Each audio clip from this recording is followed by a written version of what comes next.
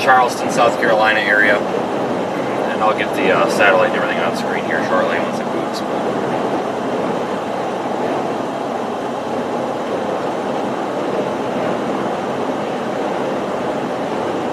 Hurricane Ian is looming off the coast, and I wanted to go ahead and start this early. Just forewarning, the stream might be a little bit boring for the next couple of hours because we're still waiting for this storm to come ashore. Looking to be sometime around noon, between noon and 2 p.m. Eastern, we'll probably have a landfall.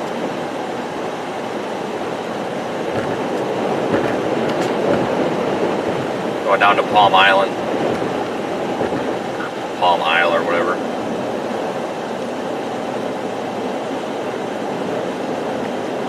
And I go right down to the coast here before we have to leave to do storm surge.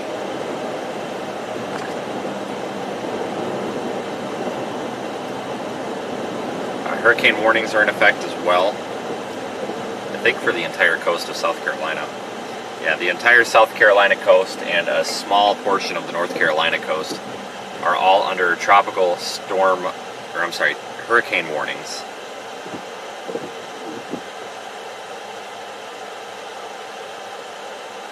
The tropical storm warnings for North Carolina coast and parts of the Georgia coast.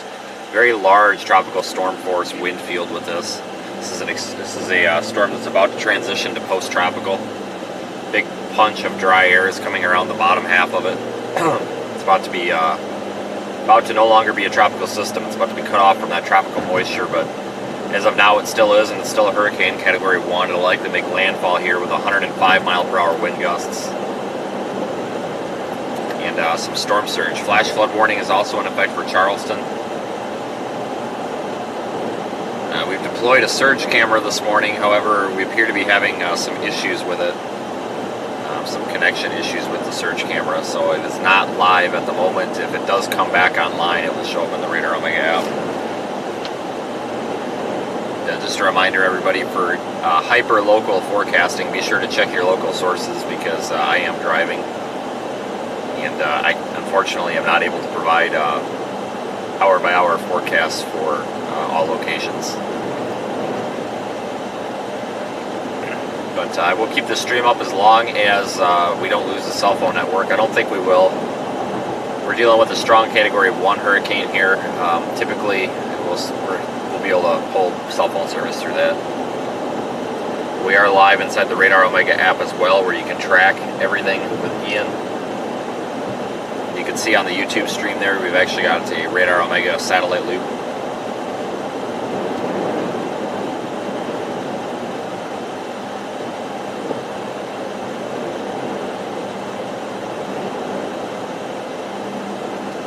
So we'll see what we can find today. Be sure to like the YouTube stream, share it with your friends, so we can get the word out. Not expecting a catastrophic impact like we saw from Punta Gorda all the way down to Fort Myers Beach. Not that kind of a storm anymore. It's no longer a raging Category 4, almost 5 storm. It's a strong Category 1 right now, which can still cause damage in storm surge, but not on the scope that we saw the other day, which is good. But if you do live in this area or know anybody in this area, make sure that they are taking their hurricane preparations. I haven't seen any boarded up windows or anything here. I think this may be catching some folks by surprise. But I really haven't seen any preparations. Most gas stations still have fuel, which typically is a sign that nobody's really preparing because they haven't sold a lot of fuel. So.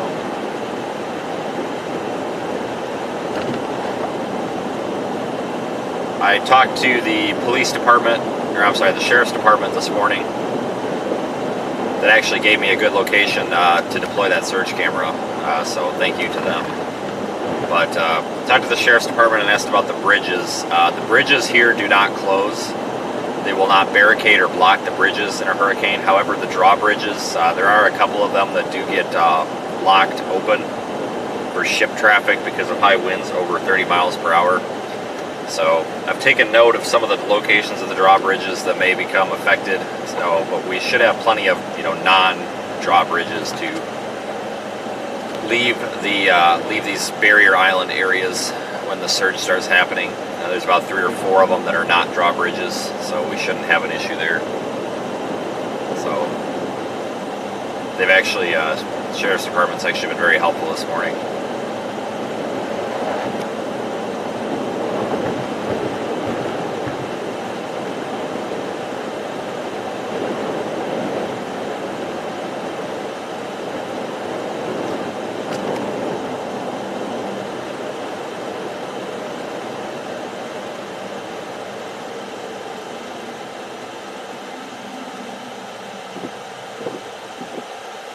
So we'll see what we find. The Ravenel Bridge will close. Yeah, guys, I'm not too worried about it.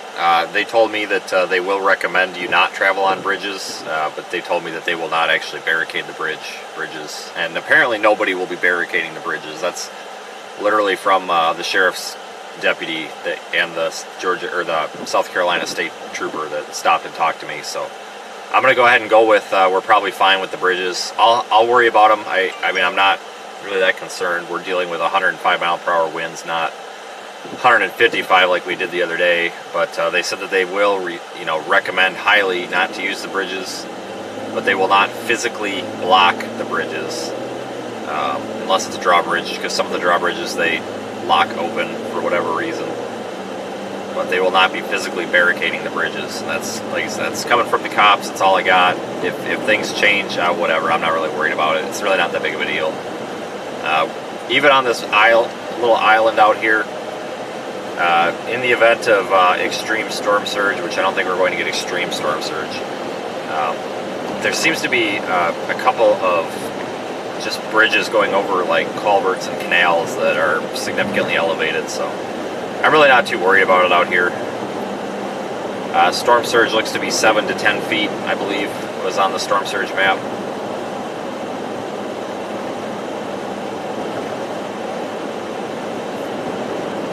So that could cause a pretty significant problem out here. When I was deploying the surge camera, there was a lot of panic. Of course, I had to go onto private property to do it, and everybody was outside, and I was explaining what I was doing, and then it just became sheer panic. Because apparently they said that they didn't know, a couple of the folks that lived there said that they didn't even know what storm surge was, and I'm like, you've got to be freaking kidding me. You live on the coast of the ocean, and you don't know what storm surge is, and you have a Category 1 hurricane about to impact you. That's probably a bad idea. So I told them that the storm surge is literally just a flood coming ashore from the wind of the hurricane, and absolute panic ensued, and literally chaos ensued afterwards, because apparently some of these high-end apartment complexes have no idea what storm surge is. I'm guessing they're all new residents, and yeah, so I wasn't trying to cause the panic, just trying to answer questions, but not good. But folks, if you live along the coast, make sure that you're not in a storm surge prone area. If you live in a storm surge prone area, follow whatever instructions local officials are giving. As far as I know, there's no evacuation recommendations here. I could be wrong. Seek your local sources. I'm just one guy, so seek your local sources to determine if there are. But as of right now, I don't know. I haven't been questioned by anybody. The only reason I ended up talking to the cops is because it was pitch black out, and power was out in that area, and it was absolutely pitch black, and it definitely looked a little suspicious what I was doing. But I explained what we were doing, and they actually found me a better spot to deploy the thing. So hopefully the thing will connect to the cell network. We're having a couple problems with it. I think it might be Verizon related, but you can only do what you can do.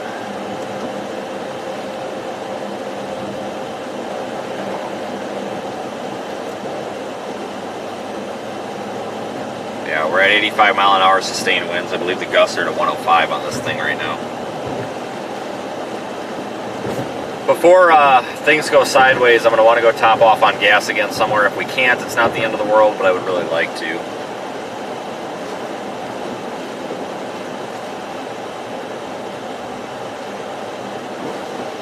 You can even see on satellite that this storm is kind of lopsided. So that's because the dry air, the continental dry air, is wrapping around the south and the eastern side. Eventually going to be making a transition to post-tropical cyclone.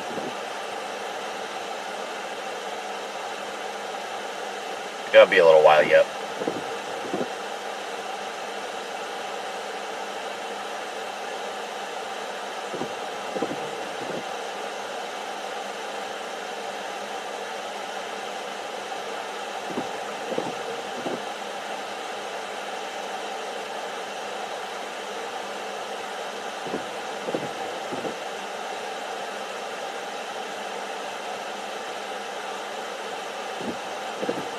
Okay, well, if this traffic light ever turns.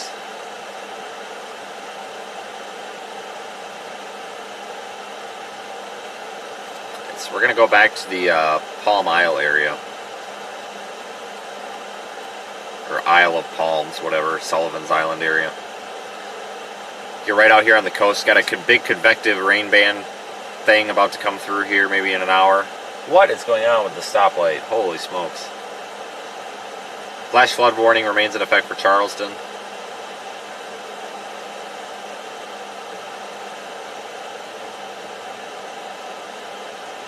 It's like it's got maybe a partial eye wall on it, kind of.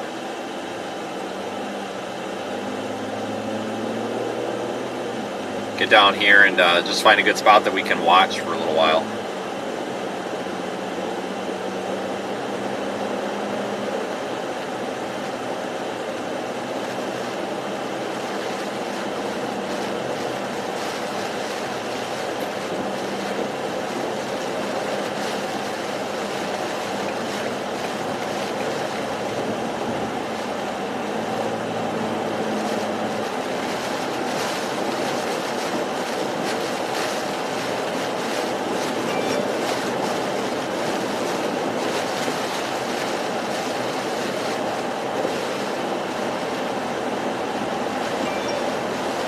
Yeah, we're going to Isle of the Palms. It's actually where I was earlier. There's a private beach pier thing that I was able to get the code to, so we've got access. The problem is can't take the car out there, but if we're not getting pelted by rain, I'll try to take the stream out there and we can go out on the pier. It goes about 500 feet out into the ocean. And it's private, but I was able to get the code for it, so that's kind of nice.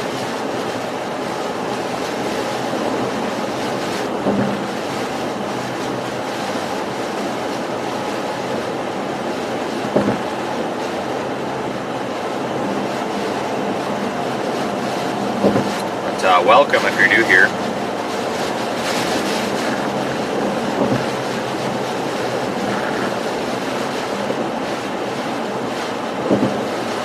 We may end up needing to go further east. Looks like this thing could landfall a bit further east between Charleston and Georgetown. Maybe McClellanville. Right along 17. Looks like the northwest side of the storm will probably be the strongest portion, believe it or not. So, offshore flow or not, I think we're going to try to position ourselves for the wind today. So we may want to hedge east just a little bit, but we'll wait for the center of circulation to get just a tad closer.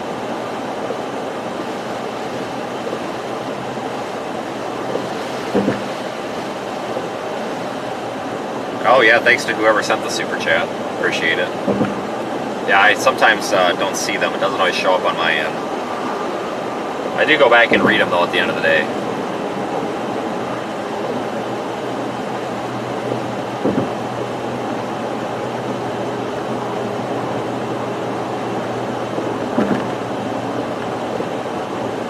Hurricane warnings are in effect though, folks, so I expect power outages and some damage here.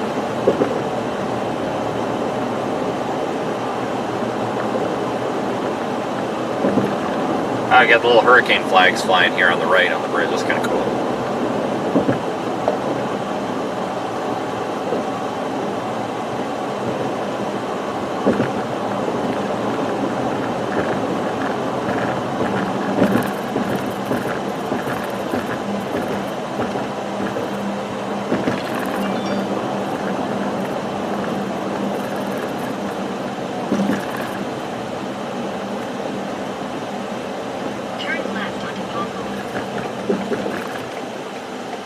Yeah, I was down here a little bit ago. An hour and a half ago.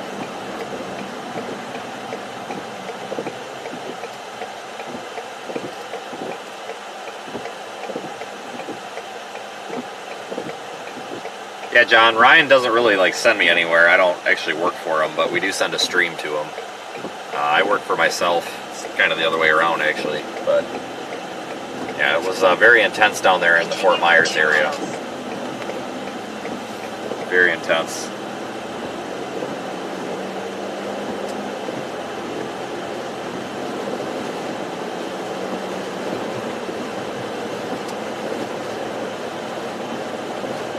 I think we're being followed. Guys, I hope if anybody's watching that like wants to see a hurricane, please don't follow me. I had that happen once before, but I don't think it's going to happen in a hurricane, but don't follow, because in a hurricane sometimes we have to dodge debris, and if I put it in reverse and somebody's a foot off my back bumper because they're trying to follow us to see a hurricane, I'm not going to be super thrilled. It's extremely dangerous to be out in a hurricane. You know, I do know what I'm doing. I've been doing this for years. If you live in this area and you want to see the hurricane, look out your window. I really don't think it's a good idea to be out on the road. You know, 85 mile per hour sustained winds with gusts to 105 miles per hour really is not a joke.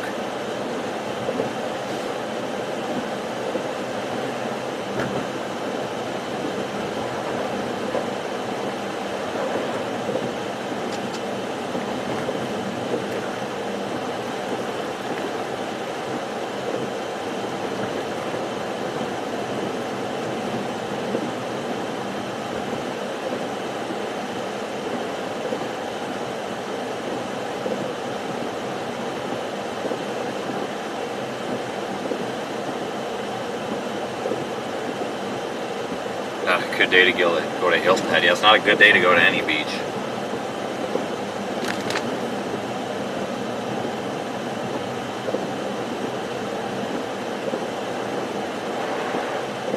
Yeah, like none of these houses have hurricane shutters up or anything, which kind of surprises me.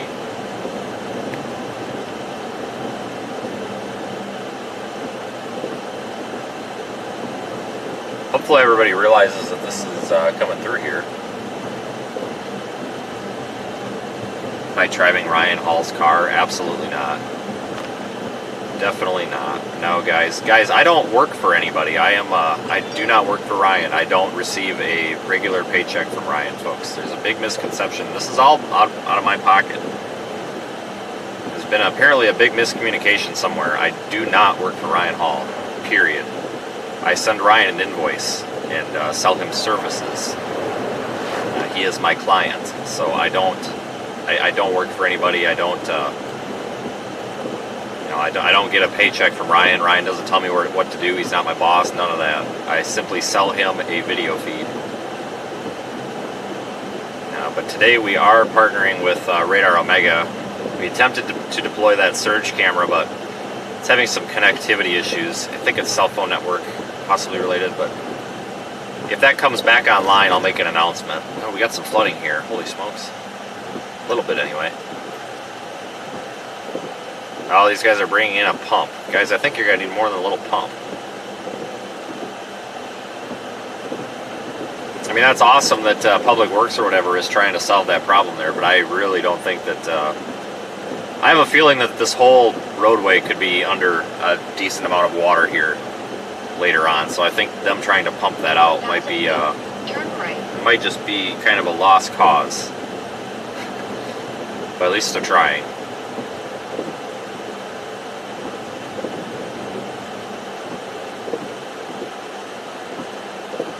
Yeah, it's possible that some of these people have hurricane-rated windows or whatever, but you would still think that we would see some shutters. These are all pretty well-built structures, though.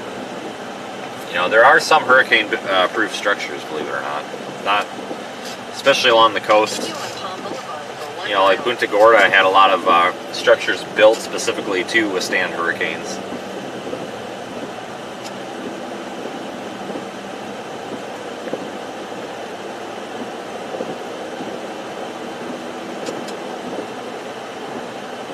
But hopefully everybody's able to prepare appropriately here.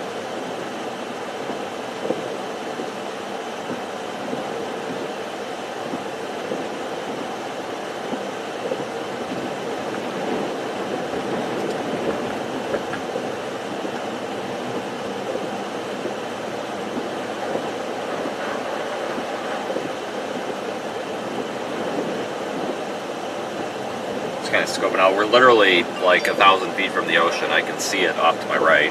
Huge waves. Trying to look for a good access where we can actually drive the car out to the beach. Jackass. God. But, oh, that's a dead end. That could be, yeah, of course it's a dead end. It goes out to the ocean. I really don't want to have to go on foot because I really don't want to stand out on the beach for 5 hours trying to stream this. It doesn't sound like a good time to me. She's out for her morning jog. They are, local media is stressing to people. They are stressing to people how important it is to take hurricane precautions. And even the folks on the radio this morning were making comments that, you know, folks aren't taking it super seriously, so I think a lot of people just didn't realize that everybody's been so hyper-focused on that storm that hit Fort Myers.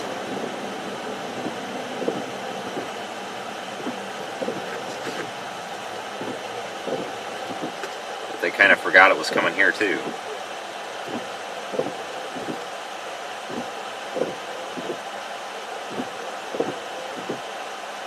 No problem, Rosemary, but yeah, the time up there is Central Time because 90% of the time we're storm chasing, we're in Central Time.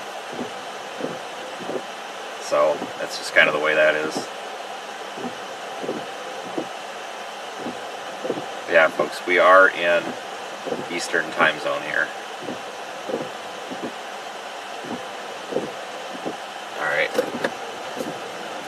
I am not a big fan of some of the security around these beaches, though, so I'm not going to deal with that guy up there. There was a guy that was a total not very nice person to me this morning.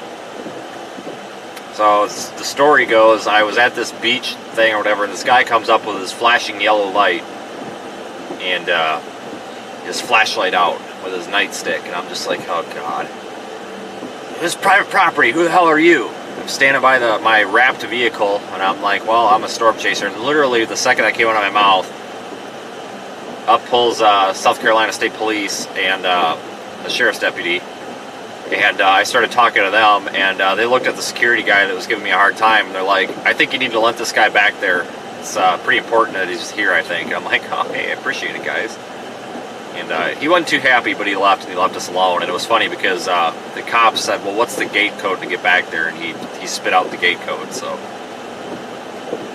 Not that I'm trying to be a jerk, but they actually didn't have it marked as private property yet. The sign literally said beach access, so nobody would have known. But yeah, that guy was not very friendly. The cops were, though. They appreciated the media coverage. So I really don't want to go through that little security checkpoint up there too bad. So we'll go around it. Back down this way. This is trying to find an access where we could maybe, like I said, see the beach from the car, and it's kind of hard to find. It's a very, very residential area. Houses all over the beach.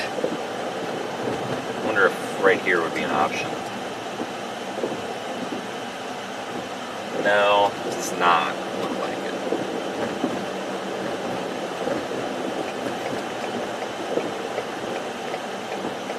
Residential? Well, we could try it. We'll try going back here. New config. Alright. I don't really want to deal with these people, so. If this is a residential area, I think it's probably just a big cul-de-sac, so.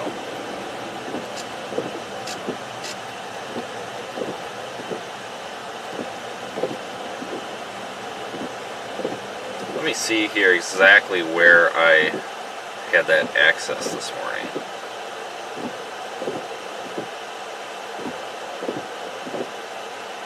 Head southwest on Palm Boulevard toward Palm Boulevard. Past it. Alright, so I think we passed where I found the access. We'll give this a shot.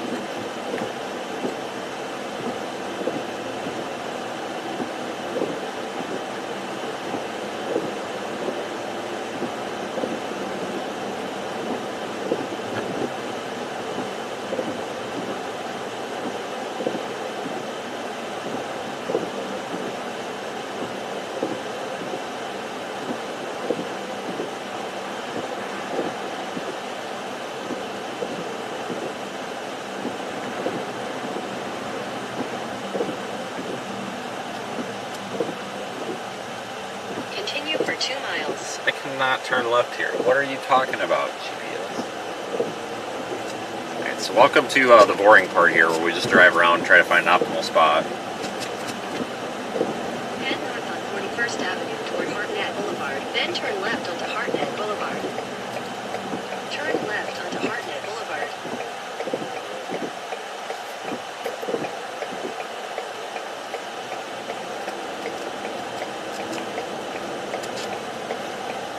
In a quarter mile, Yeah, turn these left roads on are... 37th Avenue. You can see these roads getting blocked pretty easy with tree debris later on, possibly.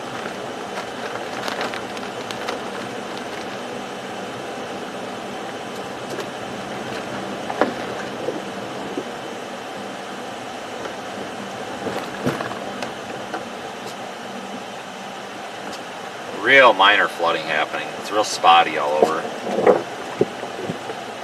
Nothing too concerning though. Everything's still been passable as far as I've been able to see. Apparently there was some roads blocked in Charleston, but I never came across any.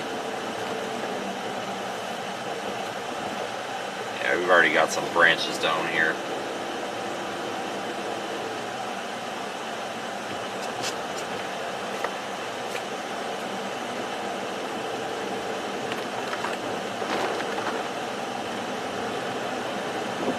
Turn left onto 37th Avenue, then turn right onto Palm Boulevard.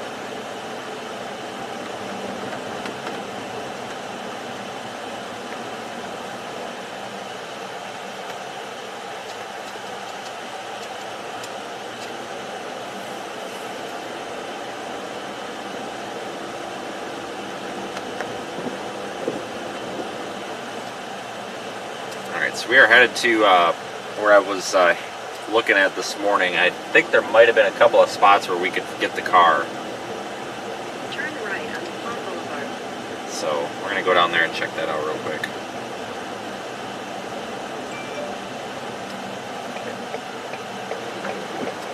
There's that guy with the pump again. I appreciate the fact that those guys are trying to Continue on Palm Boulevard for take care of business, but I really don't think they realize, I don't know, I could be wrong, but I really have a feeling that they're pumping that water out. I think it's just going to come right back in.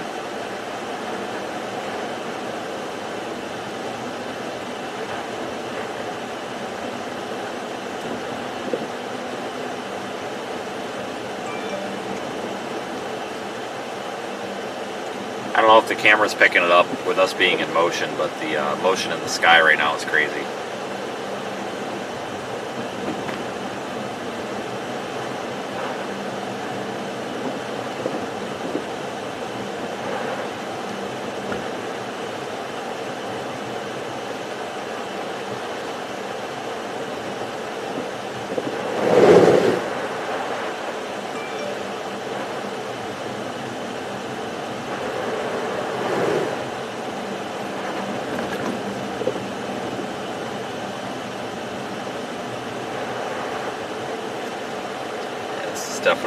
Definitely a surge-prone area. You can just tell.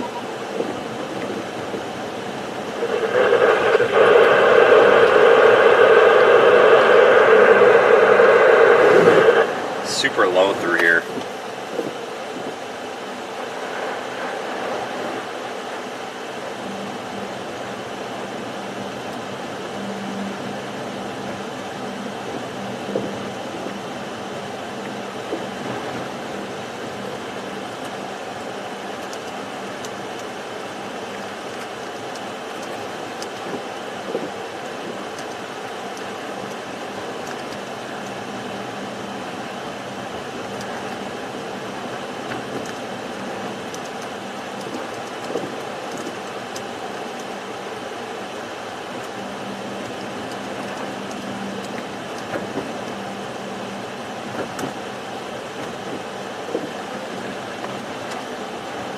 actually good beach access right there. It's not pouring rain yet.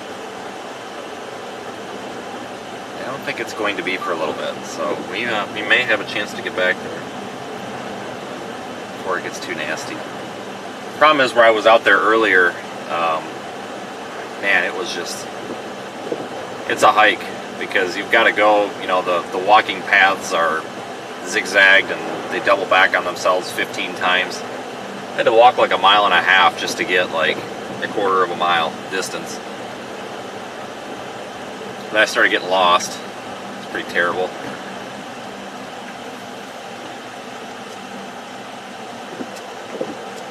Dead end. Okay. Son of a gun. Alright, we'll go down here and turn around.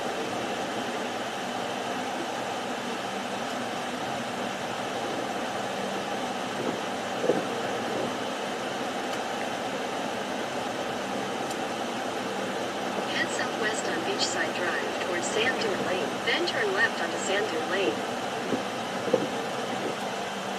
Turn left. Yeah, like these houses are all pretty well prepared for a hurricane. There's actually one up ahead with some shutters on it.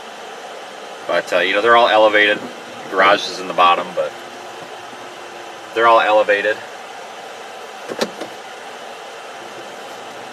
And they're built pretty well. So hopefully everything, I hope everybody fares well through here.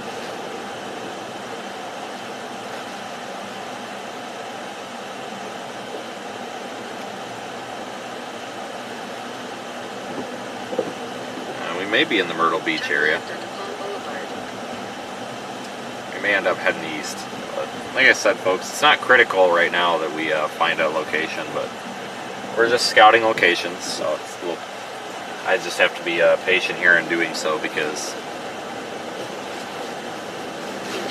it's ever changing, because we want multiple locations to go to. I actually may try to go reboot that surge camera.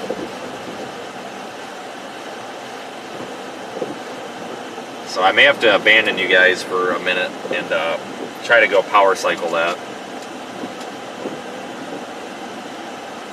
Problem is, it's a pain to get to. What time is landfall? Sometime, I would say, probably between noon and maybe 2 p.m. Eastern, give or take.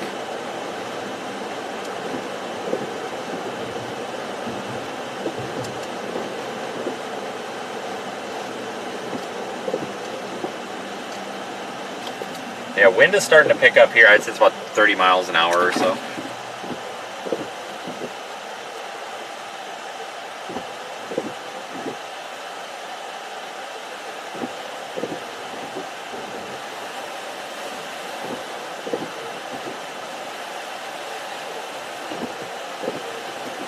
But we could be pelted by rain again here soon, so.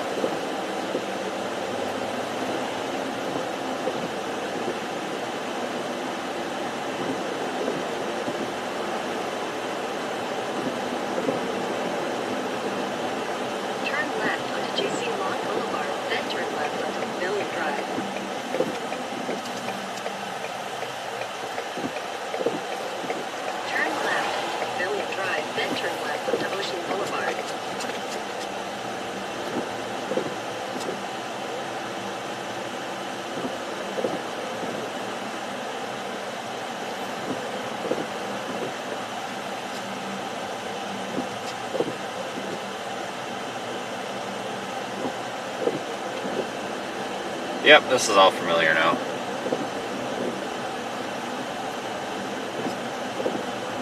Turn left onto Ocean Boulevard.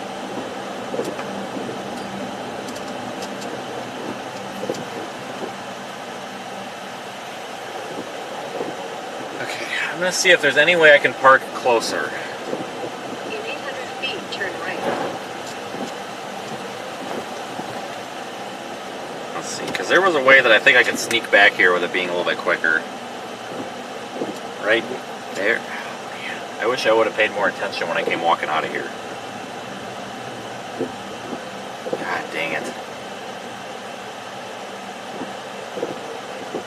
Right through there. The news is here too. Lovely. Alright, so this is like a no parking. You gotta be a member to park here, so we're just gonna leave all the lights on and pay the ticket. They can give me a ticket if they want. It's worth it at this point.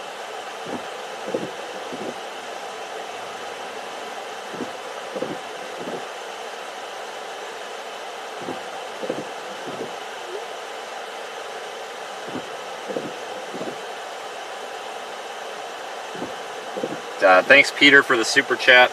Stand by, guys. I'm going to try to hook my phone up so that I can take my phone out with me and stream. I don't want to take the live streaming pack with me because it's possible that it could start pouring rain on it, and that would be bad. It's really expensive. Let me get... I accidentally just closed my browser, so hold on a second. Hello.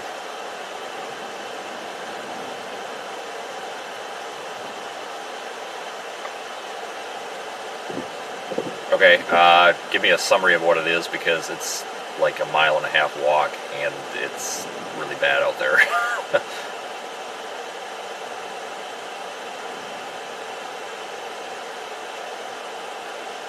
But there's nowhere else.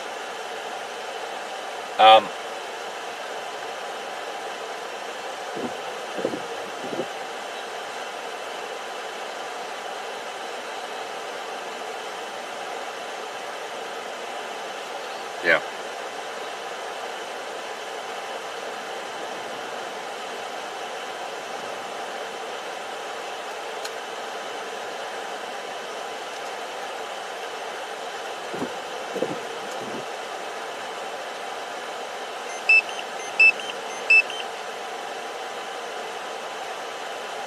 Okay.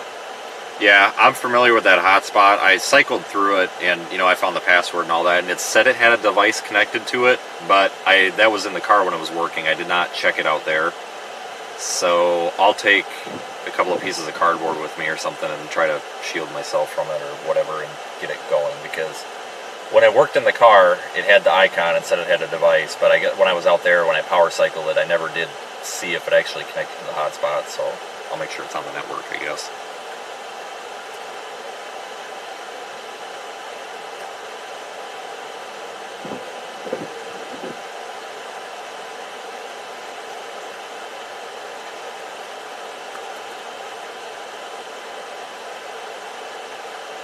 Right.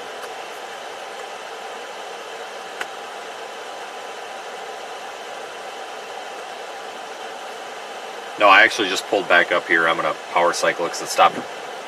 We actually got a minute here before we get another rain ban, so I figured I might as well do it.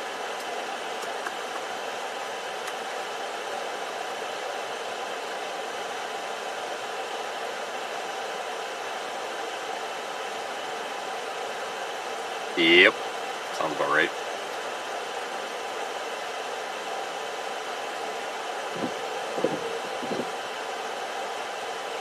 Alright, I'll give it a shot. I'll text you after I've done it. I'll make sure it's connected to the right network and everything, so.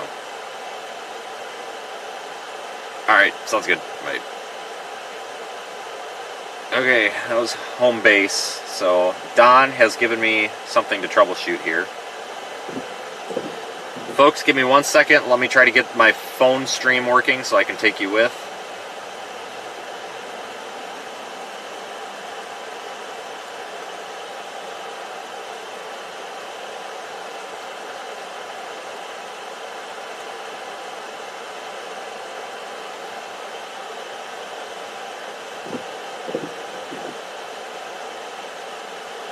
Just please stand by one. Alright, camera feed may go down.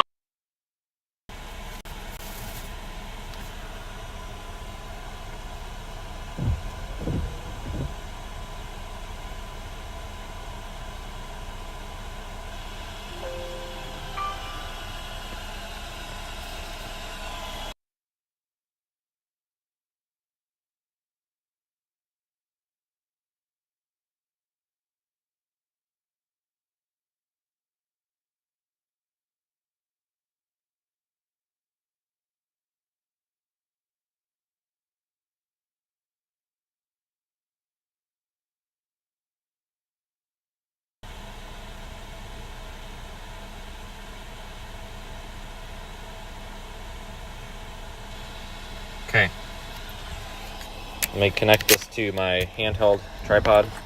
I don't know how the phone service is out there, so. Let me connect this to. Alright, we're gonna give this a shot. I have to get some rain gear on. So we're just gonna put all the lights on and hope nobody bothers this. Give me a ticket. I don't care.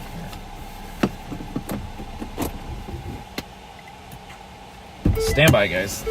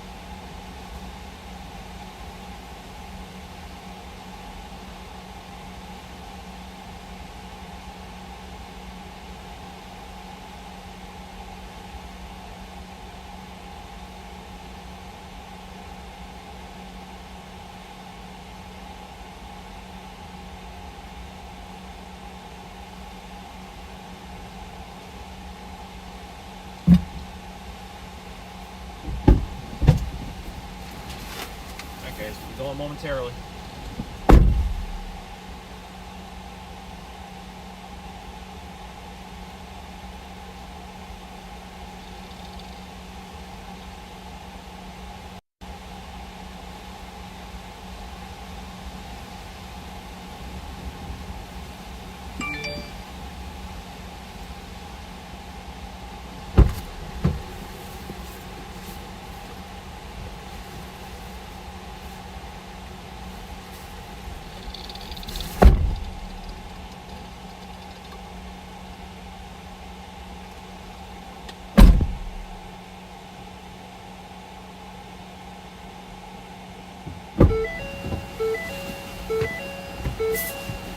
All right.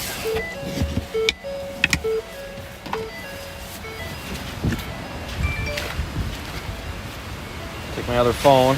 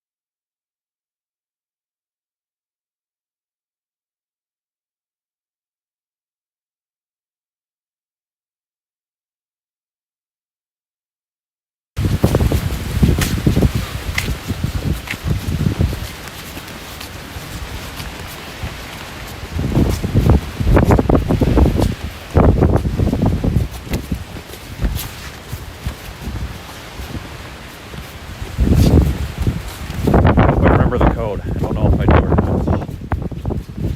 Might have to hop the fence.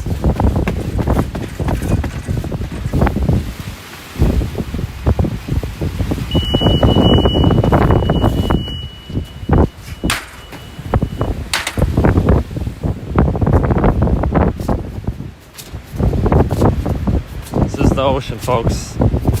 Hurricane Ian is bringing huge ass waves. People on the beach, very dumb. Not a good idea. It's a search camera.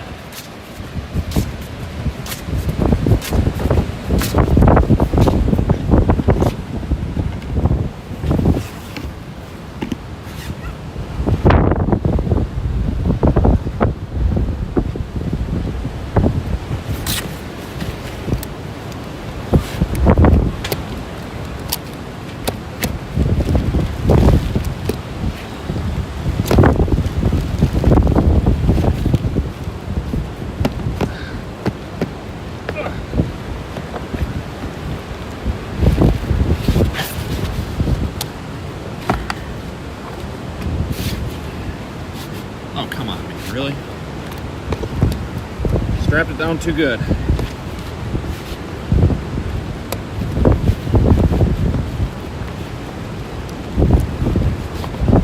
This thing weighs a ton.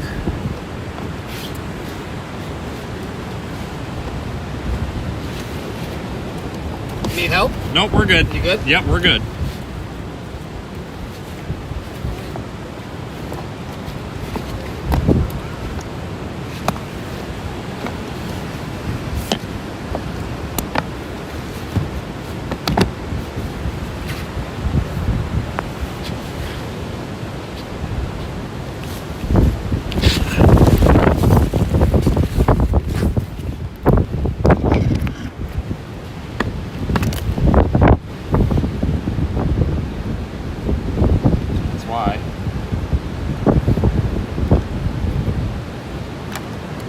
Found the problem.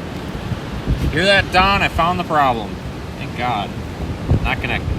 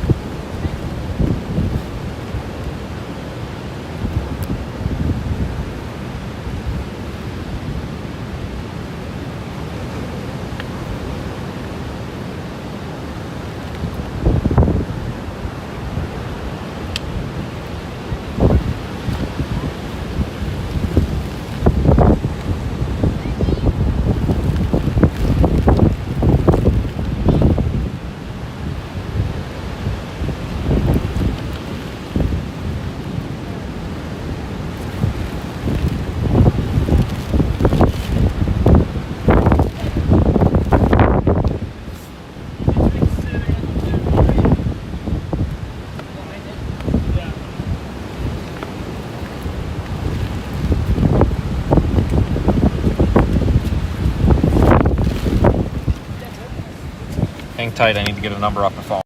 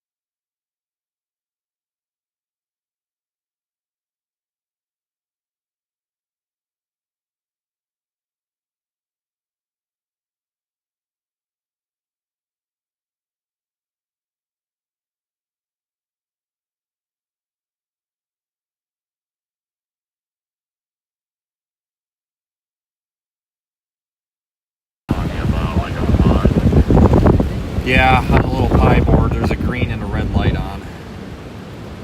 Is the light on the Untitled Chapter that connects the camera and that blinking? Good question, let me look.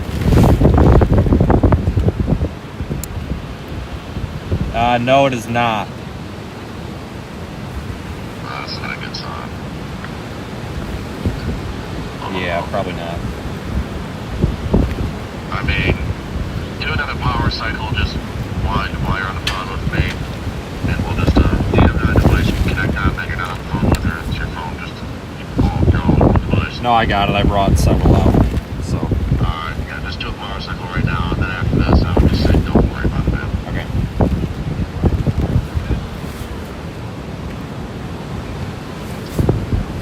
Yeah, because that was definitely the problem. Okay. What the?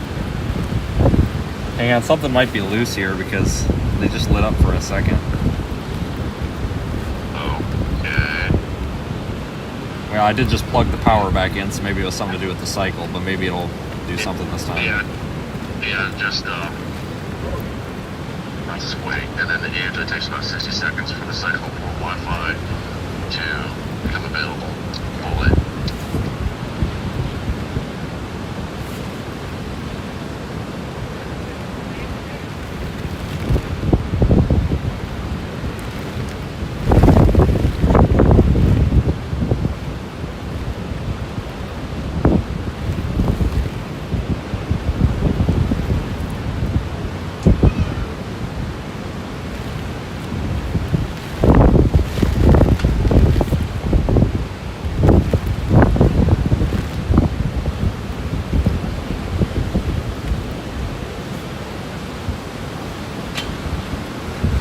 Yeah, I'm still not getting the Wi-Fi network.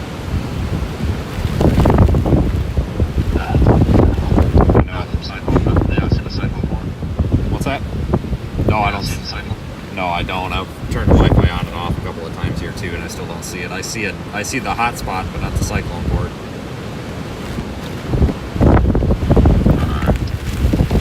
I don't know. It's probably shot. I don't know why or what happened, but it is what it is.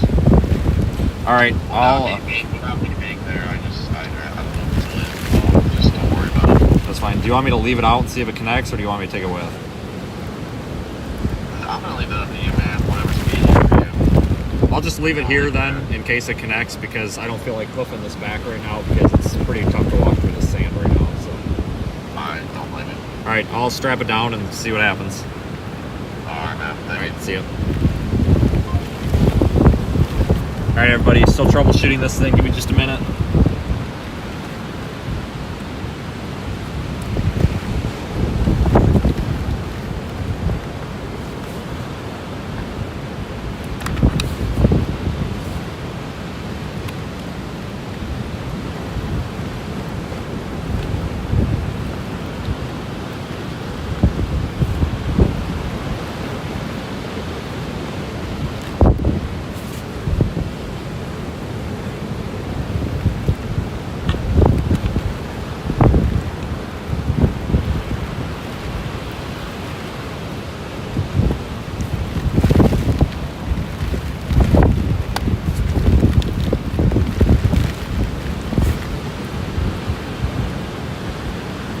Fingers crossed, everybody. That's all we can do at the moment.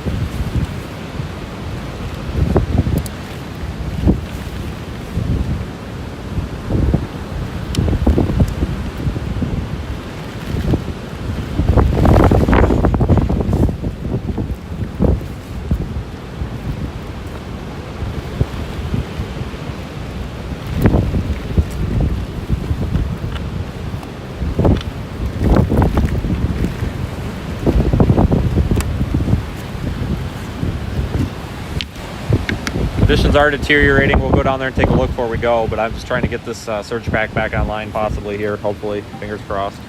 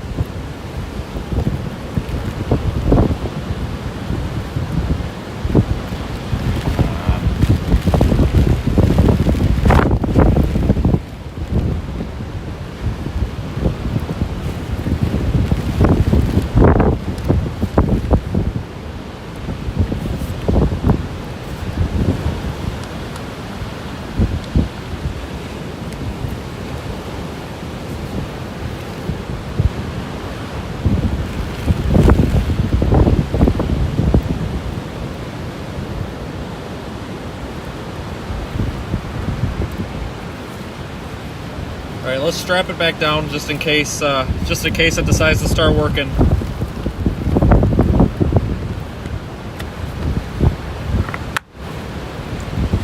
It's possible it'll start working on its own. It did the other day, so.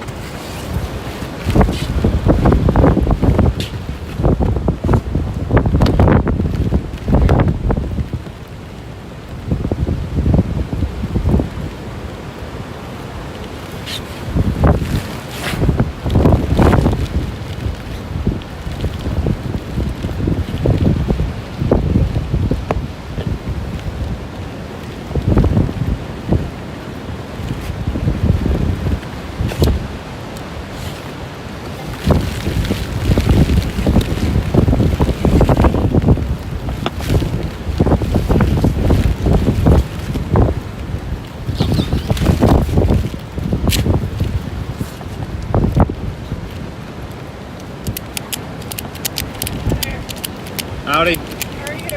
All right. What are you putting up? I'm sorry? What are you putting up? It's a surge camera. Oh. I wasn't posting career. Can I take pictures of you? You can. I'm almost done, but that's all. Alright. I'm sure you look like you're about ready, so.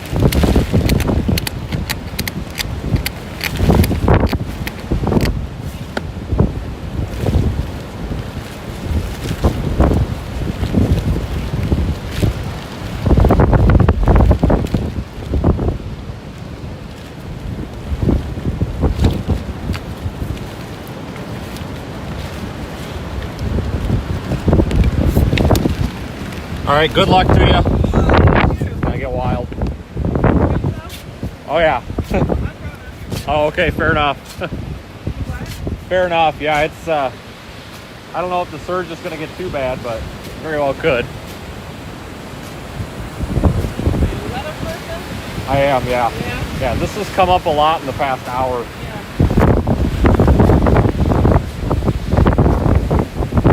I'm Grace. What's that? I'm Grace. Hi Grace, I'm Vince. Vince? Yep, yeah, we're streaming right now to YouTube and whoever else picked it up, so.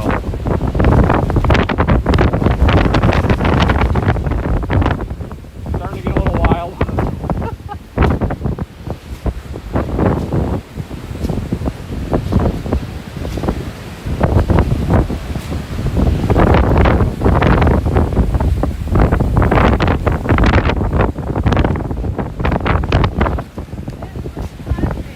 Welding. What's that? Welding. Yeah. Spelled nothing like it sounds either. W-A-L. Got it.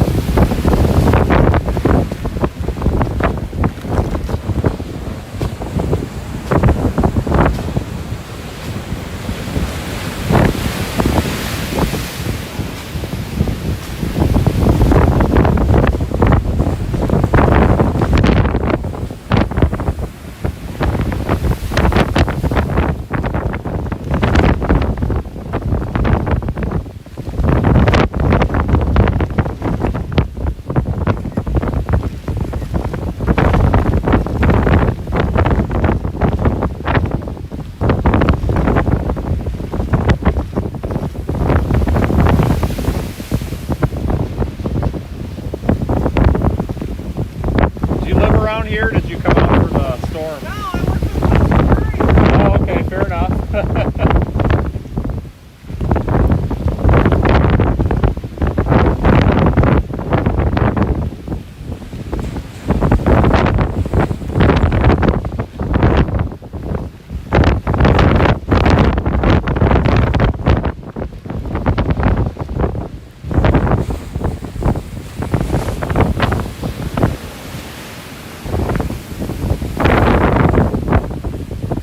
All right, I'm sick of getting wet. Alright, you too. Yeah.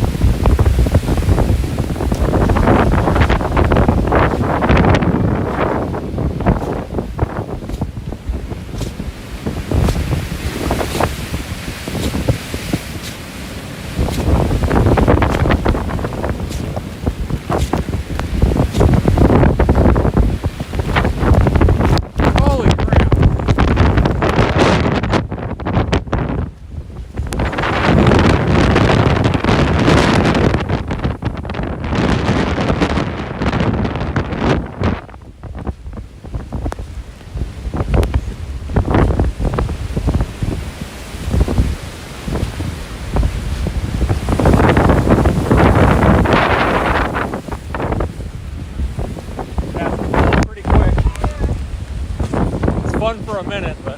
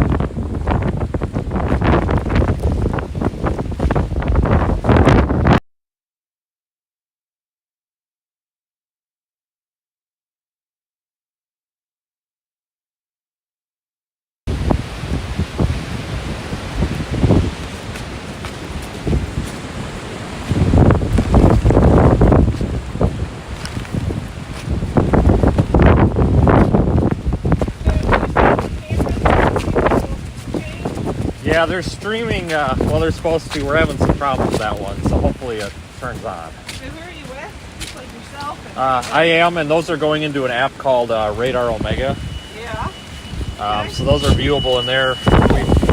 We don't have a whole lot of them left because they're all in Florida right now. Oh, yeah. They're in the Gulf of Mexico. Where are you from? I'm from Wisconsin. So, are you here from the store from Wisconsin? Absolutely. I was in Florida the other day, so just kind of keeping up with it. Oh, yeah. Pretty much.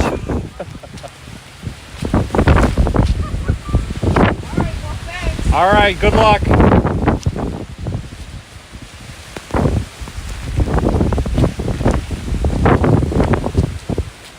This way.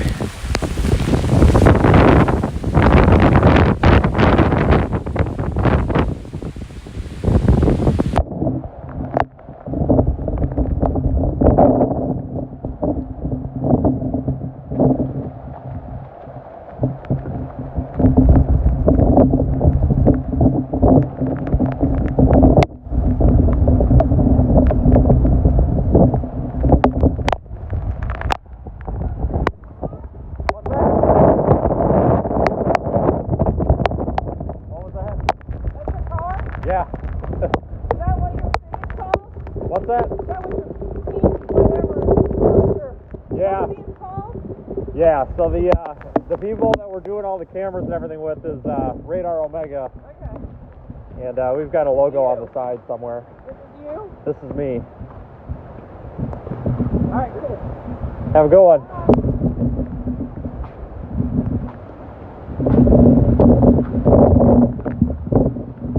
Come on, keys. Whew.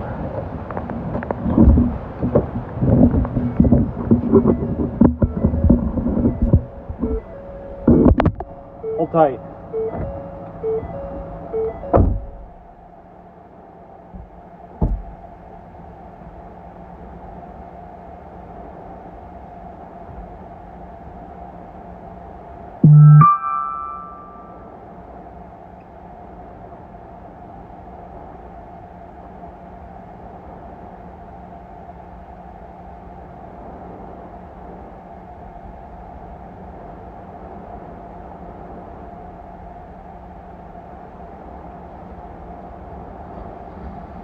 Really?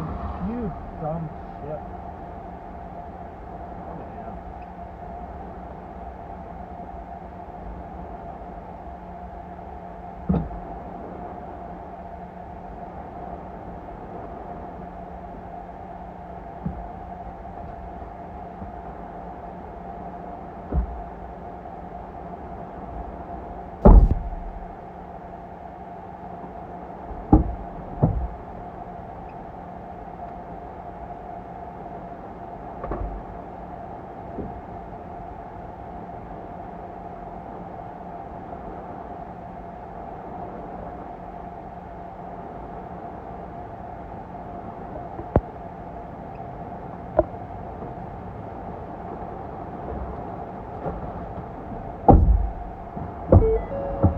Wow. That was great. Hang on, let me switch back to the good camera.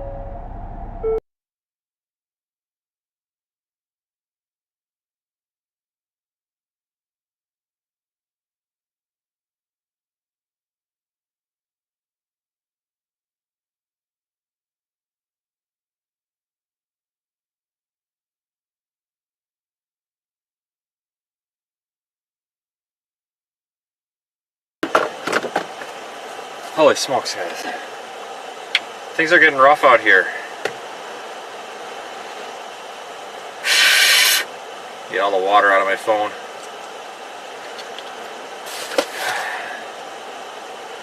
Air conditioning.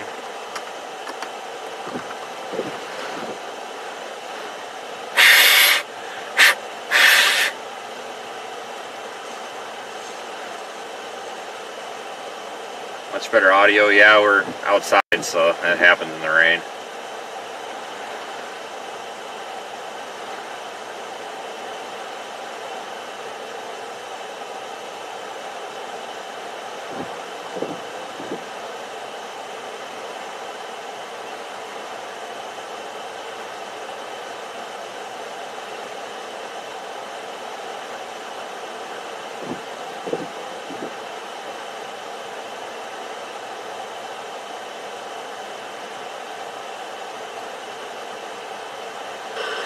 Okay guys, I see a bunch of comments about the audio. Folks, I literally had the camera inside of a hurricane there.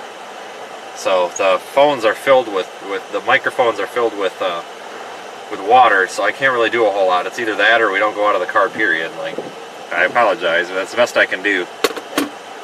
All I can do. Either that or we don't go out of the car. I mean, I'd rather take us out of the car and not have good audio out there than not go at all. It's just wet, guys. It's pouring rain out here.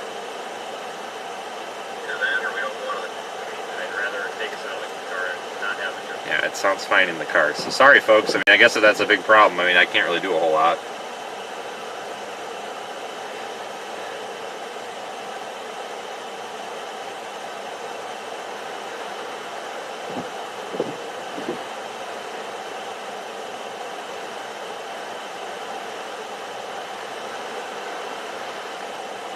Alright, we'll see if that thing comes online. Boy howdy. Latest Hurricane Ian advisory. 85 mile per hour sustained winds with 105 gusts.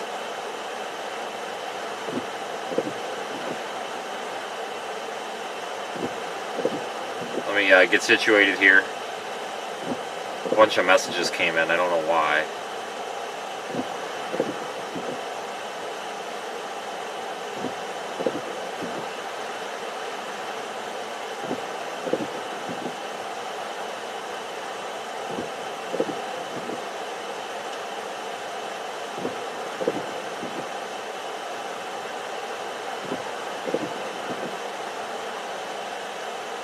Thanks for joining me, everybody. We are in Hurricane Ian again.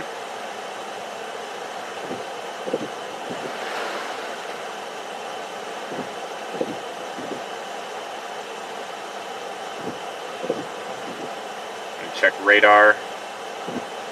So this is Isle of Palms.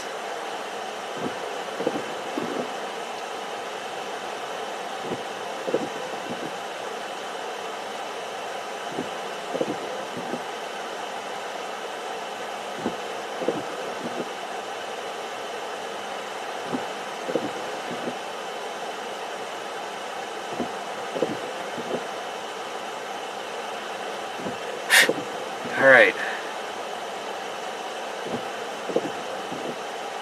This is going to landfall east of here, isn't it? Let's continue east a bit, folks.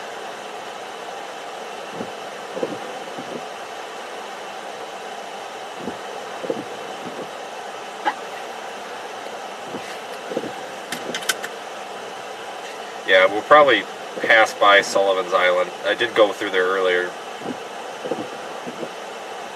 I believe. And that's actually where we're going to drive through, and then we're going to head east.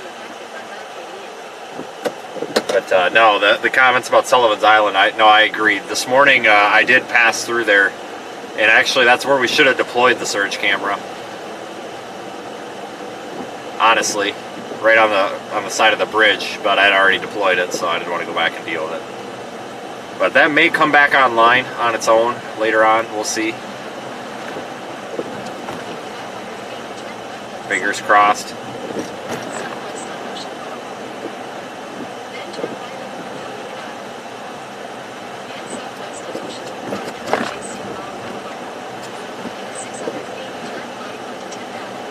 But thanks everybody for watching. I know that the seas are getting very rough. Well, you saw me out there as fighting to stand up. It's getting really, really rough out there.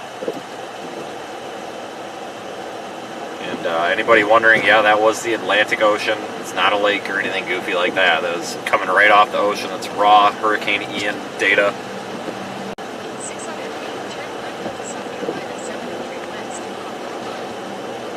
Yeah, that lady was with some newspaper that I didn't catch the name of. But she was very nice. She's out there trying to get some pictures for the storm.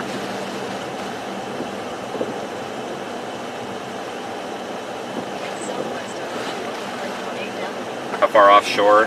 Not too far. I don't know a measurement. But it looks like it's probably going to landfall a little bit east of here, maybe. Maybe.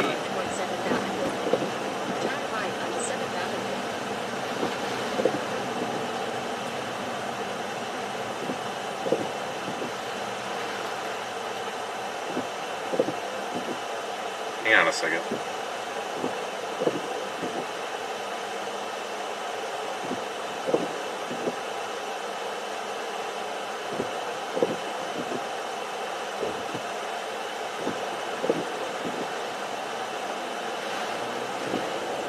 Gotta let the phones dry out.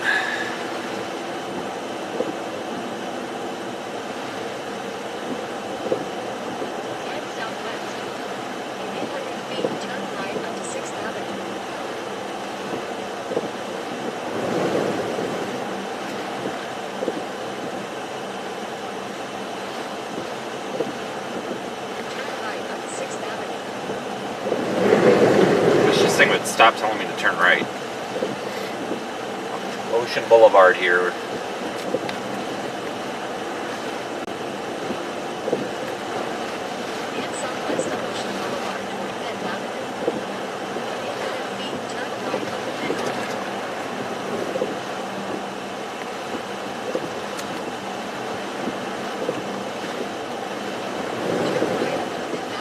Oh no, we've got a garbage can in the middle of the road.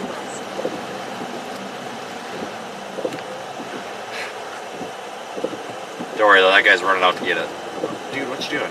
Okay, go for your morning run in a hurricane. That's not what I would want to do, but okie dokie.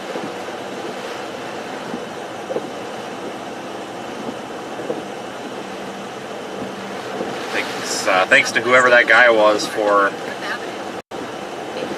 Thanks for that guy, our jogger, for moving that trash can so I didn't have to.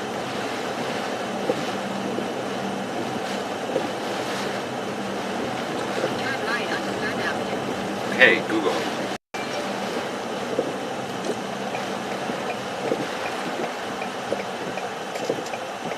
Can I get through it?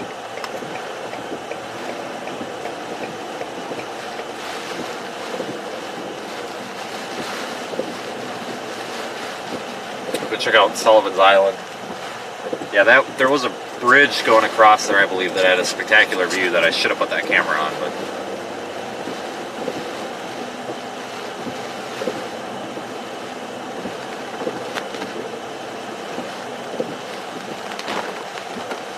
Yeah, thanks everybody for joining. I see we got a lot of new people here.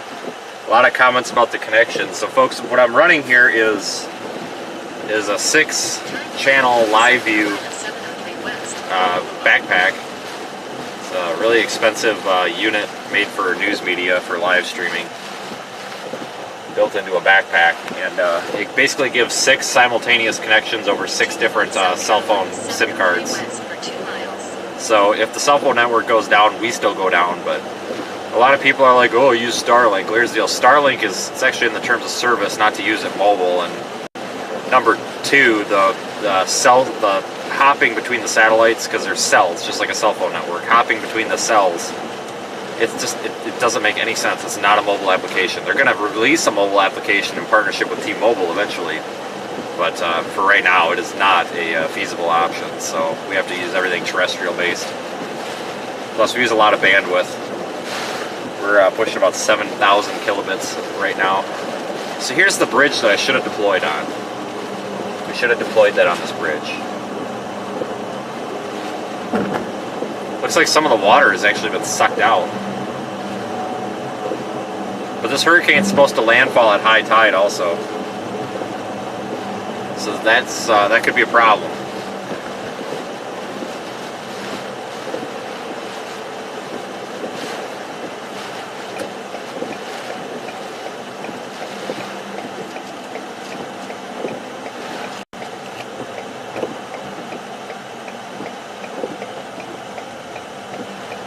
Head south on Middle Street toward Station 32nd Street. Yeah, this area right here is beautiful.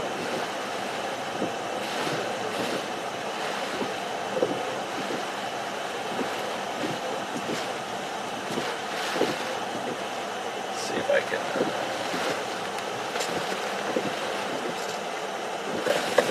I've blocked the way here for just a second, but I don't think anybody's gonna mind right now.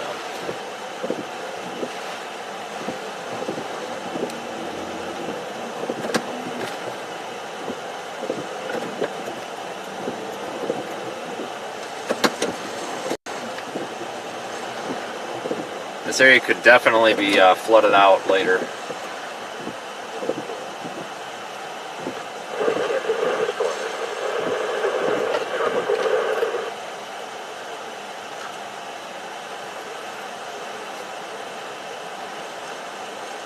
I don't know what county it's going to make landfall, guys. It's going to make landfall somewhere between Charleston and Myrtle Beach, most likely.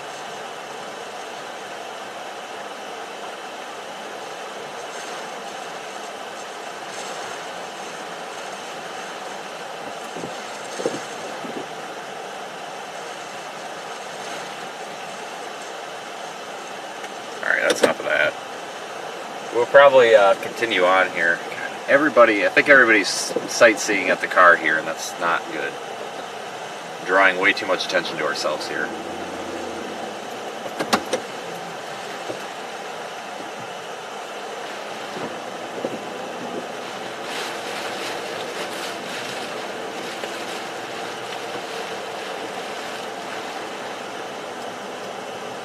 We'll continue down the road a little bit, and then we'll double back.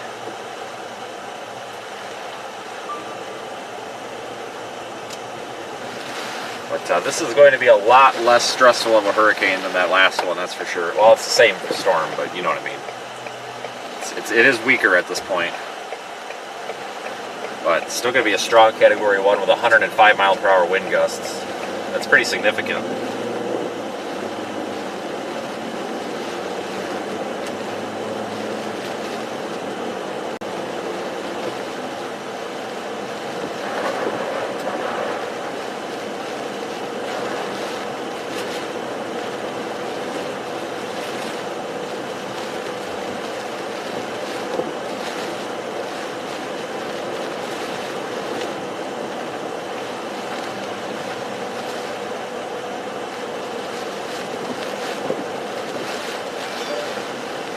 To have a strong band come in.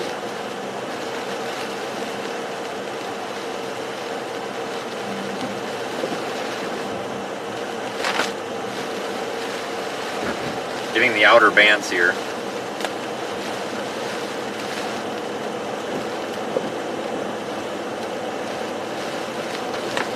Not a whole lot of people out on the roads, which is good.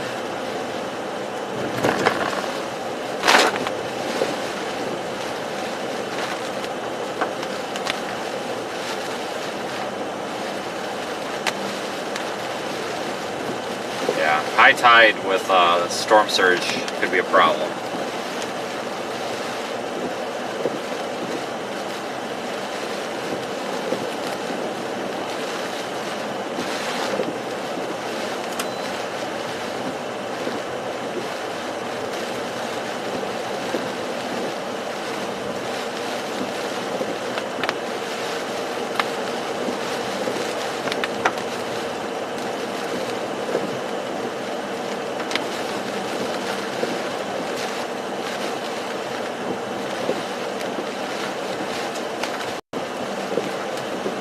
did scout this area out earlier this morning.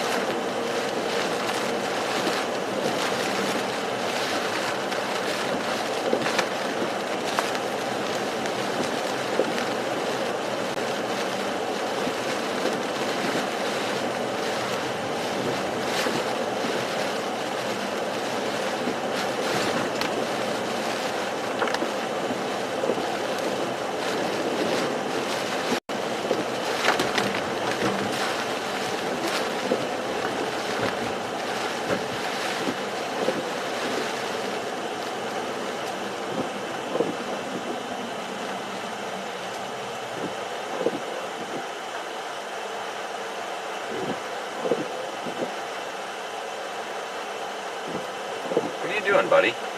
Just gonna sit here or what? Oh, there's a car coming, I guess. I don't know. There we go.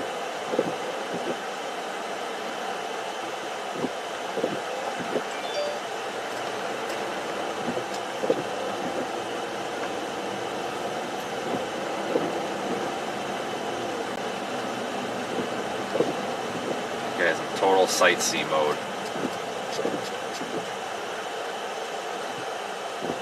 I want to go down here and check some of these residential streets. This is all a pretty low area. I'm just interested if we've got any flooding here from this rain. It doesn't really look like it yet.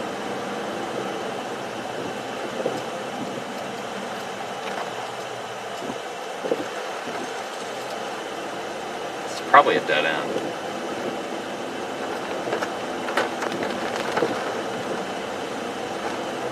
Yeah, that's an access right there to the beach.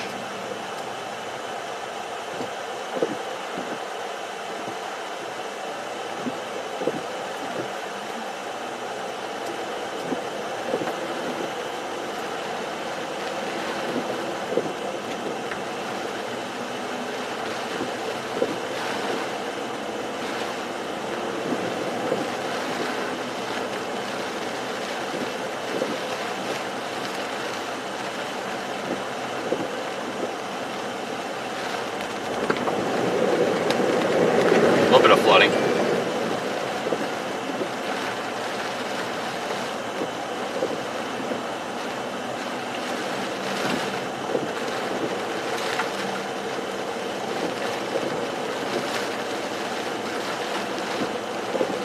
Probably going to plan on just heading in the direction of Myrtle Beach, though. Turn left onto Station 25th Street. Just start heading up on 17 and we'll kind of line ourselves up with the eye, or the center, I should say, at this point.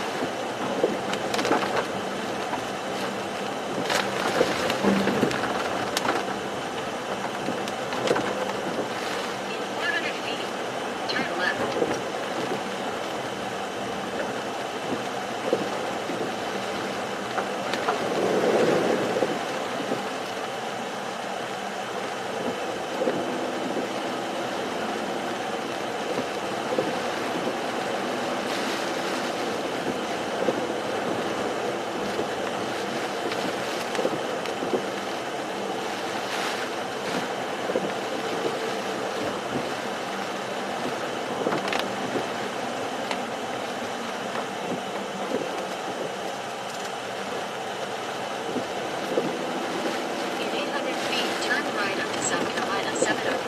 Watch for falling tree branches too. I really don't want to hit one of those. Thank you everybody who sent a super chat. I see a couple of them must have came in while I was out of the car there. Can't really go back and look at them unfortunately while I'm driving, but I appreciate everybody who sent one. You folks are basically funding live storm chasing, so thank you. And of course everybody who downloads the Radar Omega app, follows along via the app, thank you as well for supporting that endeavor.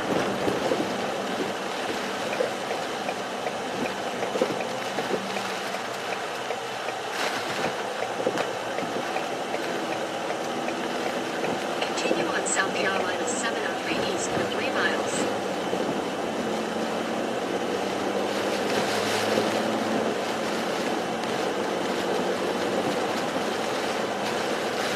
Alright, we're going to just take 17. We're not going to go all the way to Myrtle Beach. I just want to head in that direction. That's all. I think that this thing's going to come in a little bit farther east.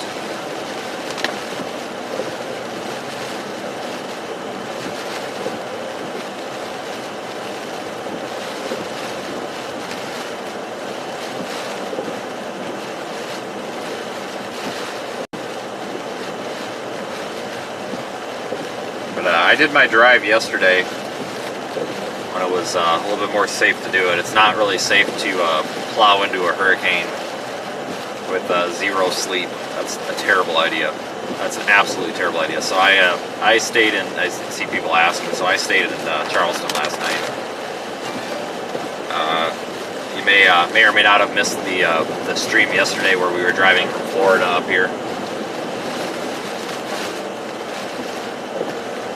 Yeah, we may come back to Charleston, I'm not sure. We'll have to come back to get that camera, but for now we're going to just start hedging a little bit east.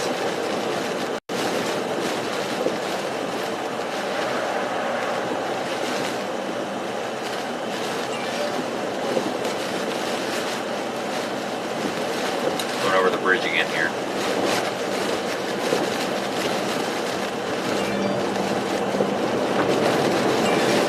Oh yeah, it's starting to really get windy out.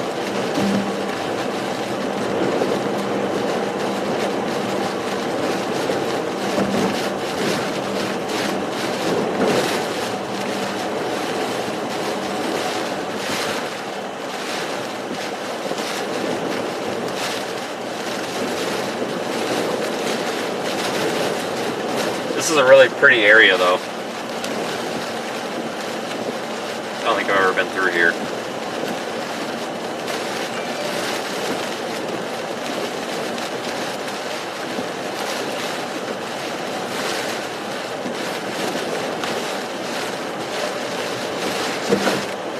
Tree.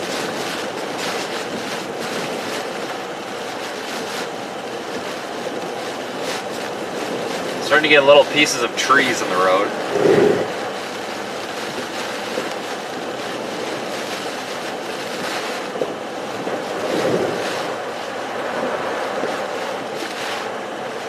Yeah, there is going to be the potential for some tropical storm-related tornadoes later today as well. Absolutely.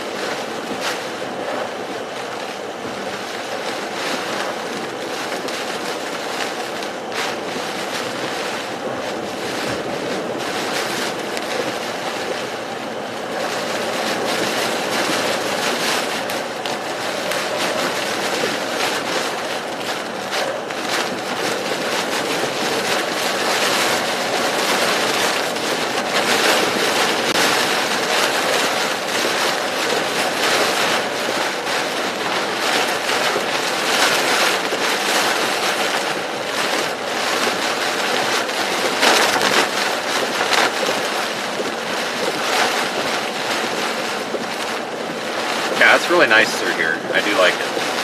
It's a good place to go on vacation.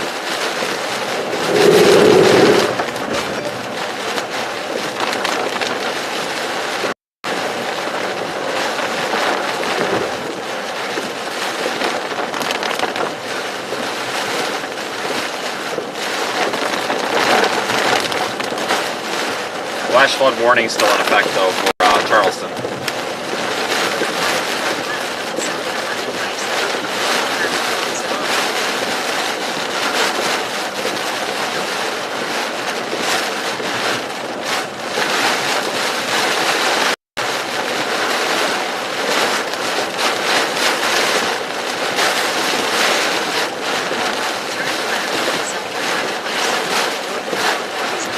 We're hitting tree branches all over the place here now. Things are picking up though. We're getting into more of these outer bands. There's a guy in a golf cart way down there. You gotta be kidding me. I wouldn't want to be on a golf cart in this.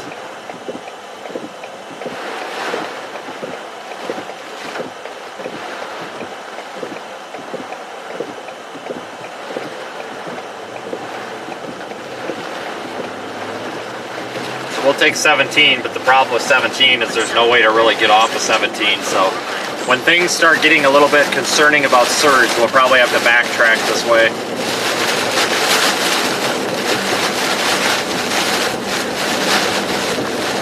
And head back up to whatever main road well actually this isn't 17, this is like 200 or something. We'll have to backtrack to 17 here when things start getting bad. Or if we lose cell service. So I'll start going down this way. We'll push it as far as we can, and then we'll have to backtrack.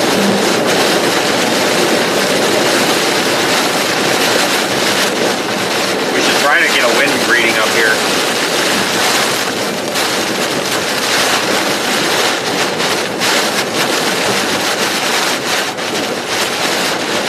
Let's stop and get a wind reading.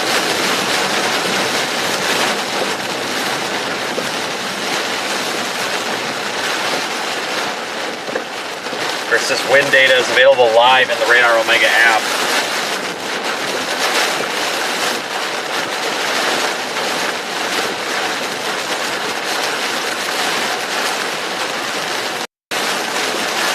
It's like we're not gusting to 84. We're gusting to 84. We're about 50 mile per hour sustained wind right now.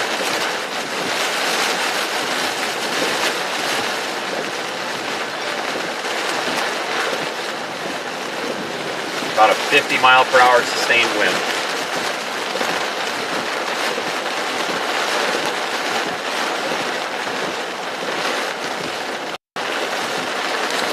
We did have a 74 mile per hour gust.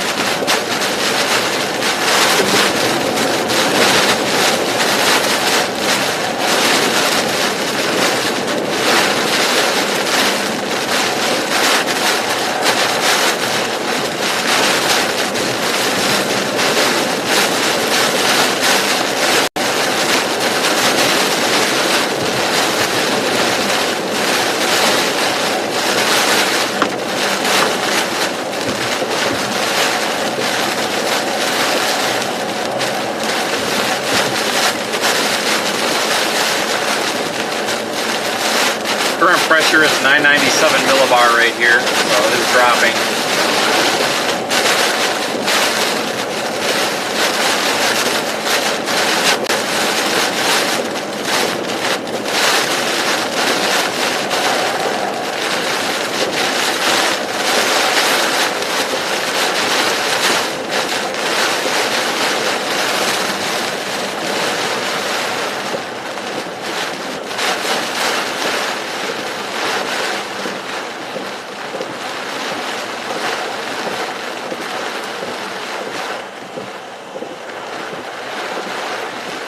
We are just kind of meandering around here until this thing starts coming in.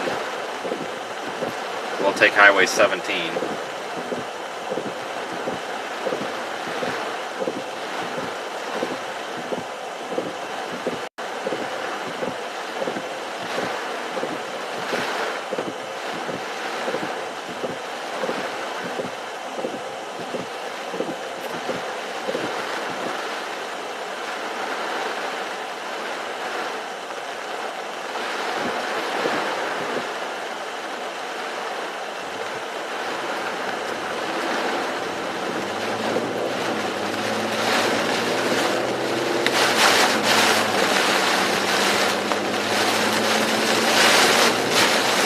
Hurricane Ian may affect your route. Yeah, no kidding.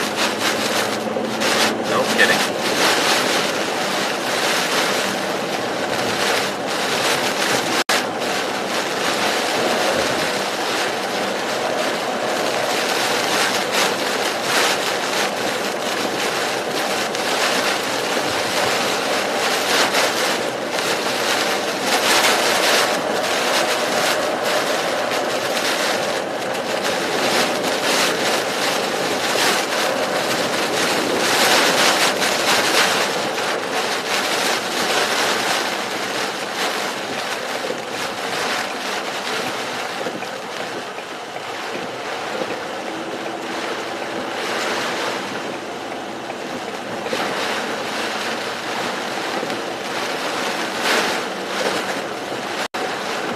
Flooding reports up there near Myrtle Beach already. For 3/4 of a mile.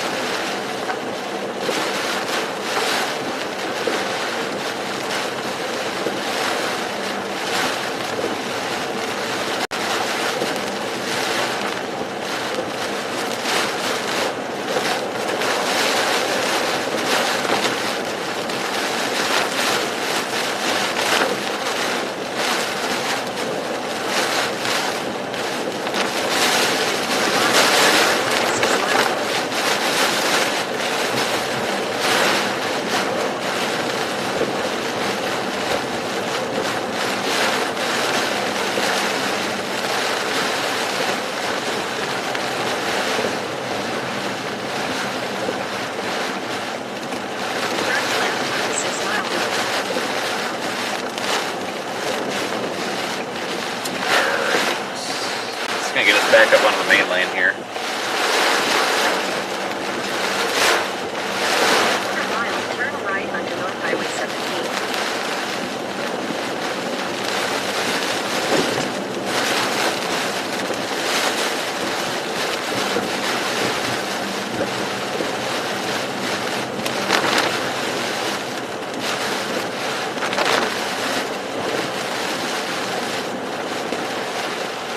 Turn right onto North Highway 17.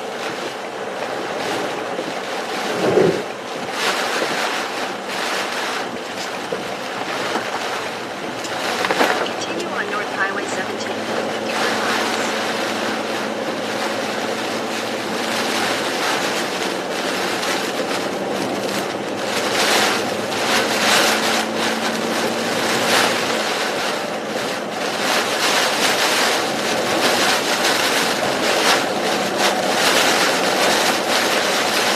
Definitely starting to pick up here.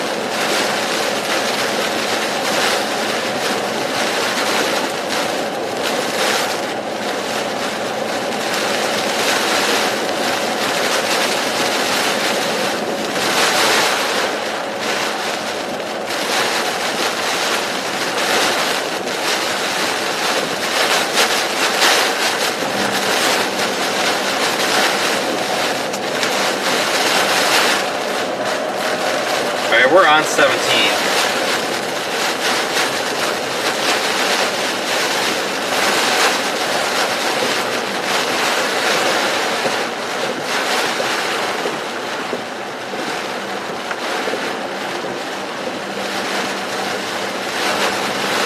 Starting to get a more intense rain band coming in right now.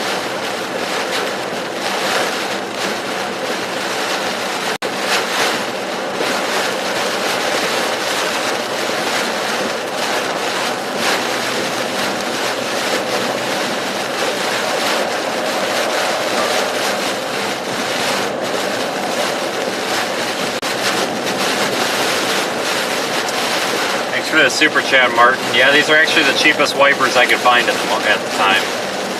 The cheaper ones almost seem to work a little bit better here.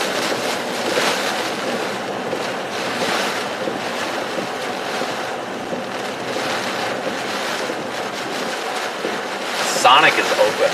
No way.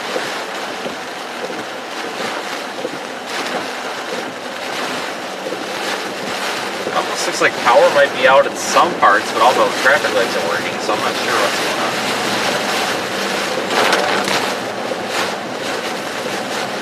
Flash flood warning just issued.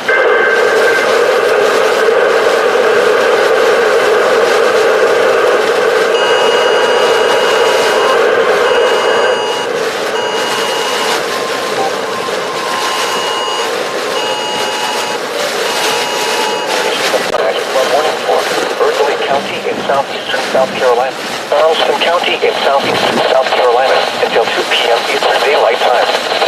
At 9:58 a.m. Eastern Daylight. Stop radar. This bands of heavy rain in association with Hurricane Ian.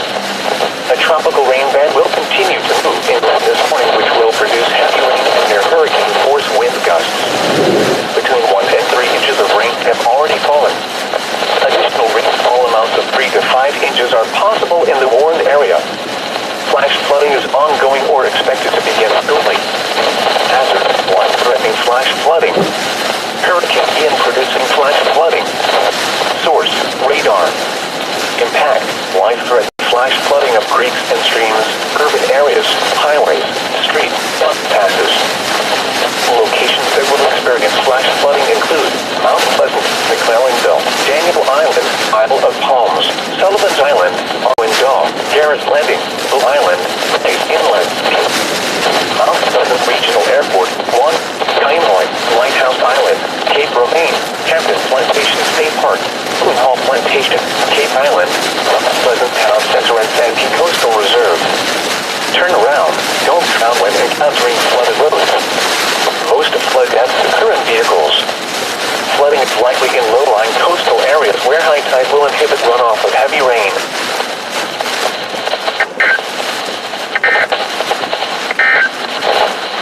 Synopsis for the coastal waters of South Coastal South Carolina and North Coastal Georgia.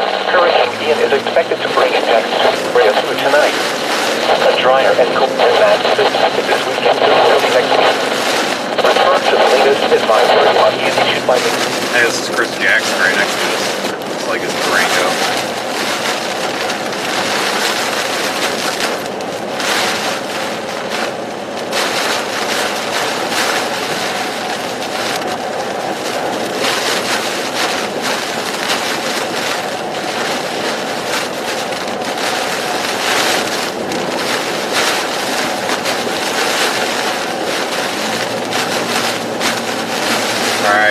Flash flood warning for this area now.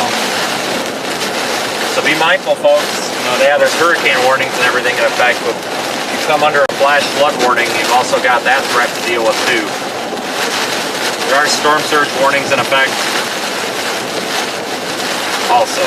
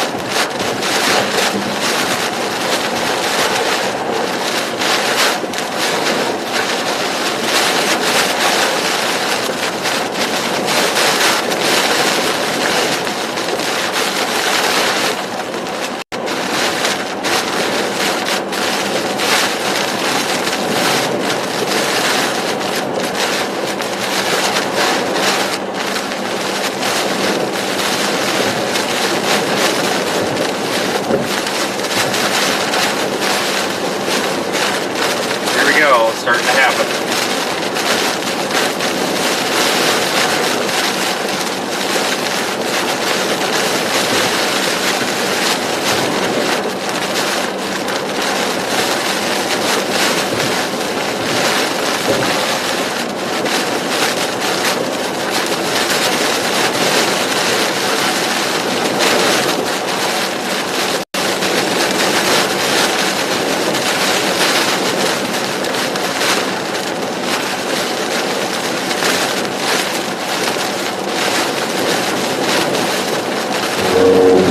That's the side of the road. Yeah, wind is really blowing out here. Holy cow.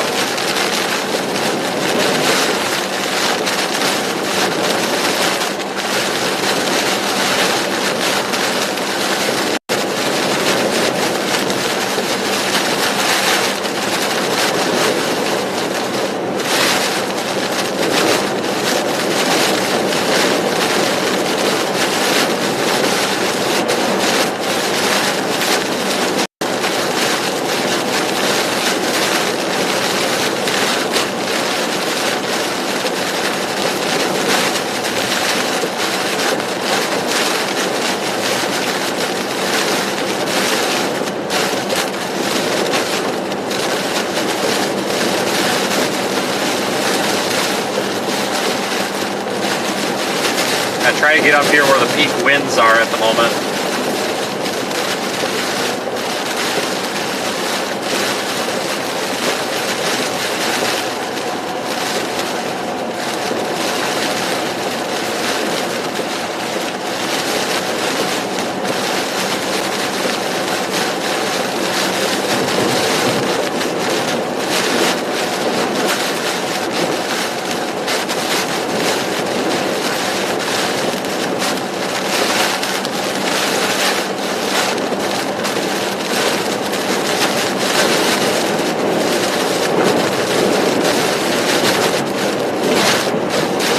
Phone service and data holds out for us.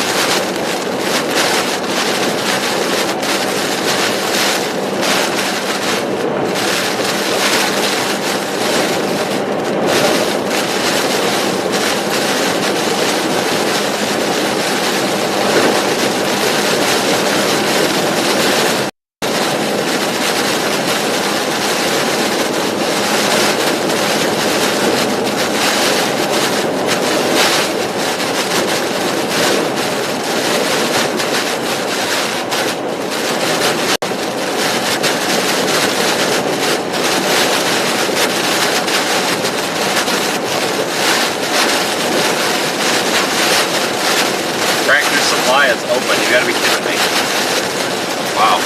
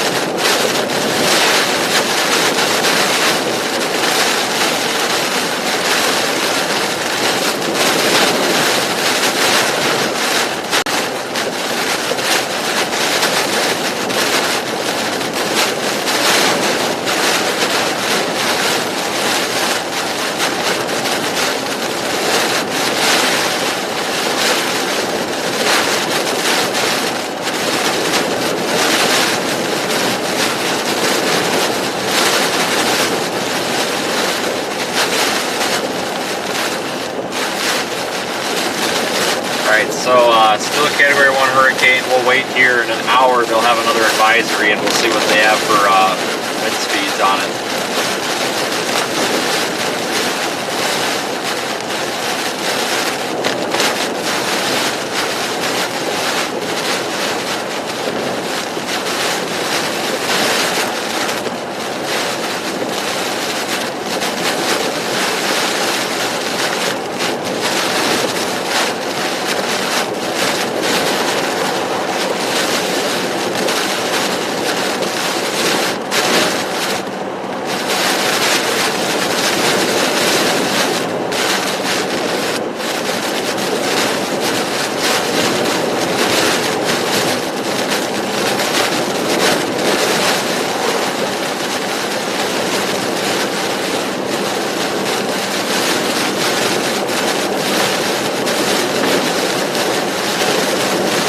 Category 17 here, everybody, for Hurricane Ian. About to make landfall in a couple of hours.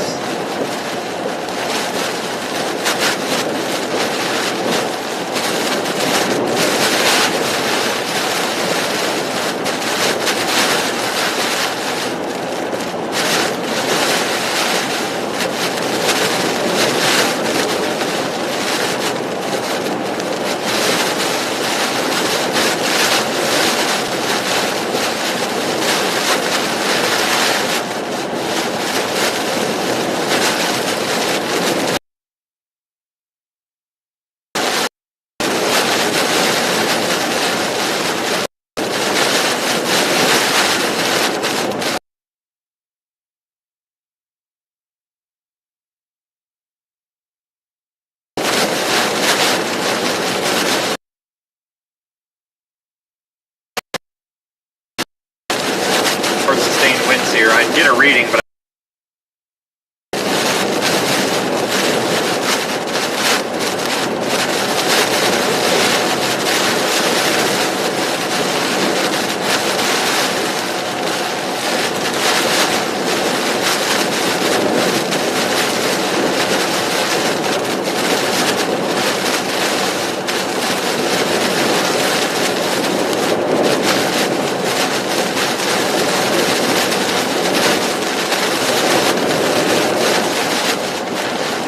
blowing all over the road here.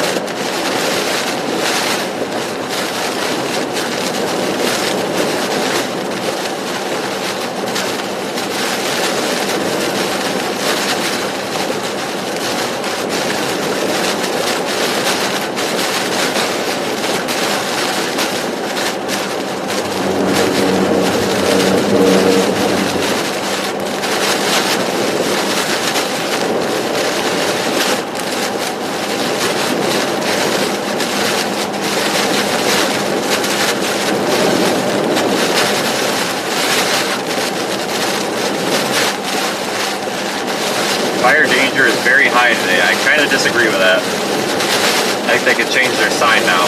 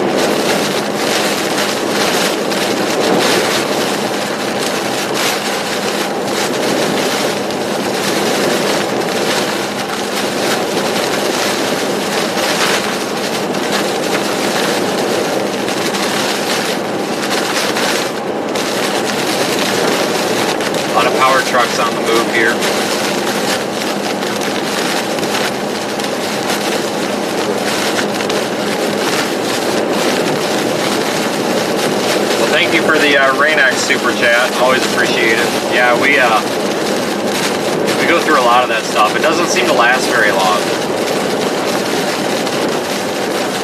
But no, we appreciate the generous super chat.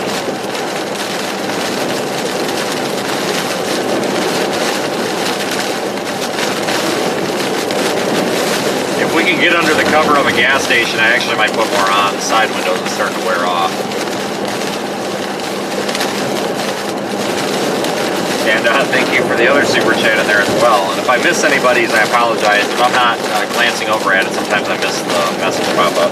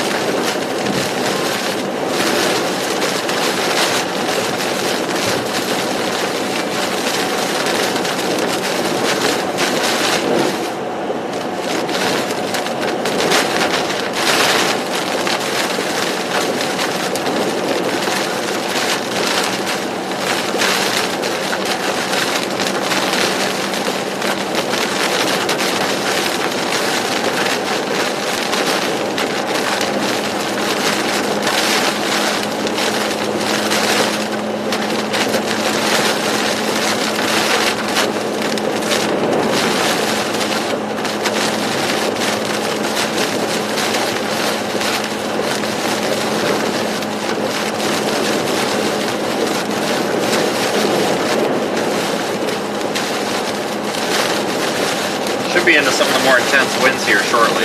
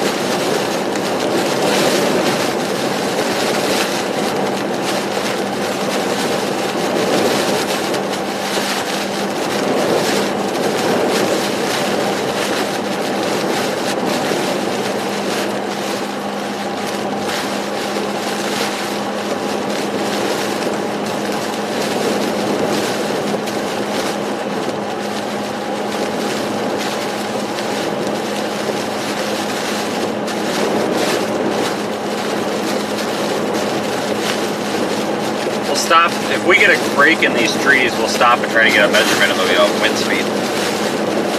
Ronald with a super chat as well. Thanks. Appreciate it.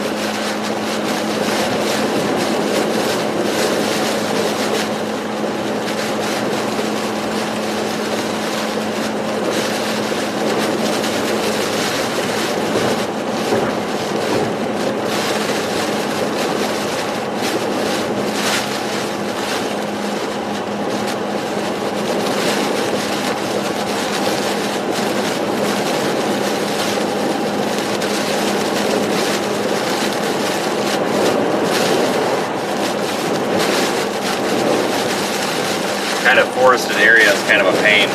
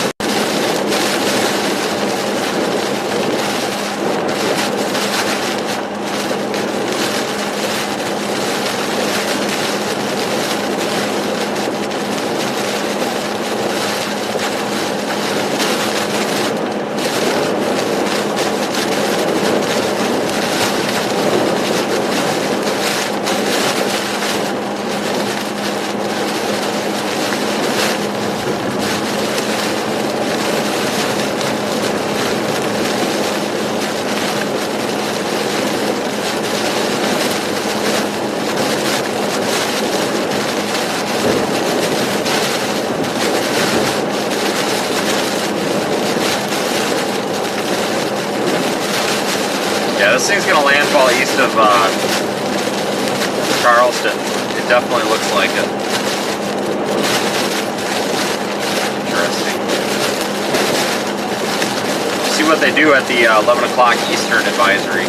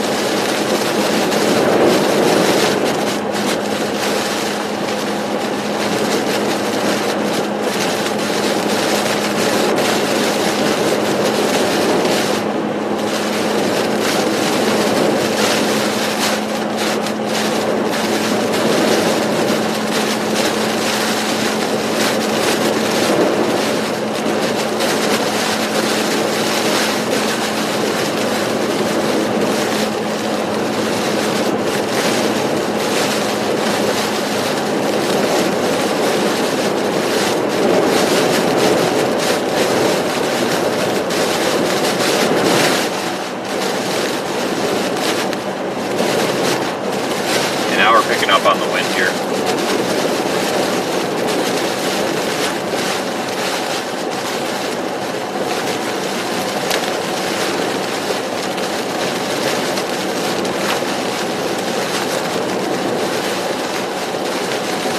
Cable lines down, not power lines, cable lines.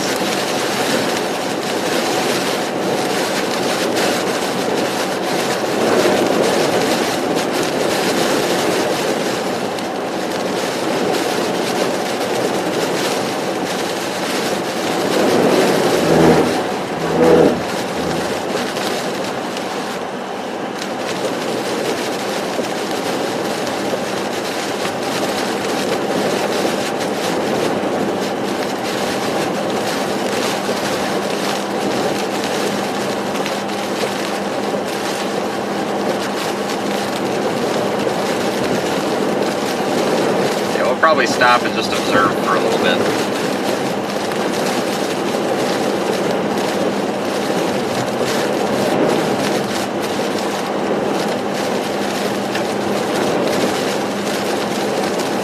Mic check 1, 2.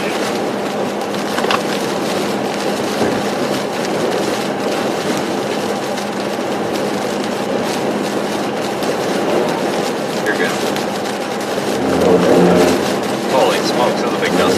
Guys, the wind is literally making it almost impossible to drive in a straight line.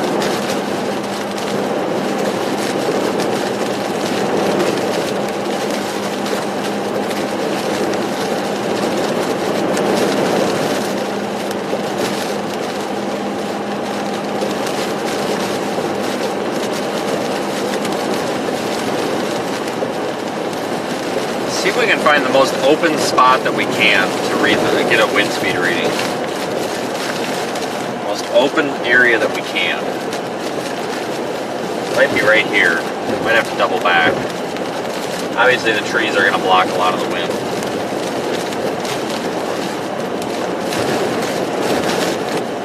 This Sitco might even have gas. Top up if we have to. Got a half a tank, but I've also got 15 spare gallons in here, so... Oh no, they're, I think they're out of gas.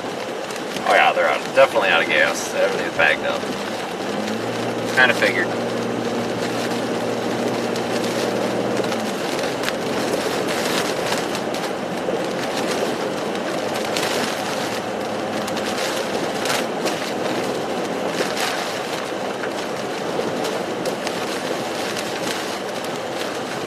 Circle K. Circle K sure as hell doesn't have gas. Darn.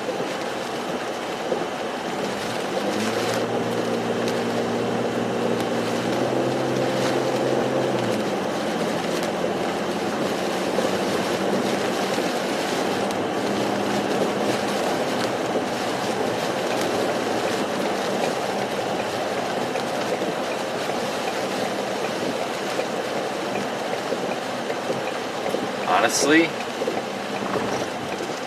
right here might not be a bad spot to try to get a wind reading. Just see if we get any gusts.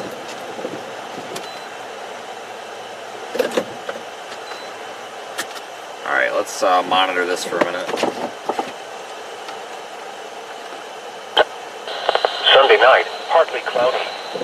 Lows in the I'll upper watch the wind 50s. speed here. It's pretty low. Monday, I'm going to partly re-pour my cloudy. Gatorade. A chance of showers in the afternoon.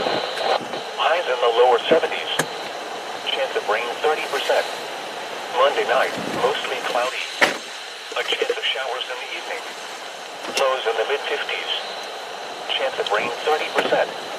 Tuesday, sunny. Okay, folks, we're going to monitor the wind for a minute. Tuesday We're really night, only at about mostly 20 miles clear. per hour right now. Lows in the lower 50s. Wednesday, sunny. Highs in the mid-70s.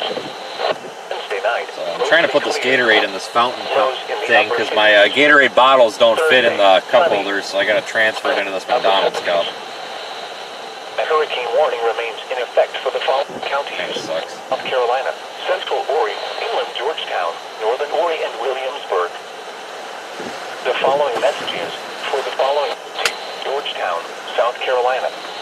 The National Weather Service in Wilmington has issued a flash flood warning for southeastern Georgetown County in northeastern South Carolina until 1:30 p.m. At 10:21 Yeah, we're not a.m., getting really any wind here at all. management reported heavy rain across the warned area. Between To find a 2 and better 4 spot. inches of rain have fallen. Additional rainfall amounts of 2 to 3 inches are possible in the warned area. Flash flooding is ongoing or expected to begin shortly. Hazard: flash flooding caused by heavy rain.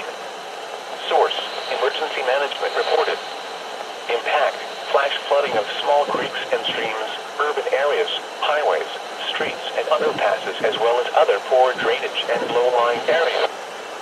Some locations will experience flash flooding include the Orview Colony, Whitney Bay Entrance, Yawkey South Island, Litchfield Beach, and Waccamaw Community Hospital. Excessive runoff from heavy rainfall will cause dangerous flooding, especially near creeks and streams, drainage ditches, and low-lying flood-prone areas. Turn around if you encounter a flooded road. Most flood deaths occur in vehicles. Stay away from storm drains, culverts, creeks, and streams. Water levels can rise rapidly and sweep you away. Alright, let me see what the radar loop looks like. In effect, and a hurricane warning and tropical storm warning are both in effect for the following counties in South Carolina, coastal Georgetown, and coastal. Flood advisory now in effect until noon today. What? Flooding caused by excessive rainfall continues. Where? A portion of northeast South Carolina, including the following counties: Georgetown and Fort. When? All noon. Kind of thinking Myrtle Minor Beach flooding now. in low-lying and poor drainage areas. Water over roadways. Hogging of water. We're going to go back down the way we came just a little bit, try to find a good clearing. We'll measure the wind, and then I think we're going to probably need to get to Myrtle Beach. I'm starting to think that this thing's going to landfall closer to Myrtle Beach. Flooding is ongoing or expected to I begin. could be wrong, but we'll keep an eye on the radar trends. It's got a partial eye wall, so it's not too difficult to track it right Additional now. rainfall amounts of 2 to 3 inches are expected over the area. This additional rain will result in minor flooding. Some locations that will experience flooding include Myrtle Beach, North Myrtle Beach, Georgetown, the Orview Colony, Surfside Beach, Polly's Island, Garden City, Merle's Inlet, Sogatee, Springwood Pier, Myrtle Beach Airport, North Myrtle Beach Airport, Little River, Burgess, Litchfield Beach, Forestbrook, Barefoot Landing area of North Myrtle Beach, Wampy, Cherry Grove Beach, and Briarcliff Acres. A flood advisory means that localized flooding is possible near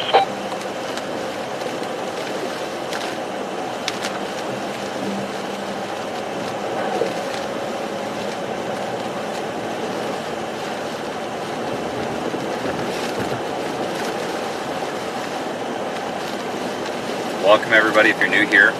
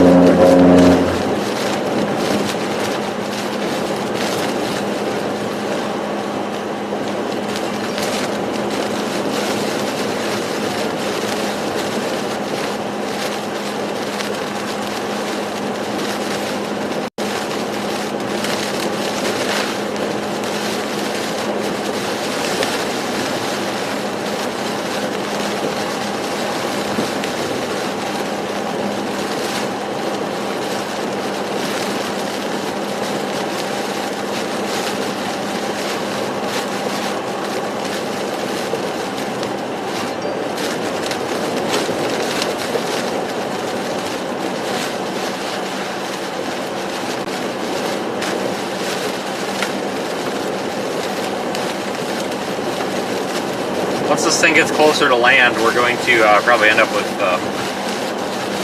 quite the deal again, I think.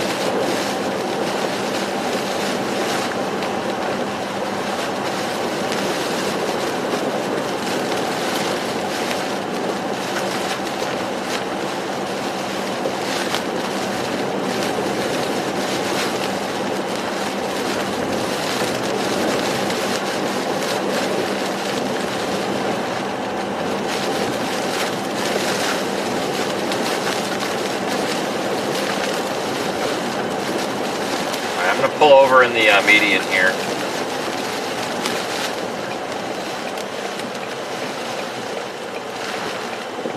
Try to get a good wind speed measurement here. I'm going to back into the grass here a little bit.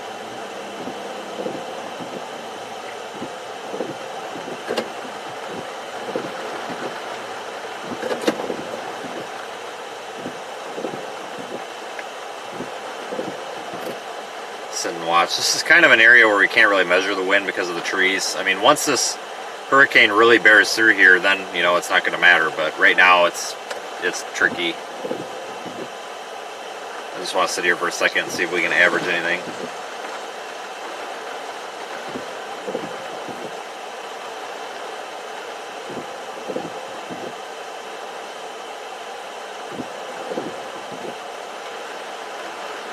I think it's definitely tracking a little bit more northeast than it was.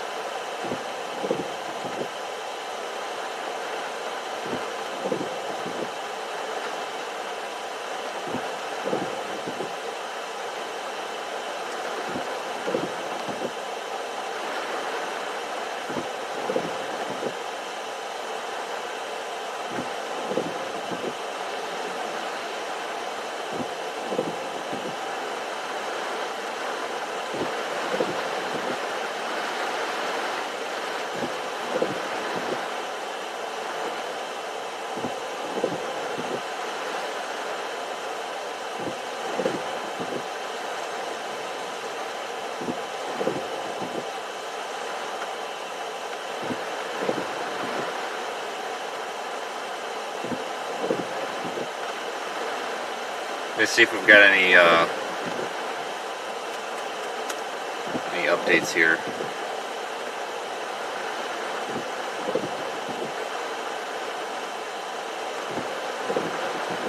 I'll look at the surge map again.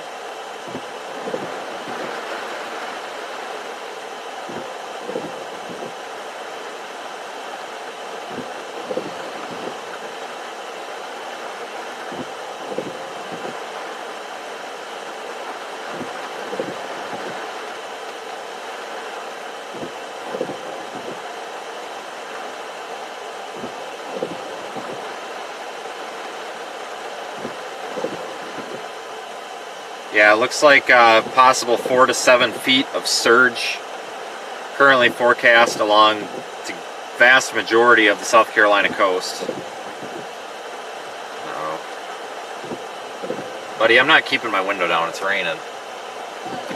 Hi. Yeah, we're good. Yep. Yep, we're with the media. Okay, alright, you be careful. Alright, you be careful. Trying to be short, I just don't, it's pouring rain in my window. Really don't want to get soaking wet. Oh, buddy, please don't hit my car. Please don't hit my car.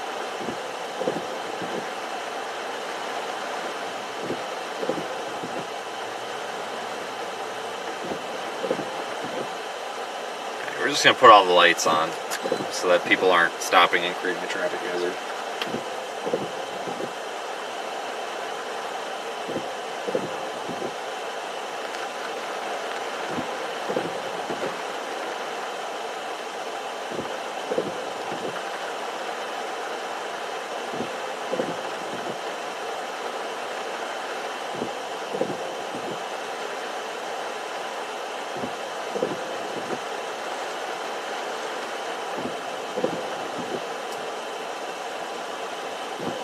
Charleston's got that heavy band, like kind of almost convective band going through here that we just dealt with.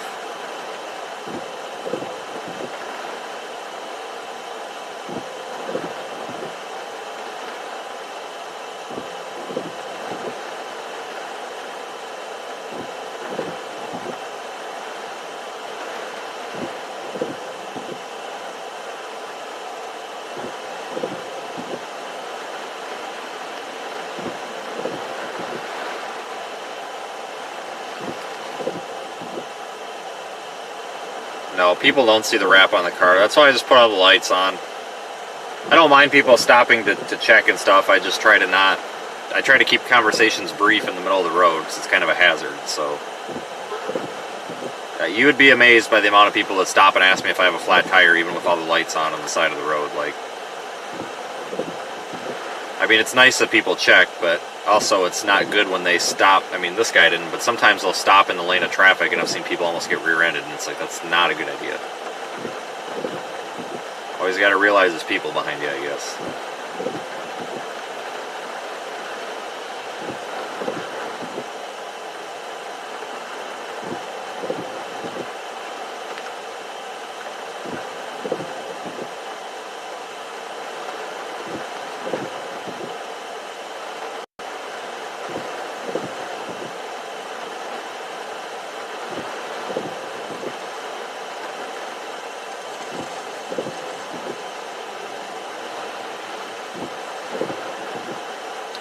Yeah, we probably should start hedging north.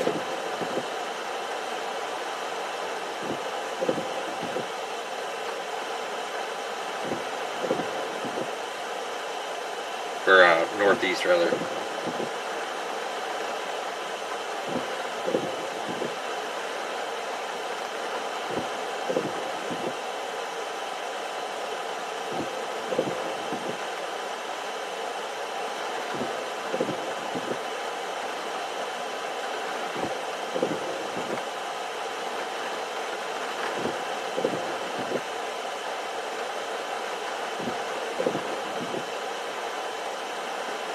Okay.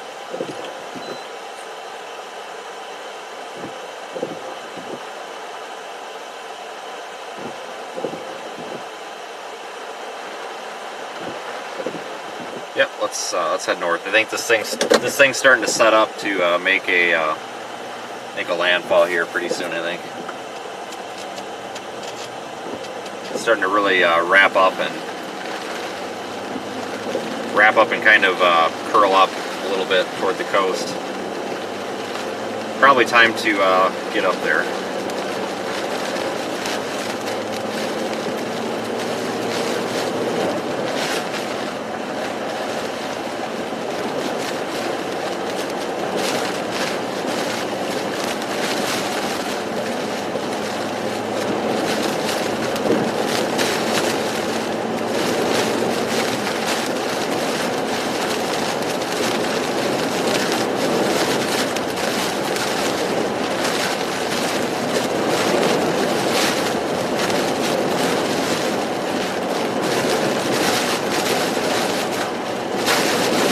Georgetown area might be a good spot. Man, now we're getting hit with the wind. Holy crap. You can tell when you go by a clearing where there's not any trees because the wind just smacks the side of the car.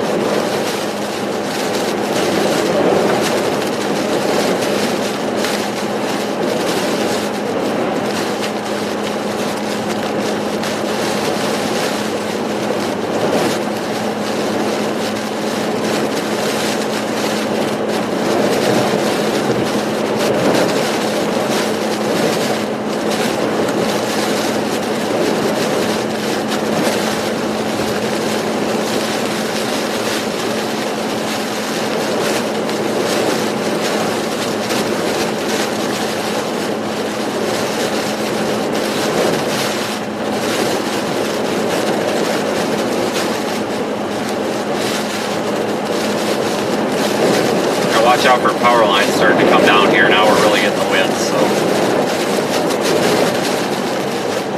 wind's hitting us more head on now too.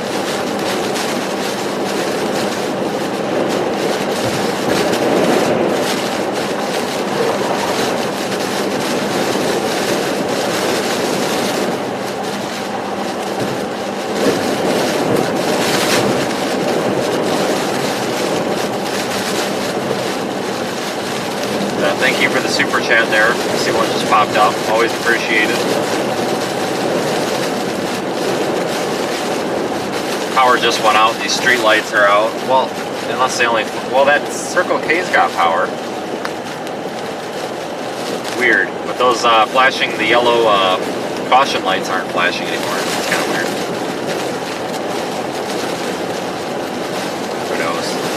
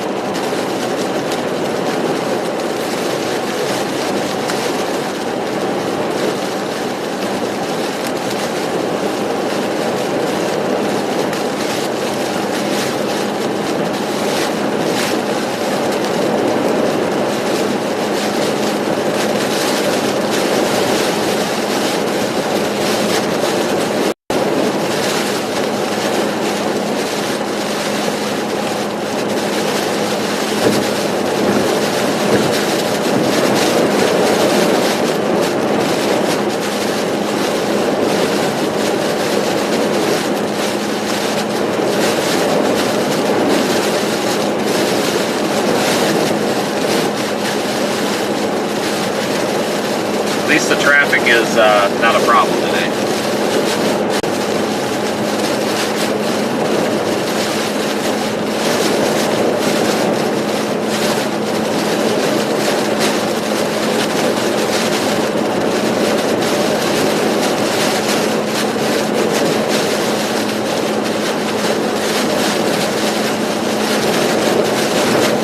Tree branch on the right side of the road here already.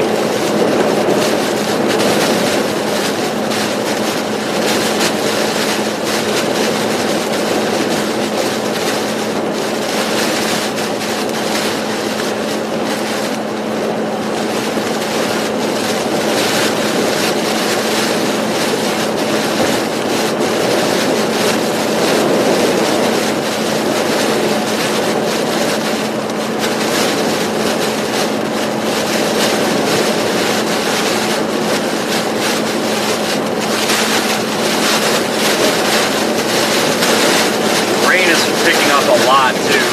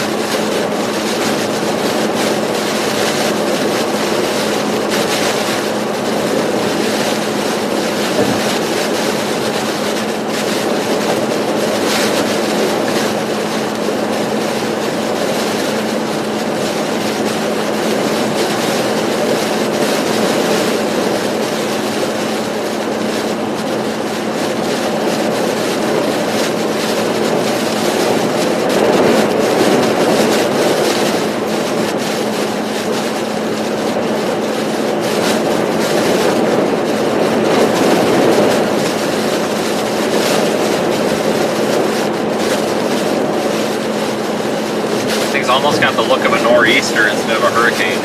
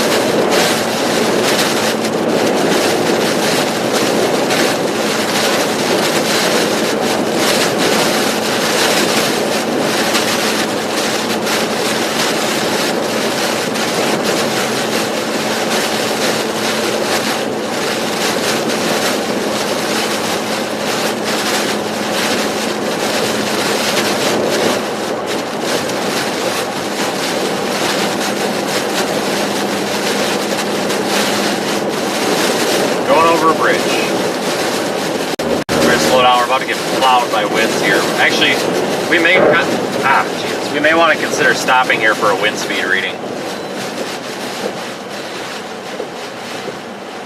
See if we can get one. We're a little bit sheltered here.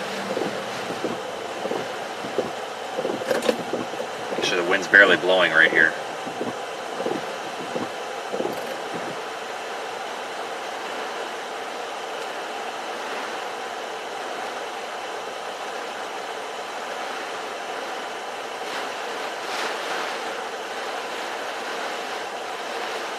About 25 mile an hour winds, you gotta be kidding me. Okay, so really not much wind right here.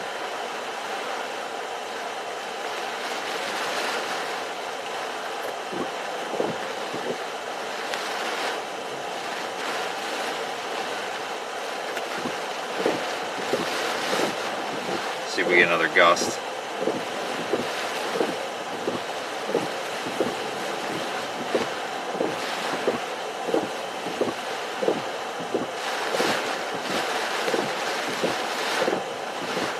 Yeah, it's really not very noteworthy right there, is it? It's alright. We'll continue on.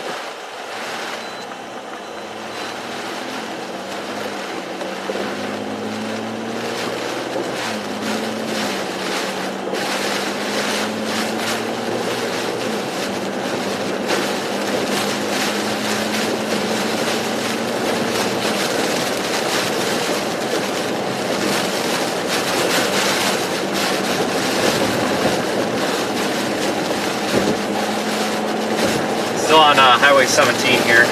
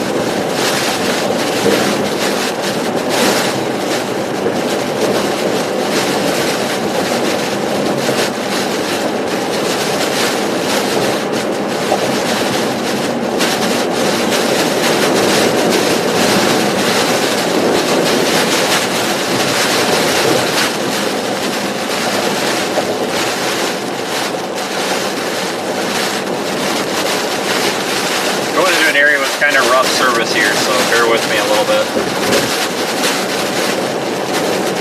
Should shape up a little bit for us once we get closer to town. Head towards Georgetown.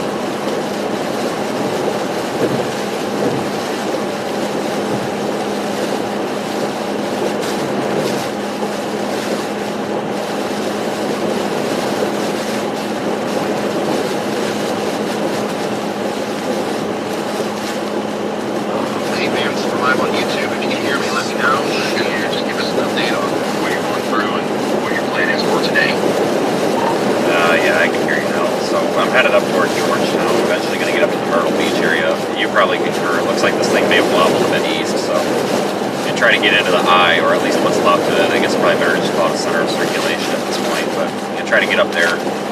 Headed up Highway 17, so we'll get up here a ways and see what we can find. But right now, just trying to kind of keep up with it. We did deploy that surge camera. Well, I did deploy that surge camera down there, right on the coast of Charleston, down there, right on the coast, literally on a pier that extends about 500 meters out into the ocean. But we're having some sort of connectivity issue with it. So if that thing does come online, somebody will let you know. But right now, it's not streaming. So later today I'll go back and retrieve that. Hopefully it's still strapped to the pier.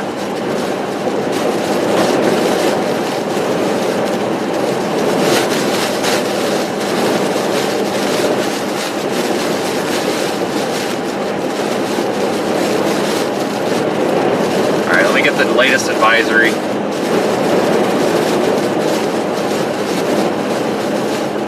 A.m. advisory is this thing still holding at 85 mile per hour winds.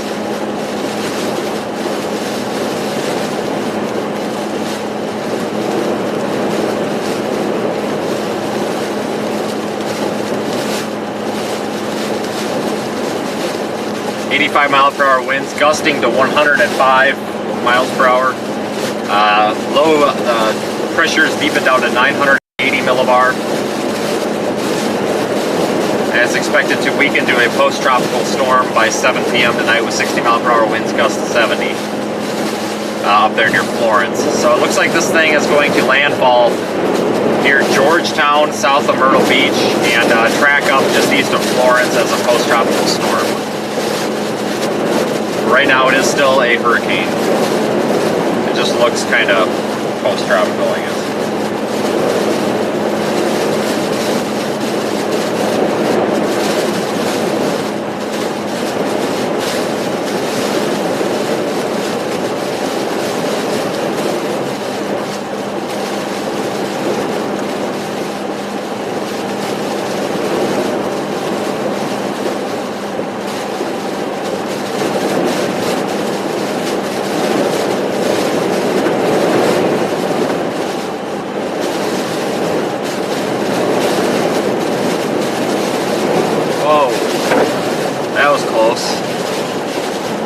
Tree in the road. Barely missed it.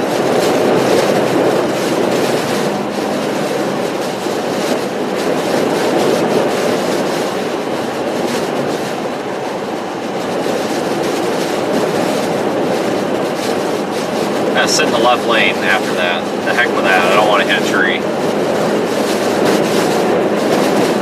I hit a tree once in one of these Explorers and it didn't damage it, but the tree exploded into a million pieces. And I tell you what, it scared the living hell out of me.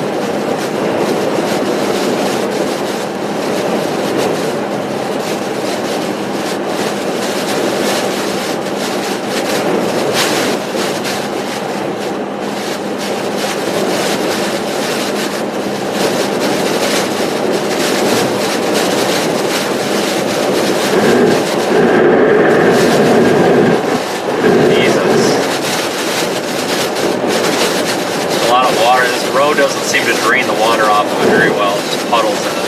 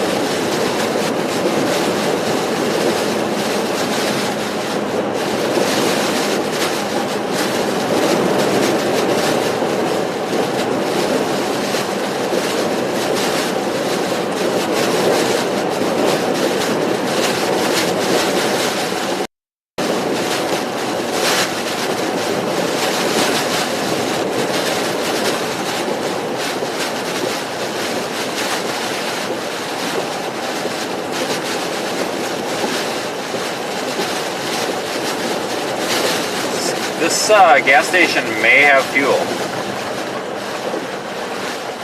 Let's just stop and see. We've got spare gas, but it just makes sense to fill it up at the gas station if possible versus use the spare stuff. Plus, these 5-gallon gas cans, these new ones are now they do not have gas, but these new 5-gallon gas cans are terrible. Like, they are so slow. Even with the little vent thing open, like, they're awful. Pay inside. Alright, no gas. That sucks.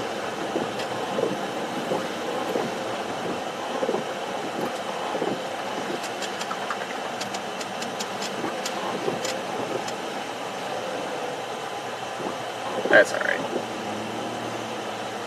Another gas station. Let's check it just for the heck of it.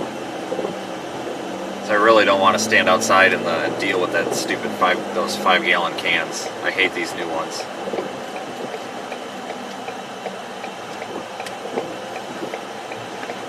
I doubt anybody's got pumps open, but we'll try and give it a shot.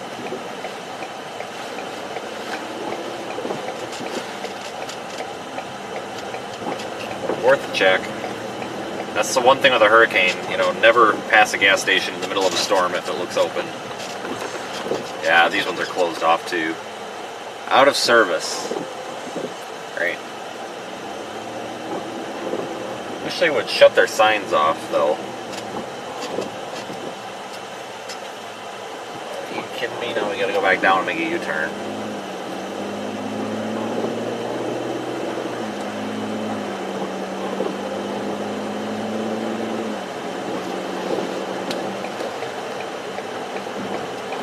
Yeah, the problem with these new ones is I keep them in the vehicle, so I gotta keep them nice and sealed up. It's just, they've got that stupid, like, net or little guard in there.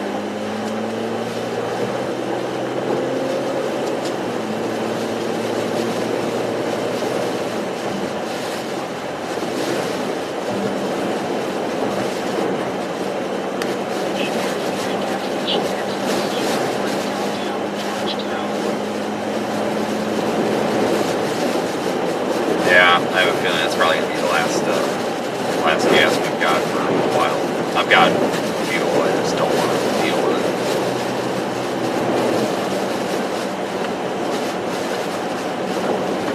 Cool Apple Storage. What the hell kind of a name for a storage place is that?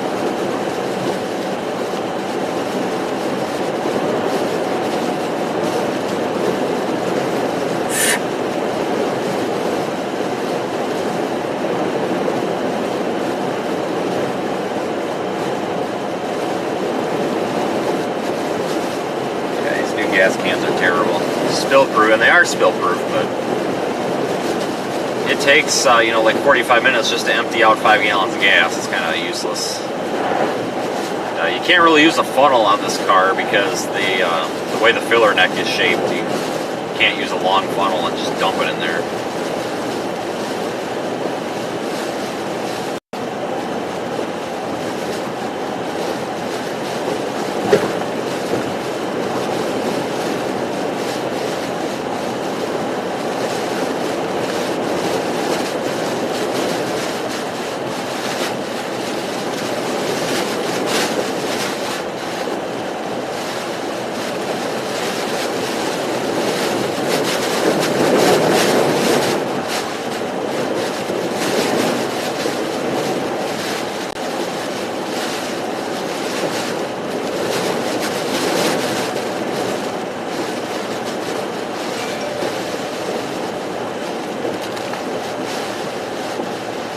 So we're in Georgetown now. Terrible phone service.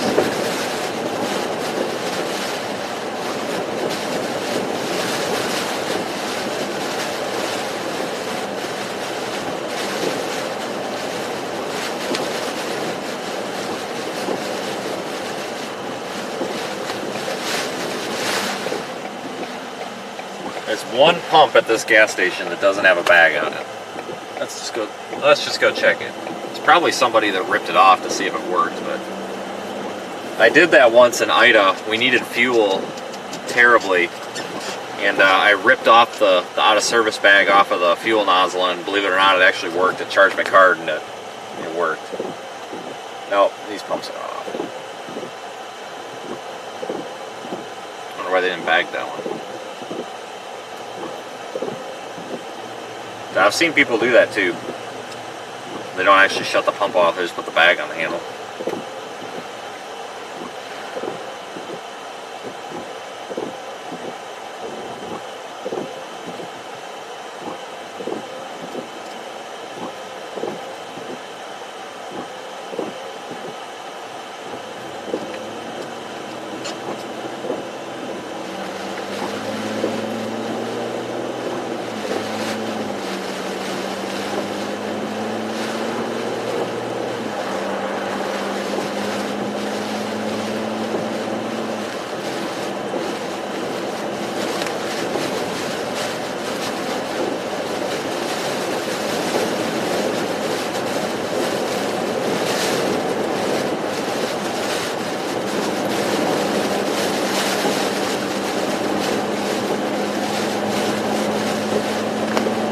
Might get pretty crazy up on this bridge.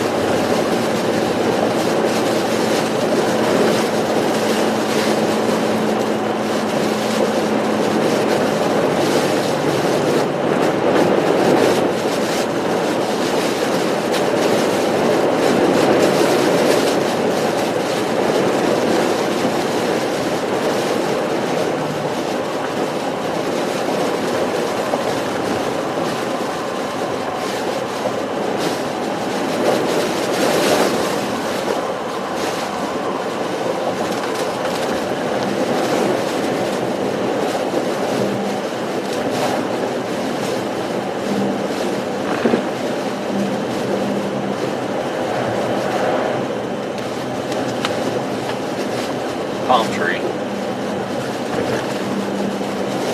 This town looks like it's got power.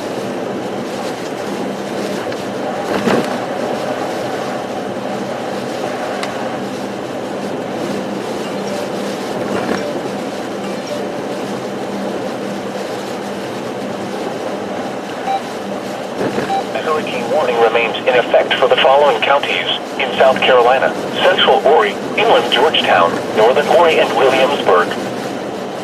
Here are the 11 a.m. observations. In Georgetown, heavy rain was falling. The temperature was 63 degrees. The dew point was 61, giving a relative humidity of 94%. The wind was north at 38 miles an hour, gusting to 55. The pressure was 29.37 inches and falling. Here are the weather conditions around the Carolinas. Rain was falling with a temperature of 59 at King Street and 63 at Conway. At Myrtle Beach, rain and fog were reported with a temperature of 64. At Charleston, rain and fog were reported with a temperature of 61. Oh my God. That just scared the shit out of me. Did you see that? Rain and fog were reported with a temperature of 65. Holy shit. In Florence, rain and fog were reported with a temperature of 60. These pumps are off. Well, this place probably had power and that just took it out. God dang it. Ian will impact the eastern Carolinas today into tonight's situation overview. Ian was moving north over the Atlantic waters off of the southeast coast and will make Holy crap. That was a hell of a power flash. Well, this gas station had power. Now the pumps are off. It's probably related to that power flash. The greatest impacts will last today. Great. This place probably had gas too. The tropical storm warning has been replaced by a hurricane warning for the following counties in Well, South Carolina, coastal Georgetown, and so much for that. Ian will impact the eastern Carolinas today into tonight's situation overview. Ian was moving north over the That's Atlantic nice. waters off of the southeast coast and will make landfall over South Carolina as a hurricane later today before rapidly weakening as it heads northwest through the Carolinas toward the mountains. The greatest impacts will last today into tonight. Increasing gusty winds expected to reach tropical storm force with mainly hurricane force gusts. There is potential for hurricane force winds as well, mainly near the coast of South Carolina. Confidence is increasing on more widespread impacts from wind and storm surge inundation, especially along the northeast South Carolina coast. Heavy rain, coastal flooding, and beach erosion are also expected. Rain I think Chris Jackson got it. If that didn't show up on the video, see, Chris is in that Durango right there. And I think Chris Jackson got that on video. I just sent him a message. I sent him a message. I said, I hope you got that. And he sent me back. Holy shit.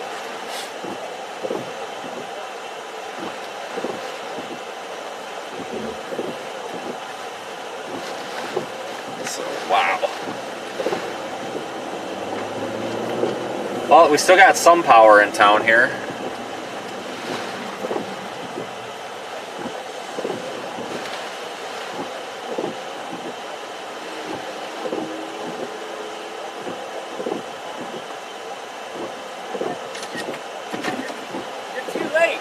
Dude. Where are you coming from?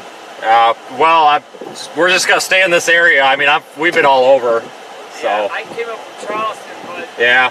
I didn't want to drive to Myrtle Beach. That's where the action was going to be for the surge. Did you see this power flash a minute ago? Yeah, we were sitting here. Oh, where was it? I know it was right. It's right. Because I saw the line like evaporated. Yeah. Yeah, you see that white truck? Yeah. It's right there if you want to get a picture. So we'll hold down. But right up there would have been awesome. But when the wind switched, it didn't push the water in. It's pushing it out. So, Got a little bit of time yet. We'll see. yeah. But the eye's north of us now, right? I put It on look- radar scope. Yeah, it looks like it's just right offshore of here, honestly. Yeah, so we're getting this. Yeah. We'll find out. Yeah. Sorry. You've been in a lot of hurricanes? Oh yeah. Yeah. I've done 7. Yeah. Well, that was pretty wild. I'm glad I wasn't sitting under I've it. never had something that close. I've never had it happen on camera like that. No. It's always off. You know, you never see it. Right.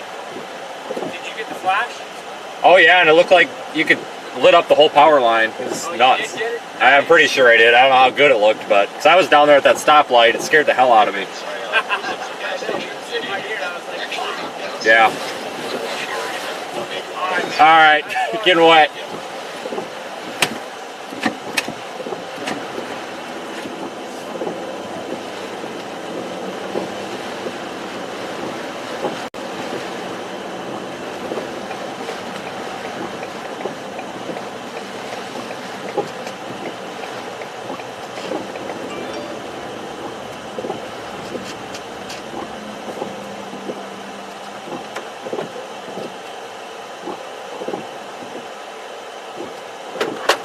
All right, let me get gas. Hang on one second.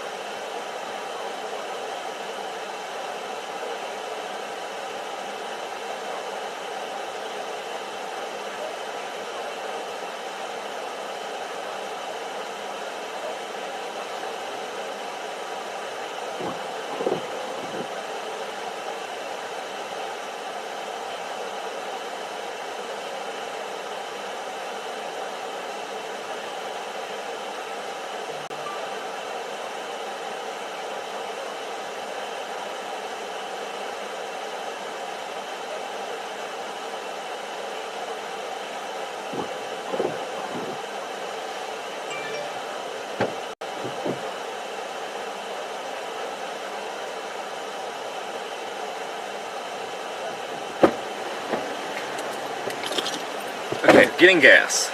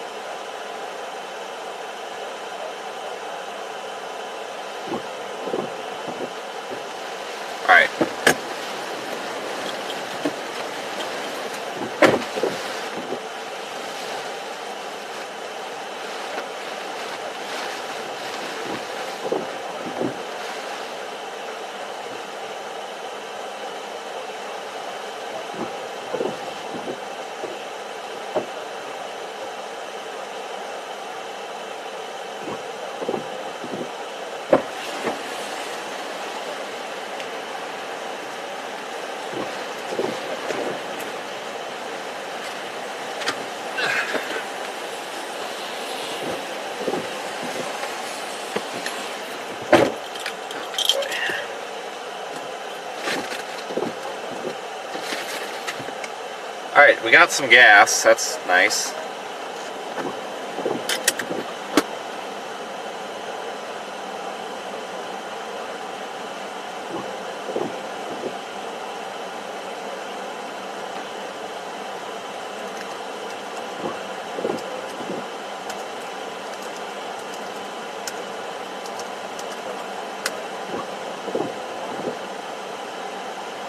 Okay.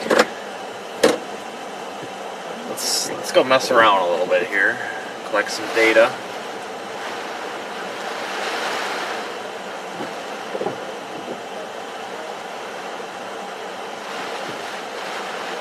Thank you, Super Chatters, as always. See if we can find anything happening with the storm. That power flash is pretty intense.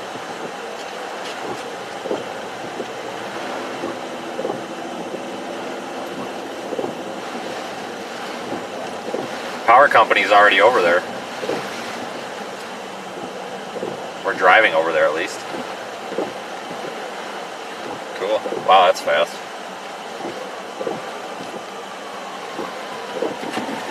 Oh, the fire department's coming for it. What the heck? It's really not that big of a deal. Unless they're going somewhere else.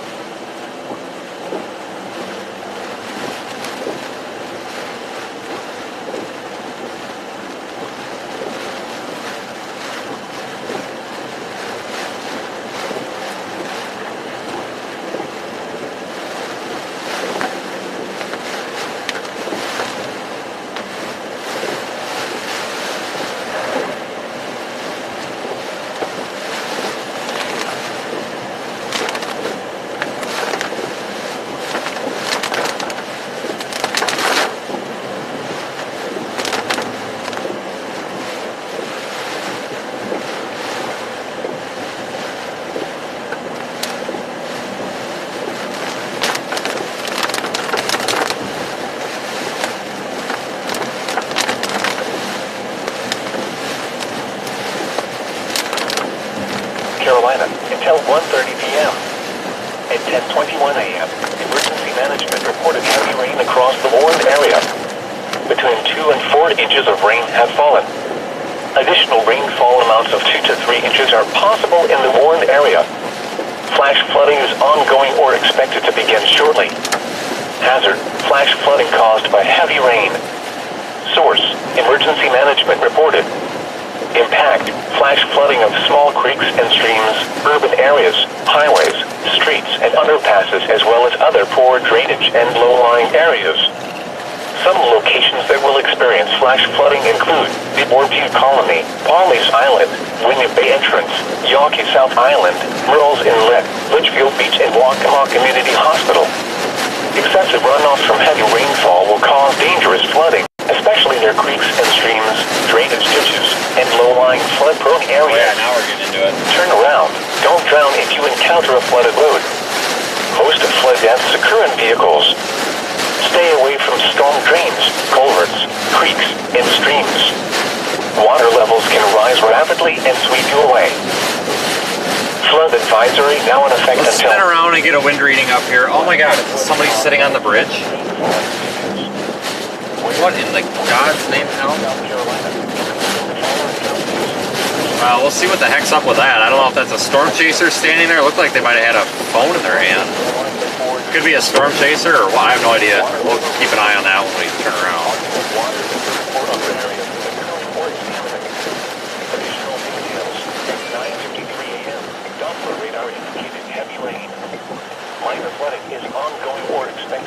In God's name.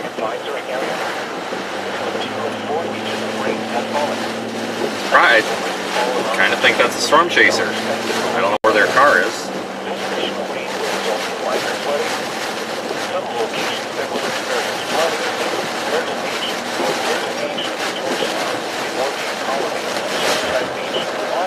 Let's get a wind reading here. Myrtle Beach Airport, North Myrtle Beach Airport, Little River, Ocean, Litchfield Beach, Breastbrook, Airport landing area of North Myrtle Beach, Swampy, Sharon Grove, and Rearctic Acres. A flood advisory means that localized flooding is possible near small streams, especially for drainage areas. Flooding is also possible in low-lying areas along roads, which can make driving hazardous. Stay away from flooded ditches and do not drive across any flooded roads. Flood advisory in effect In about 60 miles per hour now. What? Flood is caused by excessive rainfall. Yeah, about 60.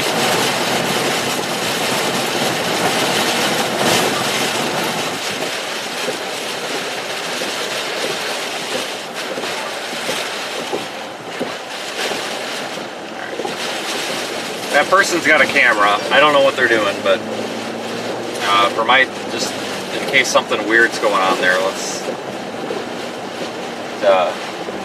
they've got a camera, so they appear to be intending to be there, so we'll leave them be.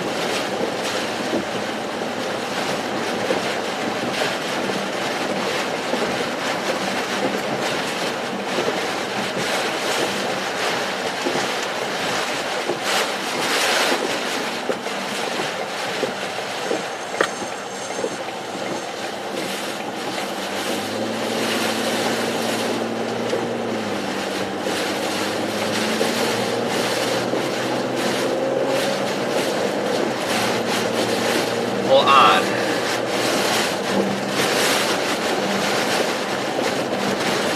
I don't know, I guess I'm not one to judge. I mean, I stand on the top of bridges and hurricanes and take pictures too, so.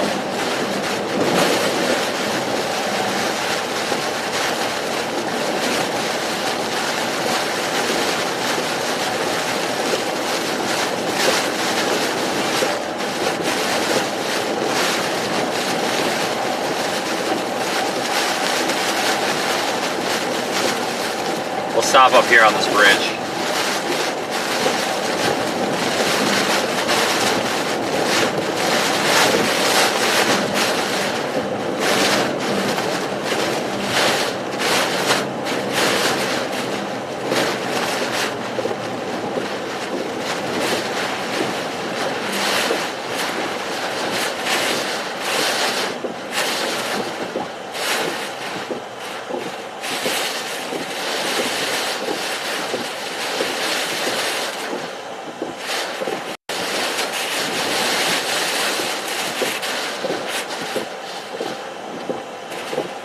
Gusts of about 65 to 70.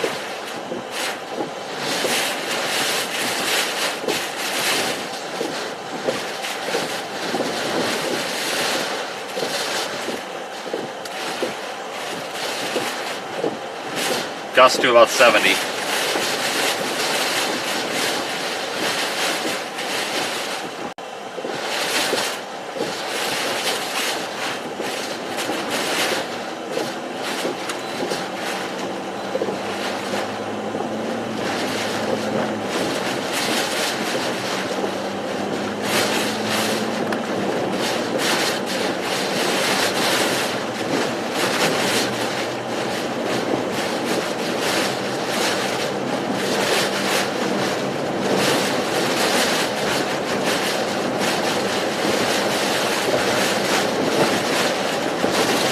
Want to go back now that the strong winds are coming in. Let's go back and see how that town is doing.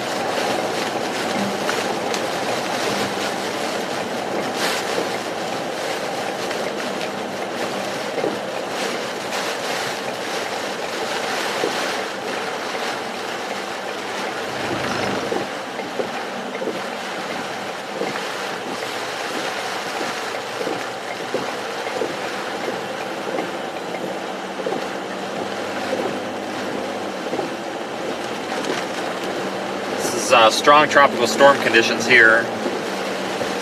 Thanks for the gas money super chat there, I appreciate that. Just a reminder everybody, we're also live in the Radar Omega app where you can see live weather conditions on taken from the instrumentation on the car.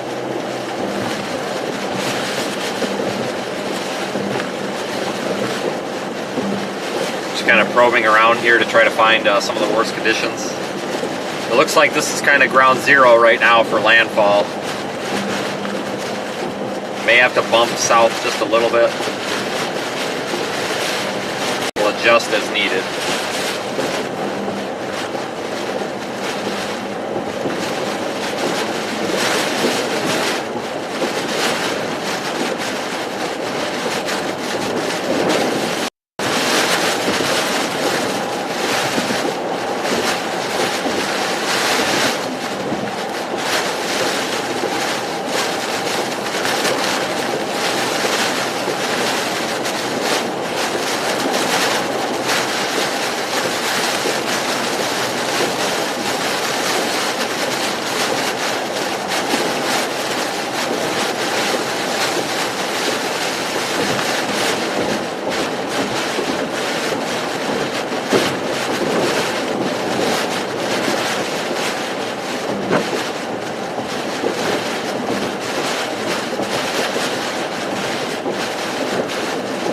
That person's gone, so.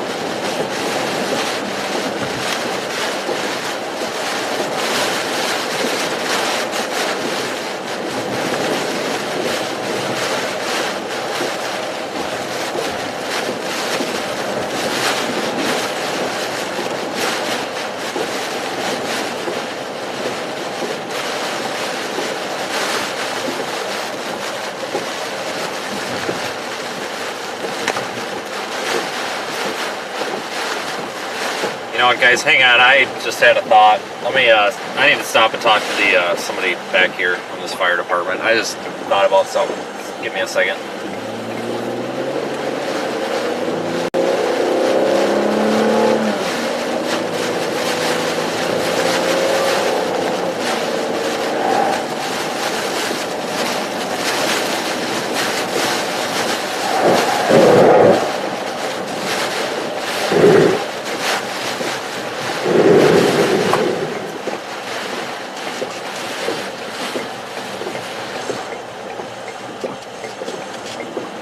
Hold up. He's going that way.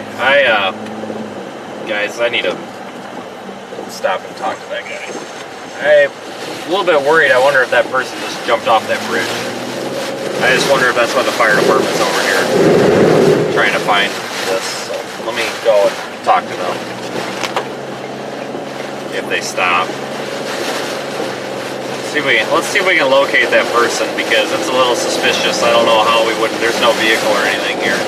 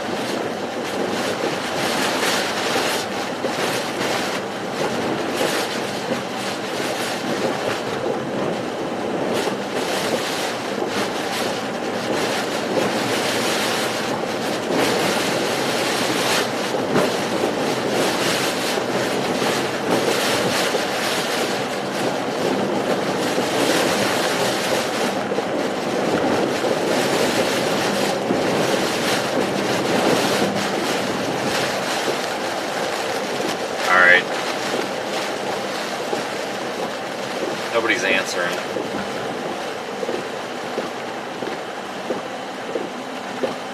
I'll follow him back.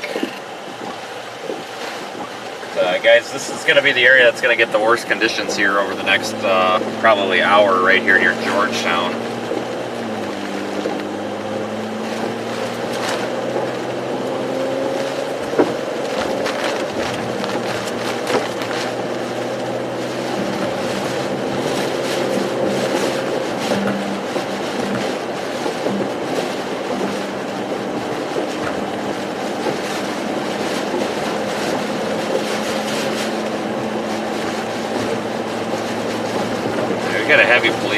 line is here too. I'm gonna see if I can follow these cops to stop behind us.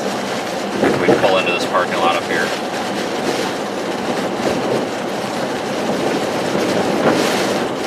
Something's going on here.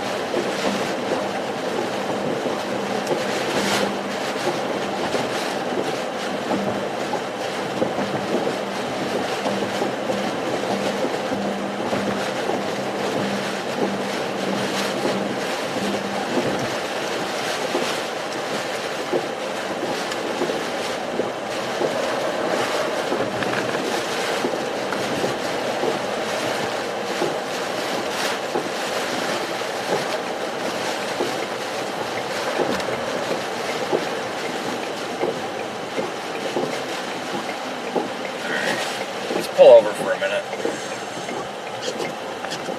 Let's see if this cop stops.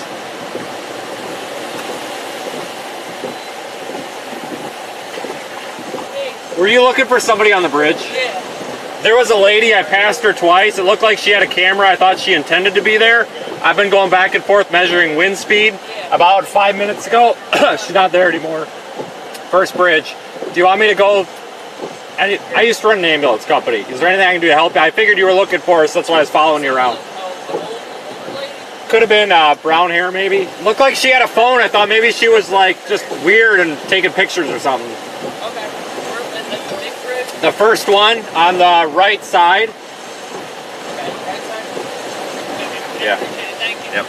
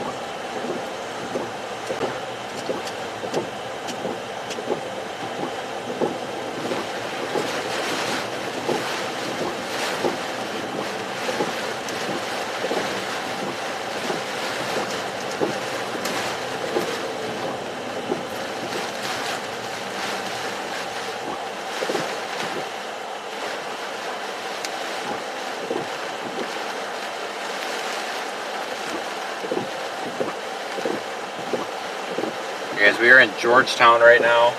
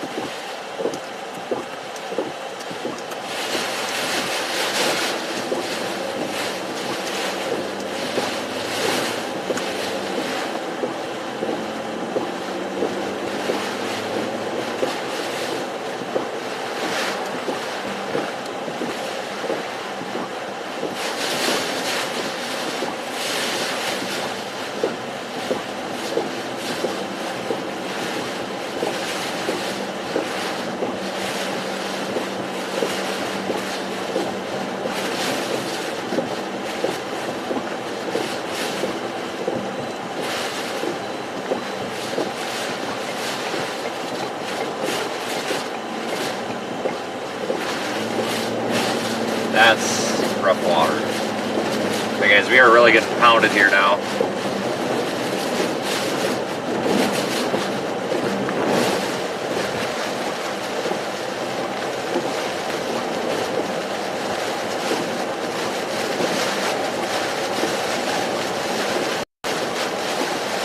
Let's pull over here at this, whatever driveway this is. Hobcaw? Whatever Hobcaw is. Observation Pier. There we go. Do not dump cats here. What the hell? What kind of a sign is that? Do not dump the cats here, okay? Let's monitor for a minute.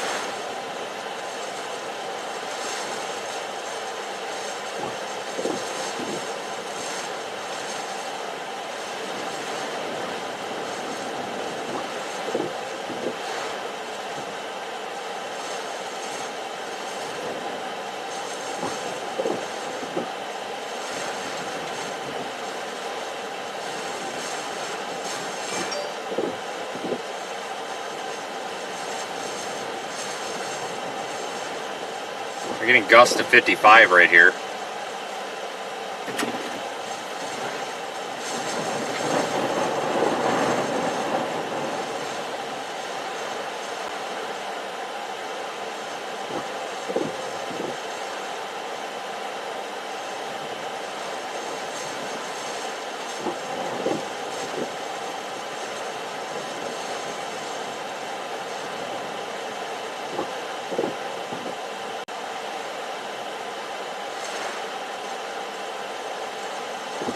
Okay guys, I'm going to say this once. If we can keep the comments about the situation happening the hell out of my chat, please, because I'm getting a little bit sick of this. It's a bit of a public safety issue right now, and people are only concerned about fighting about what happened to the lady. The information that I was just given by text is that, no, she did not just get in that car. Folks, let's just please stop, okay? I mean, come on, we're here to chase the storm. We have done all we can do.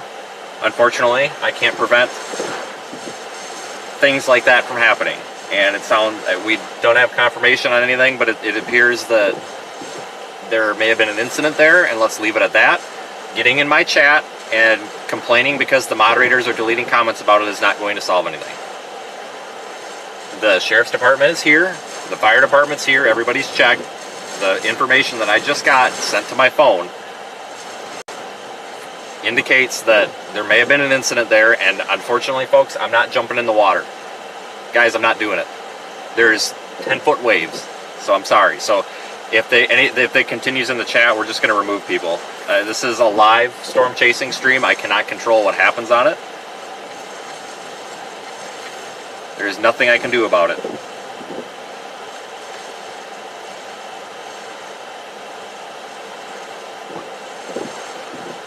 I will turn the stream off, and I will be done streaming if it doesn't stop, and I am not kidding.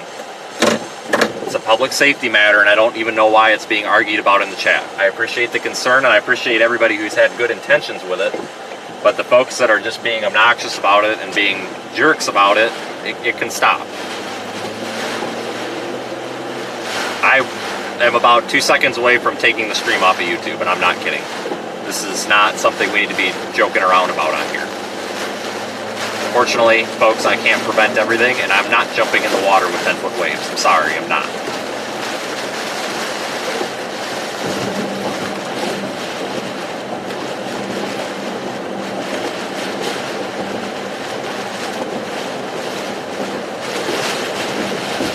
But I think we're going to want to intercept this storm. I wonder if we can get down into that marina. There's a couple of hotels here that might have water access.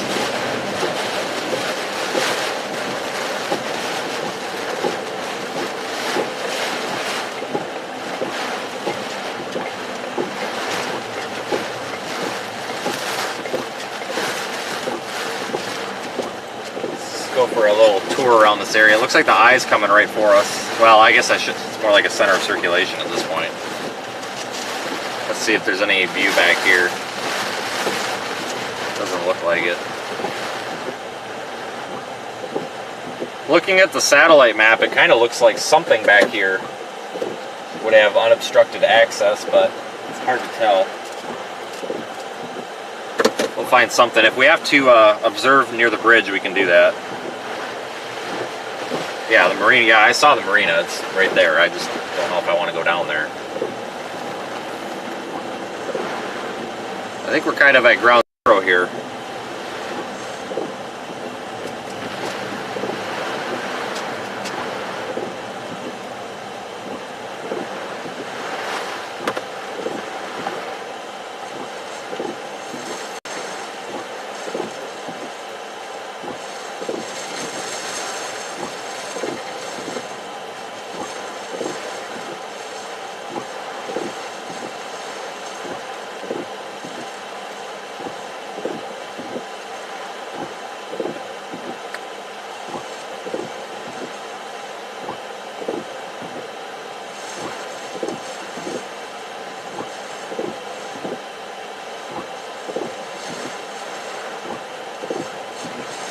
Oh my god, these traffic lights are just like horrible.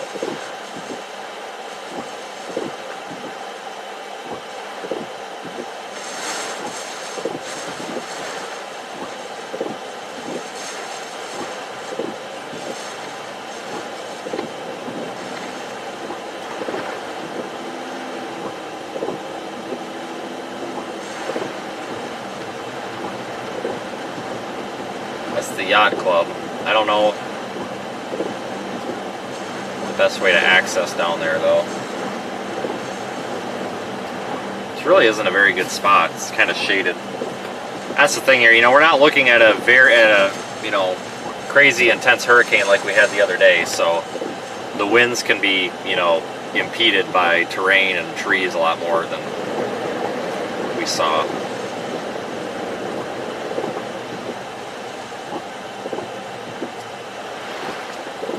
U.S. Coast Guard, interesting.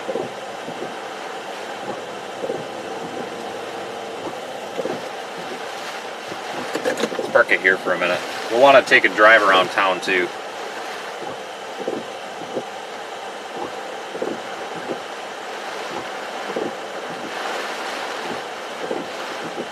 I've told you 11 times where the best views are in town.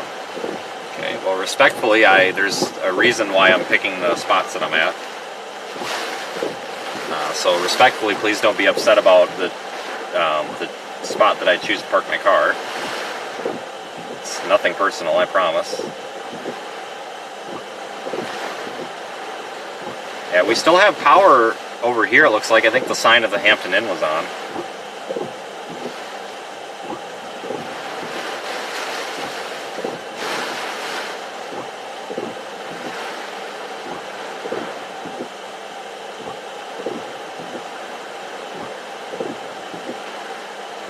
Marine warning for water spouts in the north. Yeah, it doesn't surprise me.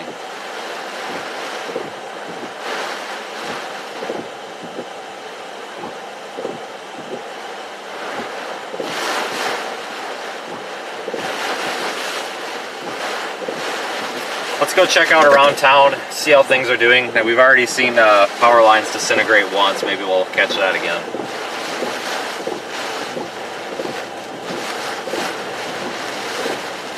We are in the, well, starting to get pretty close here to where Hurricane Ian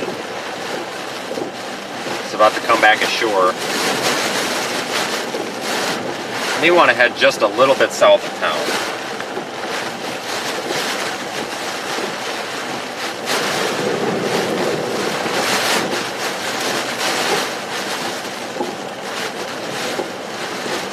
Yeah, those are all power trucks. Yeah, it looks like power is on in most places.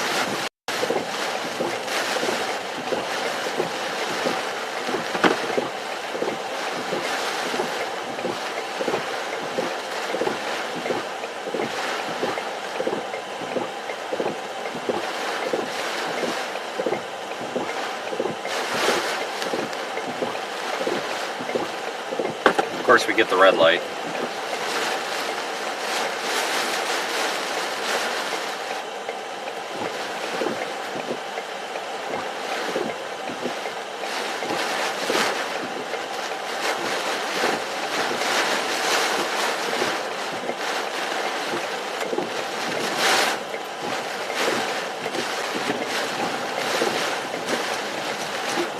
like sitting at a red light in a hurricane.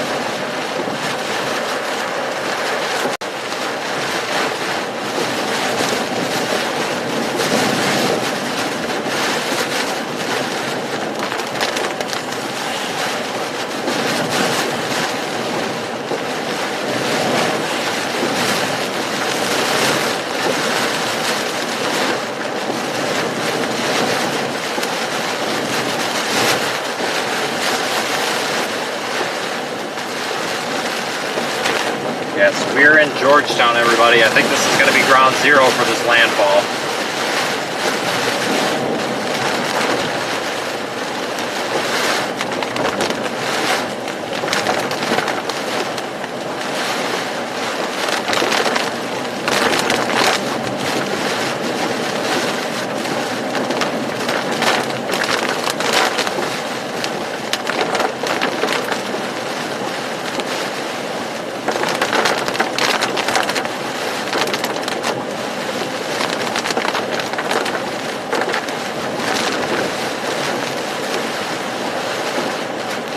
Actually surprised that power's on.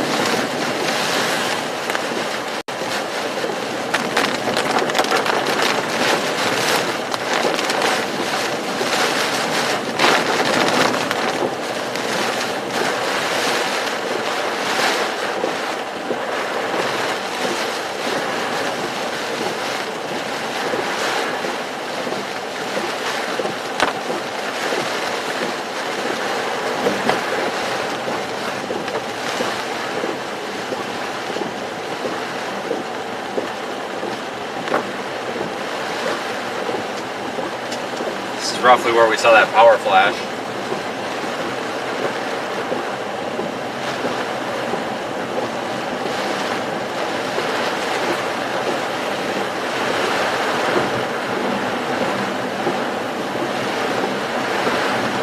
Gonna slide south just a little bit.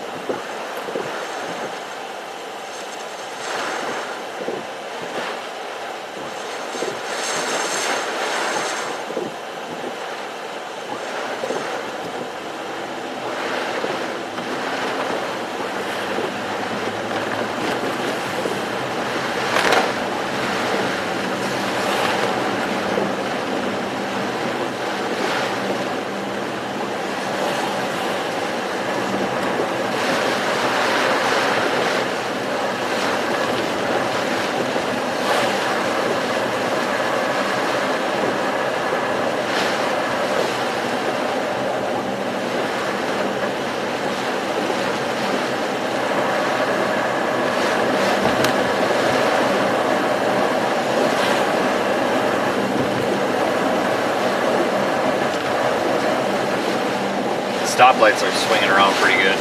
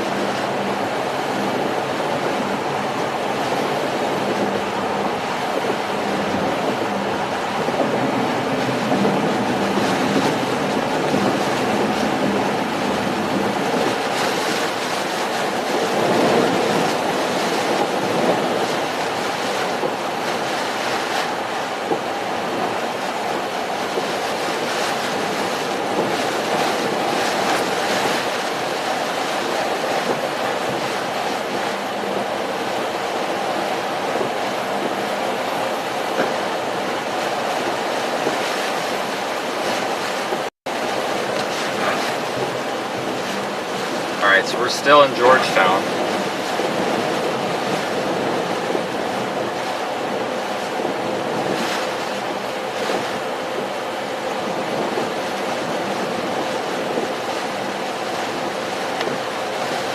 But thanks everybody for watching. We are chasing Hurricane Ian. Repositioning right now to get the center of circulation. It's got a very messy kind of pseudo eye wall structure to it. Almost looks like a flippin' nor'easter more than anything. I'll head south a little bit, get right in the middle of this thing.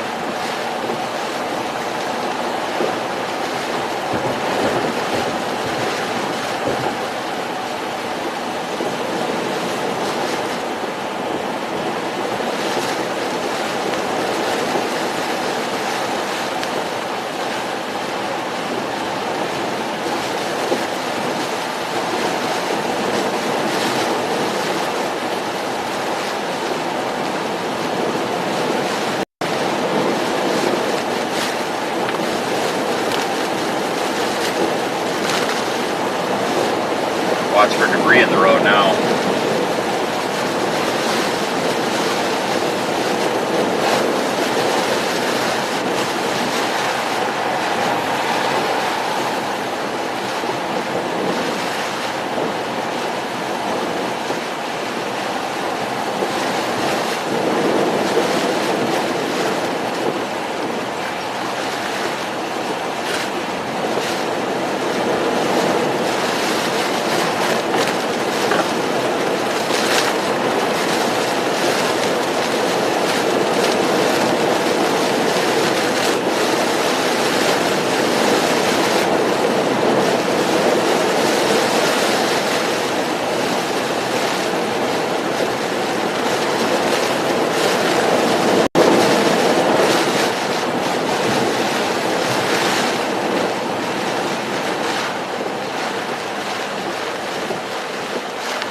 Yeah, these stoplights are moving pretty good in the wind here.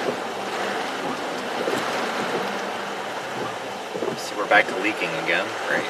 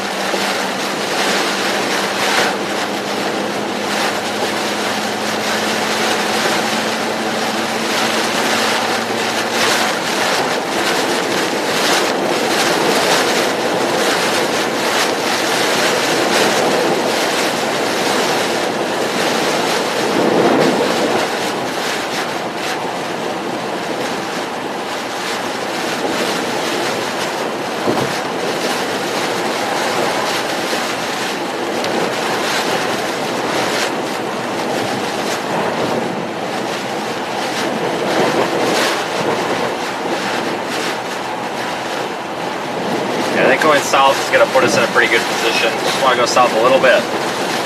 Right between McClansville or something like that, whatever. Guys, I don't know. It's hard to keep up with all these town names when you don't live here, so to be understanding, but McClellansville or whatever. Go between, basically between here and there. Should be a really good spot.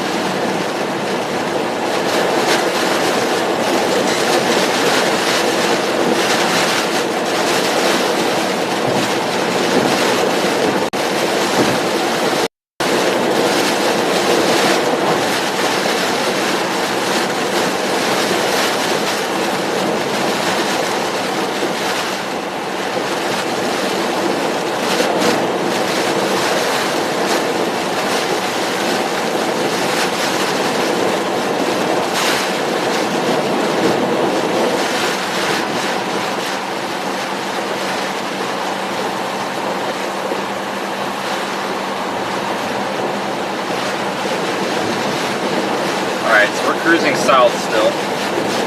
I go to that area with poor service, but we'll come out of it.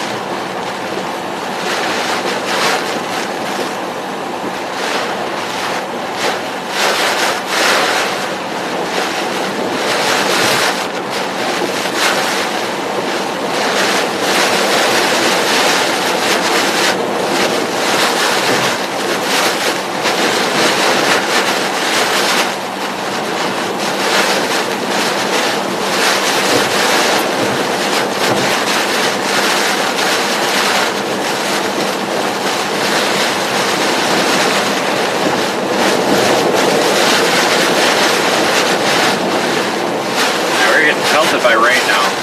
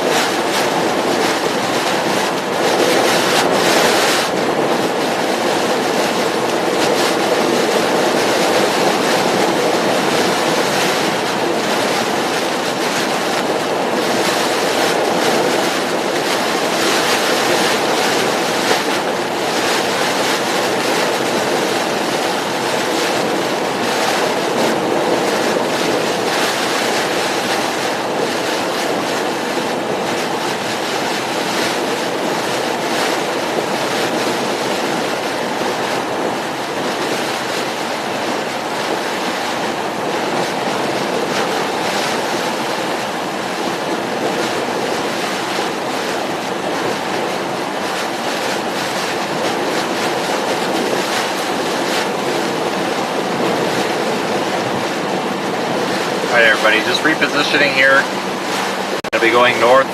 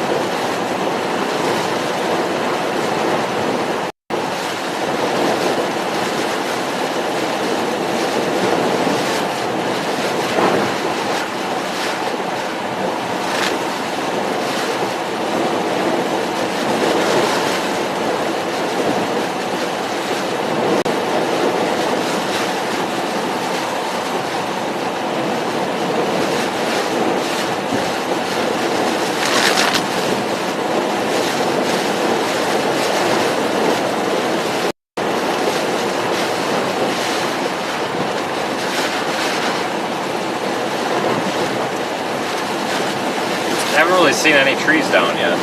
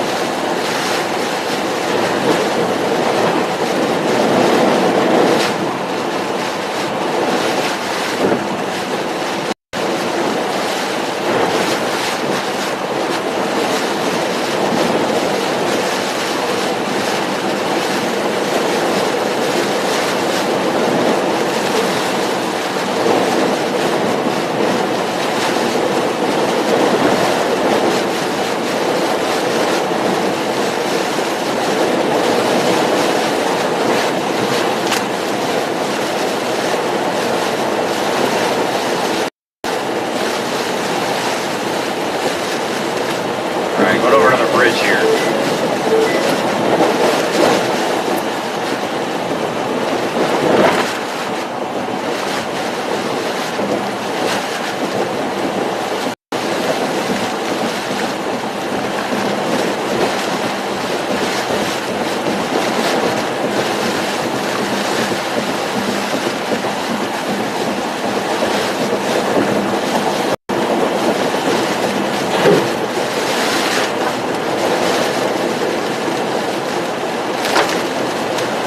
Getting hit by little sticks.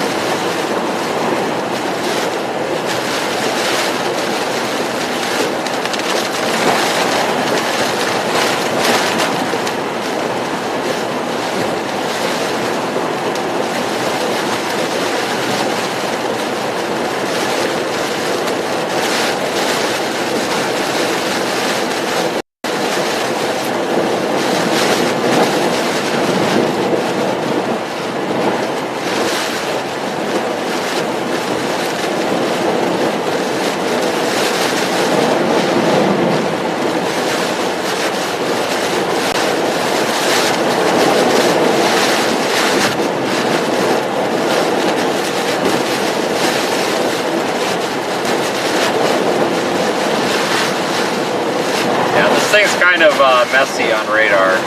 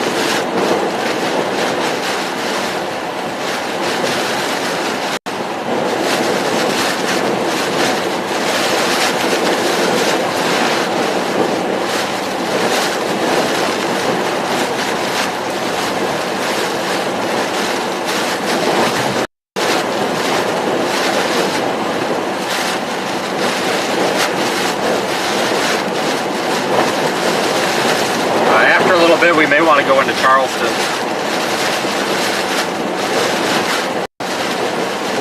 See if there's any damage happening, but we need to get this thing on shore first.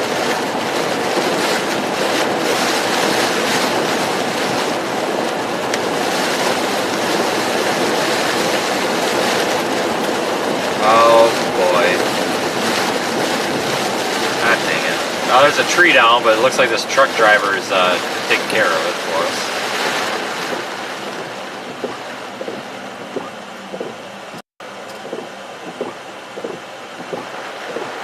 Well, that's nice. Somebody took care of it.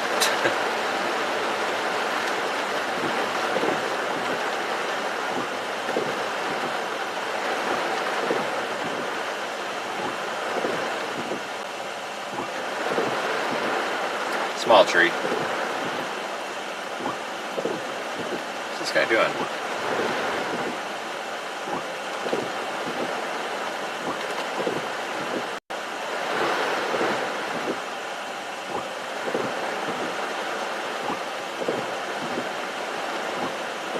Looks like somebody must have had a saw because there's a bunch of little pieces up there.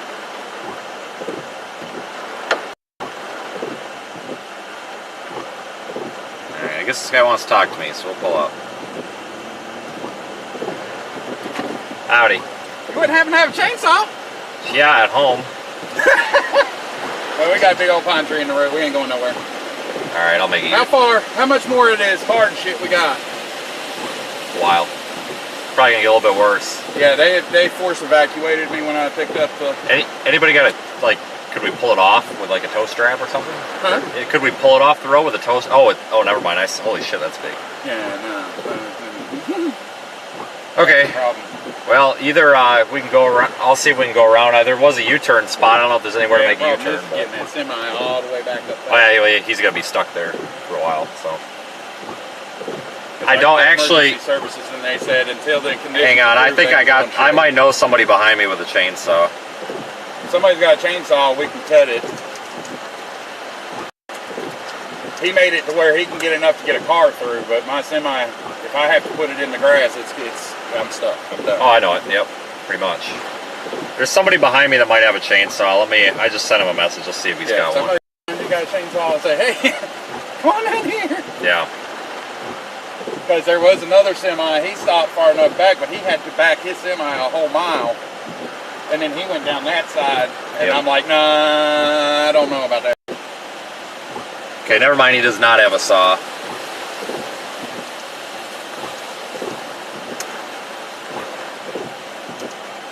Alright. Well, suck waiting, I guess. You said you can kind of get through up there, or not really? With a car, with a vehicle, with a four-wheeler, yeah. Not with that semi. Alright, I'll see if I can get through. If I run into anybody with a chainsaw, I'll tell them to come How down the this hell way. did you get this job casing stolen? Just started doing it. But no, if I do run into somebody, I'll say something. Well, I'm going to keep trying to get it out of the damn road, but there's 4 people coming up behind, so. Alright, good luck.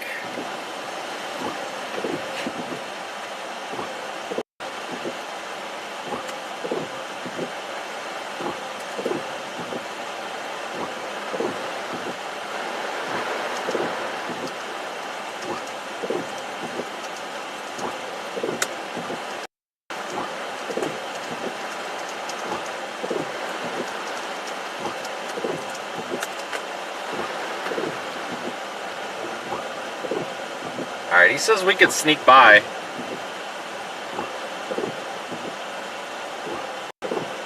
So, I'll take his word. He's pretty smart. This guy's got a jack. Oh, he's got a sawzall. Probably don't have a place. There you go! Oh, hell, he can get through here. What's he talking about? Dude, just drive your truck through there.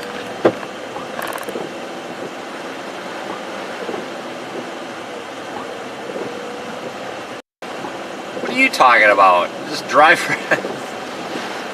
That's alright. I guess it's good that he's being cautious, though. I honestly think he could get through that. I mean, what? That's alright. At least he's being cautious. It's better for him to be cautious than to do something stupid, you know?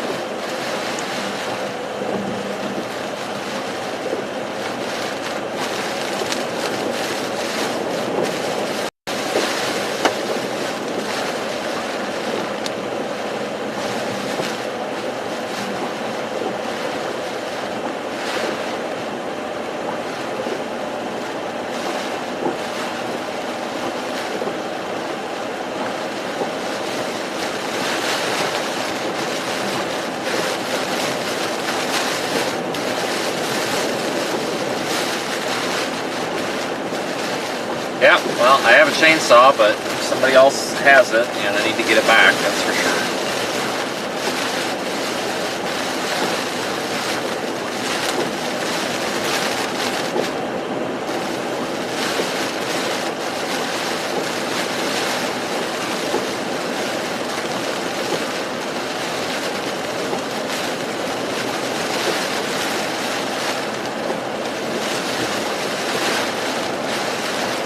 We'll continue on here.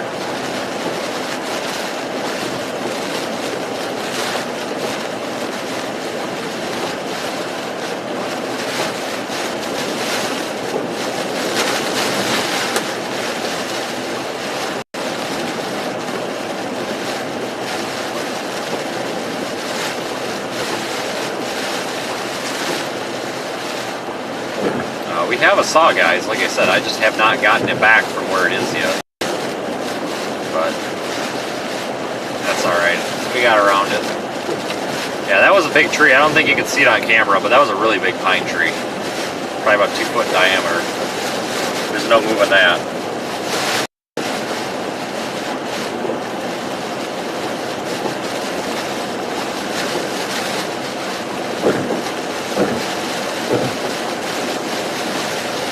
I'm not surprised though, but we're gonna see a lot of trees down, I think.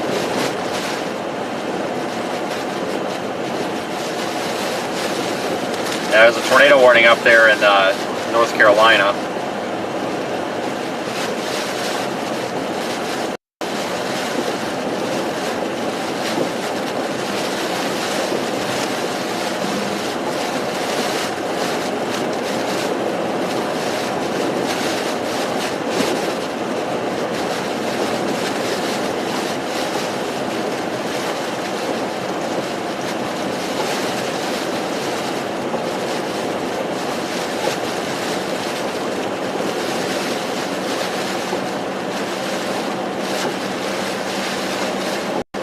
Yeah, the Harbor Freight electric chainsaws aren't that bad. You just gotta have a lot of spare batteries.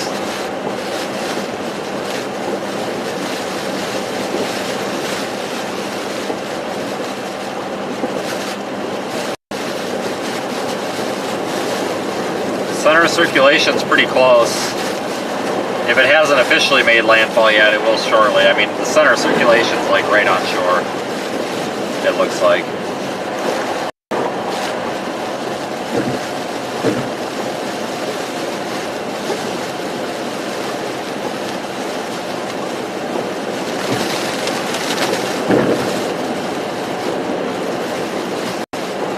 That guy ain't screwing around.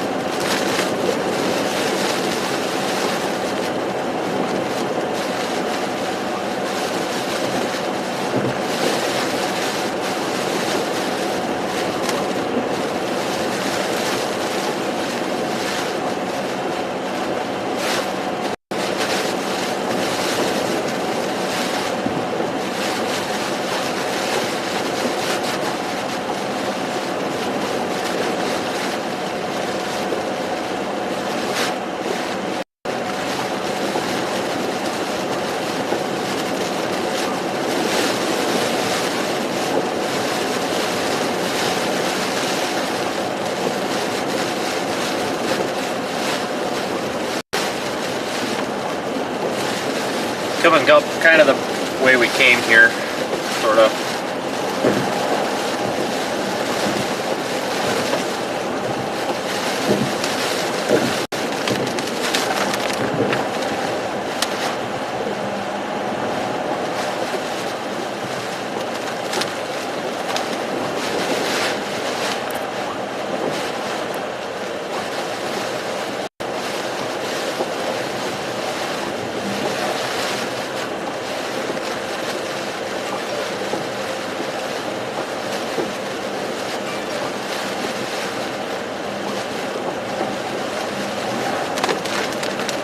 got power up here.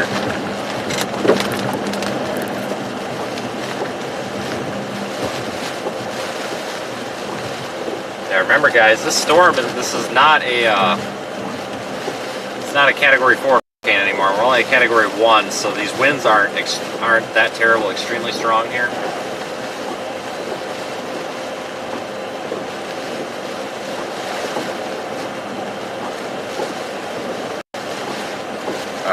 But this is just it's kind of a mess. The storm's kind of deteriorating a bit.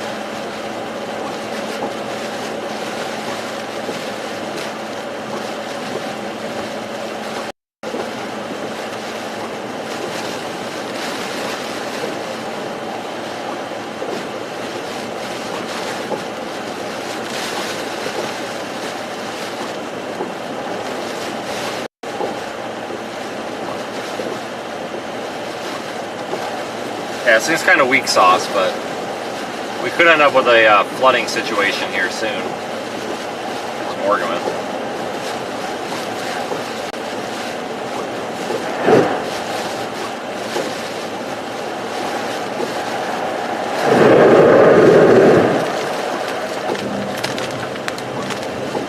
Let's go sit in the center, in the median for a minute.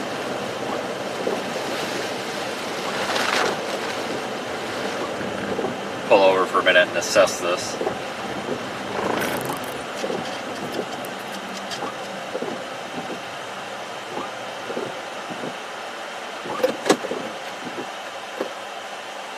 Alright, so currently, not much is happening.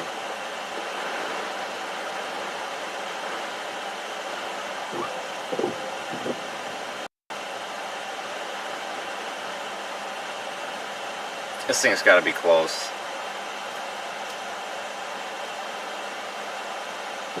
Yeah, I think we're about. We've been really experiencing kind of the strongest portion of this here, believe it or not.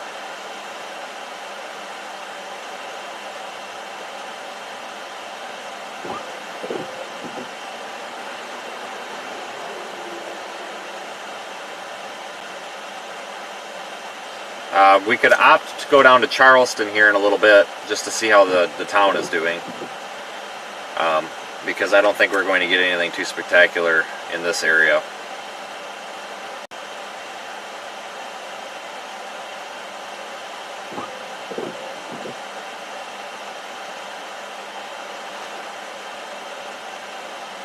But thank you everybody for watching, both on YouTube and inside the Radar Omega app.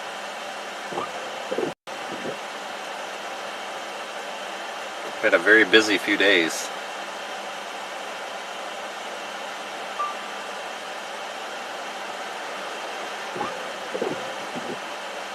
Yeah, thanks for sticking with me. I appreciate keeping the view counter up there.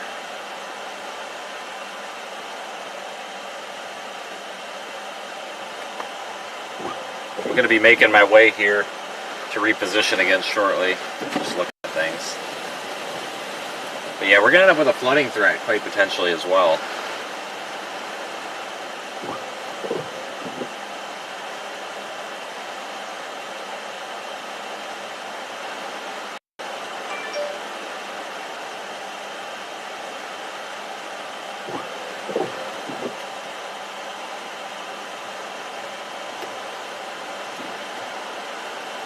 Yeah, this thing's going to be post-tropical pretty soon. It's tightening up with a lot of dry air. Glad we didn't go all the way to Myrtle Beach.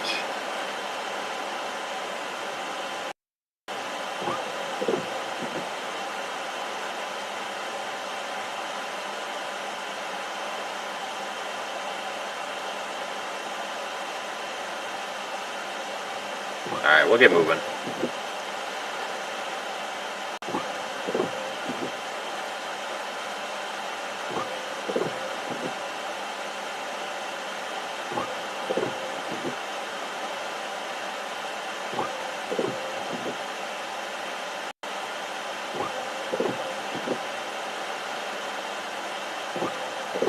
Alright, let's just continue toward back toward Charleston. Probably going to be transitioning to a flood threat at this point.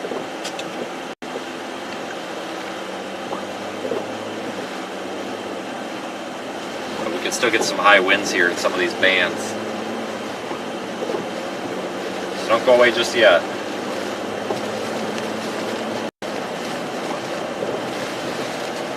I'm too far north. No, I'm actually not. I have a pretty good understanding of the meteorology behind this storm. We're attempting to be in the center of circulation, which we pretty much are. There's really no eye on this thing. The goal here is to measure pressure, wind speed, and such. The goal is not to flood my car. That's a terrible idea. Like, I don't want to be in 10 feet of storm surge. I don't want that. The Texas storm chasers are trapped, though. That's concerning, because the storm chasers, we need to be responsible and not do that to ourselves. So that sounds ridiculous. Follies Island is flooded. That's terrible. I hope that they're all right. Unfortunately, I don't think there's anything he's going to do to get them out of there right now.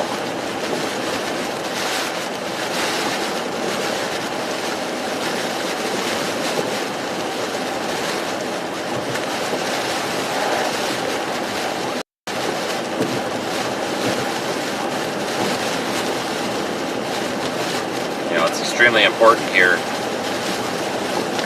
when storm chasing that we're making safe decisions here, not flooding the car out. I hope that those storm chasers that are apparently stranded, I hope they're not flooded out. I hope they're just stranded. Being stranded is one thing, but being flooded out is another.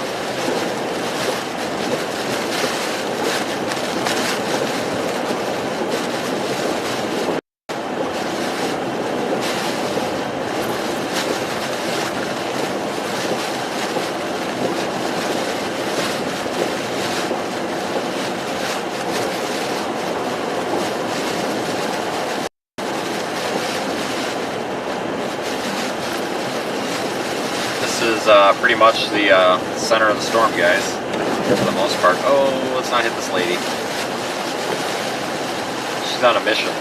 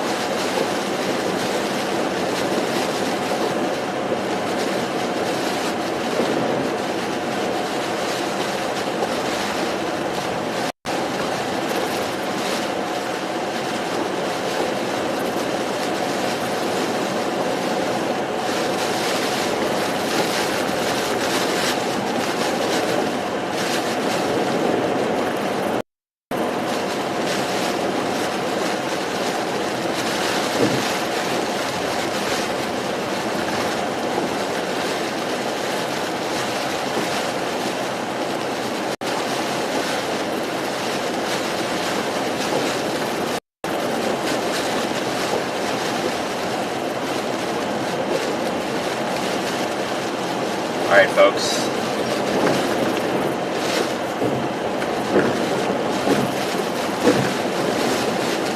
We're gonna have to go retrieve that camera too, so stick around for that. You get to see me walk around in a downpour. That's always exciting.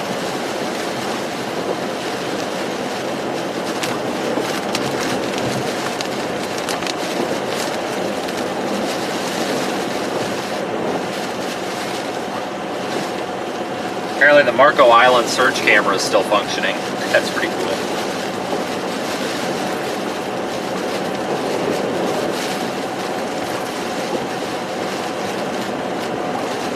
What was the highest wind speed? Well, on this trip it was about 125, 130. I was told by Radar Omega that they were able to pull a 125 wind speed off of the cyclone port anemometer. Strongest wind that I've been in, I don't know. I think I was in a little bit stronger in Ida. I think we had 135 in Ida, but if you've never been in wind like that, it's unimaginable. And honestly, folks, like anything above 90, you can't really tell the difference. Like 90 and above, it's all the same when you're in it. It's honestly, I mean, yeah, it's more intense, but like trying to drive in it or trying to stand up in it or move in it, like it's all terrible.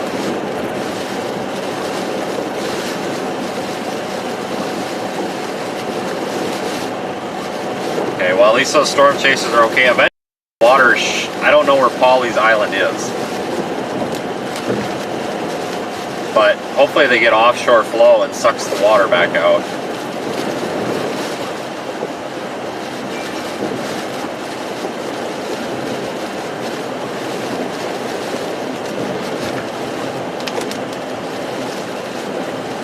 I'll Google that town.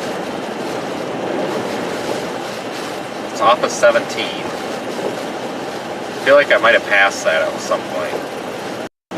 Oh, it's up north of Georgetown. Oh yeah, I believe that. That area was starting to get inundated pretty well up there.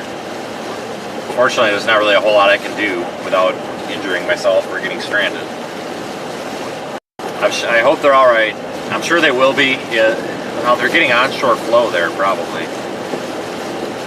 Oh boy, they might be getting onshore flow for a while. God, that's not good. That scares me, because when storm chasers get in trouble, it gives us all a bad name.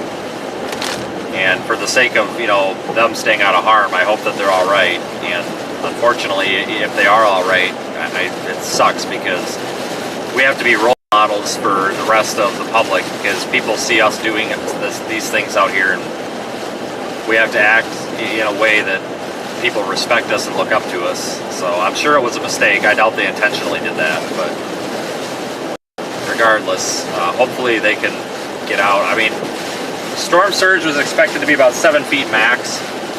I suppose locally higher based on terrain.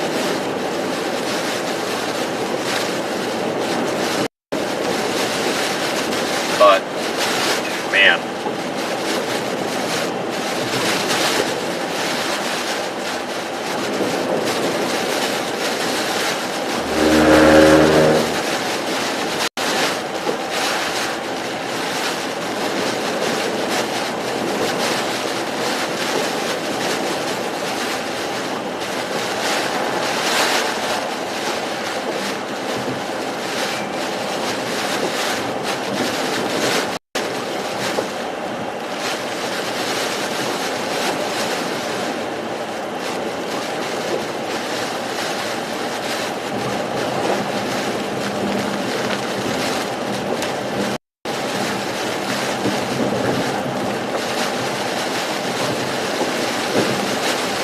Yeah, new tornado watch got issued.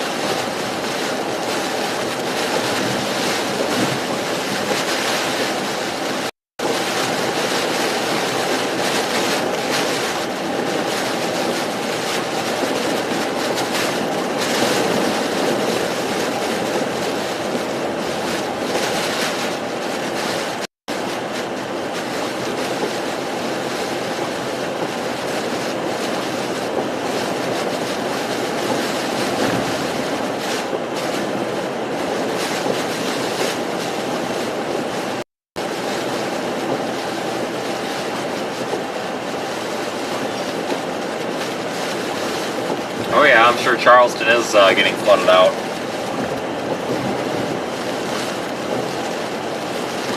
Yeah, I think I passed that bridge going into Pawleys Island or whatever. I'm pretty sure we went by that, north of Georgetown there. If it wasn't this time, it would have been earlier. I've been up and down this area earlier this morning before the stream, so I think I may have passed that at one point.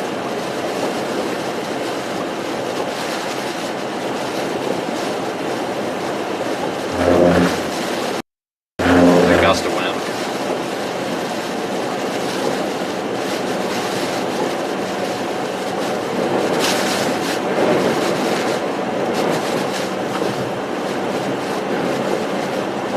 Yeah, flooding water is unpredictable. That is true.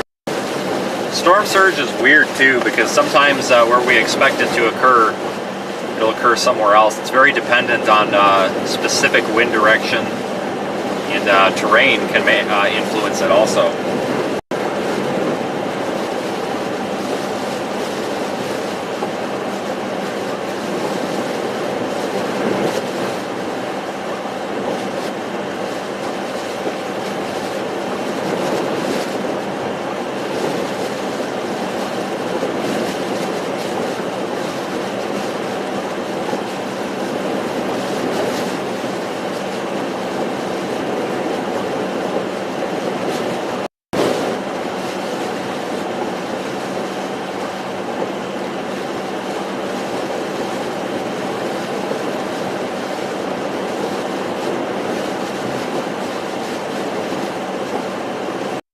dodge some of this debris. Yeah, we'll go down here a little bit closer to Charleston and kind of scope everything out. The heck of it.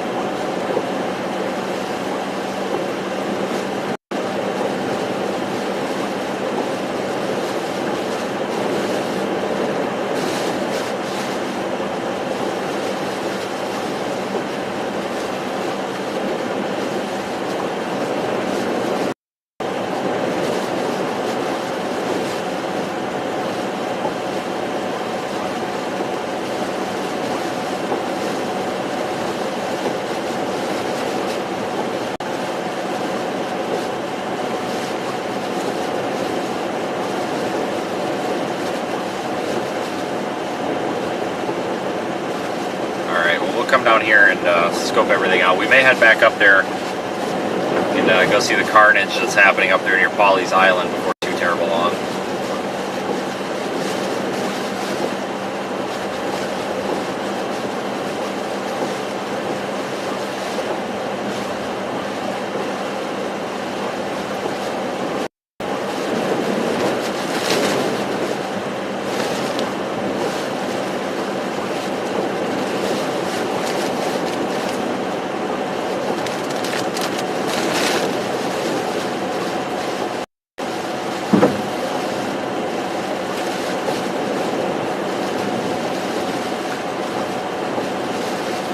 This is Highway 17. This is the same route we've come up.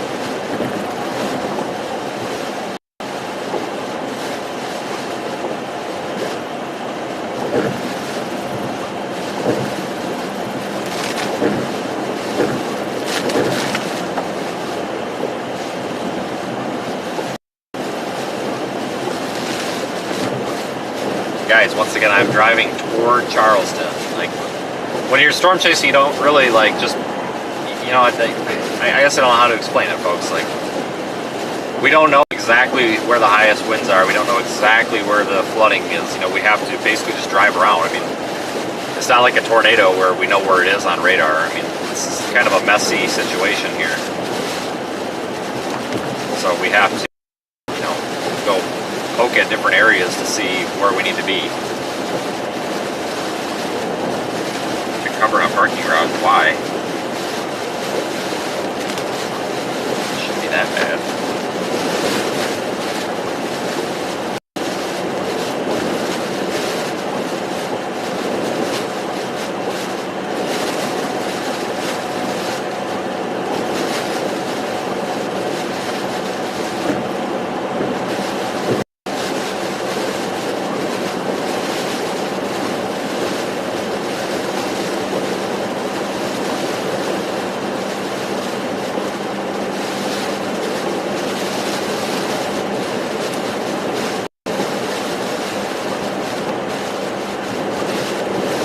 Well, we're lucky that these roads aren't blocked, honestly.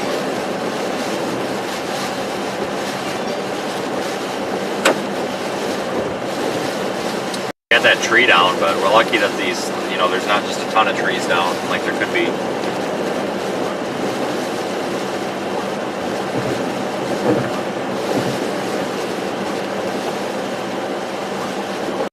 Camera doesn't really show it, but the low-level clouds up there are hauling.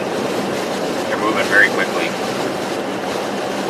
I think if we were out in the open here, we would have much more significant winds, but these forested areas are really, really inhibiting some of the wind.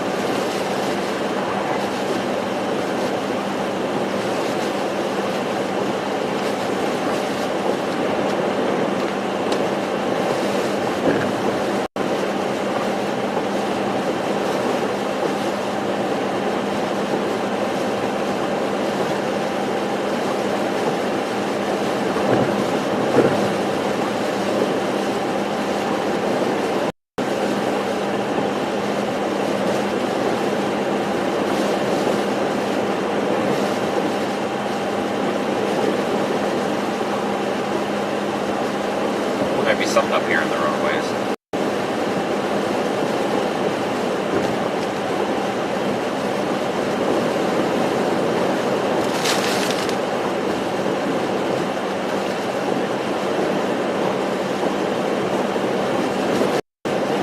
Yeah, we'll probably see a couple of tornado warnings pop up today. With landfalling tropical system, that can be pretty common.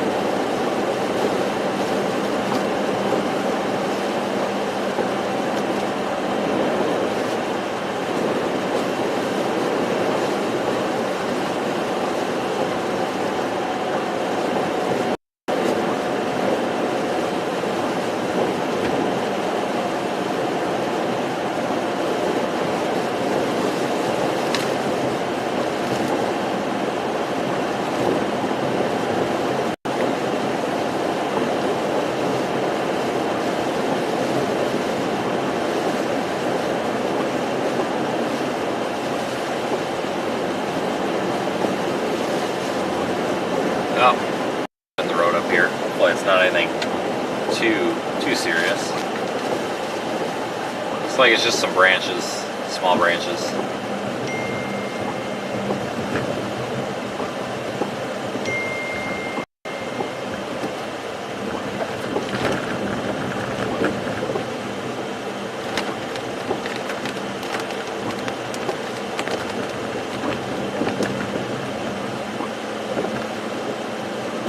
I want to drive in the right lane. I don't want a branch to fall on us. That would be very good.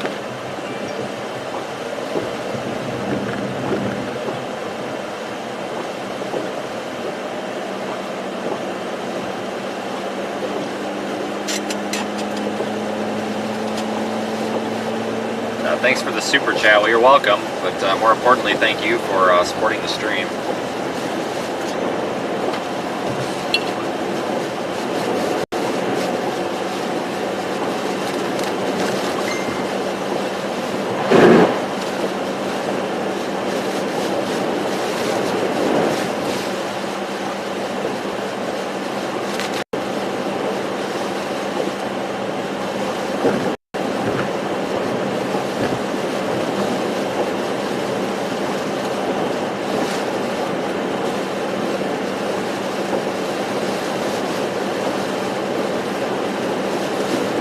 Winds are actually picking up a little bit. I don't think it's actually stronger winds. I think it's just the fact that this area is a little bit more open.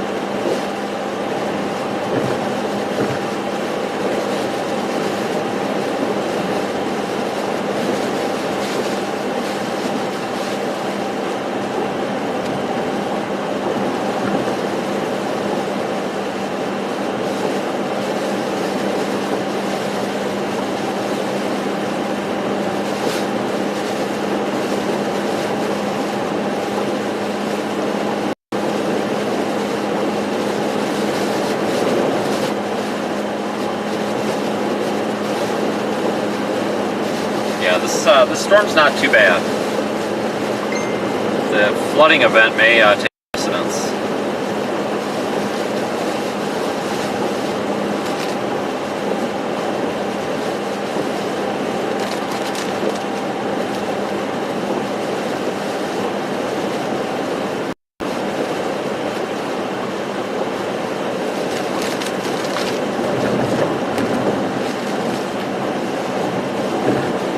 There's a tree.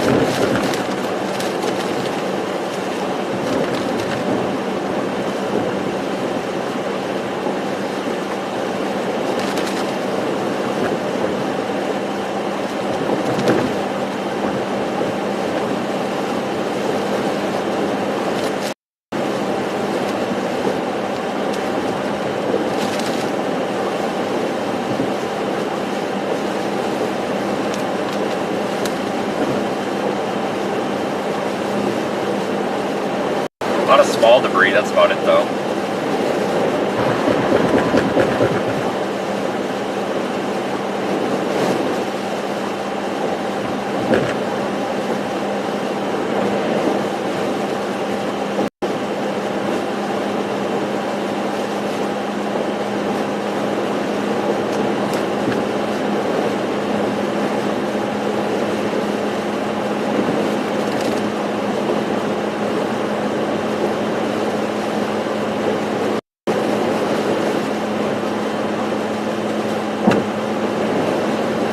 We're hitting little sticks left and right.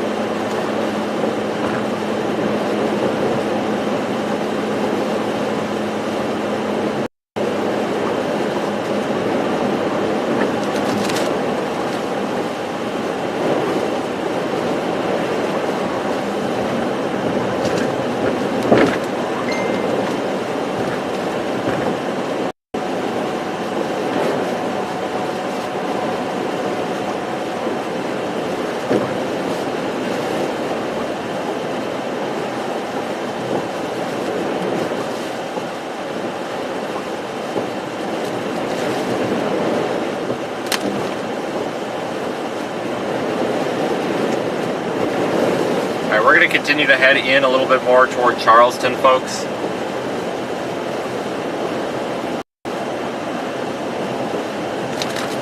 And just kind of assess what's going on down here. Looks like they're under a pretty heavy rain band right now.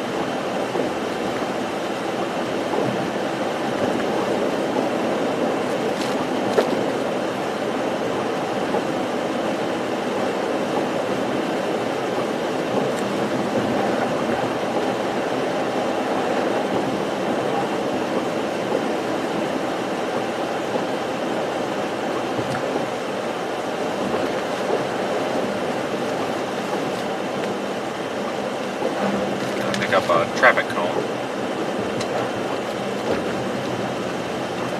I'm sure it's terrible being a police officer during a hurricane. I'm sure that gets old fast.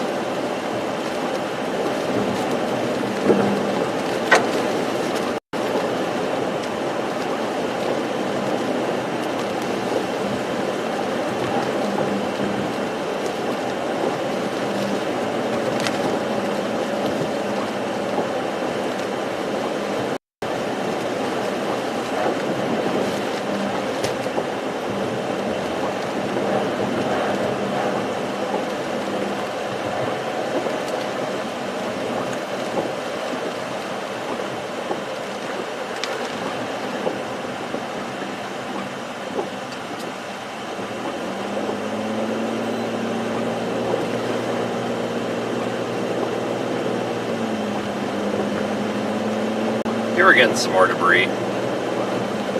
Again, nothing like we saw in Florida yet. But this could seriously end up being a big problem, though, with all the rainfall. I just wonder if we're going to end up with a huge flooding event. I hope not. We've already seen some flooding, but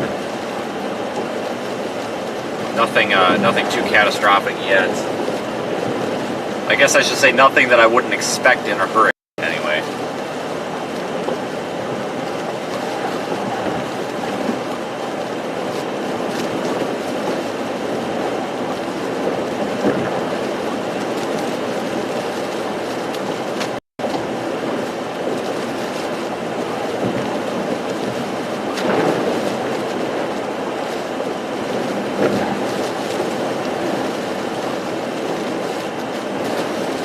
Gotta kind of weave all over the road.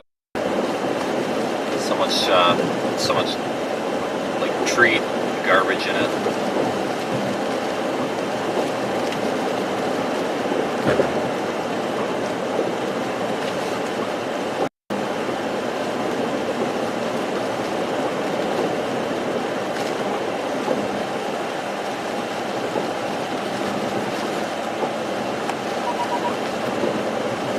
If you are just joining me, we are in Charleston, South Carolina for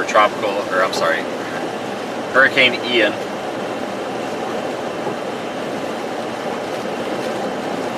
We were in Florida yesterday and the day before, and We had quite the catastrophe down there, especially the Fort Myers Beach area.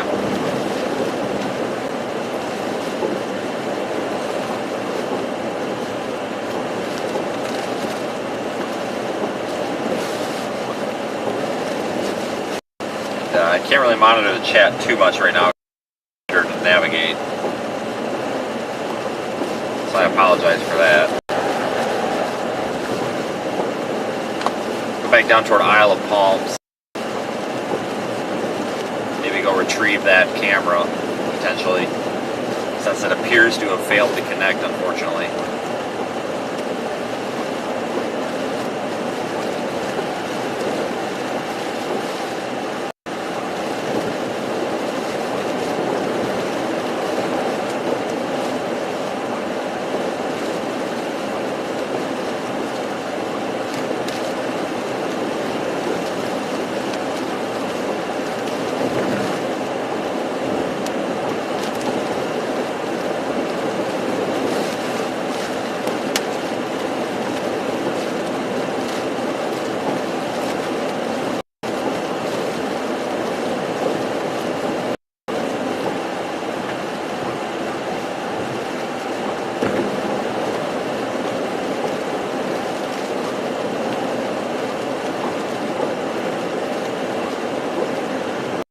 Alright, so I think this is...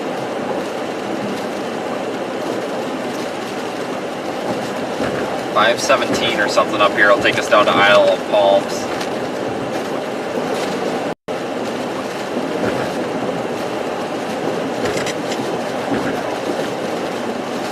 Go down toward the Isle of Palms.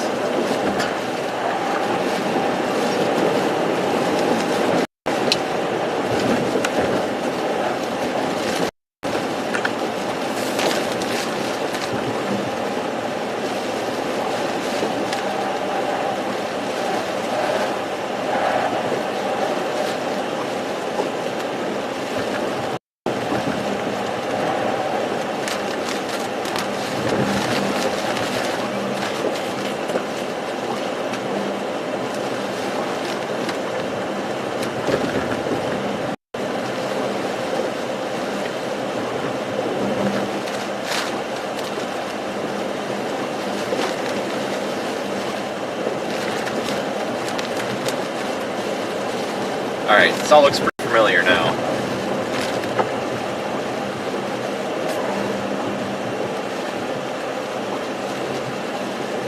Should be our turn right up here.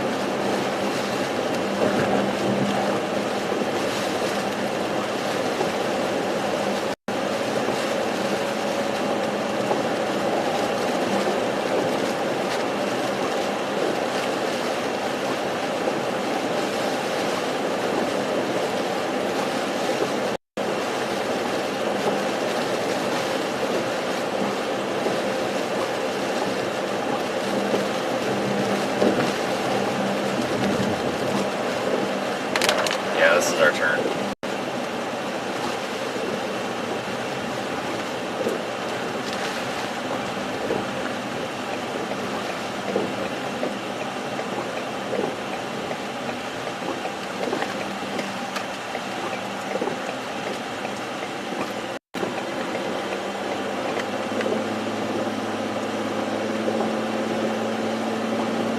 Sorry guys, I got water just pouring in the car. I'm so frustrated with Safe Light screwing the shield up. I really am. Thank you for the super chat. I see one came in. Always appreciate it. After this, we're going to try to seal that windshield. Every time I go to Safe Light, something gets messed up, and they didn't seal. They missed a spot with the silicone or whatever they use.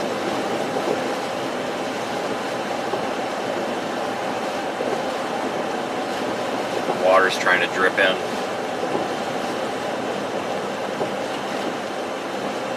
A little bit annoying.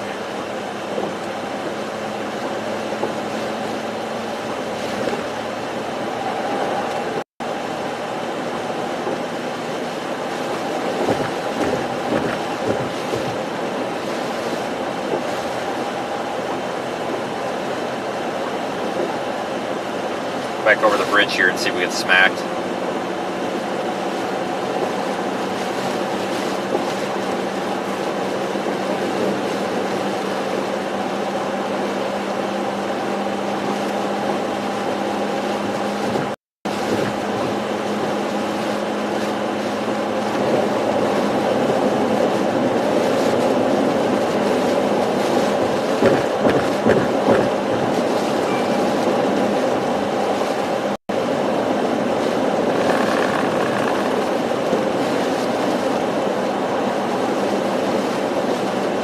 Alright, this is the big bridge.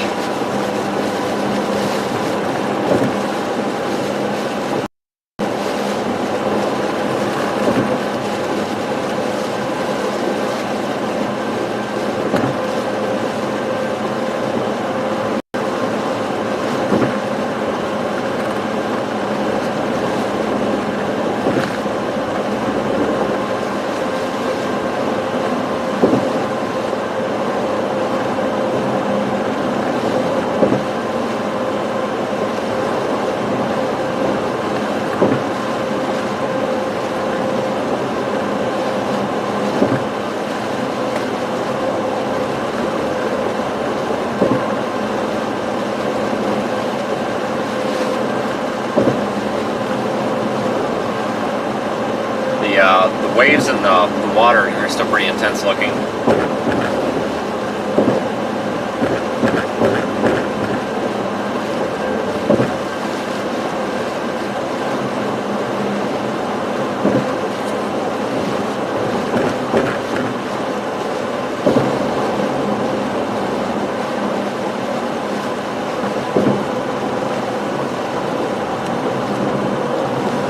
Why are they in a... I'm not even gonna... No idea why. Whatever. Jesus. Those two little hurricane flags are about to come off of that. The little spot or flagpole. That's too bad.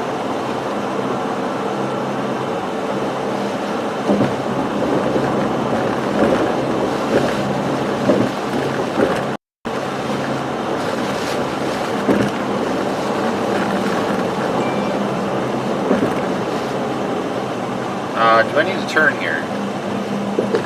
Yes. Yes, I do. I don't know if I want to turn right or left, but we're going to turn right and hope for the best. How's that?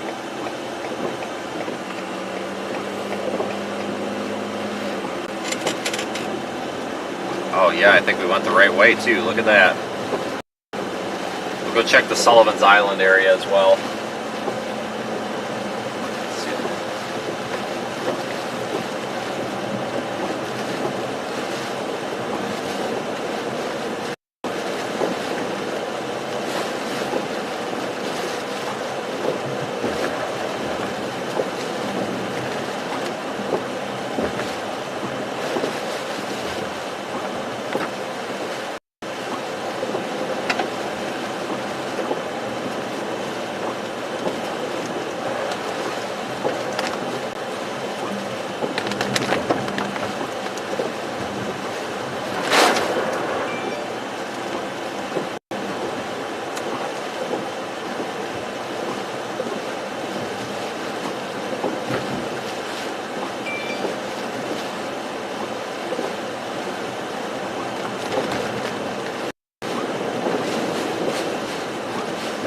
We were here earlier, if you've been watching.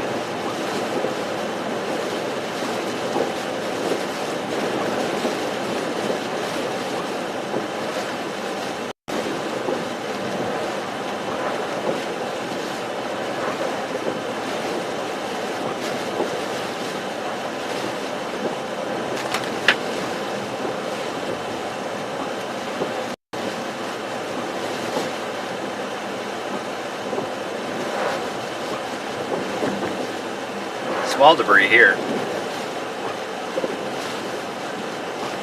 These palm trees are resilient. It takes a lot to knock them over.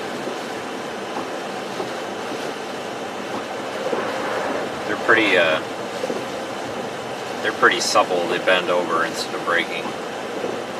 Sometimes you'll see them uprooted, but not very often.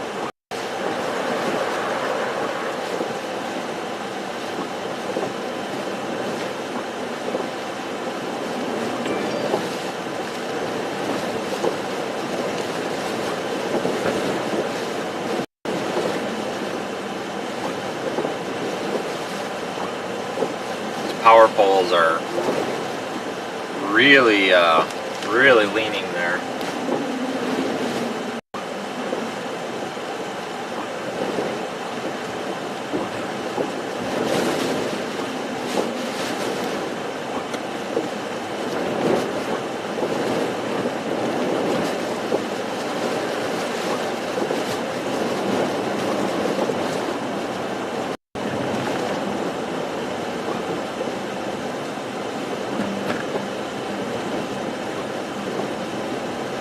Looking in the water, there's oh my god, we got major wave action, and there's some genius bonehead out there in the water. You gotta be kidding me. There is a boneheaded individual out in the water right now. Unbelievable.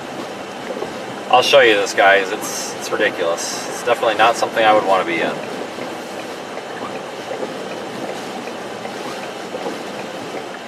Take a look at the ocean.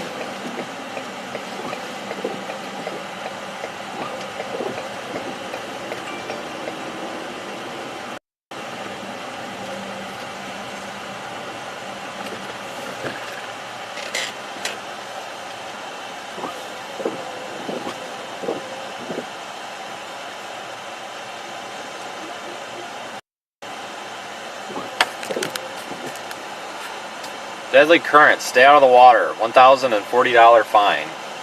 Yeah, it's understandable.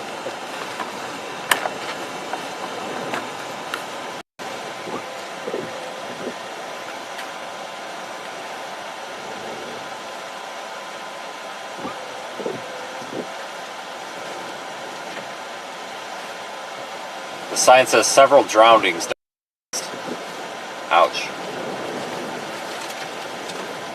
You look way out there, it's out of focus, but... Alright, lady, you go ahead and go in there. And, nobody's gonna come in and save you.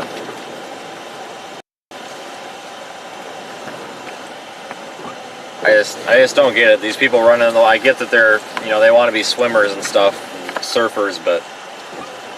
I don't know, guys. It's just not a good idea.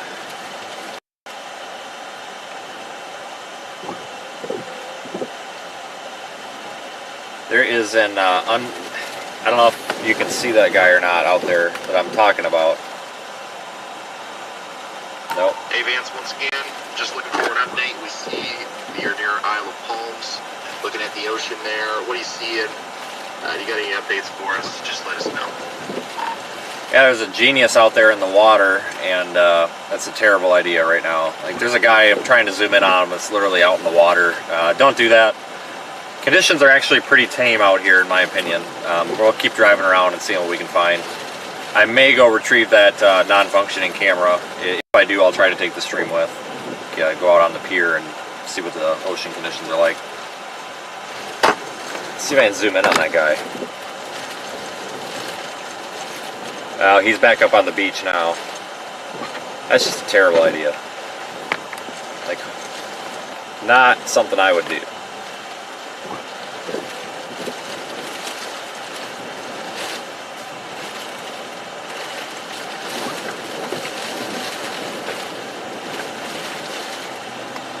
Yeah, that's a really terrible move on that guy's part. I don't know why he's doing that.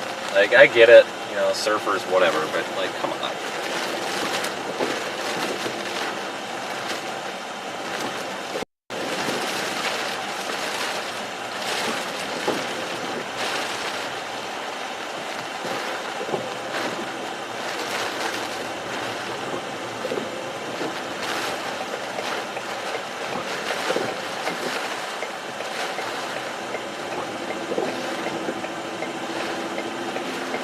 Well, yeah, that's the thing. I mean, you know, if something happens, nobody's going in to help those folks if something happens.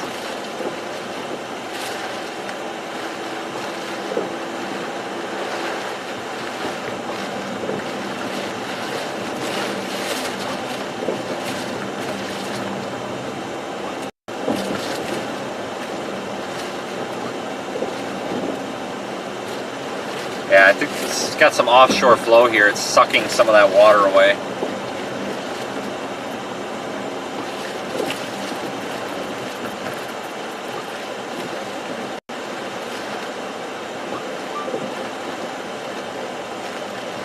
Alright, so we're on Isle of Palms again.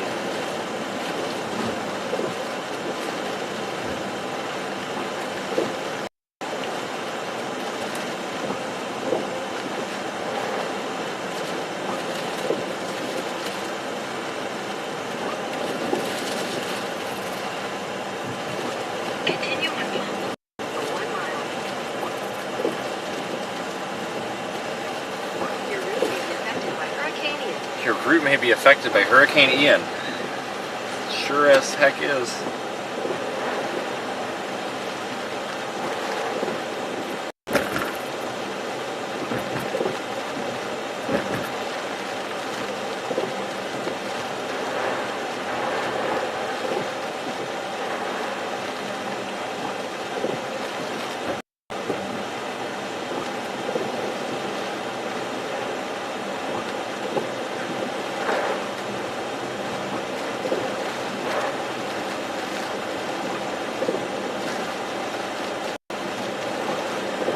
This is going to be a very costly storm when all said and done, between the damage in Florida and, you know, it's inevitably doing damage here, folks. I mean, just because we haven't seen, you know, destructive situations doesn't mean that it's not doing damage. I mean, a lot of flooding's happening, and I have a feeling that this is going to go on to be a flood producer again.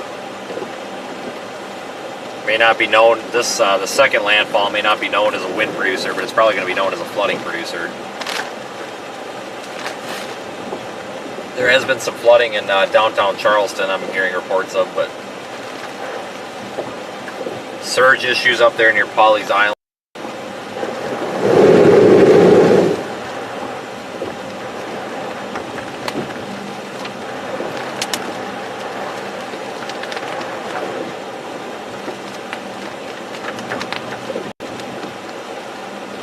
In 1,000 feet, turn right on GC Long Boulevard.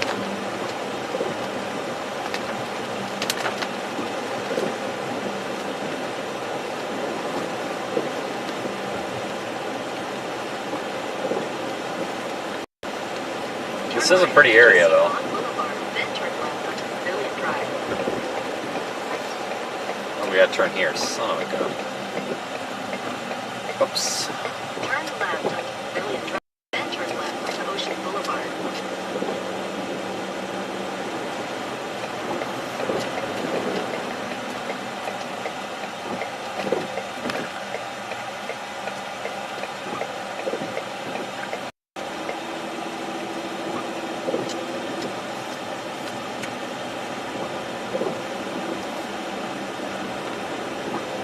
Turn left onto Ocean Boulevard.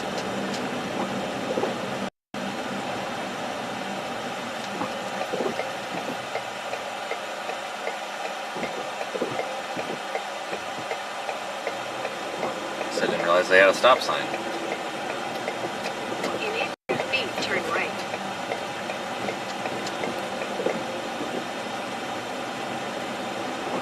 Yeah, let's go get that surge pack.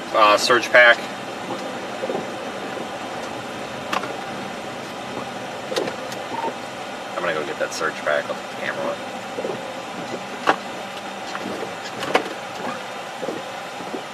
Turn right, then turn right. Yeah, let's go get that surge pack.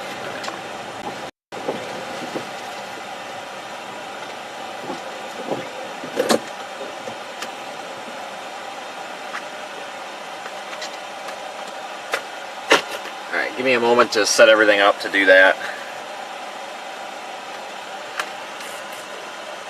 May just cut the ratchet strap.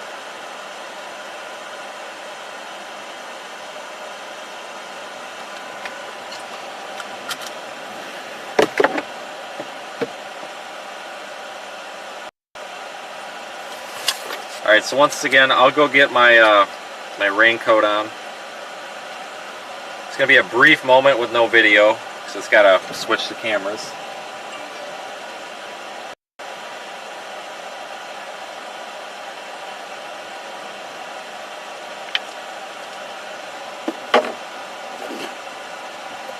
Let me get this phone set up to override here.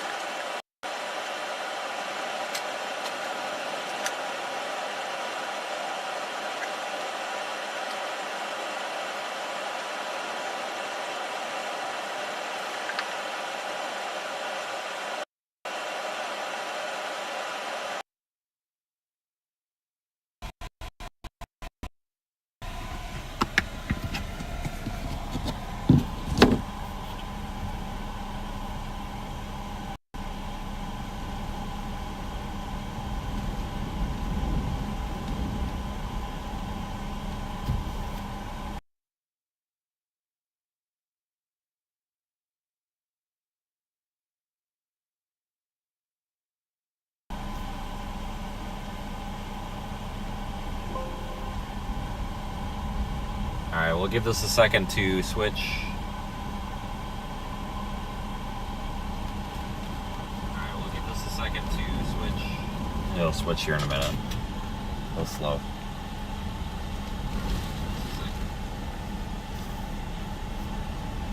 Sorry guys, can't do anything about it. Just takes it a minute.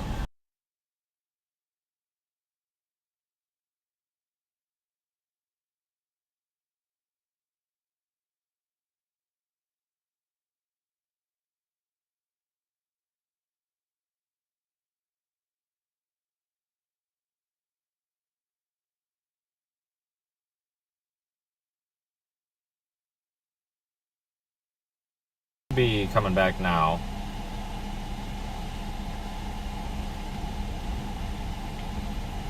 Give it a minute. There we go.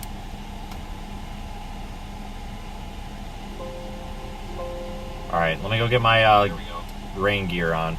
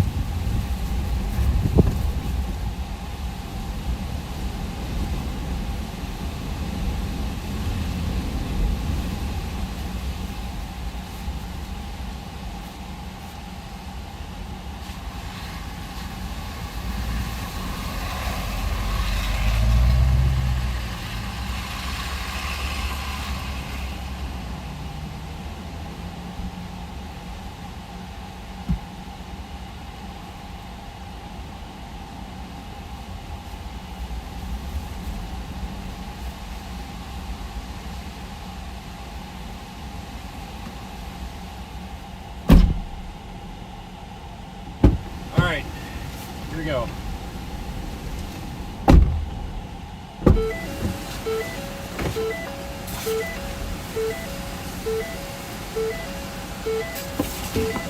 We'll get this thing.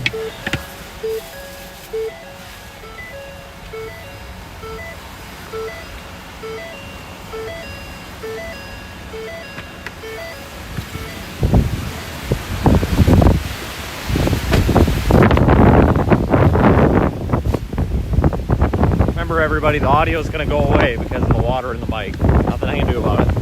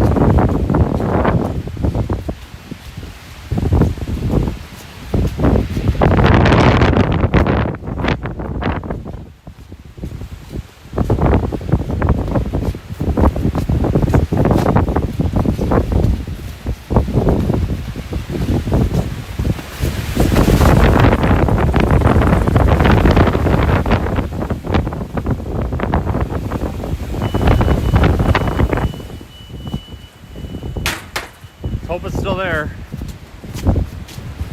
I think I see it.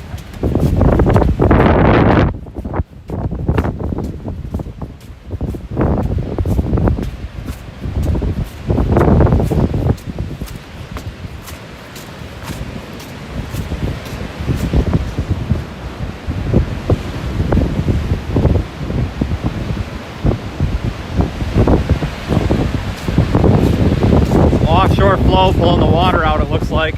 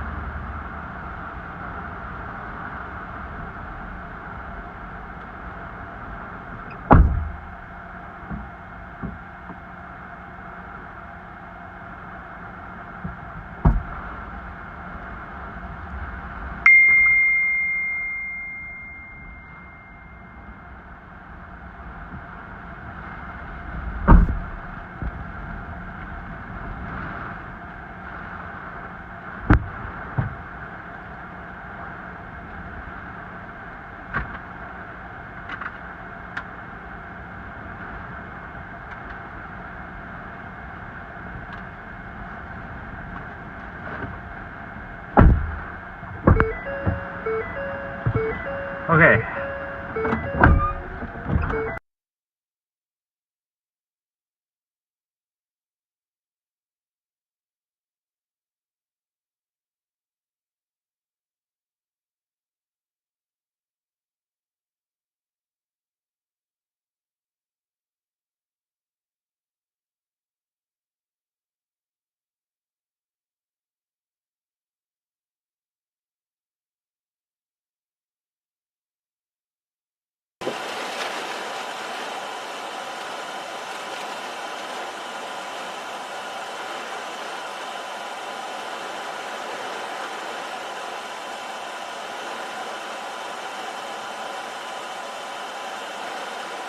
Alright, back on the main camera. Guys, again with the audio, I really don't care about the audio when I'm in the middle of a hurricane. It's going to be like that with the wind. Nothing I can do about it. All that really matters is it works in the car, because guys, there's nothing to hear out there. It's literally just wind. I promise you're not missing anything at all. It's just an awful roaring of the wind, and I'm sorry about the audio, but I can't do anything about it. It's either that or I can't bring the camera out, because it's terrible. It's really blowing out here. We may want to go back toward Polly's Island. Hang on a minute.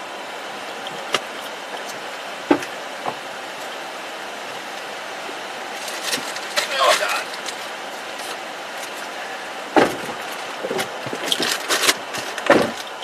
We may want to head back toward that Polly's Island.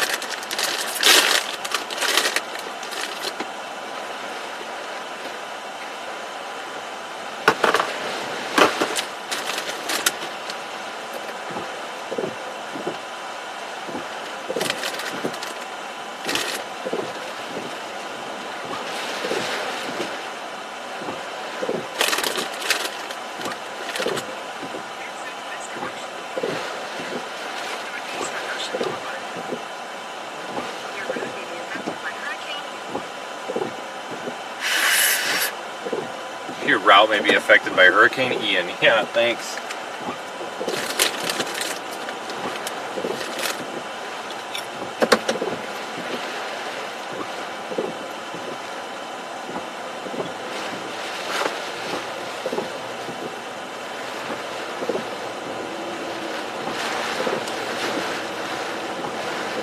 Whoops, I totally cut that cop off. Oh well, it'll be alright. Am I going the wrong way? Head southwest on Ocean Boulevard toward Pavilion Drive, then turn right onto Pavilion Drive. Turn right onto Pavilion Drive, then turn right onto JC Boulevard. Okay, we'll go back up that way. I wanted to come down here and retrieve that. Turn right onto JC Boulevard, then turn right onto Palm Boulevard.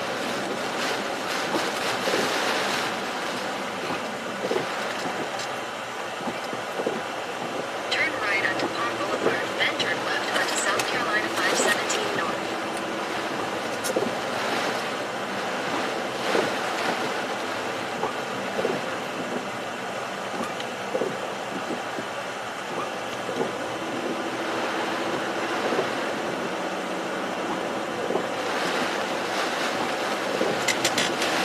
Well, thanks for watching, everybody. Turn left onto South Carolina 517 North Isle of Palms Con.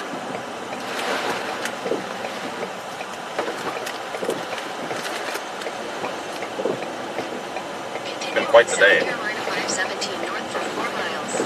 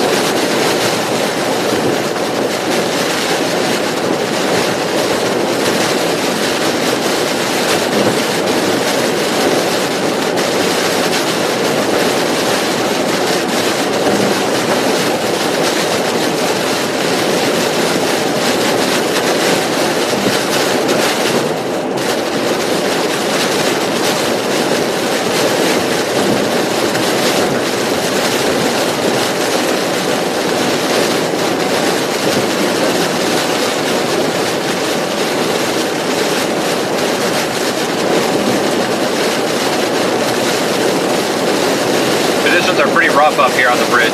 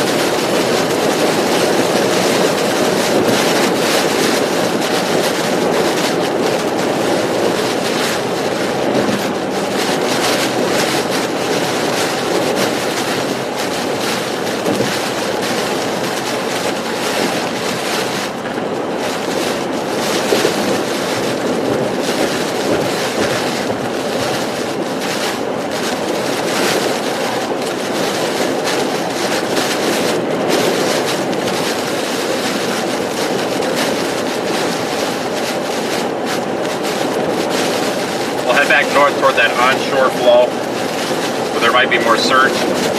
Tornado watch in effect for eastern North Carolina, by the way.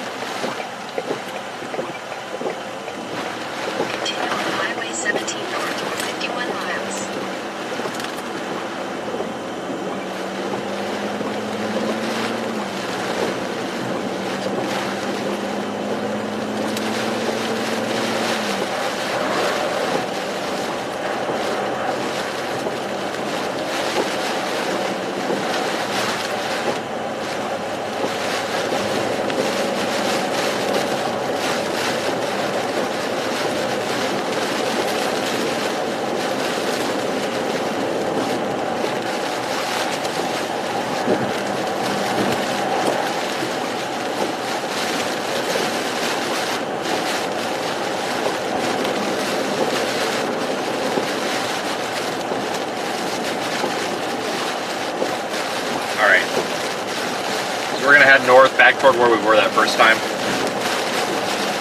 Kind of. Or just a little bit ago, I should say. Georgetown area.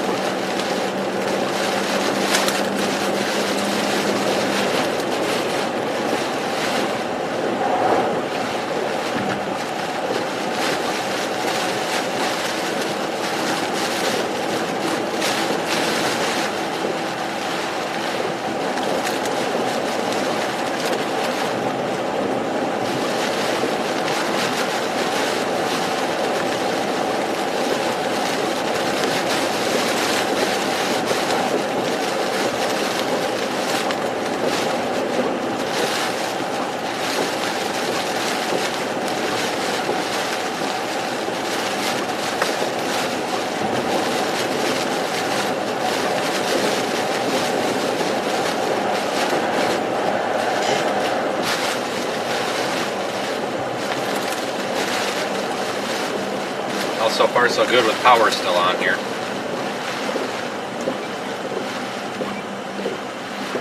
These red lights get old though.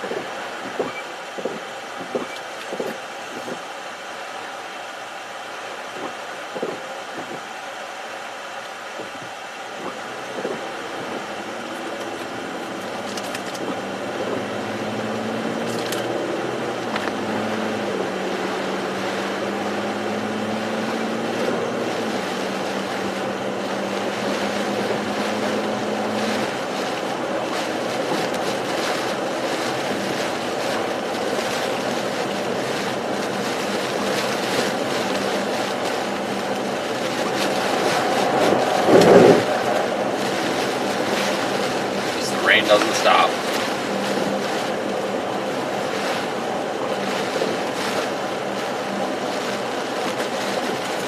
This area is going to be in a pretty heavy rain band for quite a while.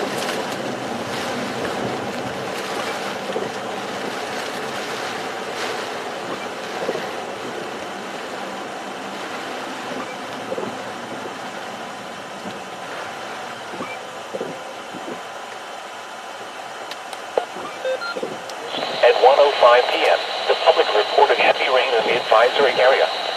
Minor flooding is already occurring. Between 3 and 5 inches of rain have Several fallen. flash flood warnings in effect now. Additional rainfall amounts of 2 to 3 inches are expected over the area. This additional rain will result in minor flooding. Some locations that will experience flooding include Georgetown, Stalky South Island, Winnet Bay Entrance, and North Santee. A flood by with localized flooding. Small or drainage area. Flooding is also proven along roads, which can make stay away from flooded areas. Do not cut any flooded roads. Here are the 1 p.m. observations. In Georgetown, heavy rain was felt, reducing the visibility to 1 mile. The temperature was 63 degrees. Dew point was 61, giving a relative humidity of 94%. The wind was at 28 miles an hour, gusting to 45. The factor was 29.15 inches. Here are the weather conditions in the Carolinas. Rain was falling with a temperature of 63.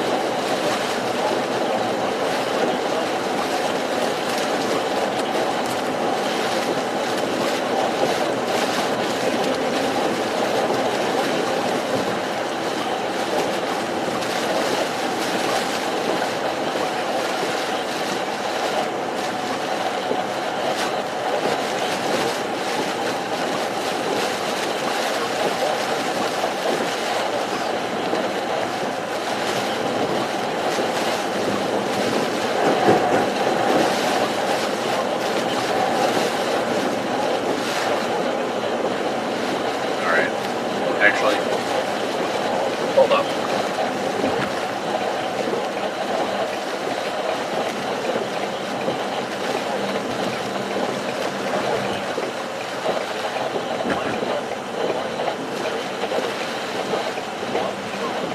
Looks like Charleston might actually be about to get under another heavy band here, so let's hold up just a little bit. We'll go back that way, but we're gonna wait just a little bit. So it looks like Charleston might be about to get lit up again here with some heavier winds. So just looking at velocity now, since we're so close.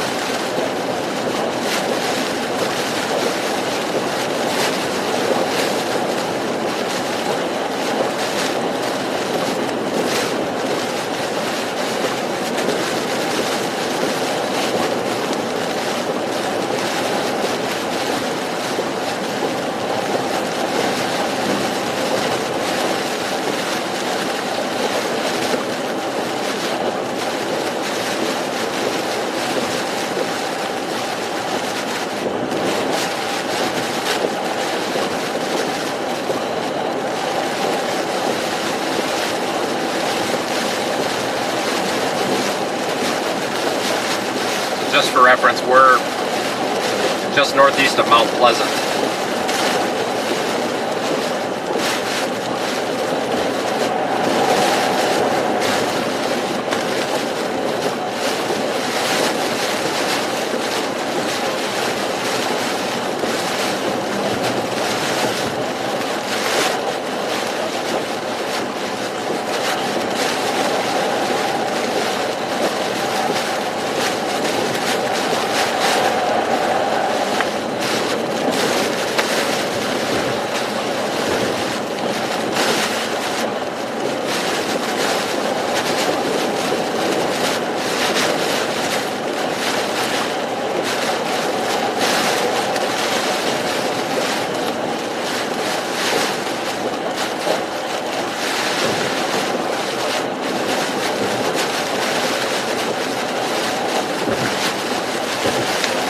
Hasn't been too bad in terms of wind, which is good.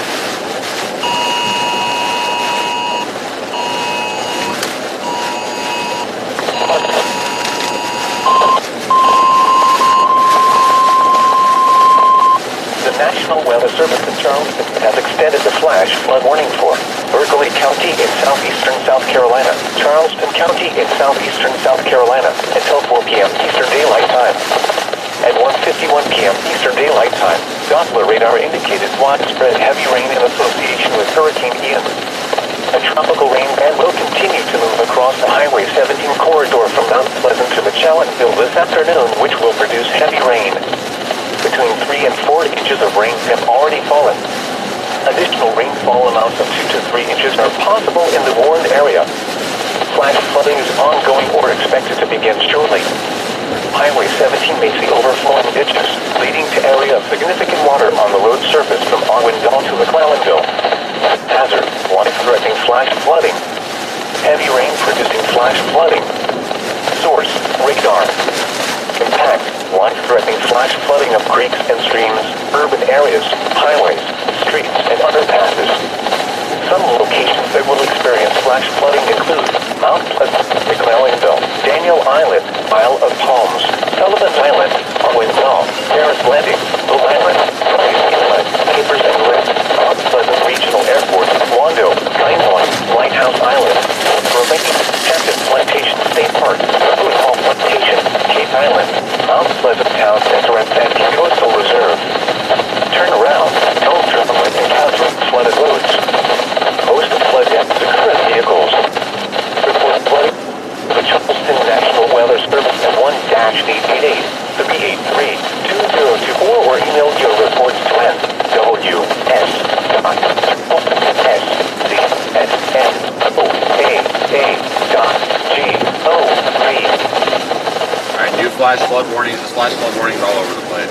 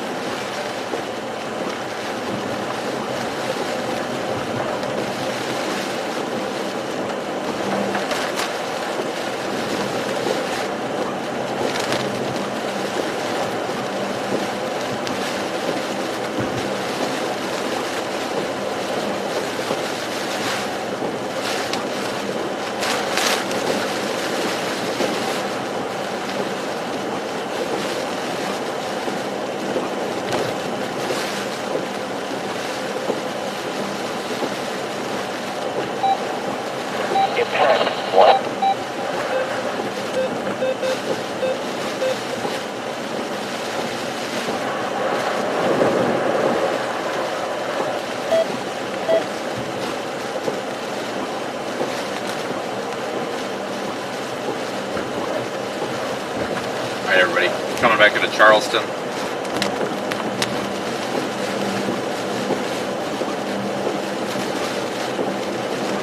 Some of this power is out.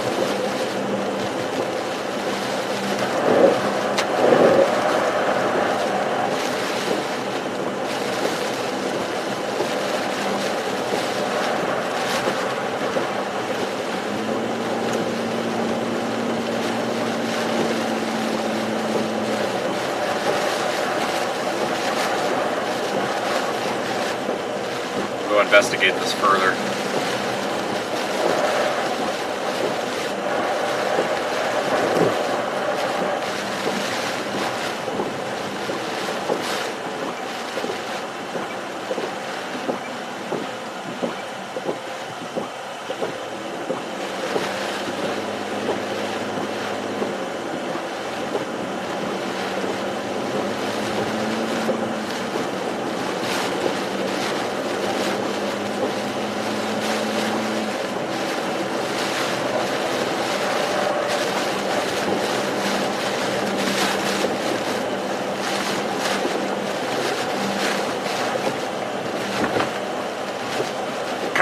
Alright, 526 west.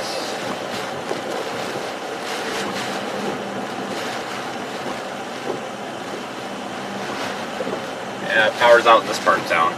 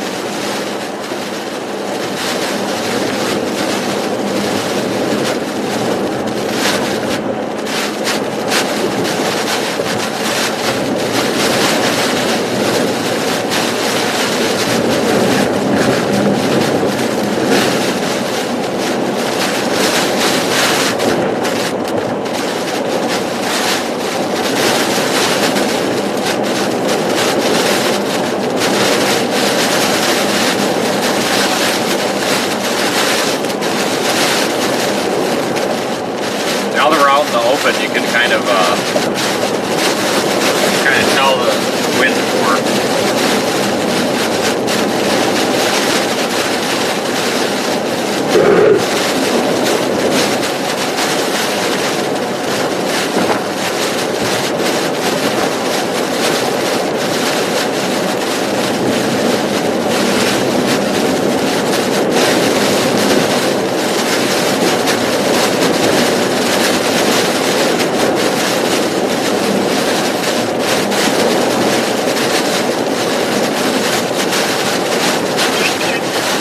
I want to go in a different way. I don't want to go north.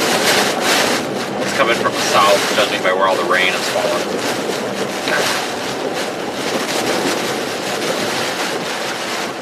Turn left onto Long White Road, State Road S1097, signs for SPA Wando Terminal SC Lottery Commission.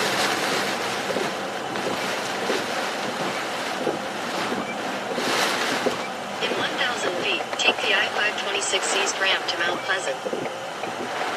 Your route may be affected by Hurricane Ian. Yep, sure is.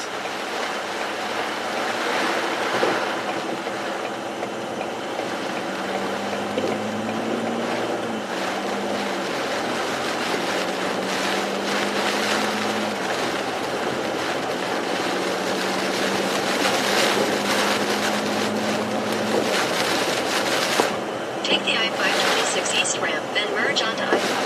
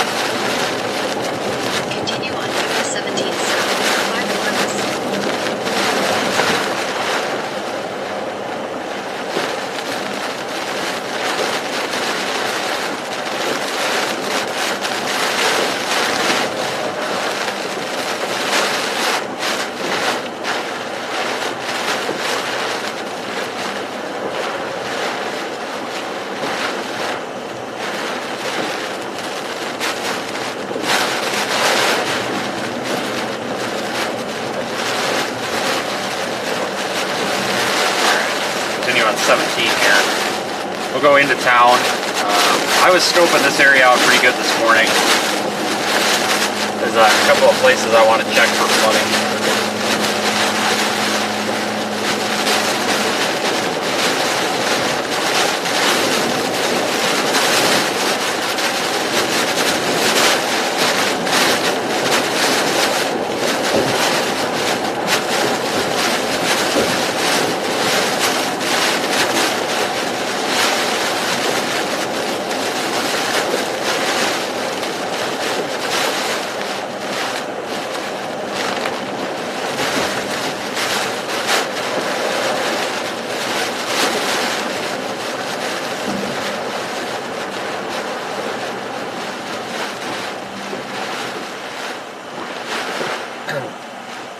Well, power's definitely out here.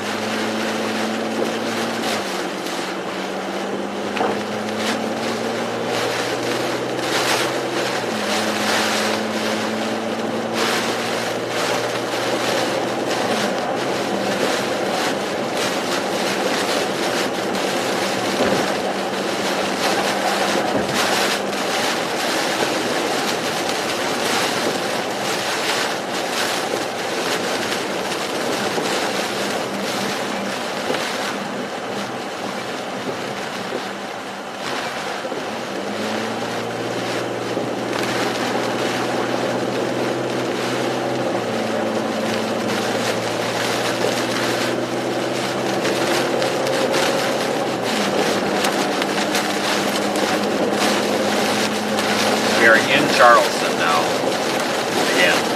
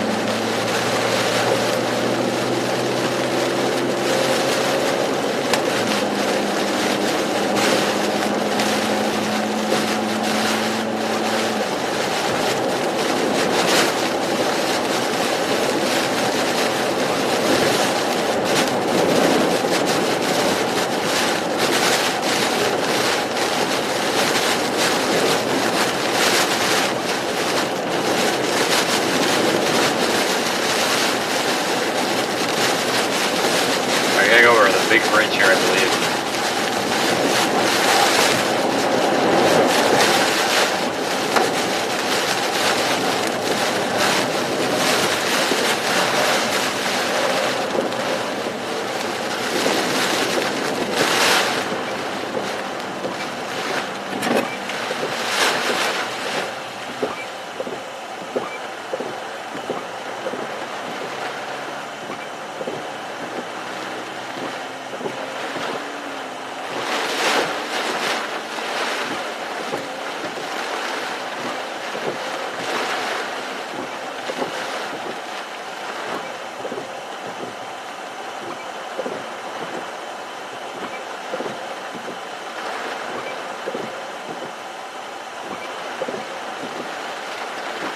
Any day now.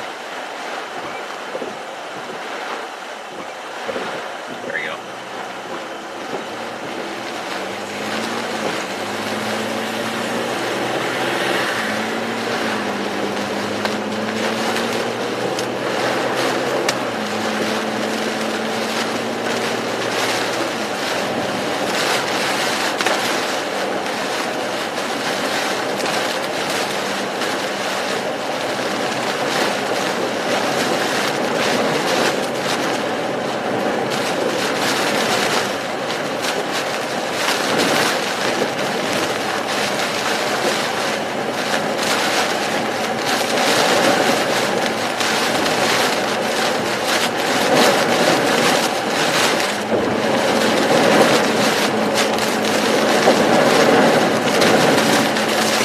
Get really windy up here on the bridge all day.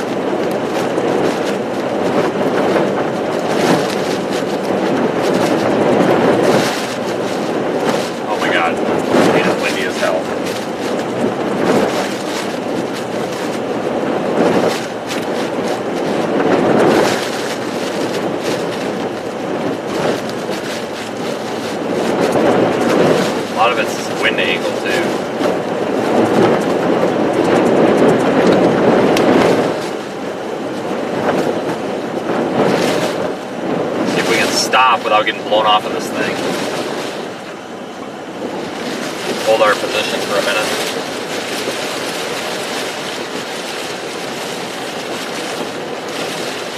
Holy cow.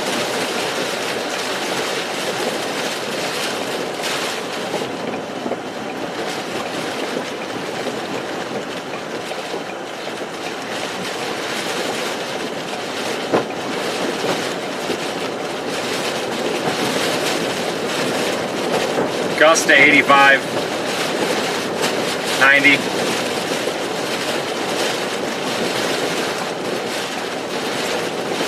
Yeah, this is rough.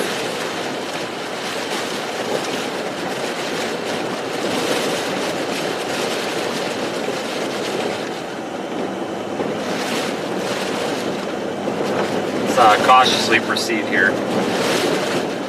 Wow. Yeah, we got 90. I wouldn't be surprised if we get 100 up here if we stop, but I don't want to stop on the crest of this. It's just tugging at the car too much.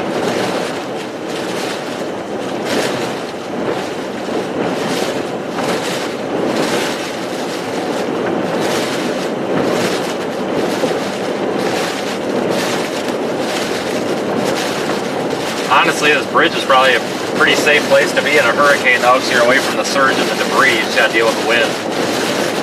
You can park yourself real close up to the concrete wall there on the right and shield from a lot of the wind.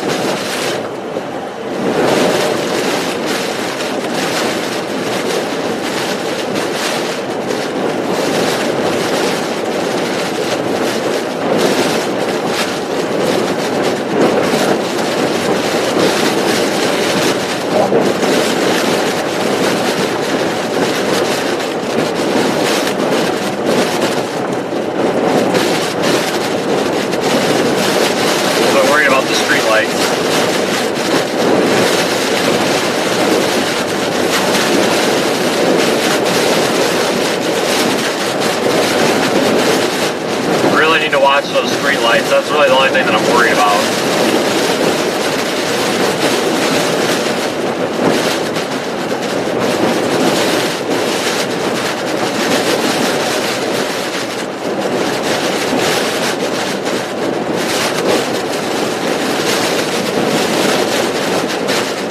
Doing about 35 or 40 right now.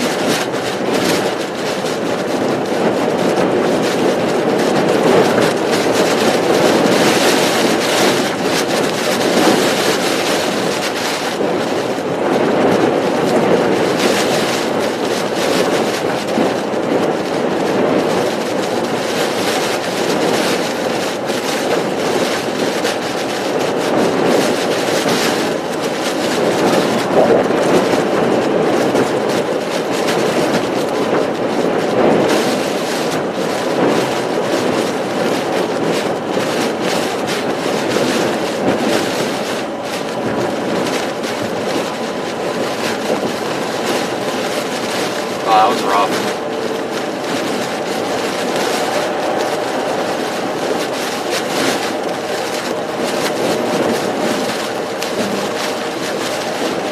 I'm glad we went up there and measured that.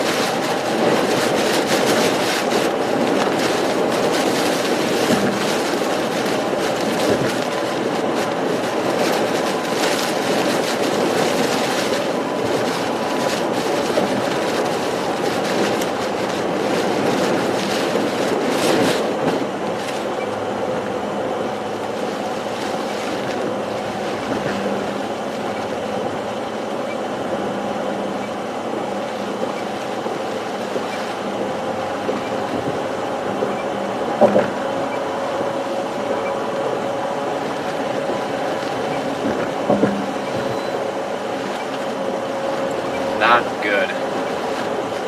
Much more shaded from the wind over here, but when you're up on the bridge there, you're totally exposed. A little bit of funneling there through the over the water too, I think.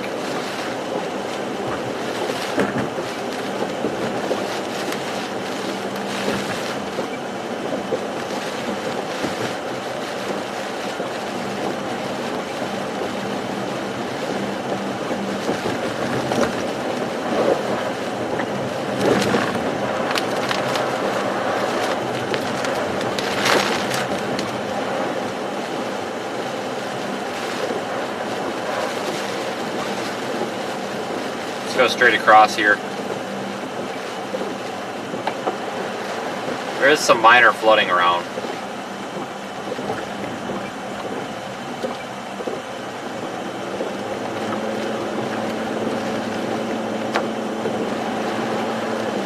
Oh, yep, there's the flood.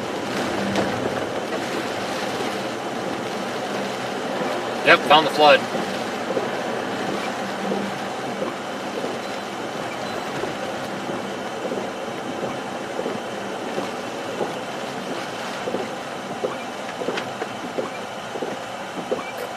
That's not ideal. Well, it looks like a flood and an accident. Like, what do they got going on down there?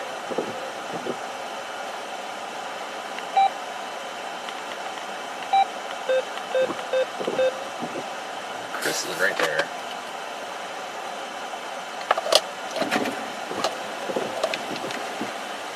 Is it an accident too? Where? That, or are they? Oh, that's BMW stranded. Drove in it, saw it out. Jeep saw Ryan Stream come down here with a winch. Yeah. Why would you drive into that? I get the intention, but So there's been so many dumbasses drive straight. is the through. Jeep stranded too, or? The Jeep is pulling the BMW out. That's a 35, upon 35 Jeep, whatever he said. Yeah, that's up to the. That's like a foot and a half deep. Supposedly it's even deeper once you get past the lights down here. I don't know. I thought we were going on off to the west. Yeah. And got right here and seen everybody was thawed out. There was more than one. They pushed the Charger out and then pushed a white car back up. Why don't they put a cone out? They are. Yeah. Holy shit. Well, I guess people probably should know a little better, but yeah, I didn't realize this was here.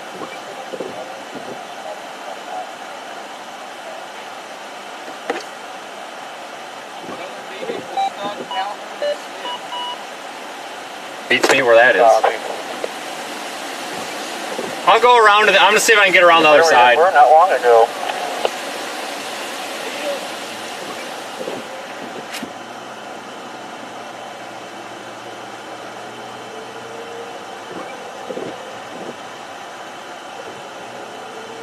Yeah, stop driving through flooded roads.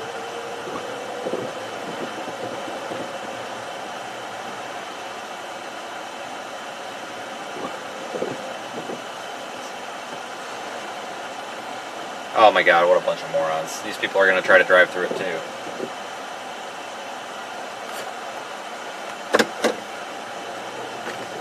Don't tell me these people are going to be that. If there's any good news to come of this, Charleston Harbor seemed to skip high tide. The eye wall of Ian was producing higher than 60-mile-an-hour winds offshore, which created a reverse surge, so that may have saved this town. I'm going to see if I can get around to the other side of that. We're gonna watch out when the water comes back. You got 12 inches of clearance on your Jeep. Yeah, this guy looks like he's got about a foot and a half. He's lifted and then he's on like 35s or 37s, so that looks like it's about a foot and a half deep water. It's pretty ridiculous. They just gonna leave it there. Just take a BMW into it. That's a genius idea. You know, I understand folks trying to get to work, whatever, but you know, we preach and we preach and we preach, and it comes to a point where it's not our faults in the meteorology community anymore. Don't drive through the water. If you cannot see the road or the water is moving, it's probably really deep. Don't do that. Who was the one that was about to have a baby? The guy that stuck, his wife or whatever, is having a baby right now, or just had a baby. Really? Can't get through that. Damn it. I will let you explain that to Ryan.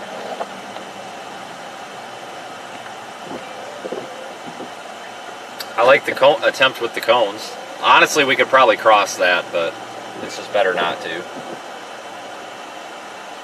If we had some sort of dire emergency, we could get across that, but I'd rather not. I mean, we could get across it. The problem is you don't ever know what's in it. There could be a big piece of sheet metal or something there and cut the tires open.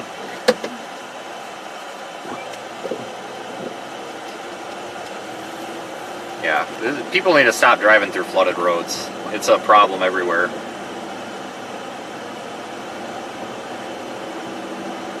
I think if we go back up here, we could probably get around.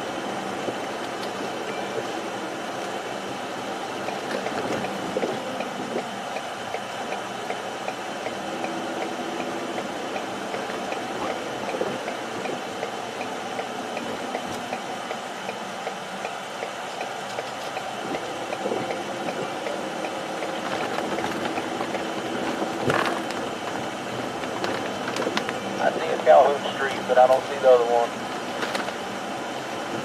This is not ideal. Not ideal.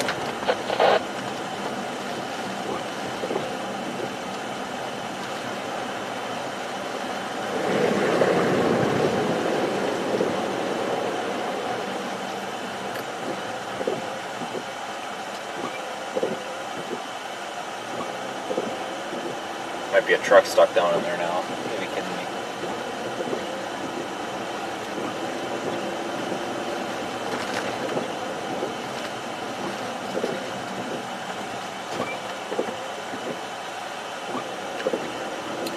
Chris, come the way I just drove. It's like 4 feet deep. Guys, the water looks like it's 3 to 4 feet deep down there. Do what now? Jesus. Where are you at?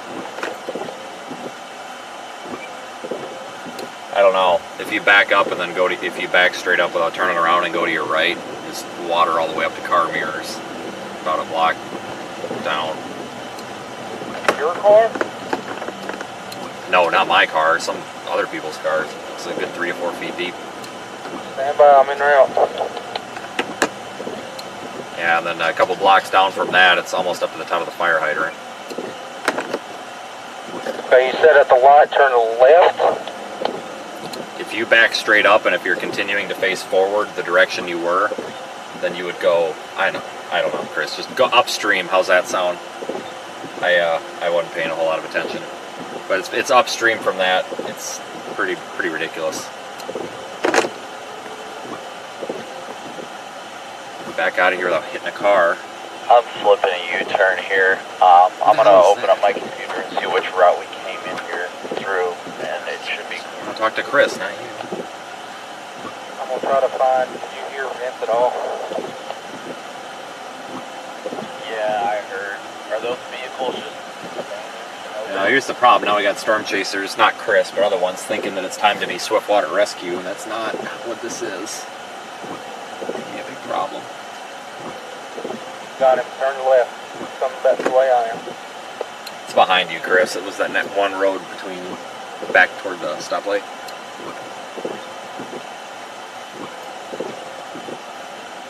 Chris is a good guy, though. He's got good intention. I don't know who these other people are. Oh no! GPS just fell down the seat.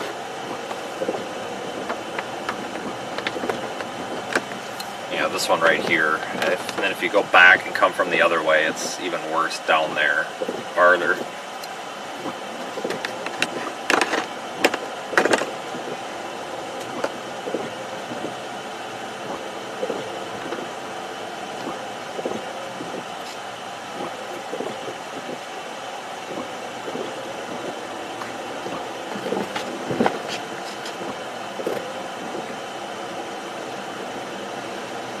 Out of curiosity, is there currently any way out of here?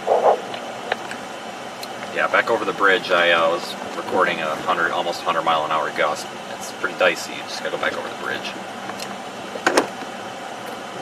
Yeah, I know.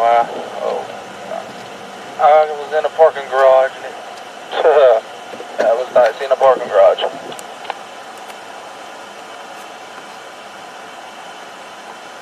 Not good.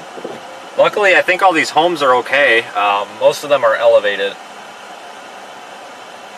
but it looks to me that most of it's staying out of the homes. It's kind of following the streets, so that's reassuring, I guess. I mean, if you want to look at a positive in the situation here.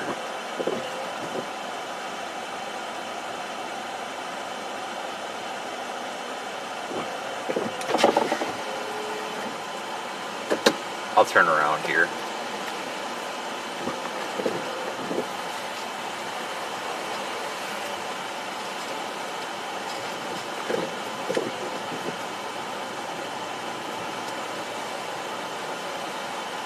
Or are you still in the area? Yeah. What's your location?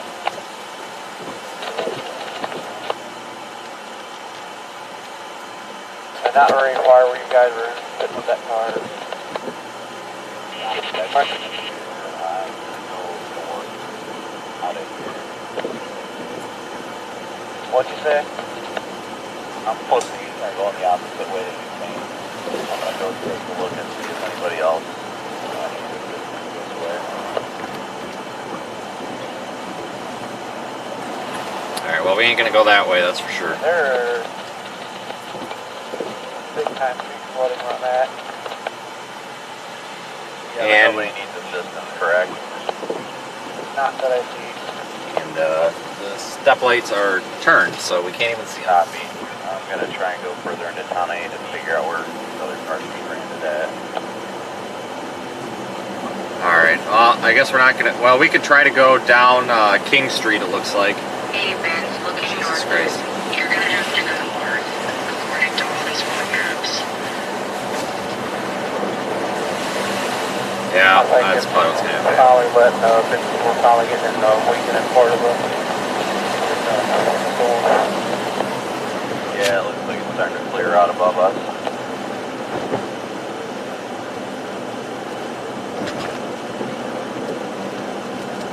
Yeah, it's clearing off. That line is moving pretty much due north, and it's dying out the further north that it goes. Actually, let's go right in the next intersection here, Chris. Take a peek here. If the floodwaters were in the area, they would be right. Can't get to that King Street, it's down below the bridge. Dang it. Might be able to get in here. Where the main area was. Oh, power line. I almost caught it.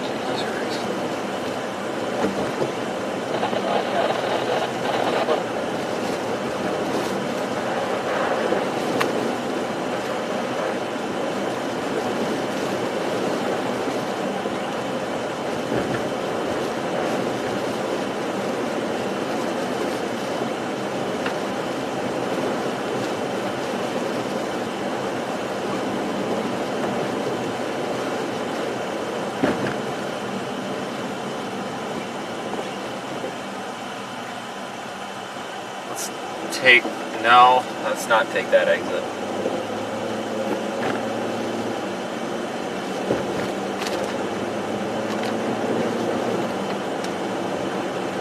Take this exit.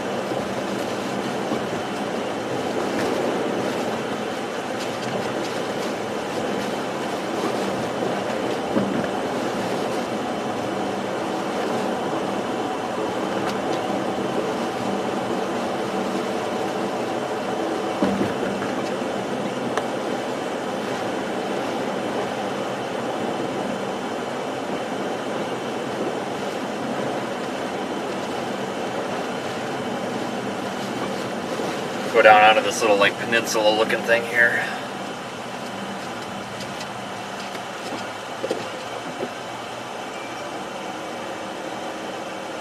Construction site, I'm sure that's a mess.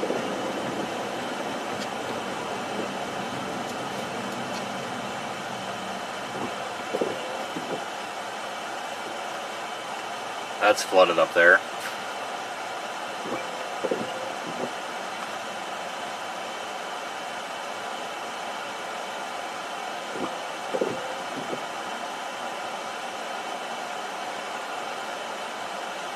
Guy out walking his dog.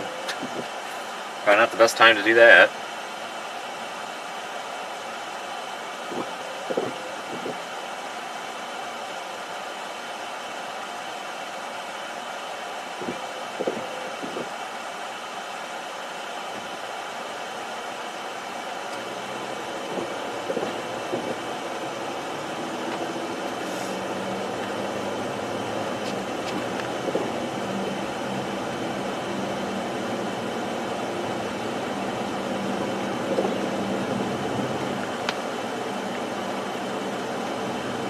signs knocked over. That's about it.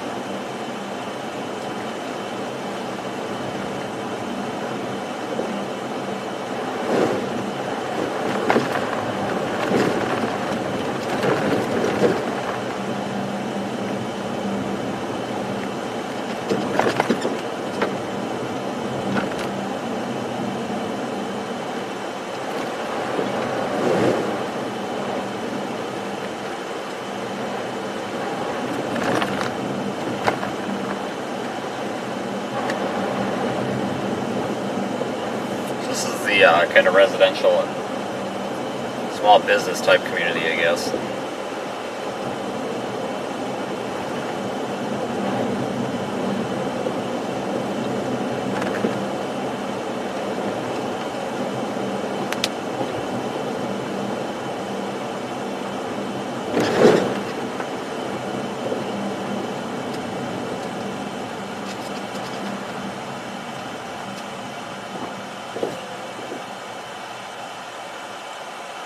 These traffic lights are turned where you can't see them.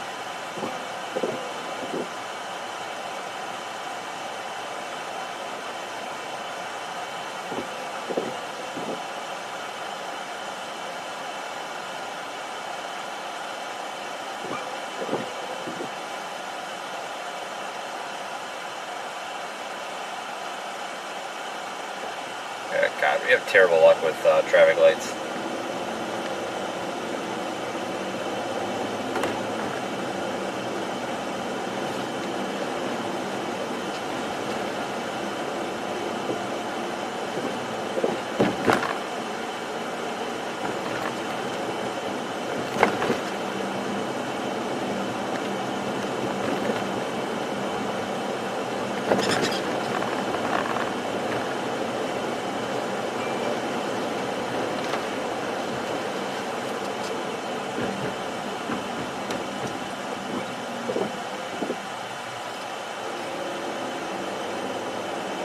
Yeah, only parts of town have power outages here.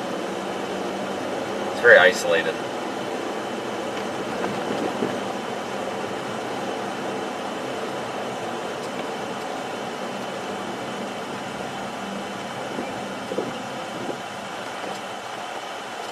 Alright, we're gonna pull over and let this guy behind me pass because he's about to rear end me, and I have had it. Absolutely had it. 2 feet off a back bumper is just ridiculous.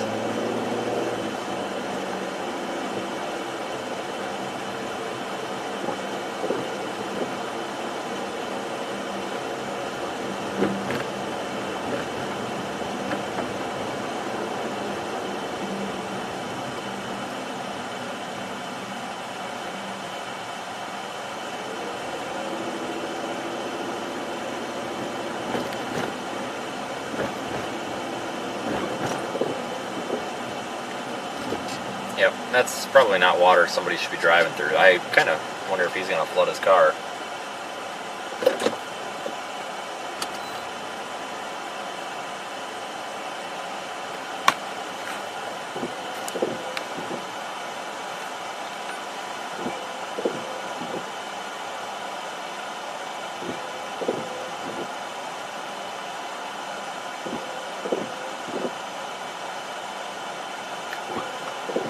It's a little deeper than I want to deal with.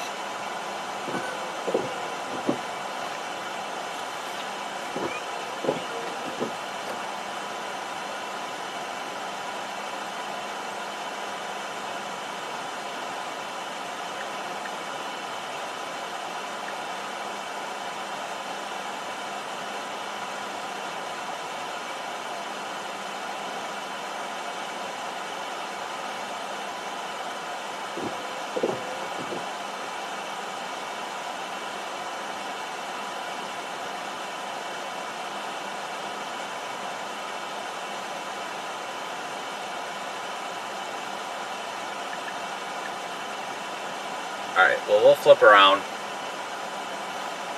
Thanks, Barbara, for the super chat.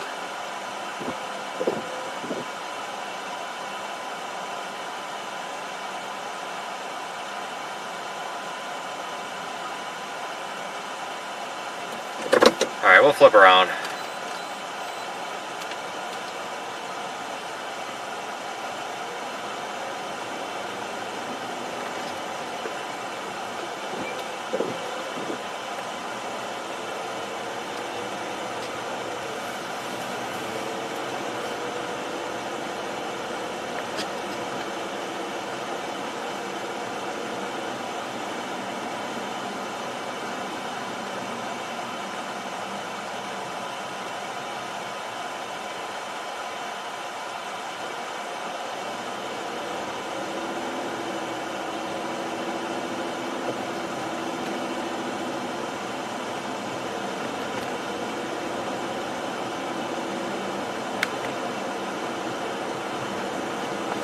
People are starting to reemerge from hiding from the storm now. Starting to see people out moving around.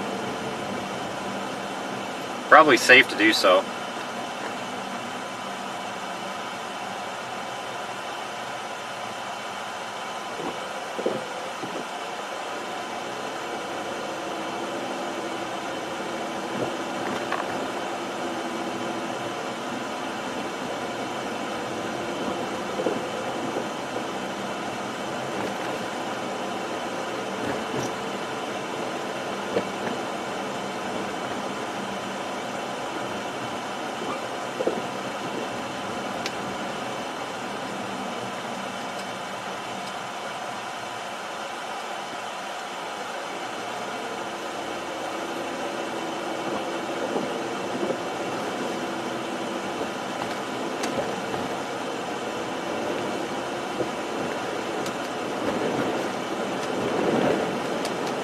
Let's make our trip back up to the northeast.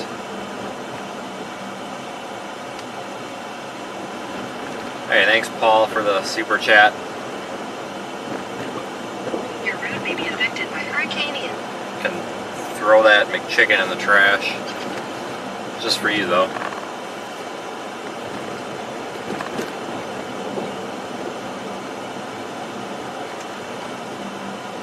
Yeah, Charleston's probably almost safe to come out of hiding here, I think.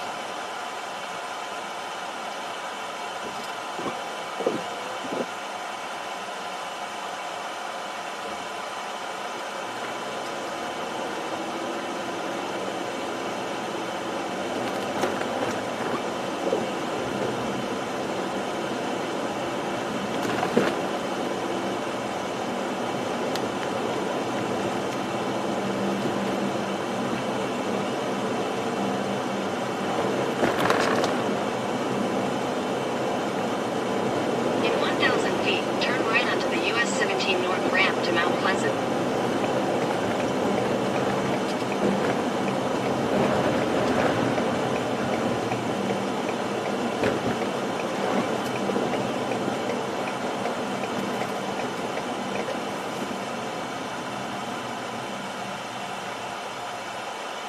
Turn right onto the ramp.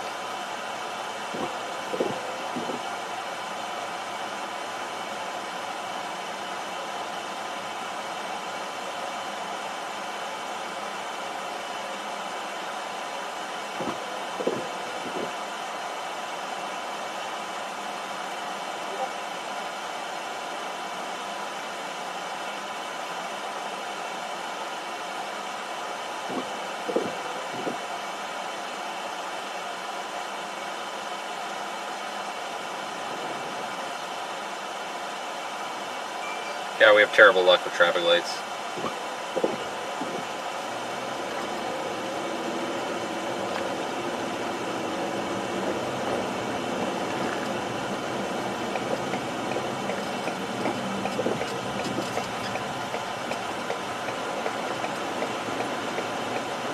In a quarter mile, merge onto US 17 north of Highway 17 north.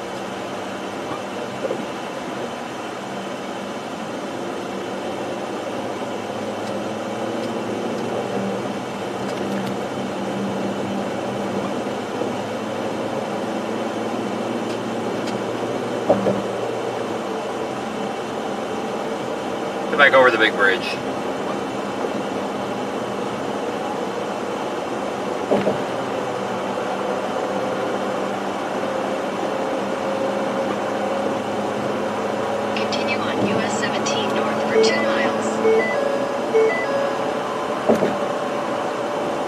died down quite a bit up here.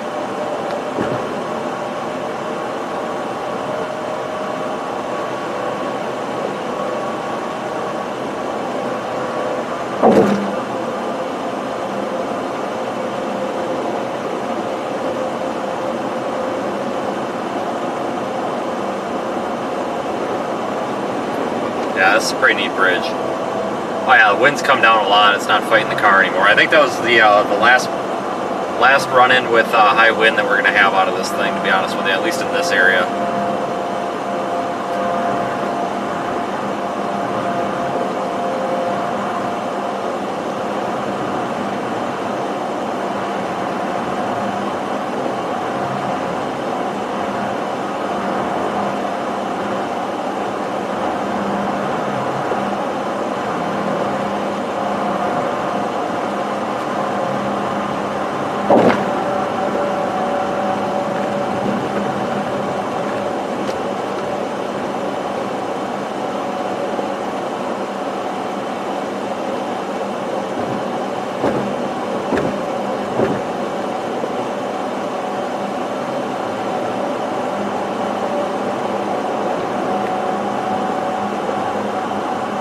Yep, much nicer up here now.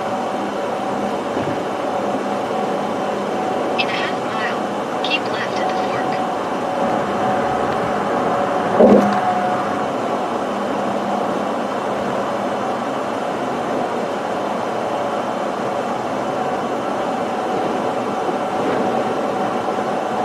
Keep left at the fork.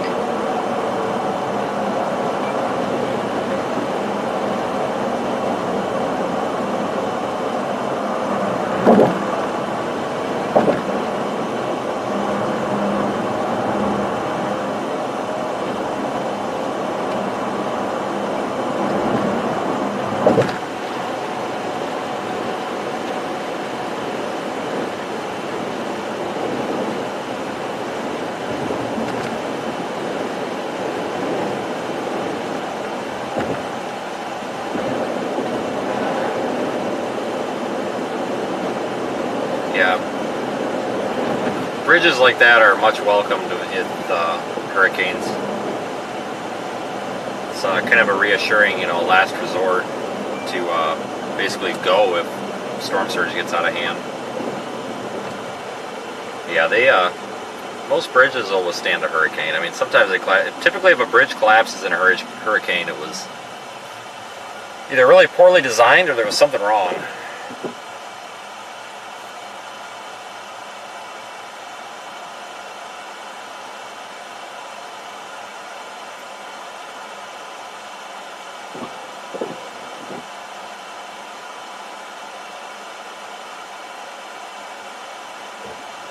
Seems like Charleston made out pretty well so far.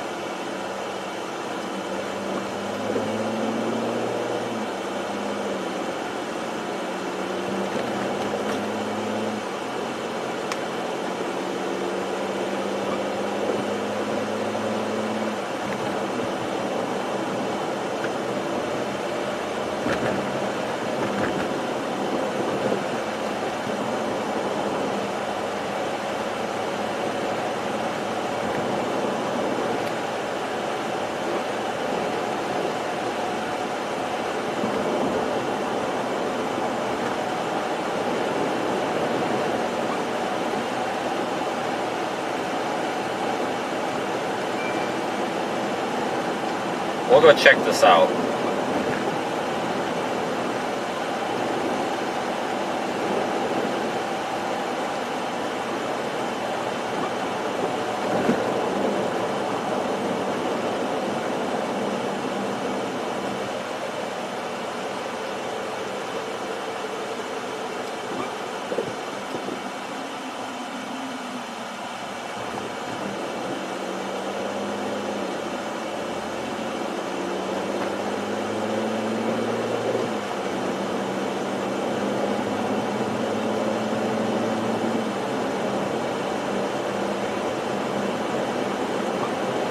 Might actually be able to find something to eat in this town later on. Maybe.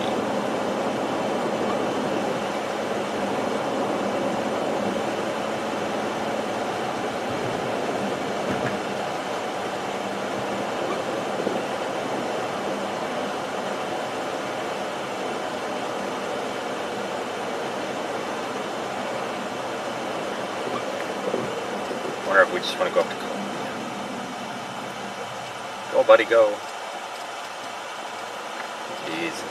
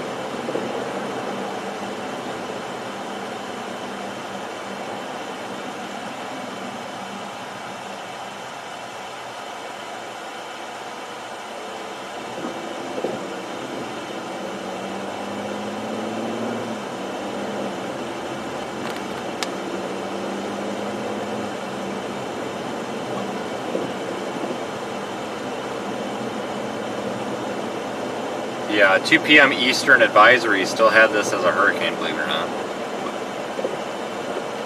That'll probably be a post-tropical storm here, though, in a couple of hours.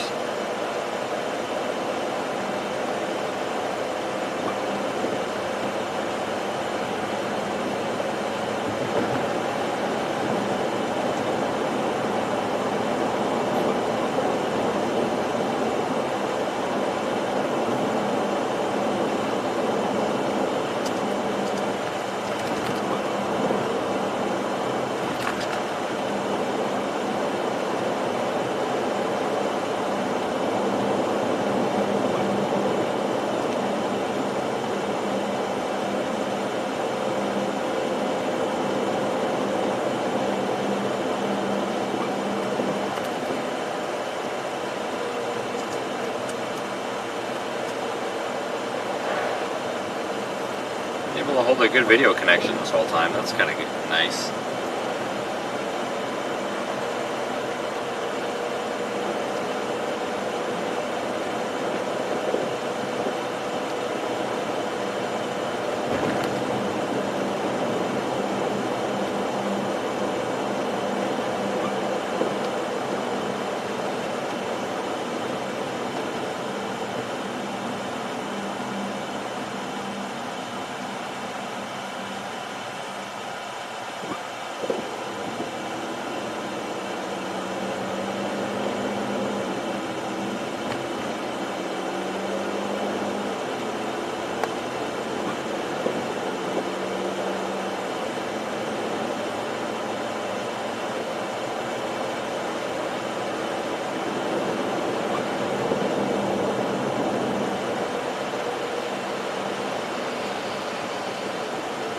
Nice four-way stop, genius.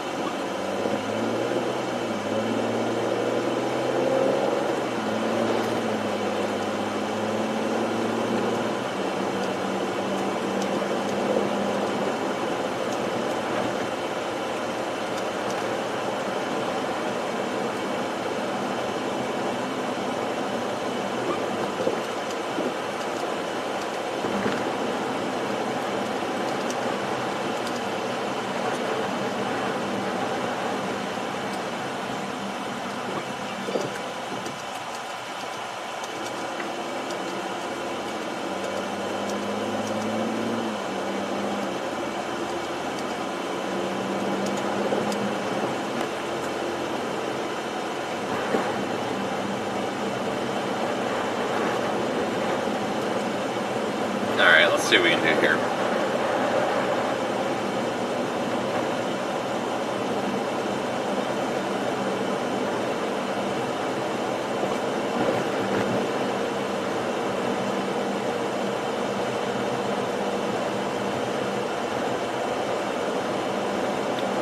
May want to go up toward Columbia.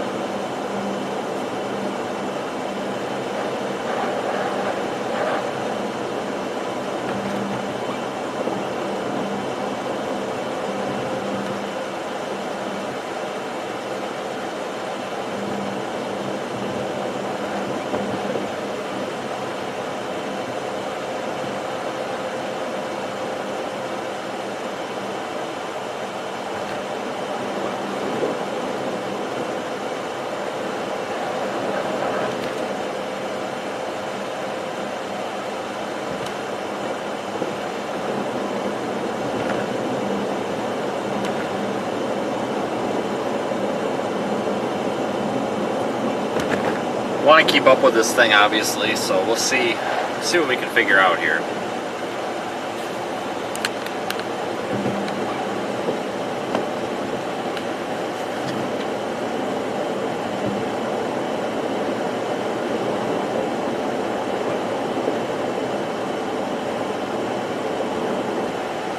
Like I said, I wouldn't be surprised if the NHC considers this post-tropical at the next advisory. Meaning it's lost its tropical characteristics. Hurricane Ian, I think, is finally done. Shortly. It's been a long ride over the past, what, 2 weeks that we've been watching it?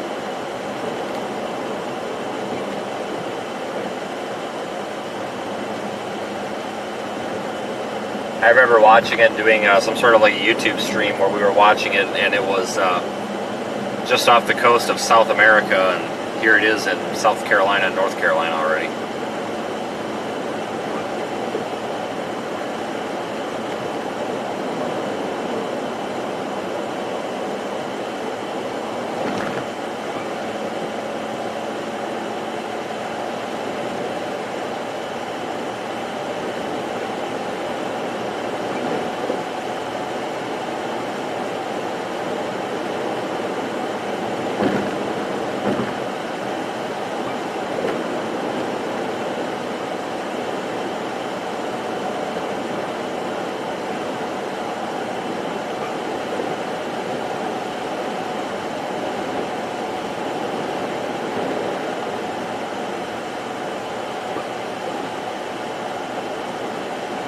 Yeah, it might not be a bad idea to actually consider heading inland.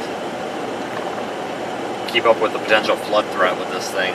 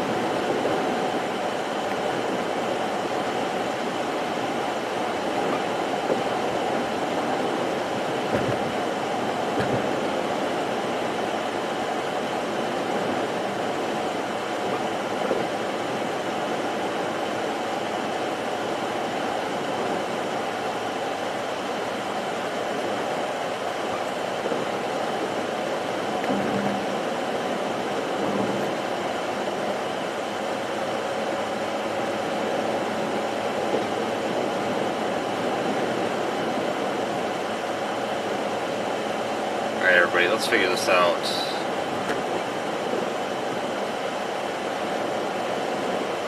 Probably want to pull over up here and decide where we want to go next.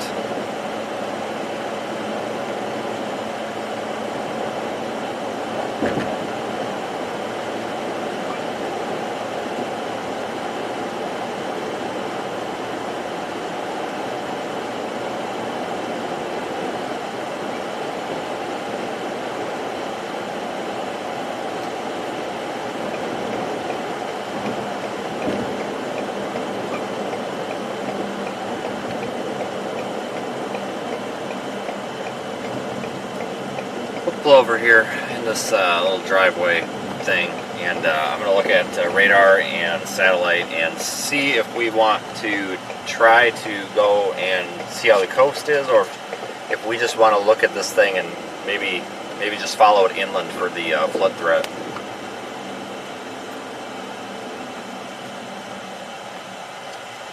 Honestly, wouldn't be a bad idea to do either, I guess.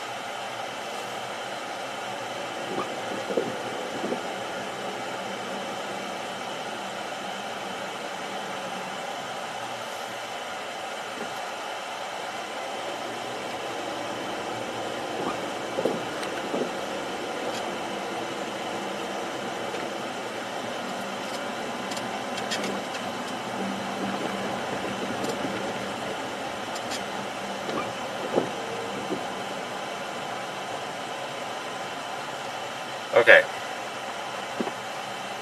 Let's see what we got.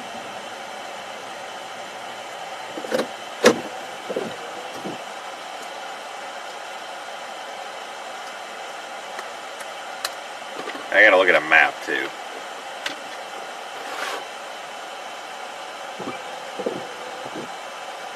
Give me just a minute here, I'll figure it out.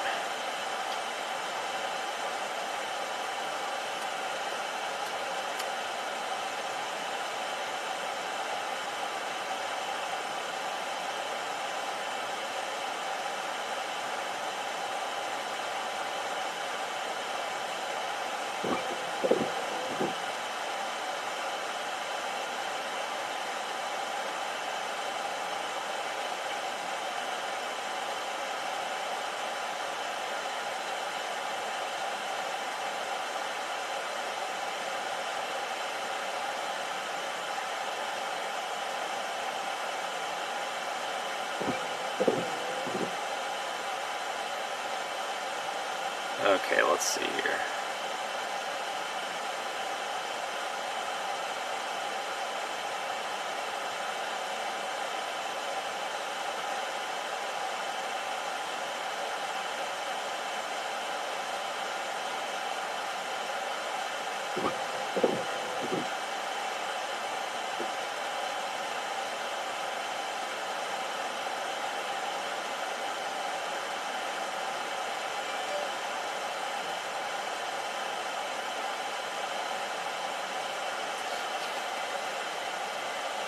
Alright, I'll get this figured out and then we'll make a plan.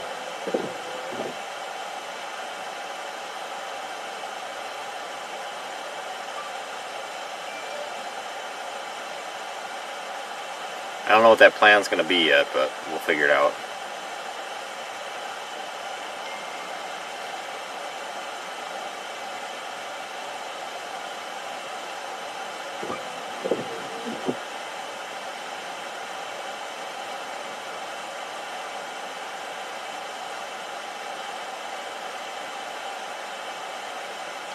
Yeah, I think we better follow this inland, but let me just find the best route here. That's really the biggest question.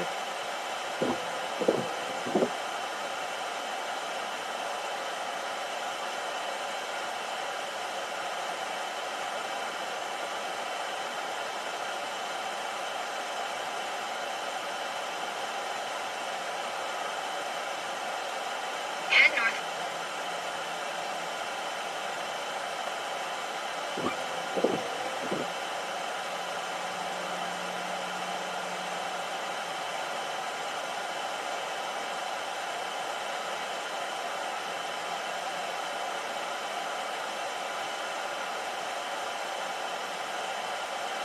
Head northwest toward Porcher's Bluff Road. State Road S 1051. Yeah, we'll go out through Columbus. It's probably a pretty safe idea here. Alright, everybody, we are going to go up toward Columbus. I think we're going to find a flood threat.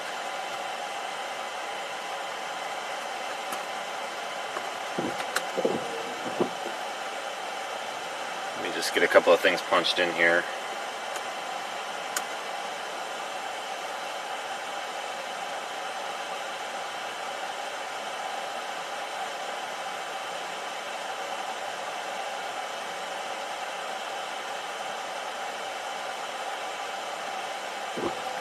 We have had a lot of new subscribers and followers, so I appreciate all of the support here on the channel, and as well as all of you folks watching in the Radar Omega app.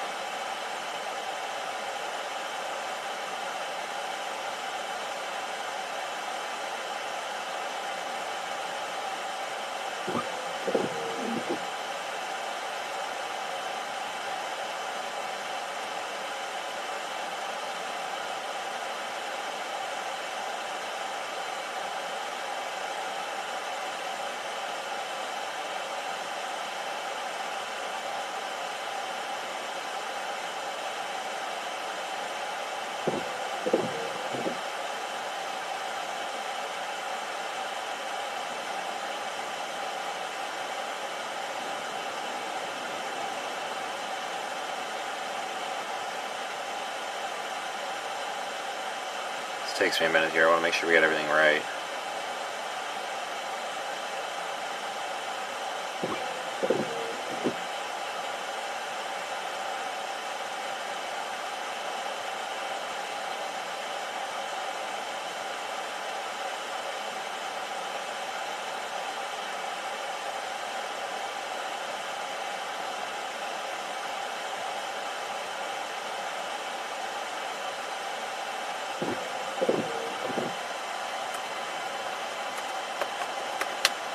I'll be going here in just a minute. Let's see here.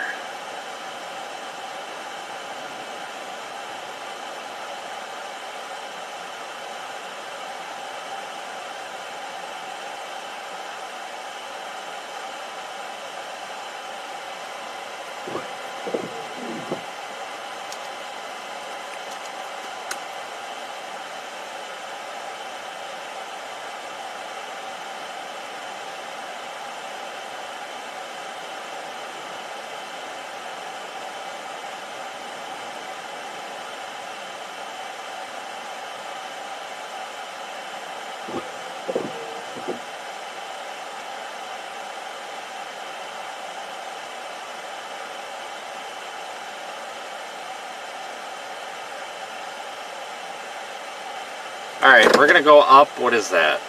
I-26.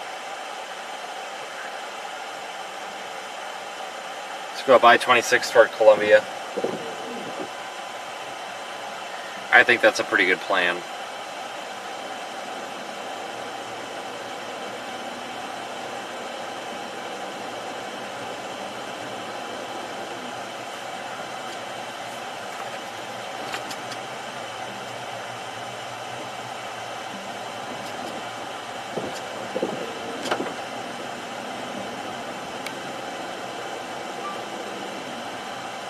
Turn right onto Porch Swing Lane, then turn left onto South Morgan's Point Road.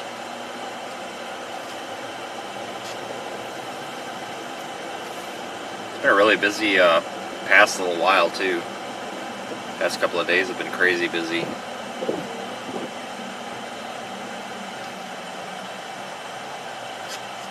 Turn right onto North Highway 17.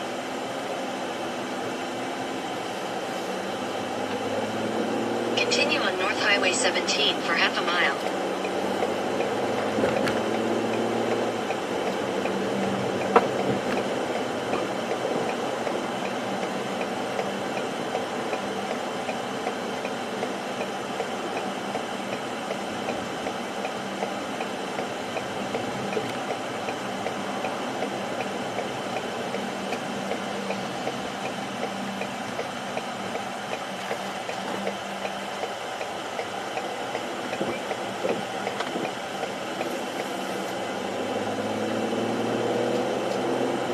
Alright, we'll go up 75. Could have a flooding potential here up in parts of interior South Carolina. Looks like quite a bit of rain is falling. No flash flood warnings up in that area yet, but I would still like to go up there and check it out just in case. I mean, it's really about all you can do at this point.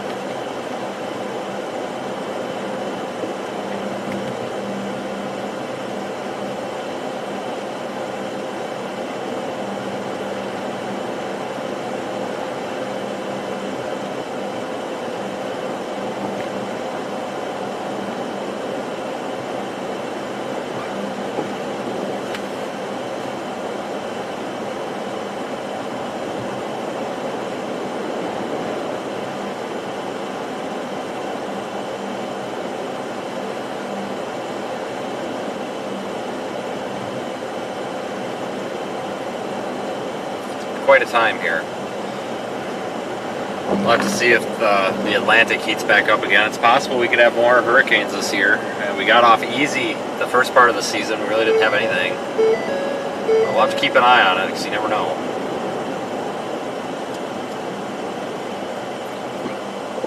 We'll find ourselves back down in southwest Florida here before too terrible long, though.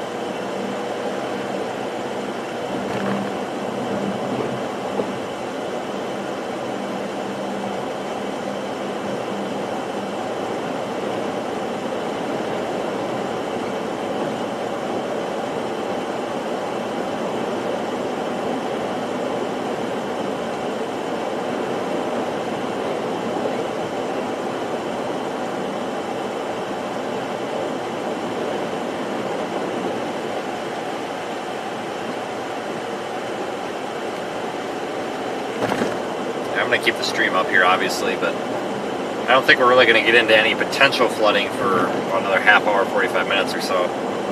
Flash flood warnings around Charleston, nothing north of there, but I would be surprised if we see a flood threat maybe like southeast of Columbia.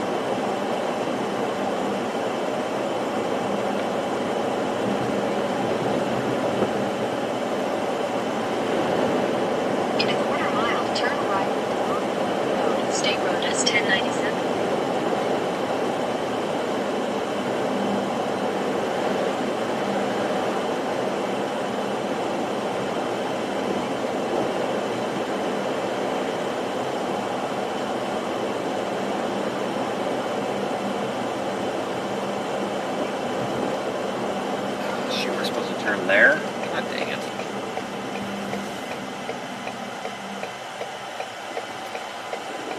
Yep, that's where we're supposed to turn, not there. Great.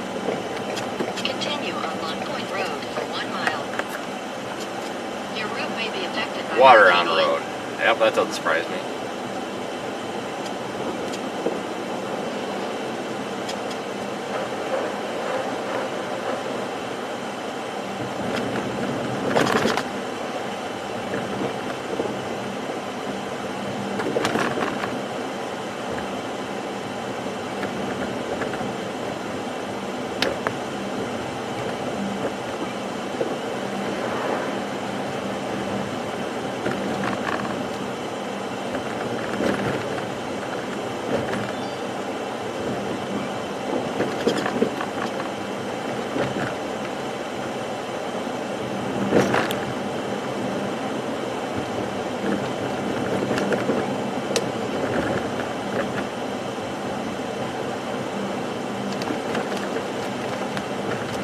This road's kind of a mess.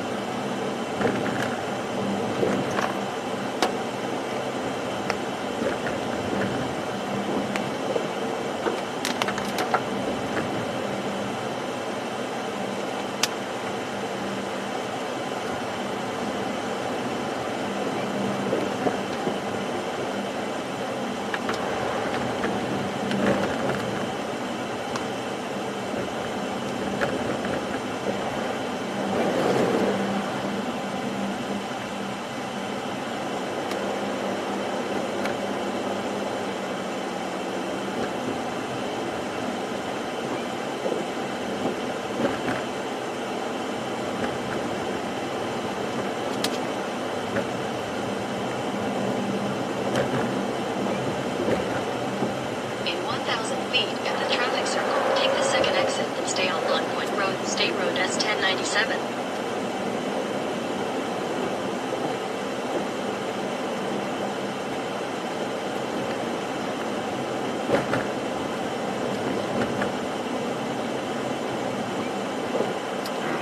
Closed up here.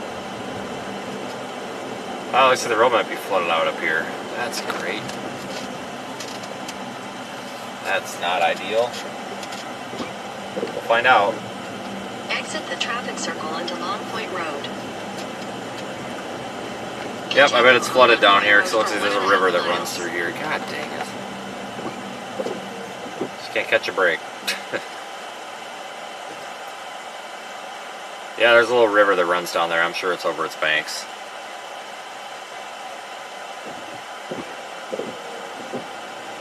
Hopefully we can get around some other way.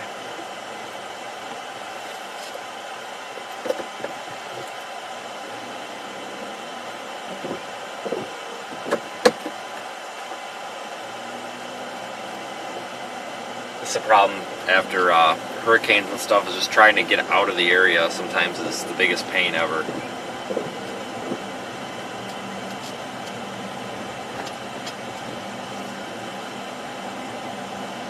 Google Maps is just junk.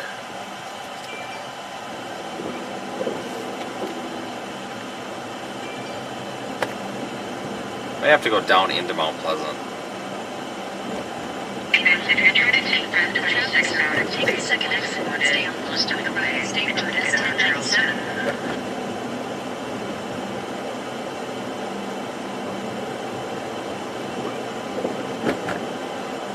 Okay, I don't even know what I'm doing at this point. Alright, we'll just go down to Mount Pleasant. Probably a little bit easier. Stay on the main road. We got out pretty lucky trying to get out of Ian the other night though. In Florida, it really wasn't that hard to get out of there. It was just kind of an awful windy drive, but we didn't have to deal with any blocked roads or anything.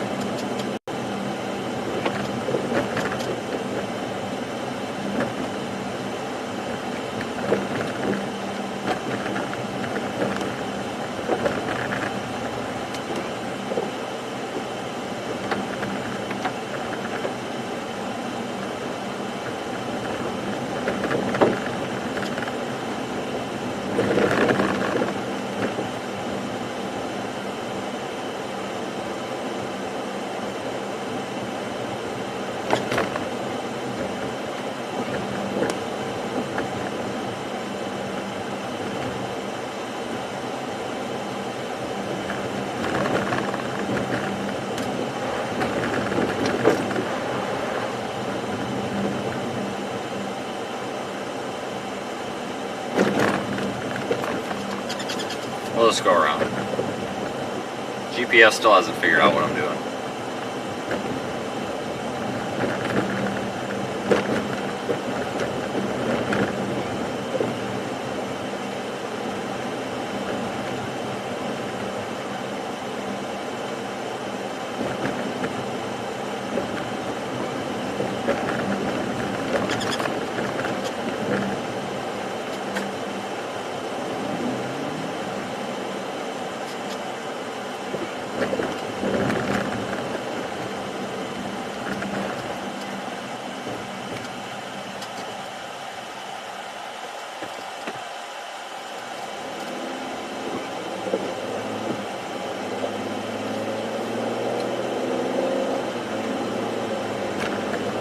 Town's a little bit of a mess right now, but it could be a lot worse.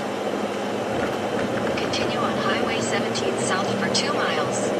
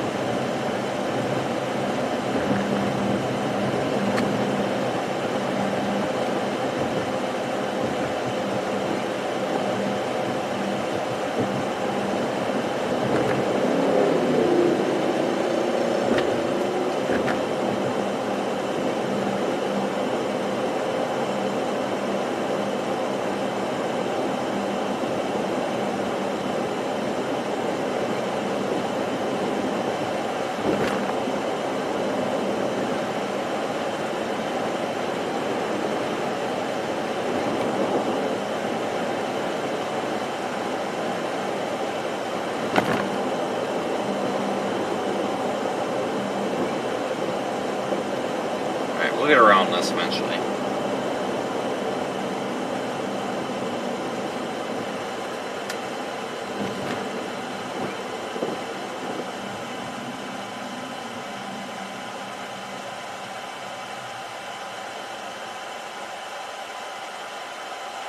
Yep, traffic's picking up. Everybody's coming out of hiding here, it looks like.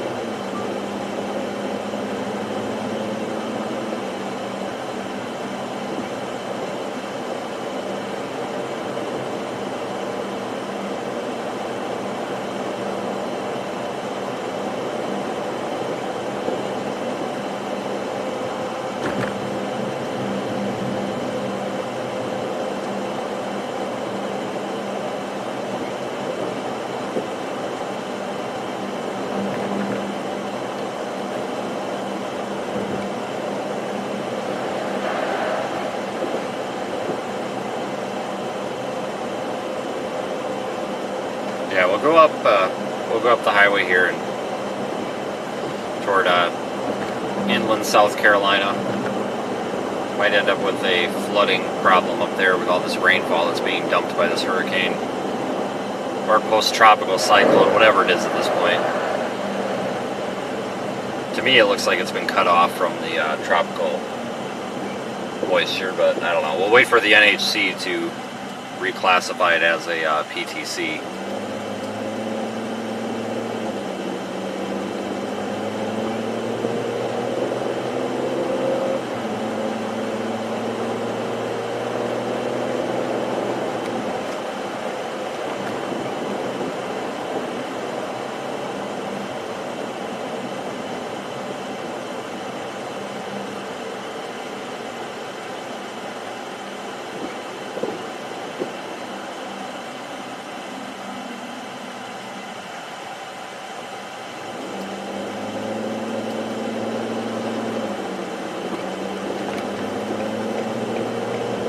Thank you for the $10 super chat there. In This one 1,000 popped up. feet, I turn don't know if that's right old or onto the new, but I-526 West ramp to North Charleston, Savannah. we appreciate it. We rely on those heavily. So thank you folks for supporting the channel. Thanks to our new channel members as well. I-526 West ramp.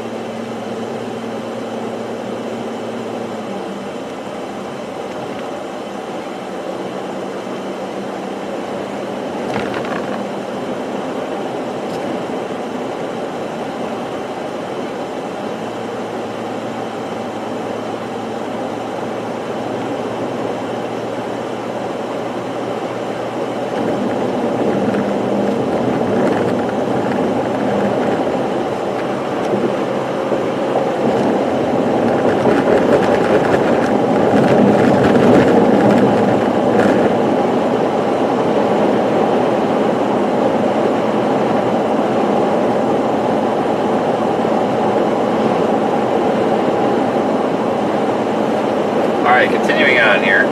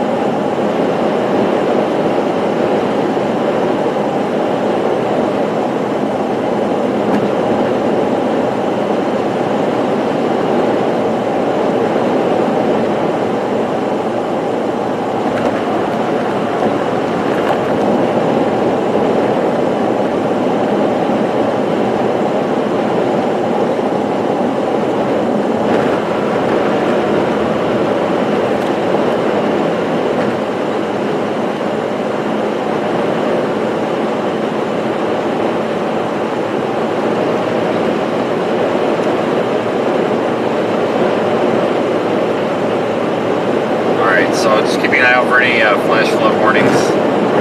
Big heavy rain band there that goes down, stretches from Columbia all the way down to like, well, almost to Charleston.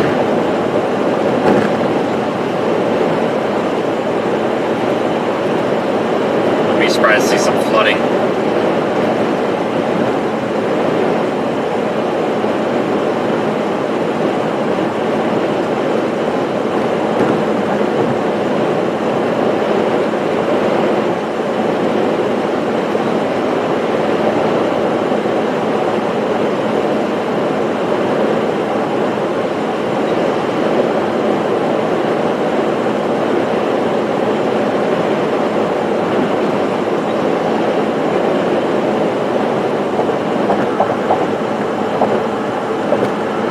Back over the big bridge again.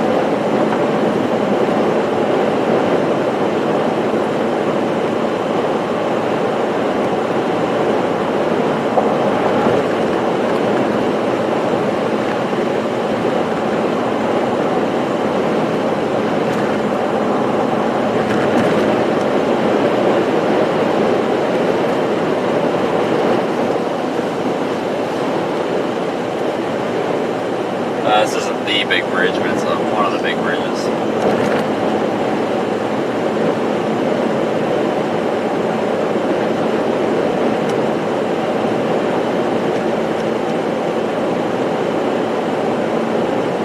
It's cold out, it's 60 degrees.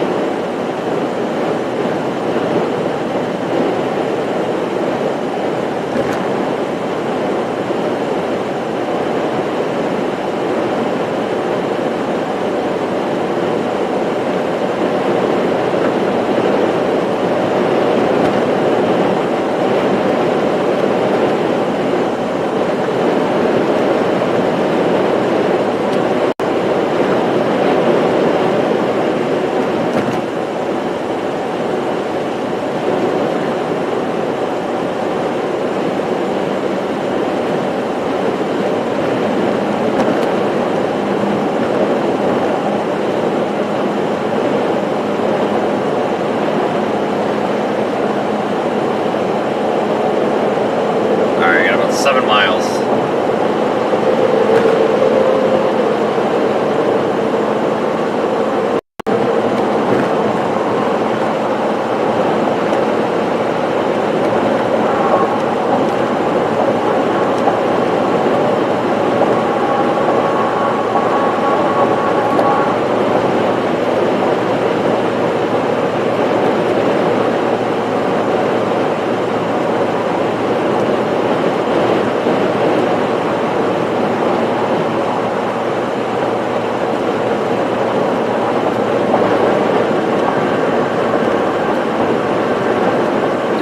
Thank you for the $50 super chat. I've had a lot of monetary support on the YouTube side today, and it's very much appreciated.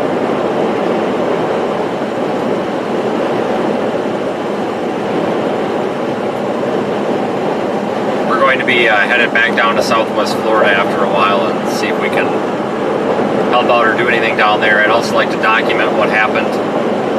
Document some of the damage. Wasn't able to do that so far because, well, we had to come up here, so we'll see how late today goes. That'll determine our next move, but within the next week we'll be back down there. So we'll use a lot of our YouTube funds and such to be able to do that.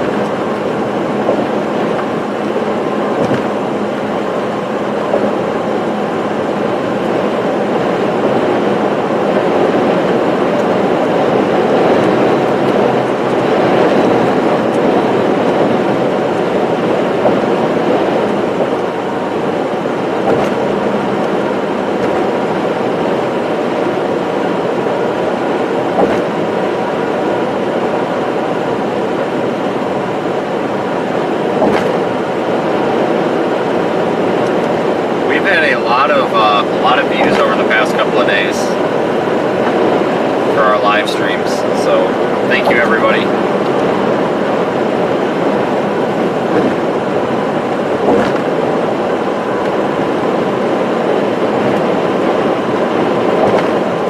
Probably not done with hurricane season, though. I'm sure we'll get something else to come out of nowhere again.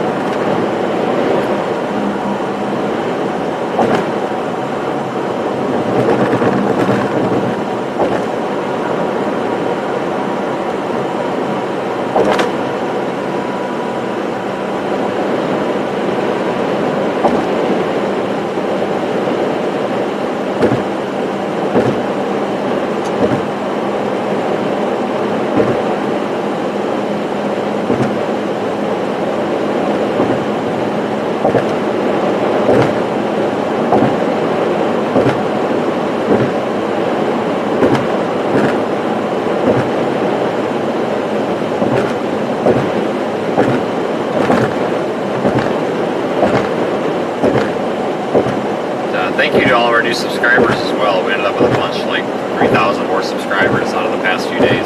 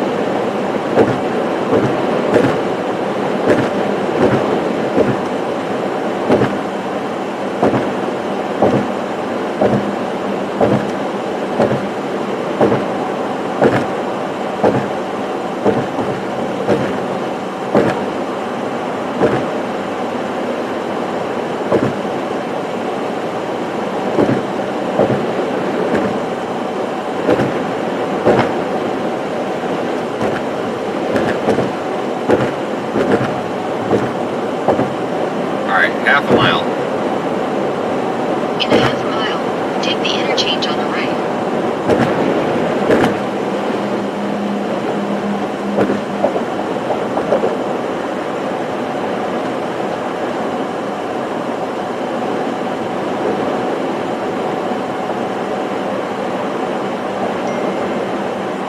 Take the interchange on the right. Oh, shoot, right here.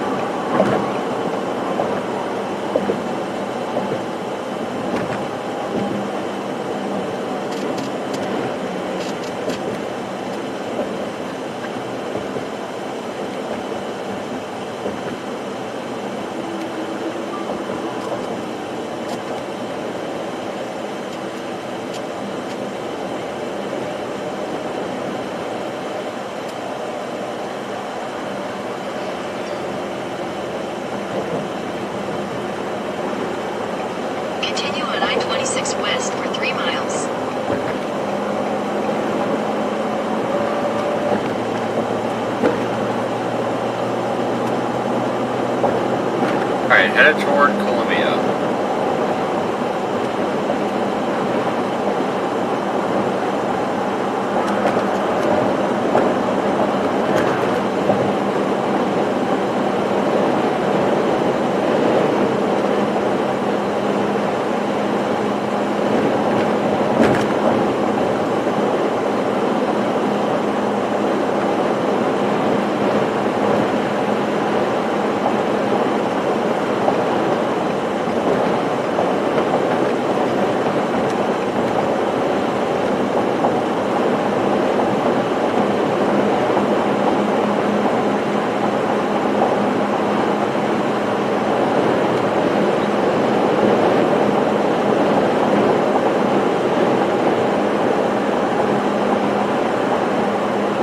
I think this area got really lucky. I mean,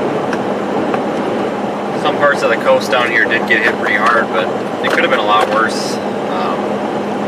Certainly not the damage like we saw in Florida, but we never expected that. Hurricane was kind of in a transition to a post-tropical state as it was coming in, so.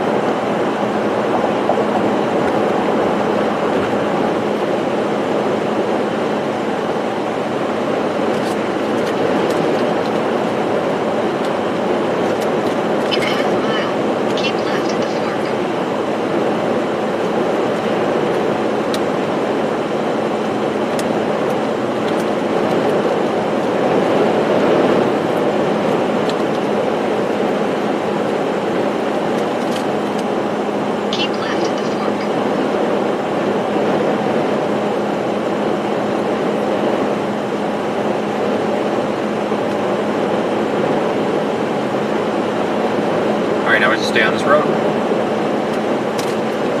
Wouldn't be surprised if we run into some flooding issues here, though, eventually.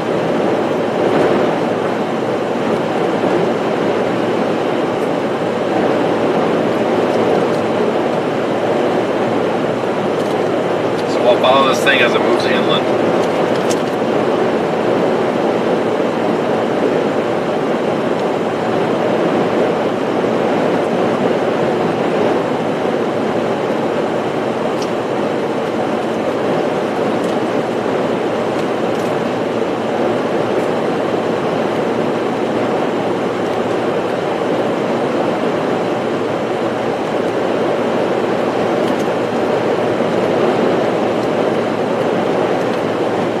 Couple of days.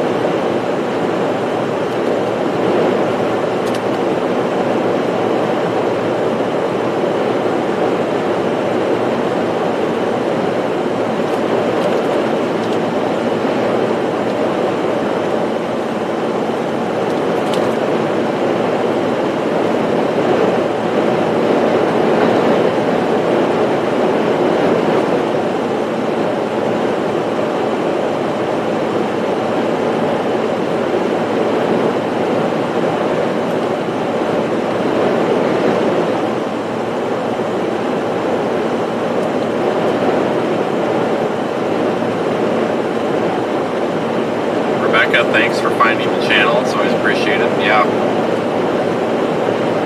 We're glad that you enjoy being here, because we enjoy having our followers. We've got a really good audience, I feel like. very supportive.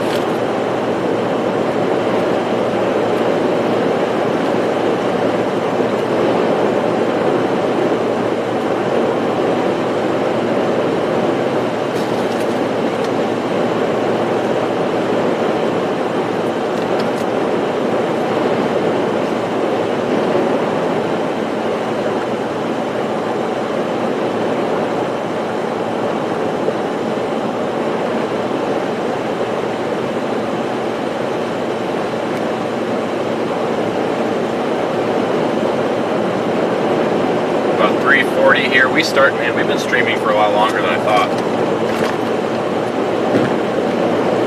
Holy cow.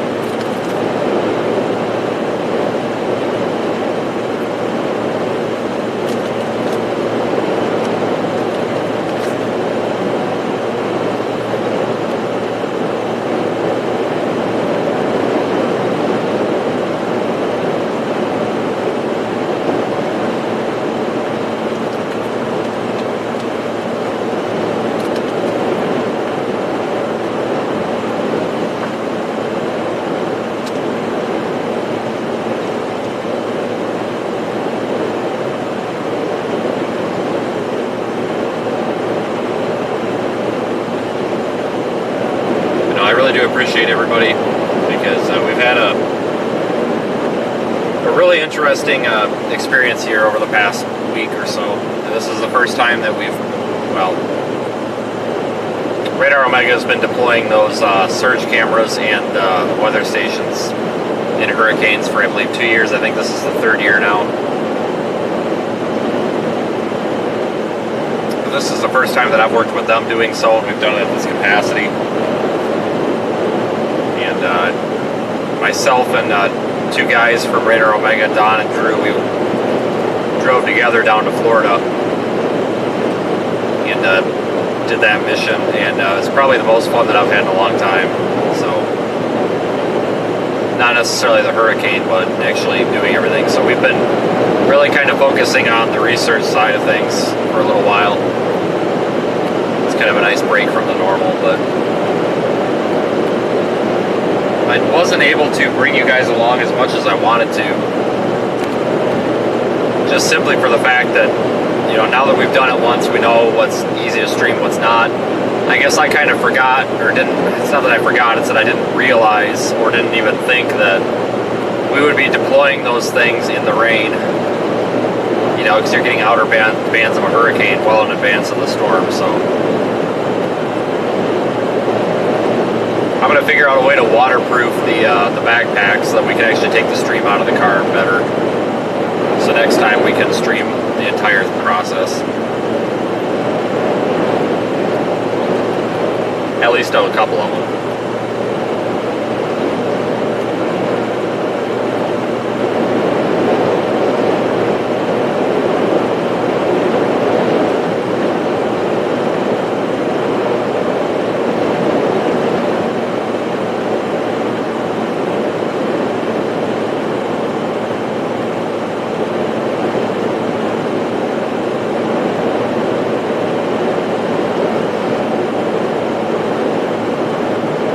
We also have some really good moderators, so thank you to everybody who helps moderate the chat.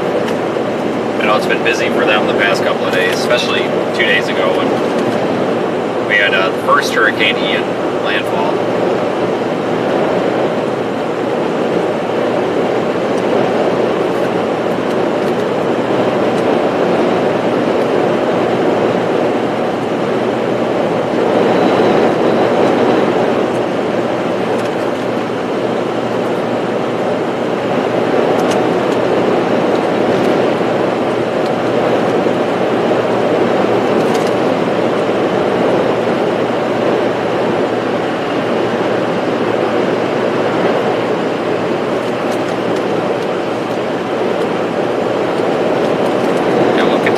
Highway, this interstate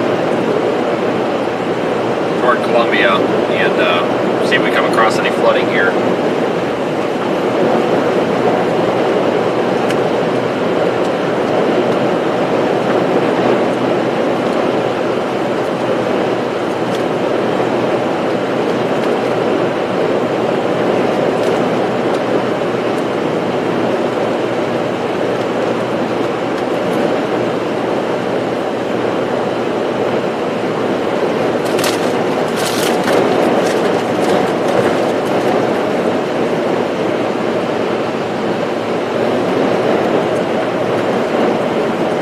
pretty windy out though.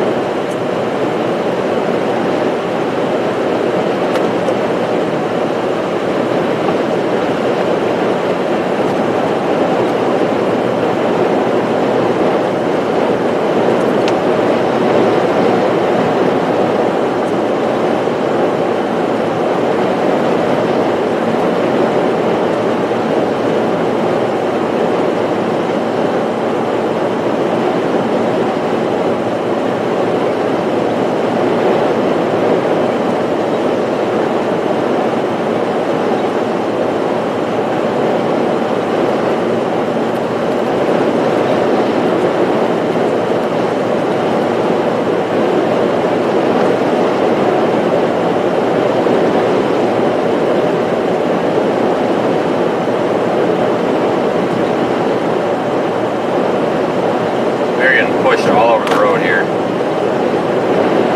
don't know why this guy's passing on the right. But yeah, it's actually a little bit difficult to drive right now.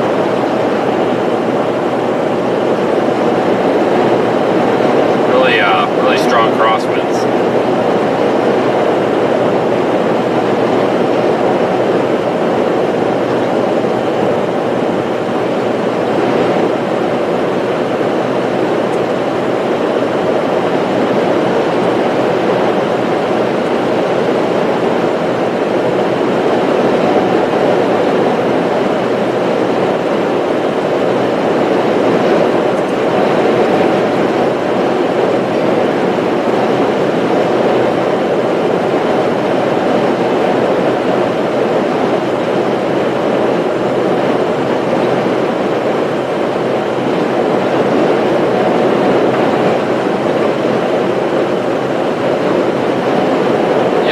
About 7.5 hours, believe it or not. Doesn't feel like that long.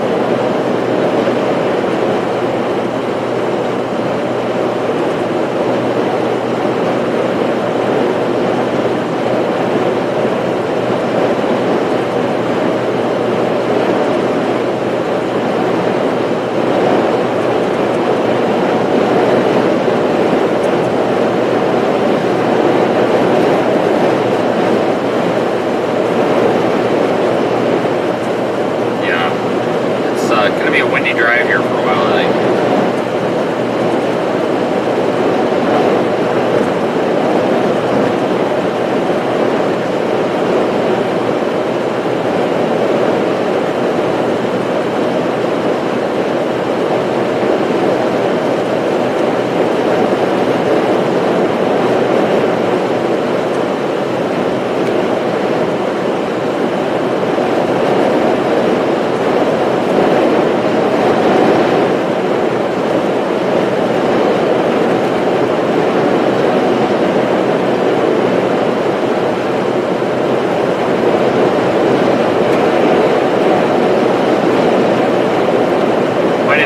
run into some windier conditions than I expected.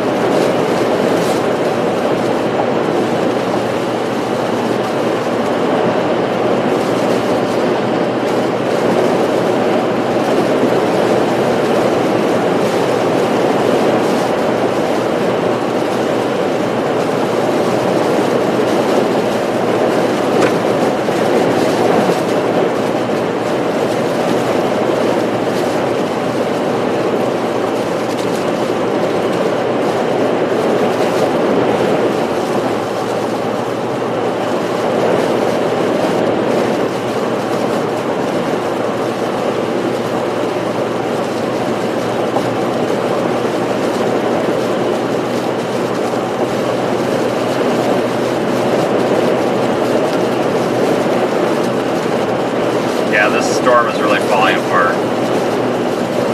It's like trash. I think it's pretty much post-tropical at this point.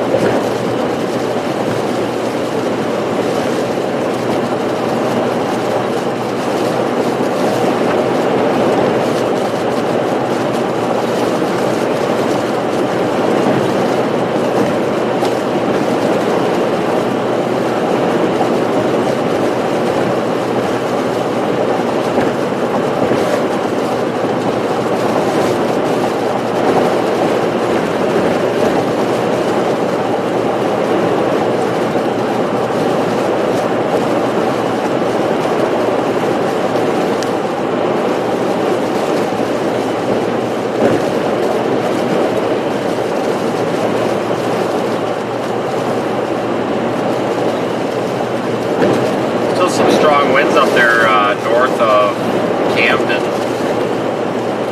Man, it's just not looking too impressive here.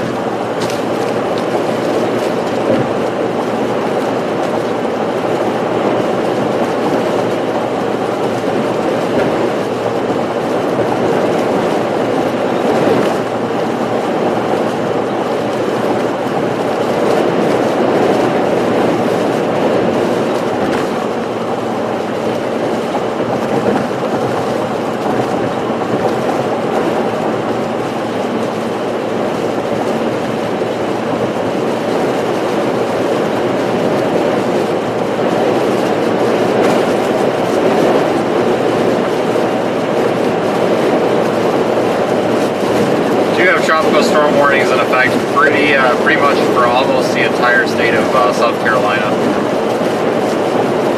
There's other areas too, but we're kind of just focused on this area.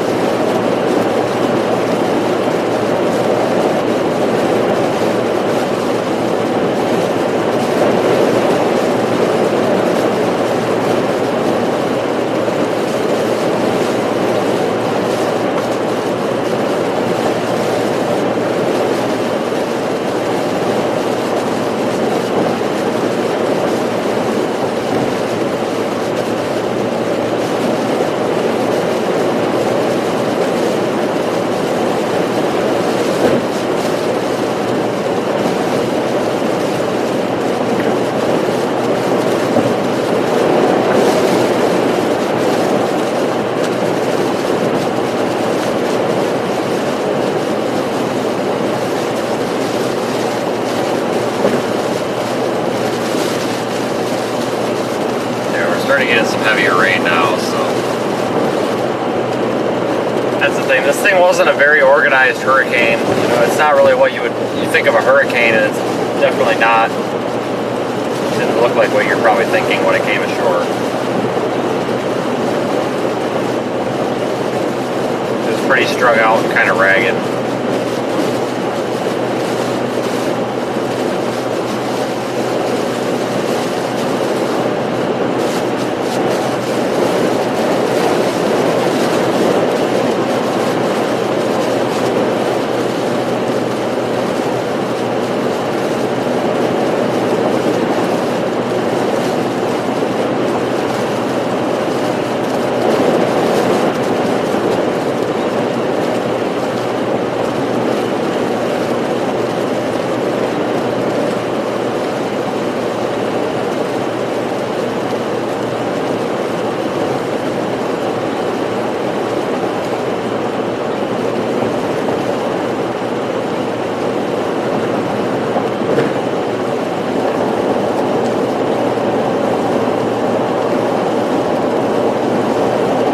basically a bunch of dry air wrapped around this thing.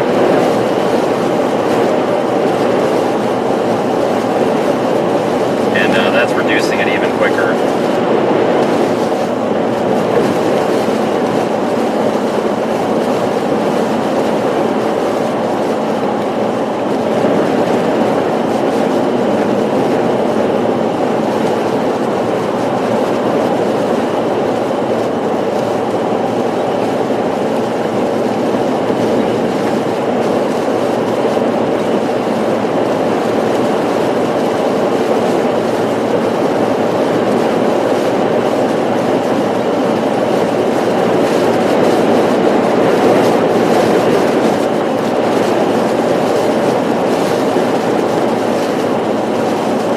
Yesterday, I think we were still in Florida. I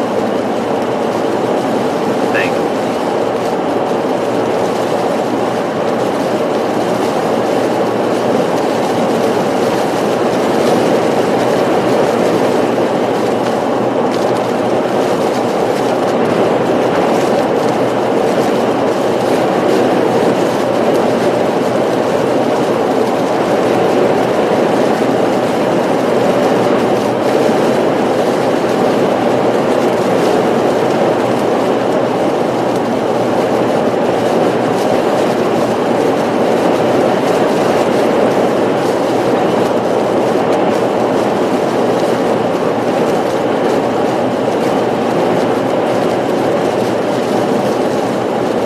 This wind is ridiculous.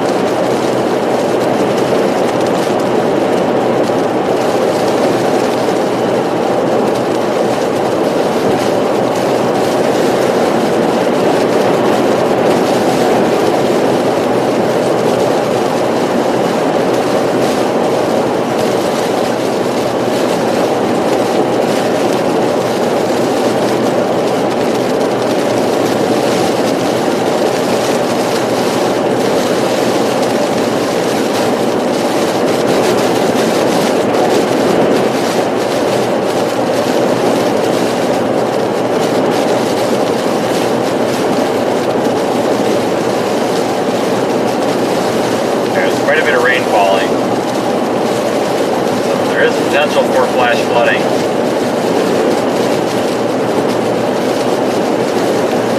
It's kind of what we're on the lookout for at this point.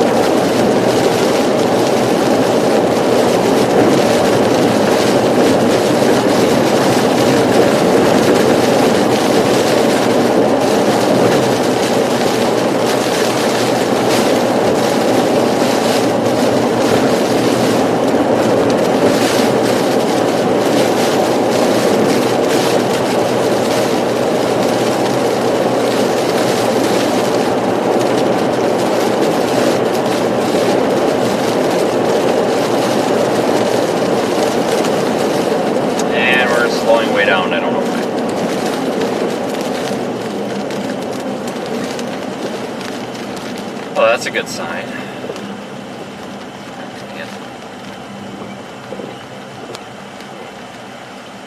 Google Maps did not tell me about that. There's a couple of state routes that run along the interstate here, so if we have to, we can get off the interstate and take a state route. There's probably a tree down in one of the lanes and people are trying to get over. I'm sure there's a tree down.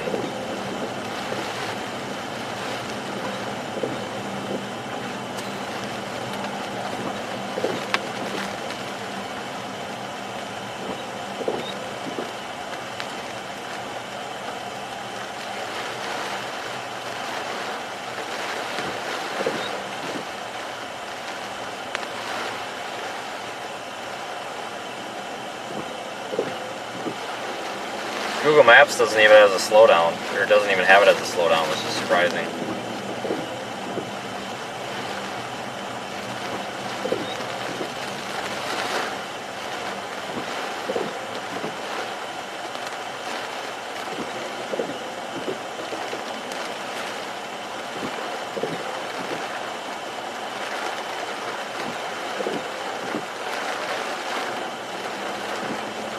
What is this guy doing? Van. Does he think he's going to go up the shoulder?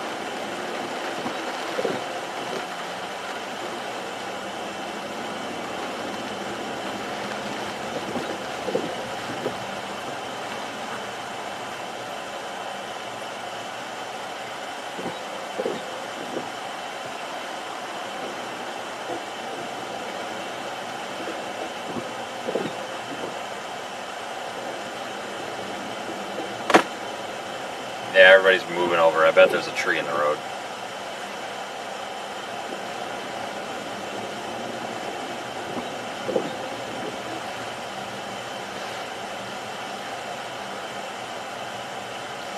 Let's peek over here and see. I'm curious now. Yeah, it's a tree in the road.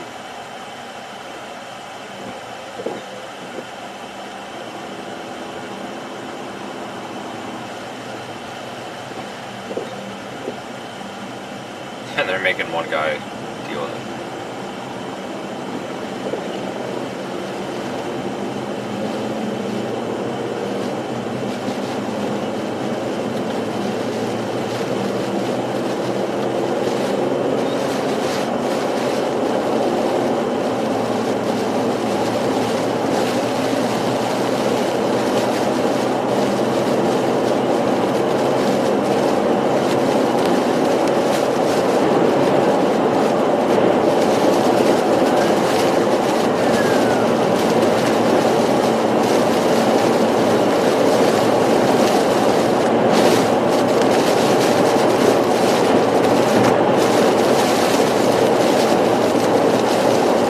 Pine trees come down pretty easy. I'm surprised we haven't seen more down.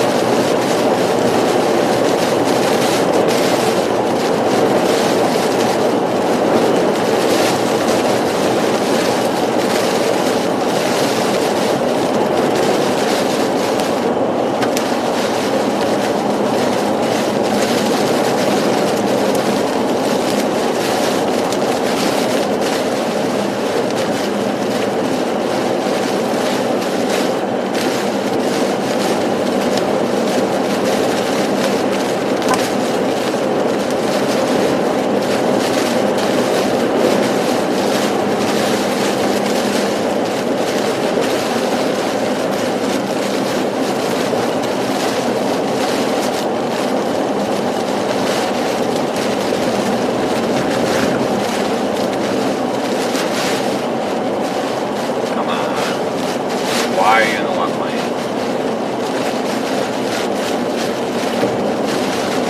No reason for that.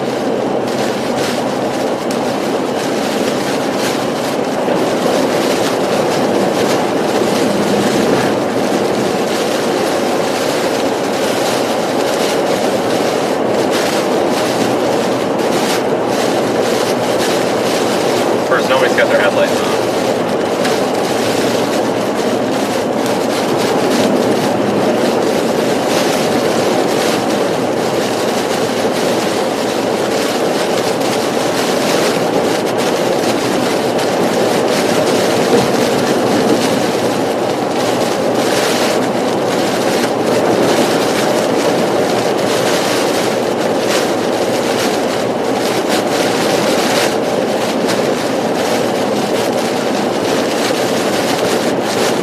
This gas station is without power still.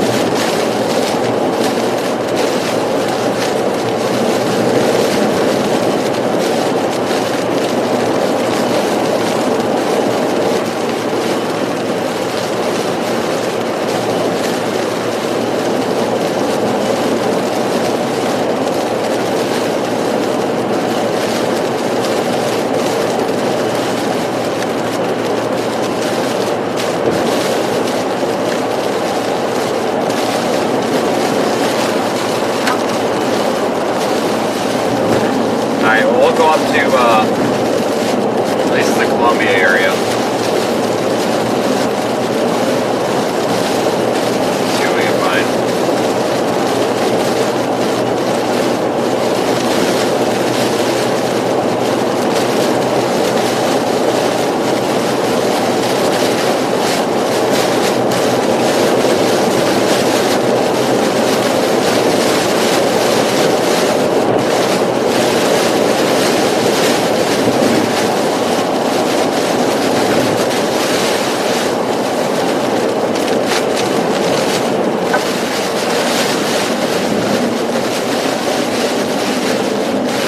Gas up here and there's power, look at that.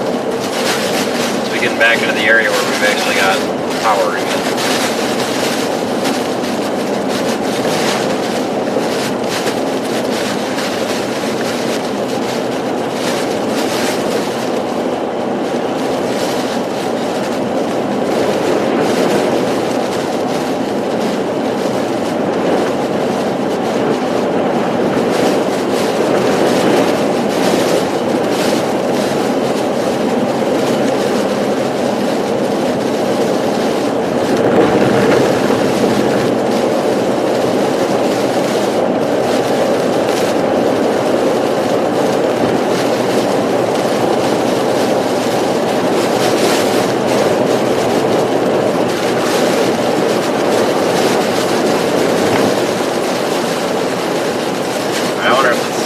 Oh, it's open. Let's see if it is.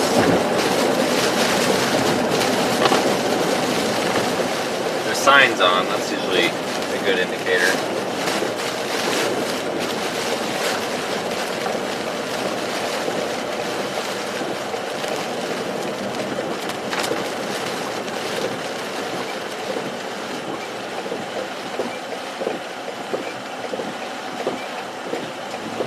How do you get over there? Same way this guy is, I guess.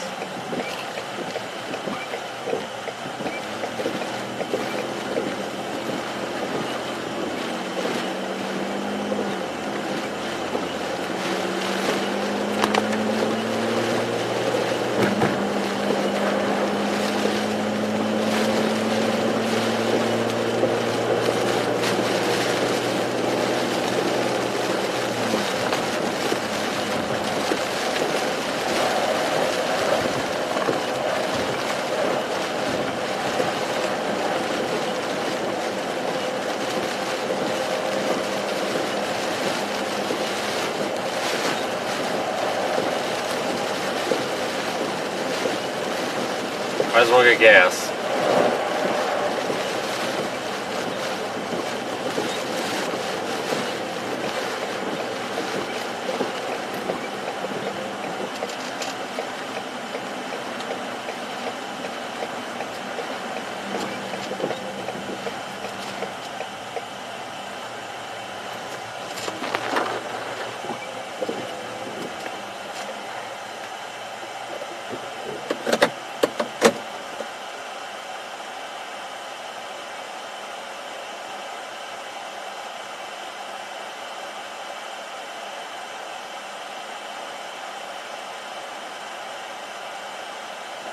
Alright. Let me stop and get fuel. What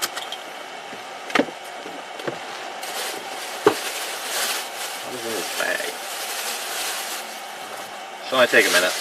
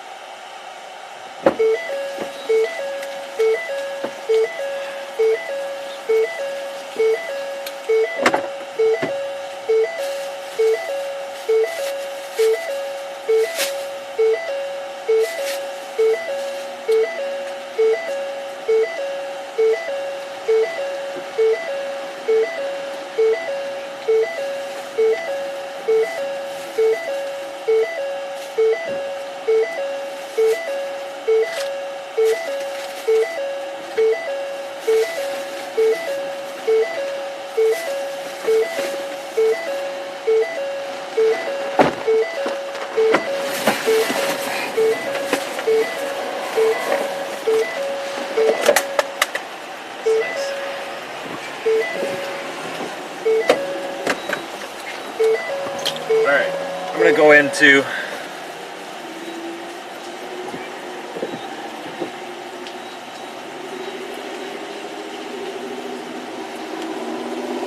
this is a slow pump.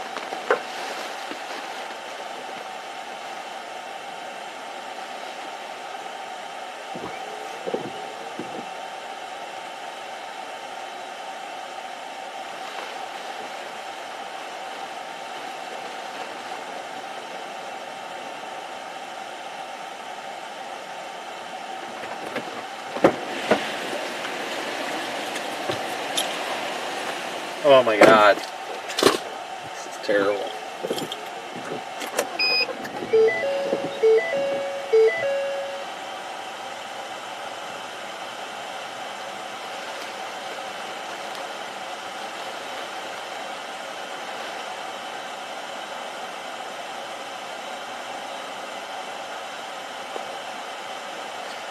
Alright, well, let's continue on here.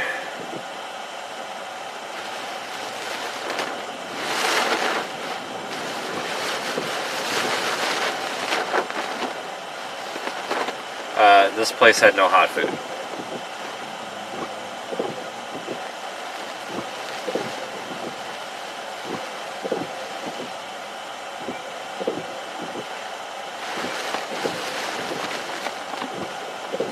Alright, we'll continue on here up highway, what is this, 26? Interstate 26. Looks like some strong rain bands here. We'll see if any of them produce any flooding. They very well might, so that's kind of why I want to follow this inland. Really no point in hanging out down there by the coast. There's just really not that much going on, to be honest with you.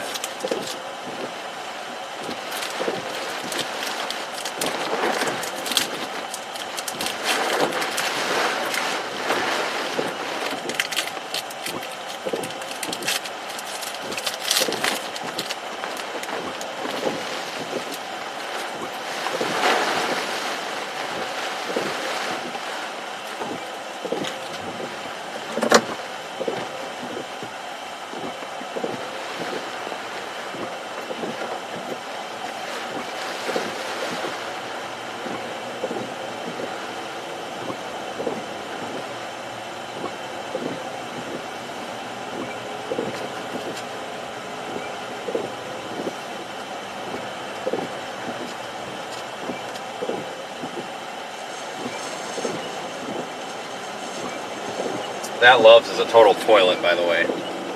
Holy cow. What a dump.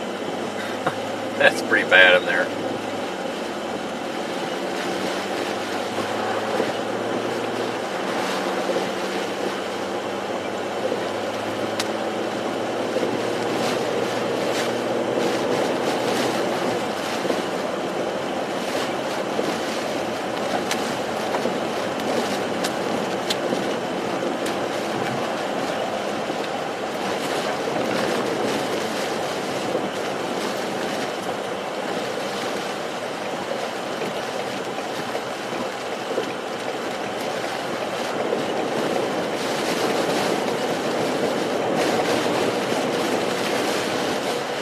How the heck do I get back on the interstate?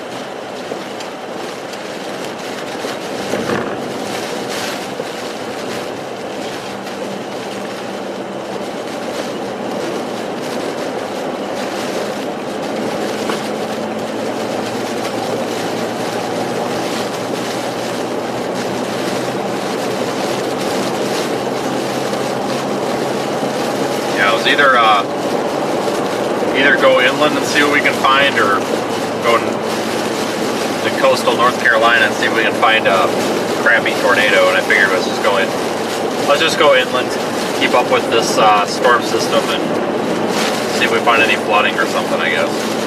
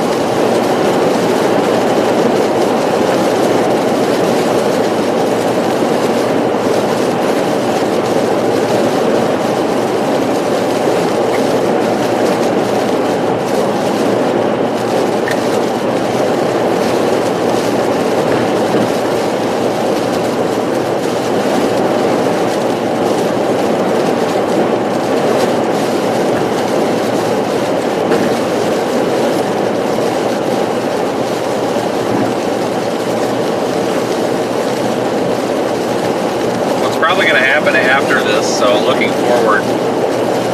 I'll probably have to run home for a day or two. I really need my chainsaw. Bad. Probably have to run home for a day or two and then head back down to somewhere south of Tampa.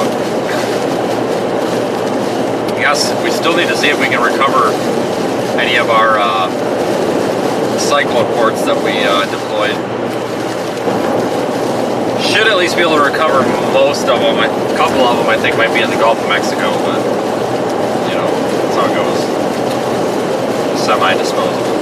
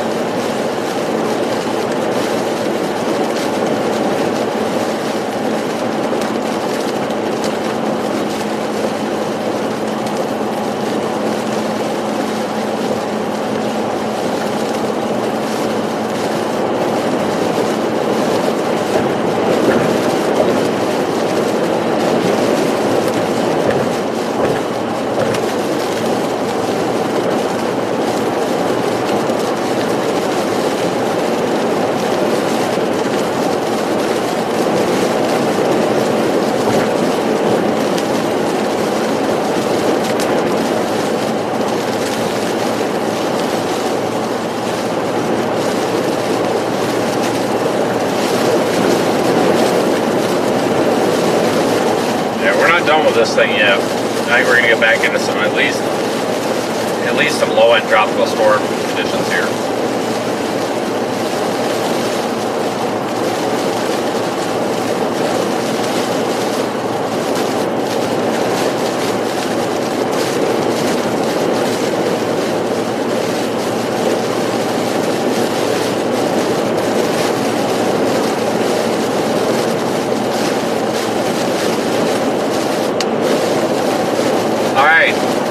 Guess what? Finally. Alright, so NHC says Ian is no longer a hurricane, it's now a post-tropical cyclone. There. It's finally dead. It's lost its tropical characteristics. Now it's just a low pressure system. Still could bring heavy rain and wind, but it's post-tropical now.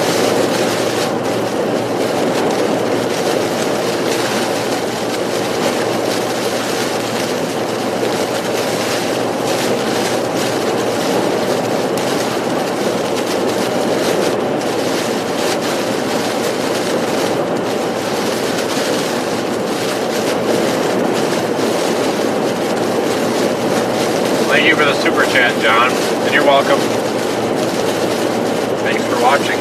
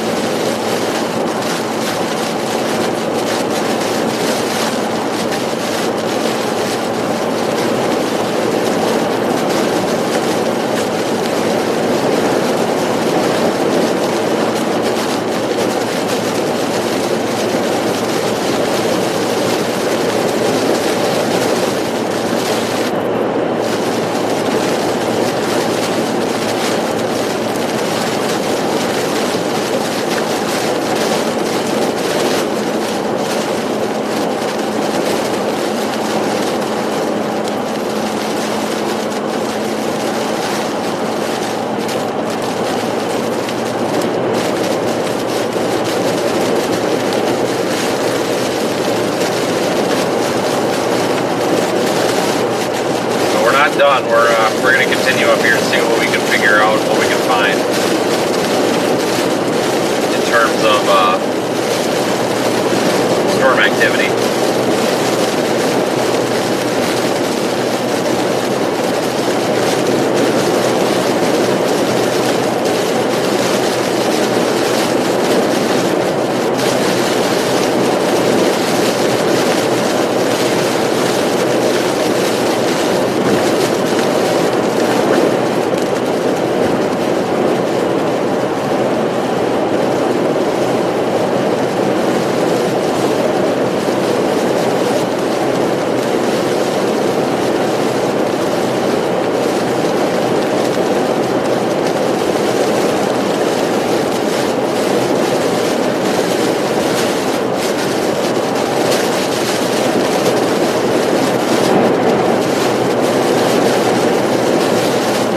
God, this wind is miserable.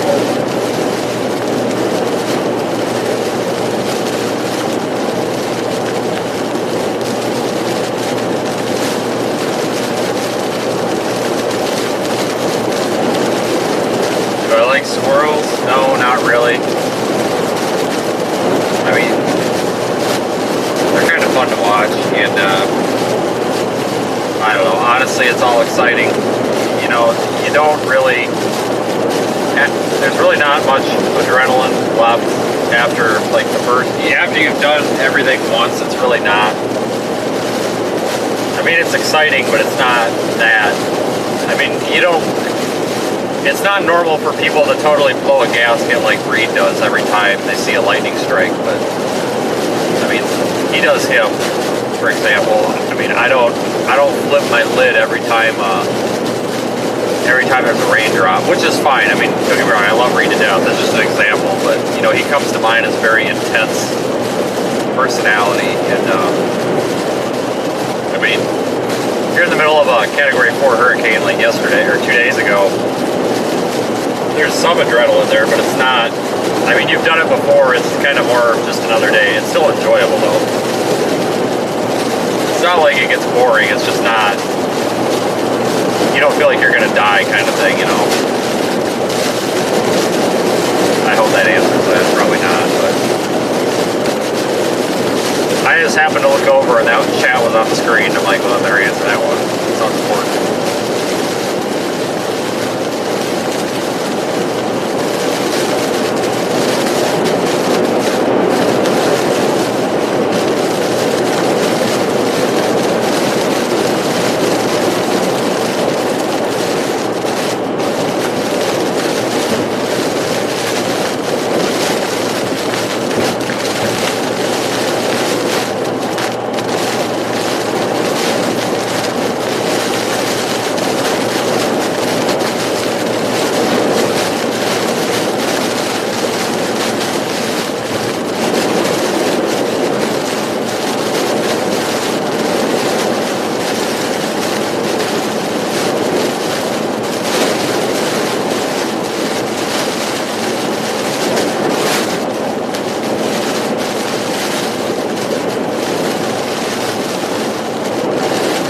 Surprisingly, this is the first time I've ever been in a hurricane and not gotten a flat tire, so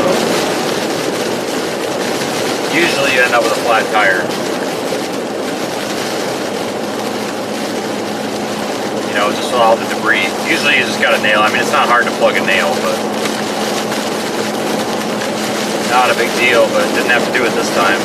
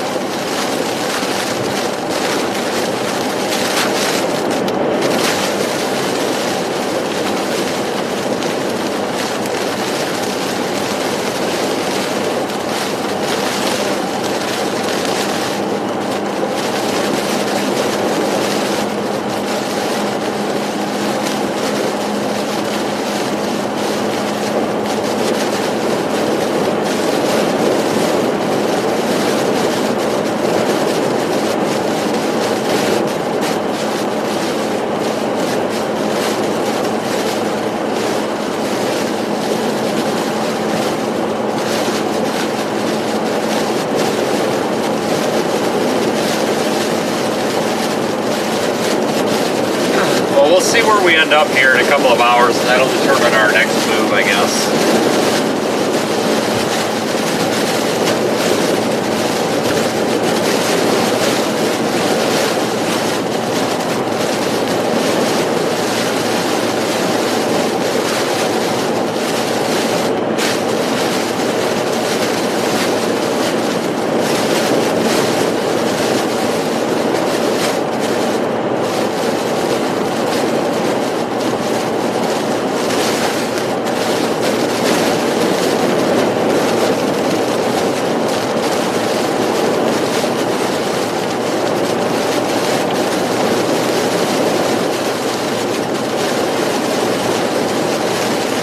Yeah, thank you everybody. We did surpass 50,000 subscribers the other day. That's kind of cool.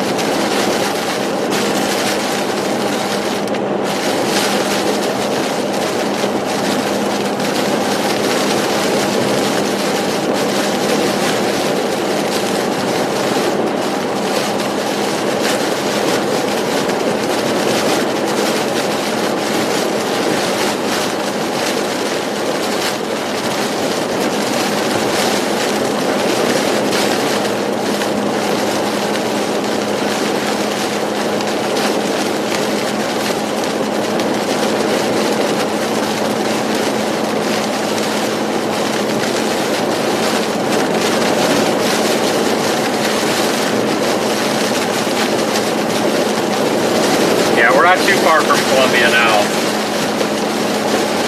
but conditions are getting worse the farther or the closer we get, so we're definitely getting back up into the tropical storm type conditions.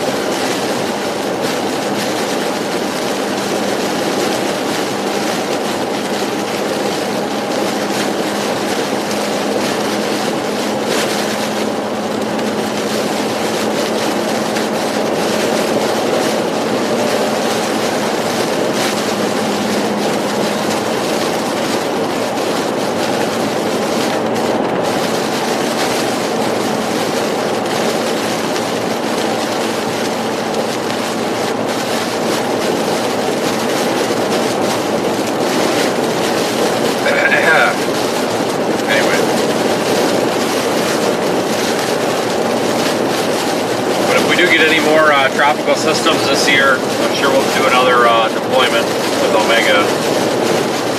I've still got that one surge camera in the back. I'm glad we were able to recover it.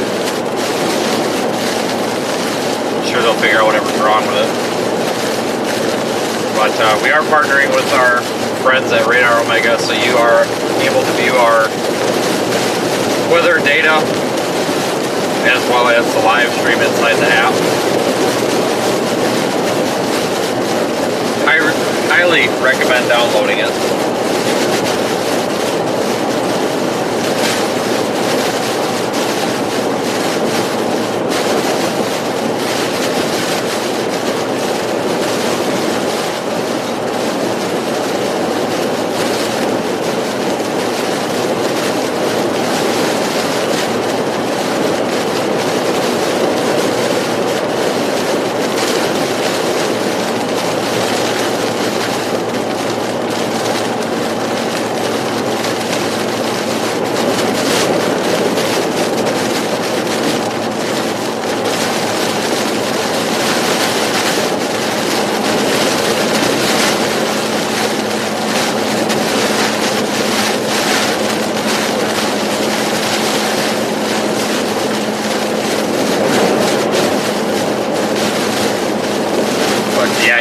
is falling apart rapidly. You can see that in either in Radar Omega, the app, or the radar, well, the satellite loop on the side of the YouTube screen. It is falling apart like nothing.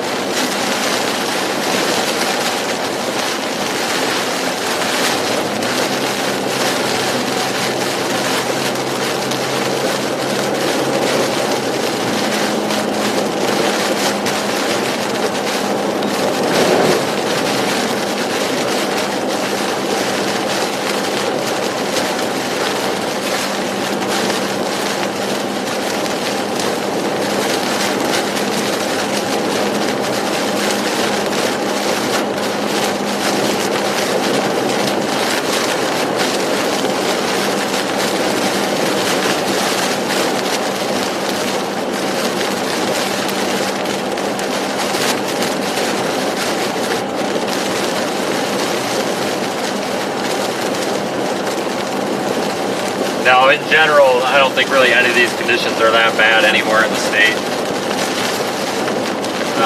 The area up by Georgetown that we were in got hit kind of the hardest. Charleston got some of the, I feel like got more flooding, whereas Georgetown got the surge, which caused flooding, but it was just, that storm was just kind of on a weakening trend as it was making landfall, so it wasn't too impressive.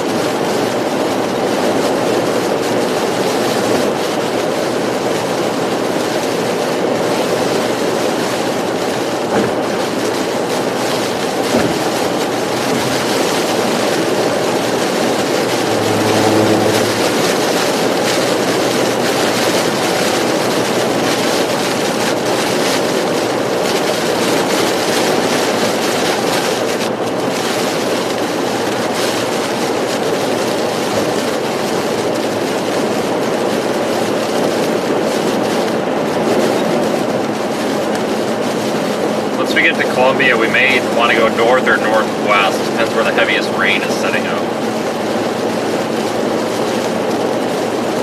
Looks like honestly going northwest wouldn't be a bad idea.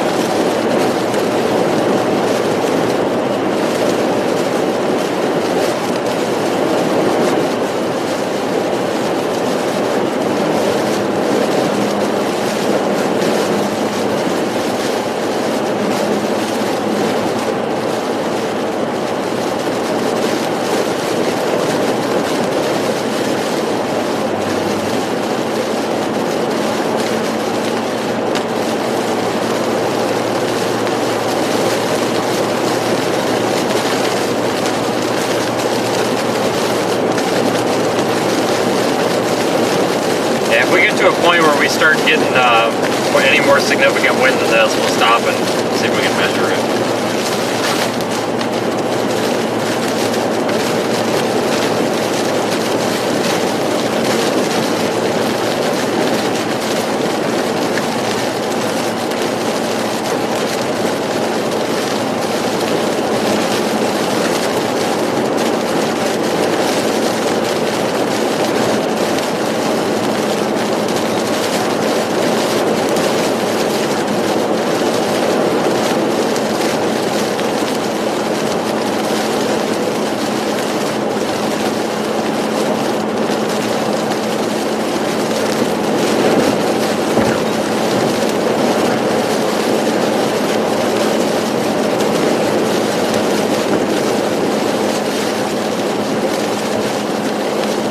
A lot of power crews going down that way still, which is good.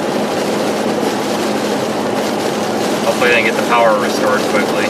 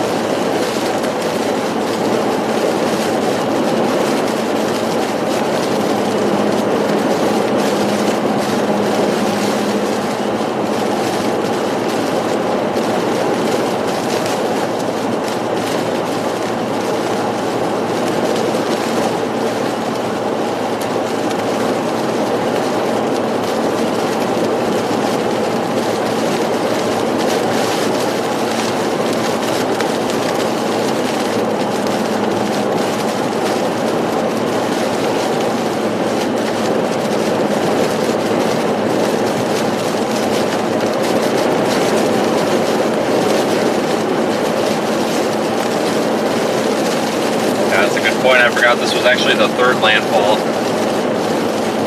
of that hurricane.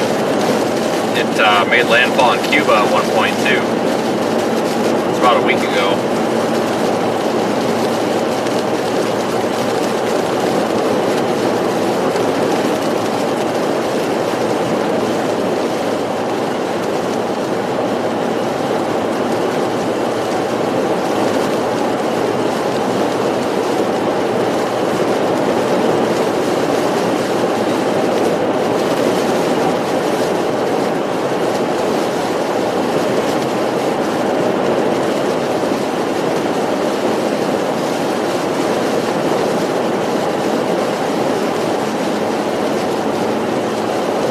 Thanks, Richard, for the super chat. Always appreciated. Yeah, we'll find dinner somewhere. Everything seems to be open up here, which is nice.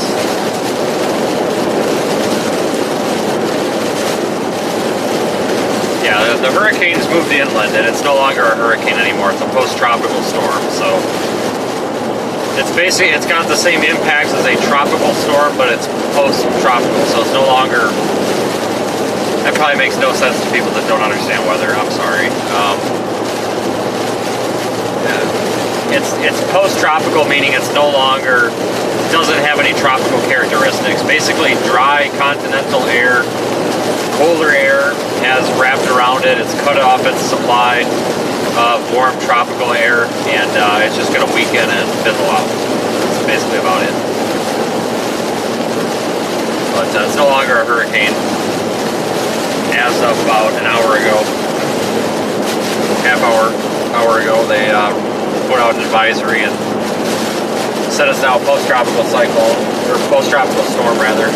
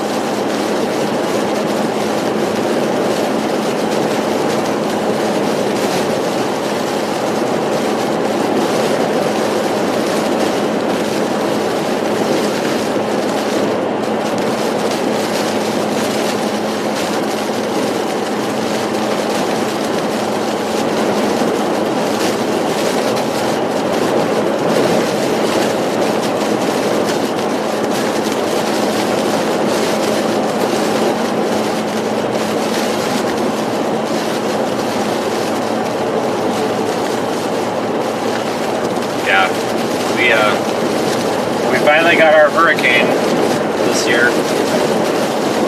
Really didn't have much of a tropical season at all until now. It's not over yet. You know, October can be a busy month. It is. We're still in peak season here, so I wouldn't be surprised if we end up with another one.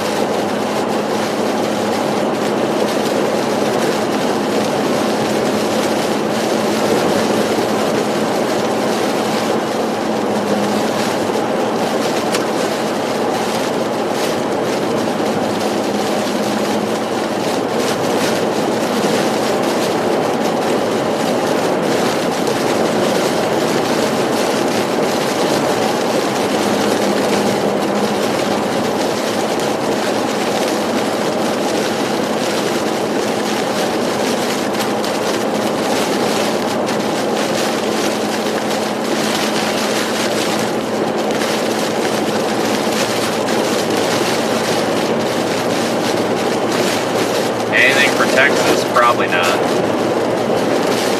Probably not.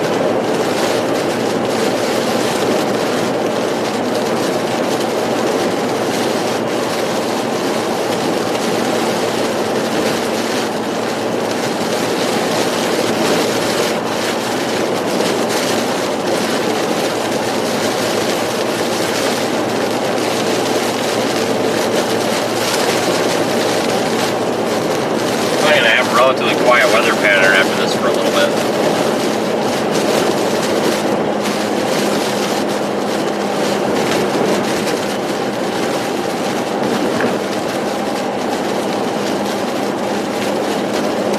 Probably not for too long, but a couple of days worth of relatively quiet weather anyway.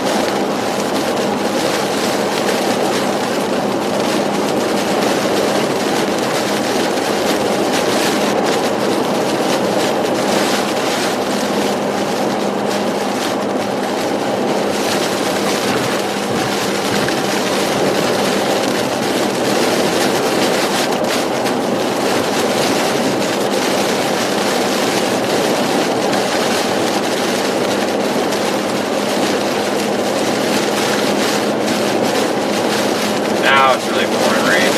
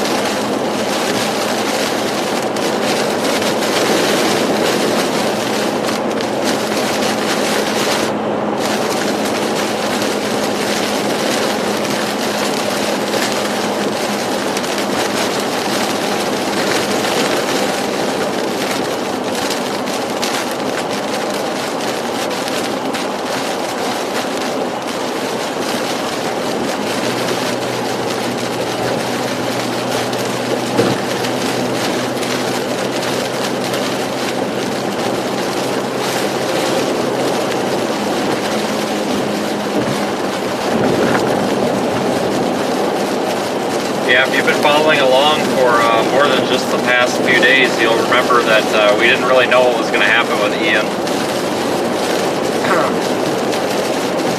You know, we thought that it might end up in the Big Bend of Florida. We thought it might end up in Panama City.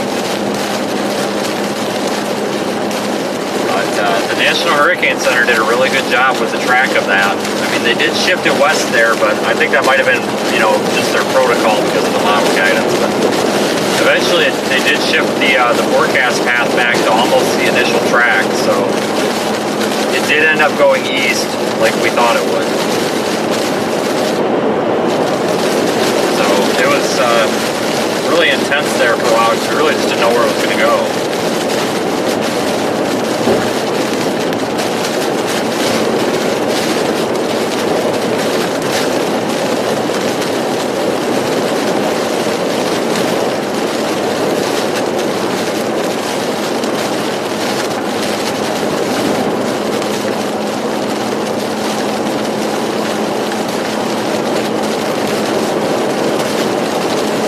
Continue up 26 for a while, folks, and see if we can run into anything, see if any flash flood warnings get issued.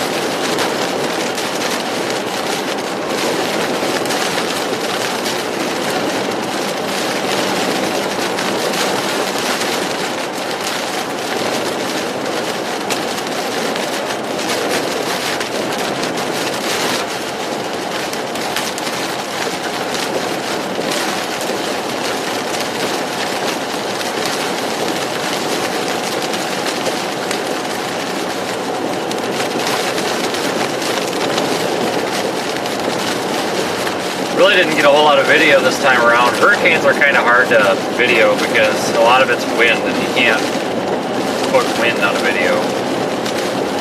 But I do have a couple of pieces of video that I'll post here when we get a little bit of time.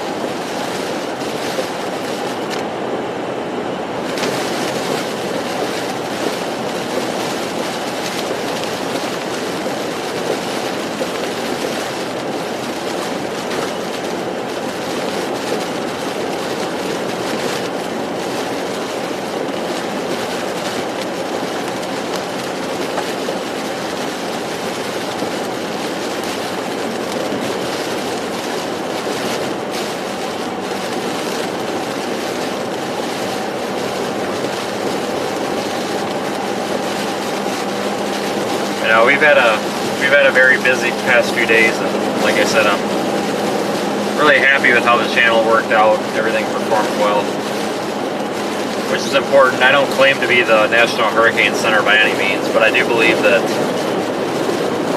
having good results and lots of views on our live streams does help increase awareness, at least a little bit.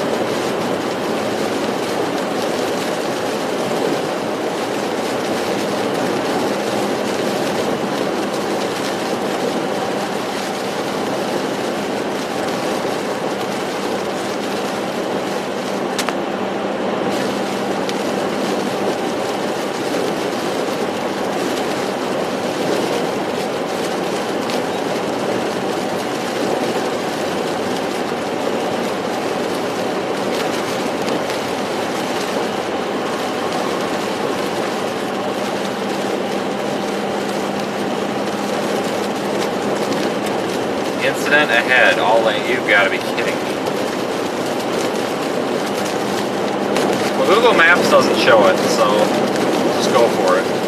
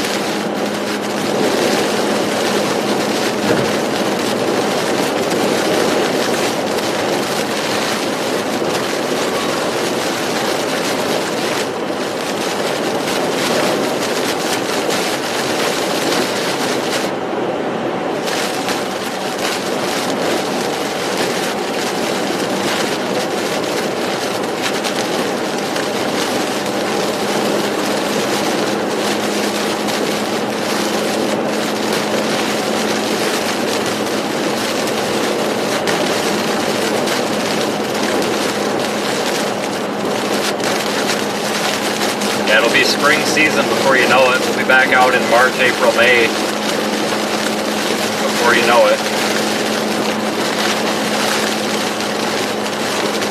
June, July, and August went by really fast.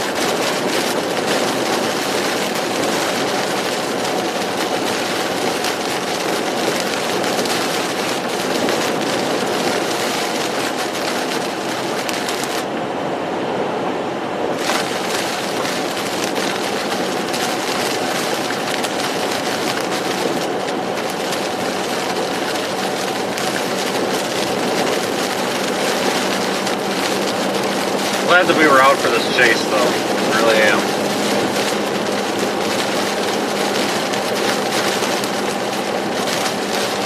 It's a good one to be on.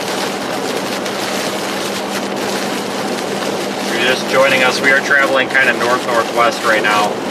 Just keeping up with the large shield of precipitation associated with now post-tropical storm Ian.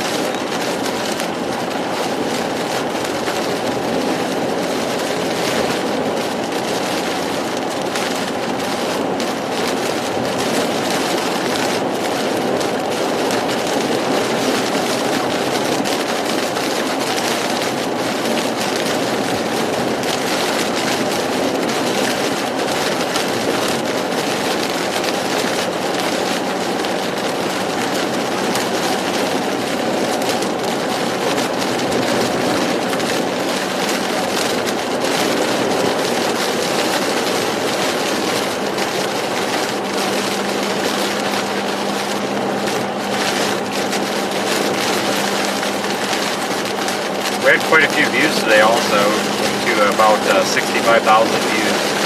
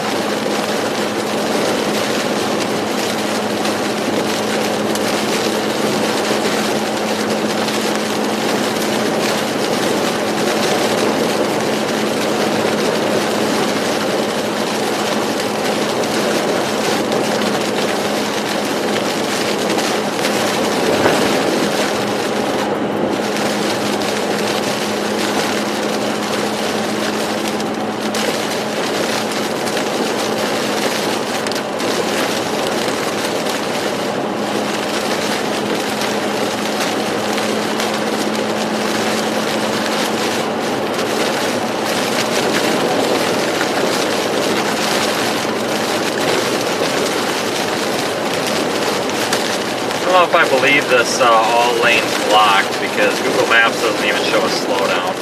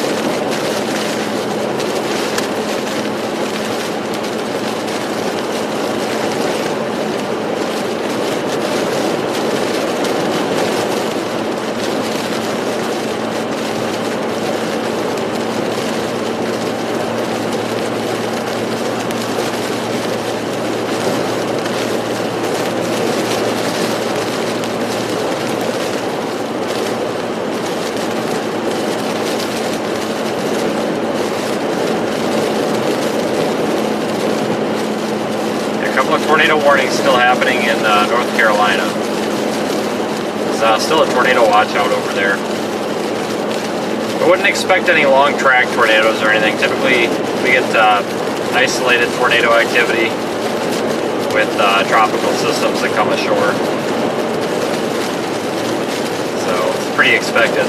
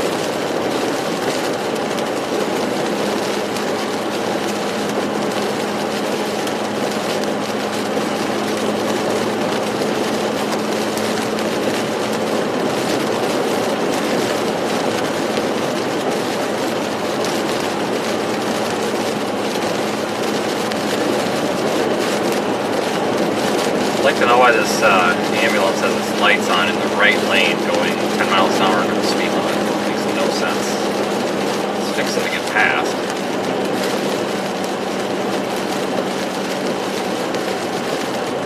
Must be a new driver.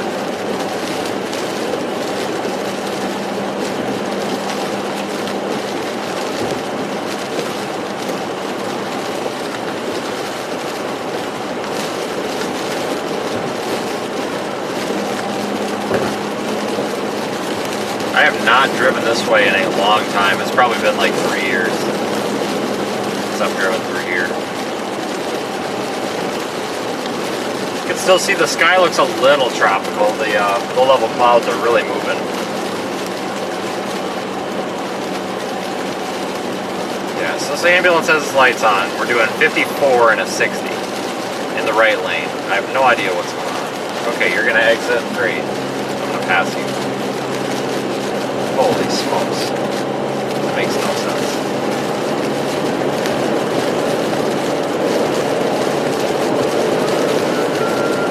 Oh, I got places. I just don't get it. There's really no reason to have lights on an emergency vehicle unless, like, there's traffic anyway. I mean, shit, we did that all the time. You just go in the left lane and do 80. People get out of your way. You don't need lights on an interstate. Let alone to go 10 miles an hour at the speed limit. New driver. Sorry.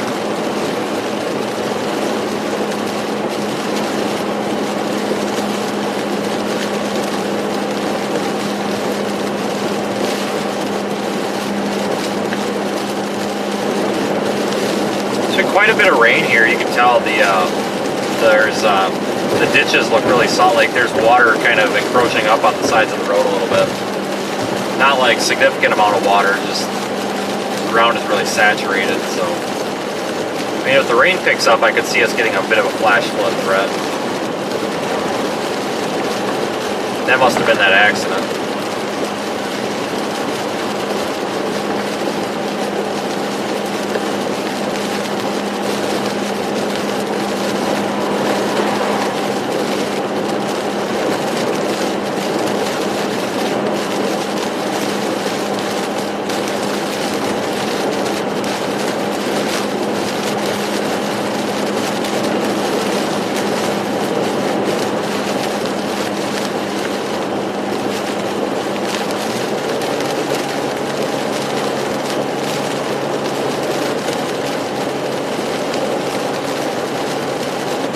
I think I'm going to go out on a limb and say this and risk getting yelled at for it, but I think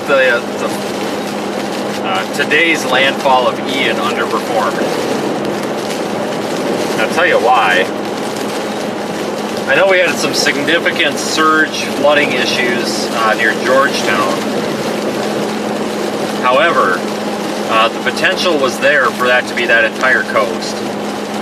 Well, we had a significant impact today. It wasn't as bad as the potential was, and that's good news. So, this storm had a lot of similarities to Charlie from 2004.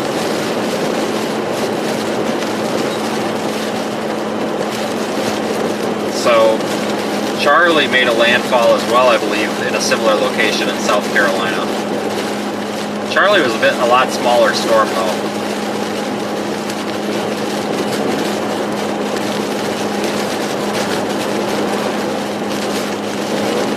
I mean, if I would have known that it was going to be this uneventful coming this way, we probably just would have stayed down there, but whatever.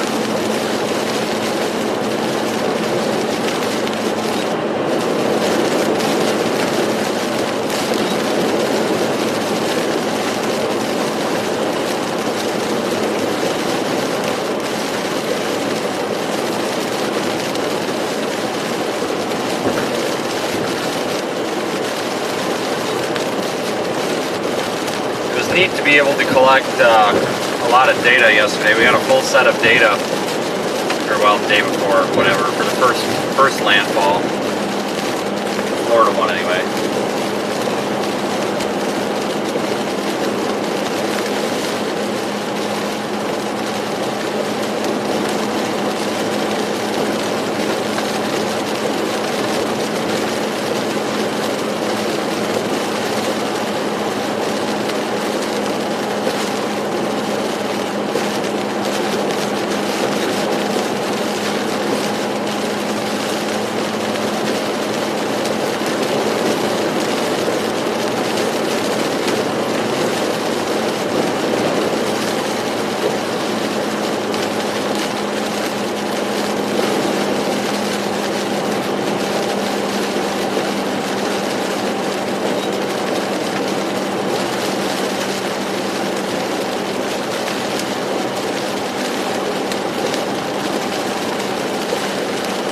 I think the National Hurricane Center did a really good job with Ian in general.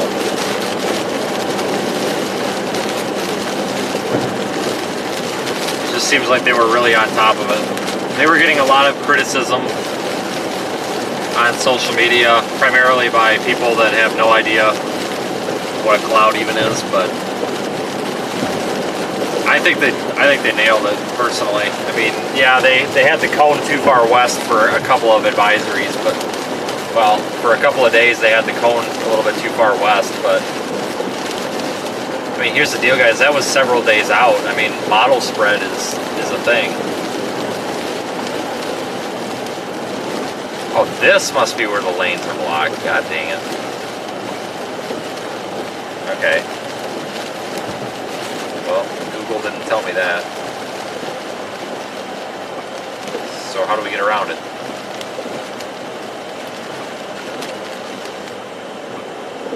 I wonder if we should stop and ask.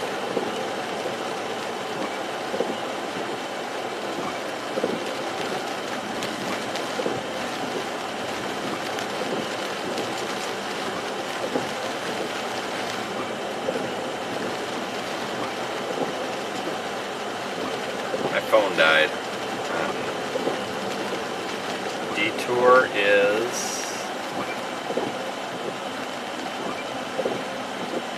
Turn left onto South Carolina 202 East, then turn right onto Detour is 406 that way. Road. Okie dokie. Man, those guys are having a lot of fun directing traffic there. Holy cow. Sharp left onto South Carolina 202 East, then turn left onto the ramp. So there's a Continue on South Carolina 202 West for half a mile. big sign that says detour. I'm not quite sure where the detour is.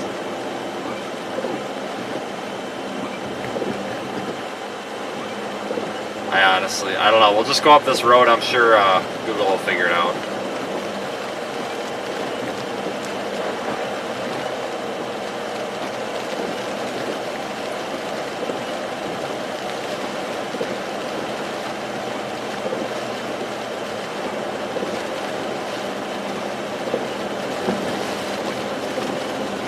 In 1.5 miles, turn left onto Church Street, Peak Road.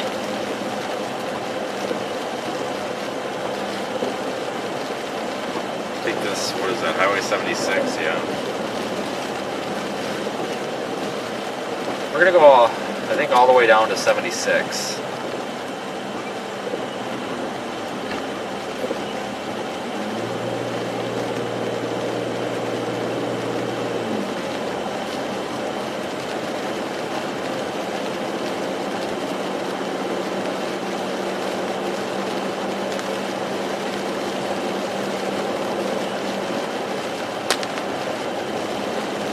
No, like I was saying, yeah, Hurricane Center, I think, did a really nice job. I mean, they were, like, especially within about 36 to 48 hours of landfall, I mean, they adjusted the forecast track and they were almost dead on. I mean, I really don't think they could have done a whole lot better. I mean, they seemed to do pretty darn well, so.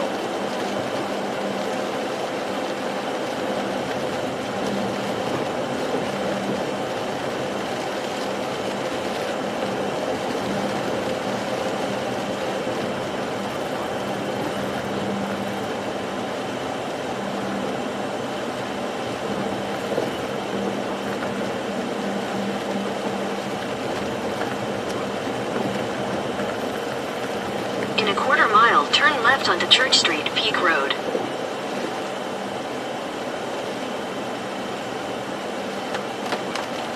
Oh, looks like they actually got the detour marked down here. That's good.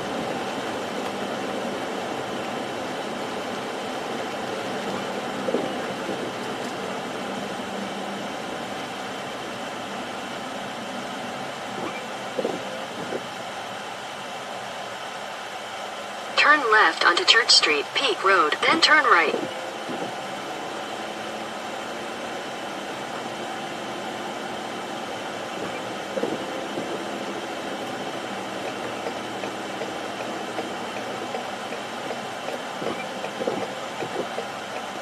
Sure, this guy's having a nice time directing traffic in a bunch of rain.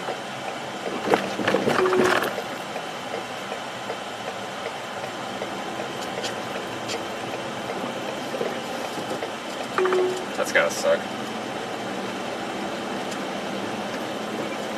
Take the next right onto Depot Street, then turn right onto North Boundary Street. No, Google, I don't want that.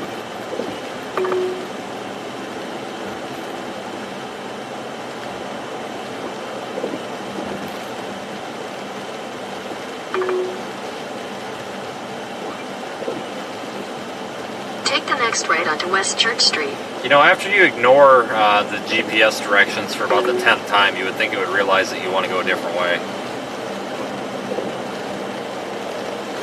I mean, come on.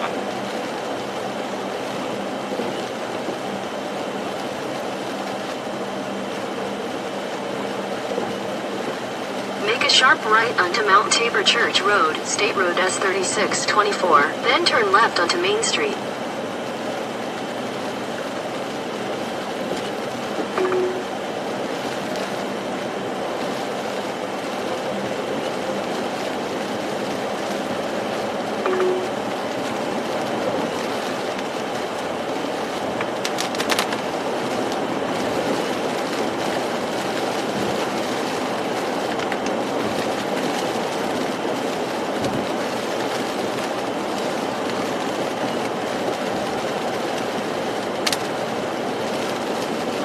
In a 1/4 mile, turn right onto Dr. Bowers Road, State Road S3625.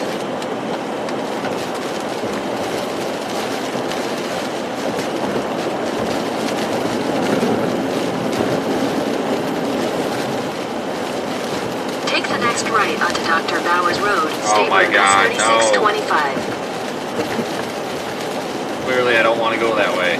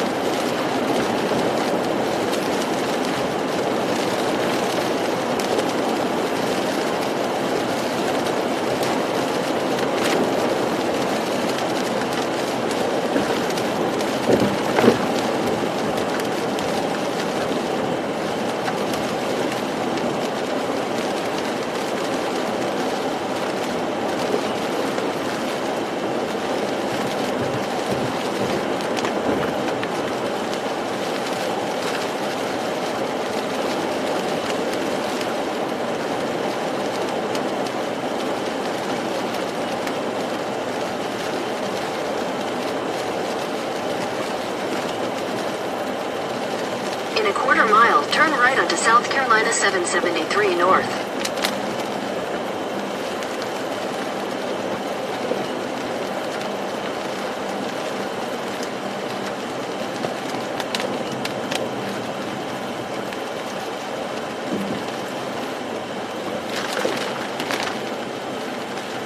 Okay, well that wasn't that bad of a detour. You know, it probably would be a lot worse if there was a bunch of people on the road, but I think this storm's keeping a lot of people home. Take the next right onto South Carolina 773 North.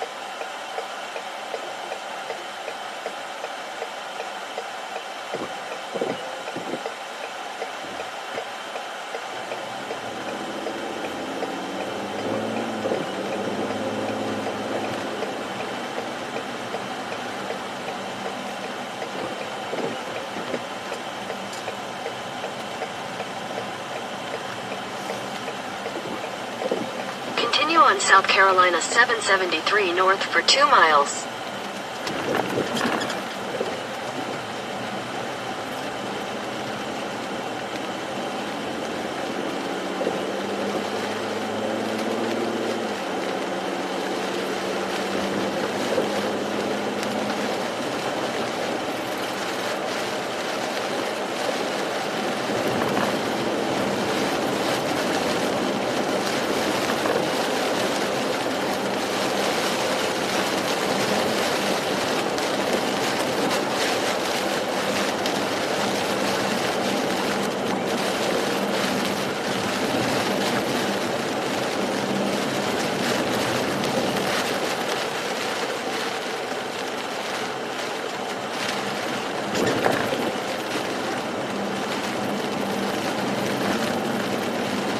Yeah, cell coverage held out pretty good for this event the whole time, which is good.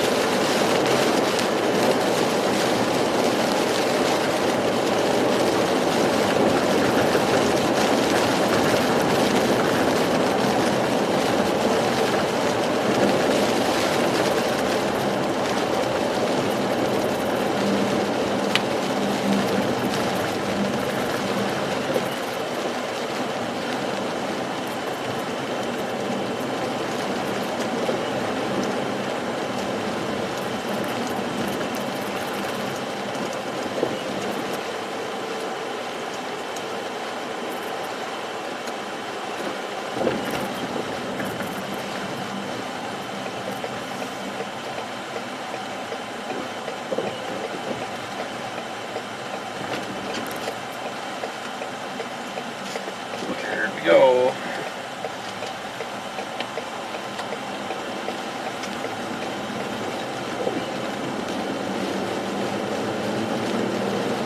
In 1,000 feet, merge onto I-26 West.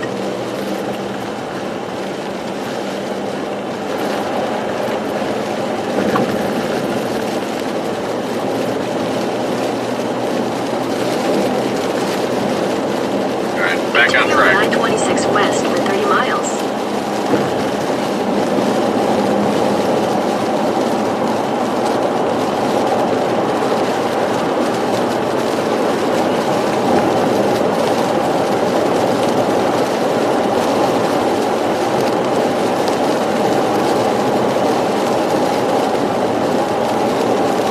want to keep the live stream going. We'll just continue this way. I mean, like I said, there's a potential we could run into some flooding. Maybe.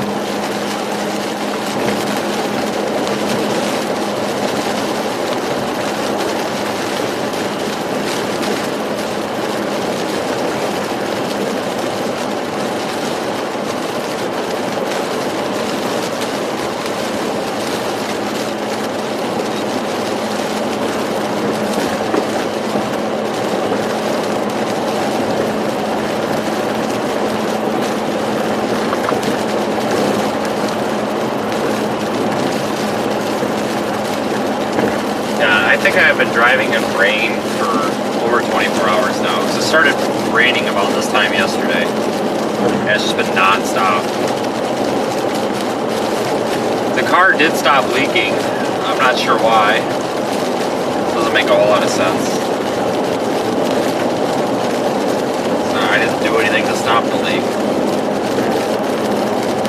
I've been collecting it's dripping right above the cup holder. So I've been collecting it in a fountain drink, like a McDonald's fountain drink cup, and then I just dump it out every now and then. Works okay.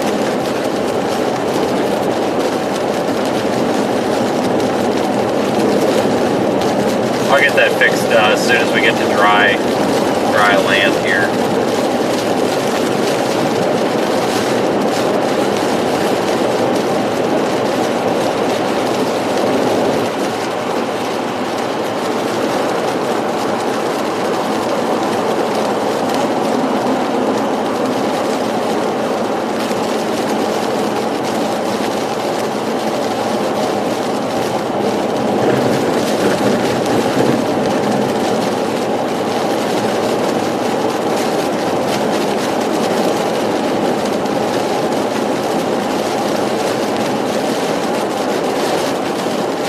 Oh no, did I just pass the Loves? God dang it. I think I just passed the Loves. I didn't realize that's what that sign was. Shoot. I was gonna stop and get like a corn dog or something.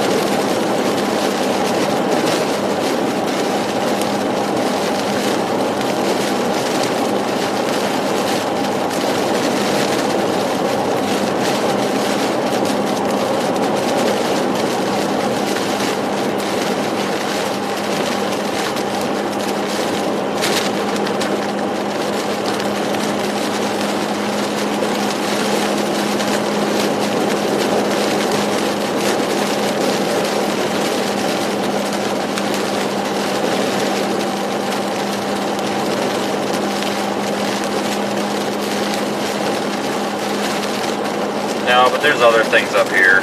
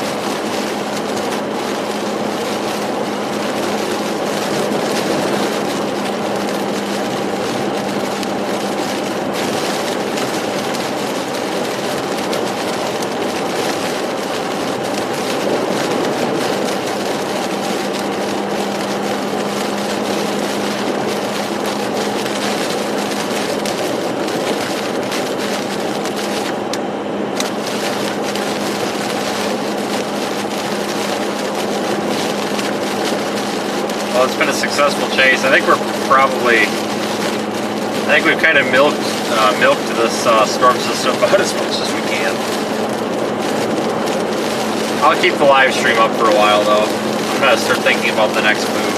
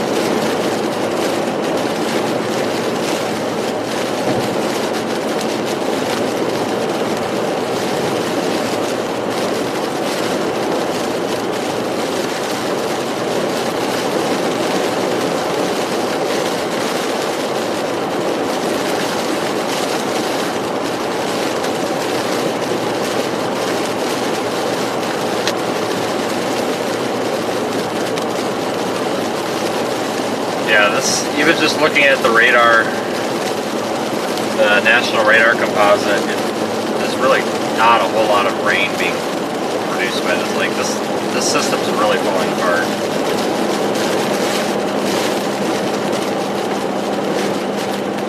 That's good though.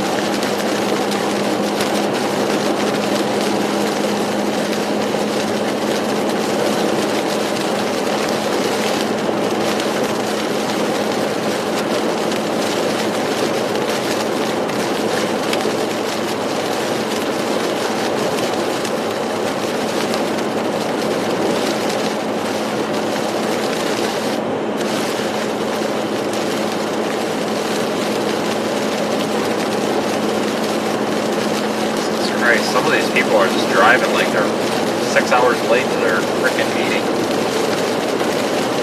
This guy wouldn't even give me a chance to get over. Holy cow. Trying to pass this car, even though I took the bumper off of the one there that I was passing, trying to slide between us.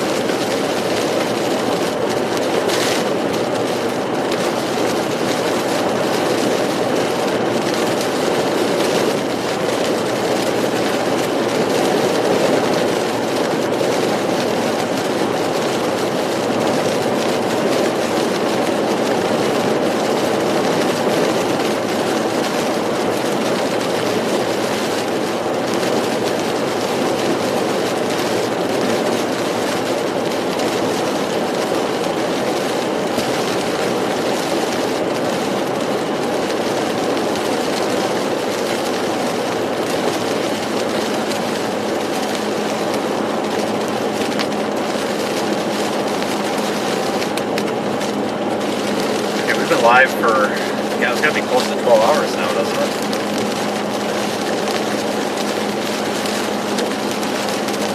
I feel like it has to be anyway. No, about 10 hours. Yeah, that's about right. I've been actually up driving around and chasing for about 12 though. It was about 5 or 6 a.m. Eastern time this morning that I got up and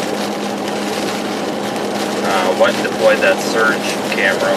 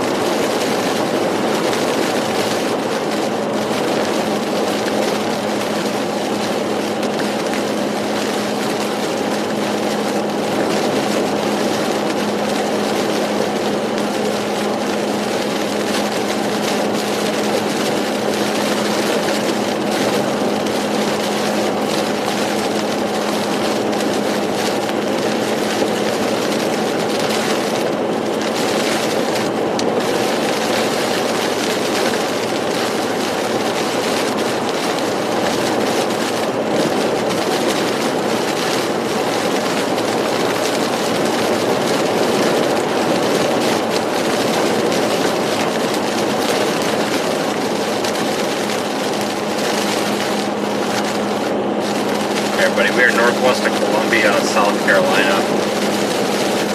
I'm gonna stay live here until we get out of the state of South Carolina. I'm gonna continue. Here's my plan, I think. I will, I'm gonna run home, restock supplies before heading back south. And so briefly run home and make contact for a minute and then head back south. Florida.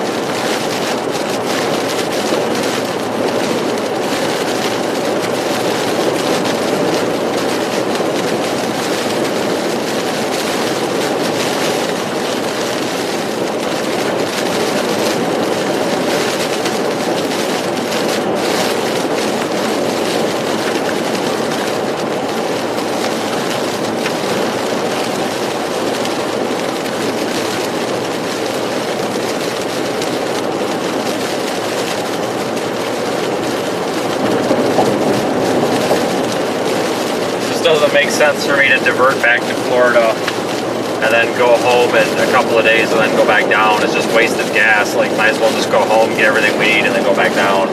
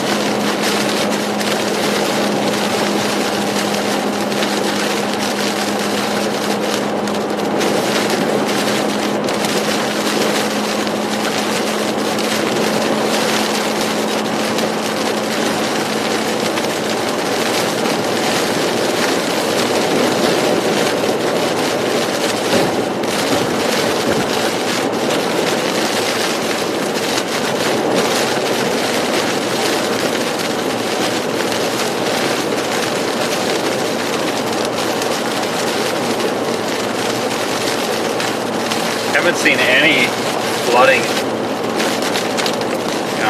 at all, except for along the coast there today, so that's good. I was a lot of us were concerned that we would end up with a flood threat for a vast majority of the state of South Carolina, but that's not happening yet, so that's good.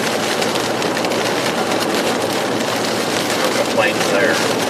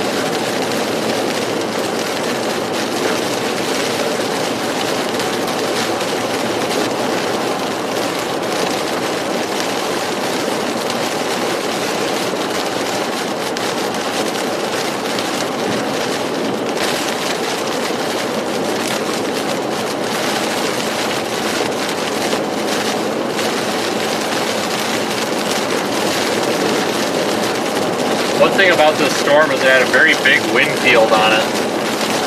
Tropical storm force wind field extended very far from the center. All the hurricane warnings have been canceled. Now just tropical storm warnings for the coast of South Carolina and North Carolina remain.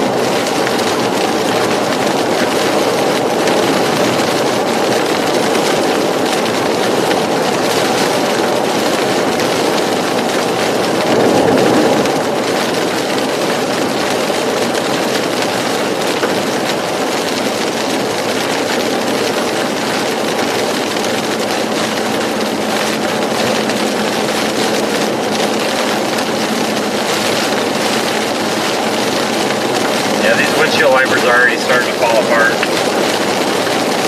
They didn't last very long. I put them on literally on the way down here for this hurricane, and they're falling apart already.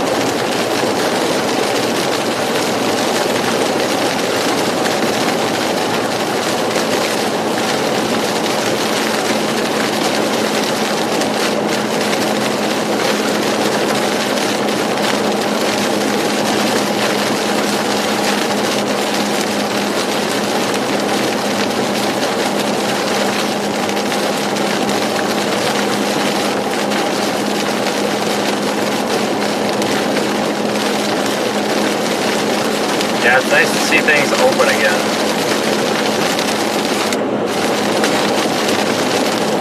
In half a mile, keep right at the fork to stay on I-26 West.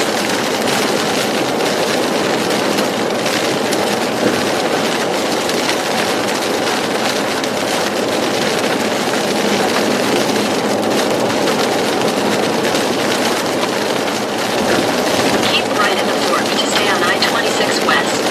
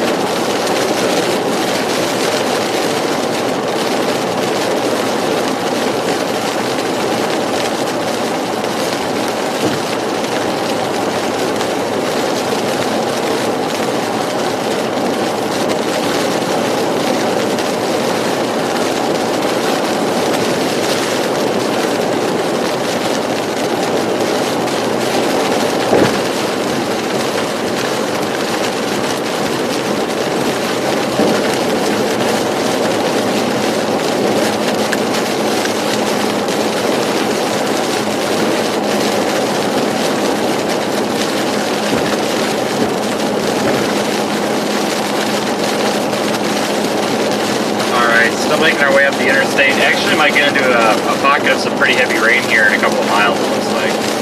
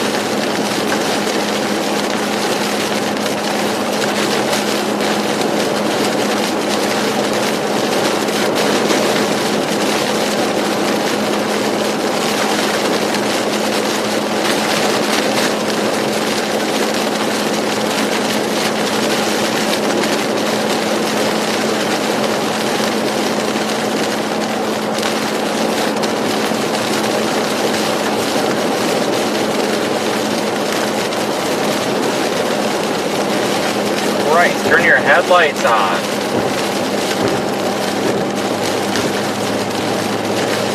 Jesus.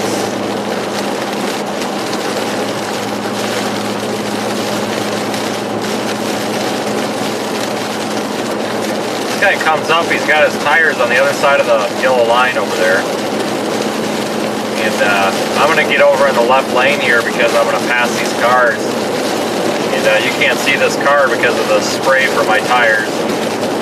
Of course he flips me off, but it's like, dude, turn your headlights on. Holy crap. Like, people don't turn their headlights on in the rain, and then they wonder why people can't see them. Like, literally looked at my mirror like 4 times, could not see the guy, period.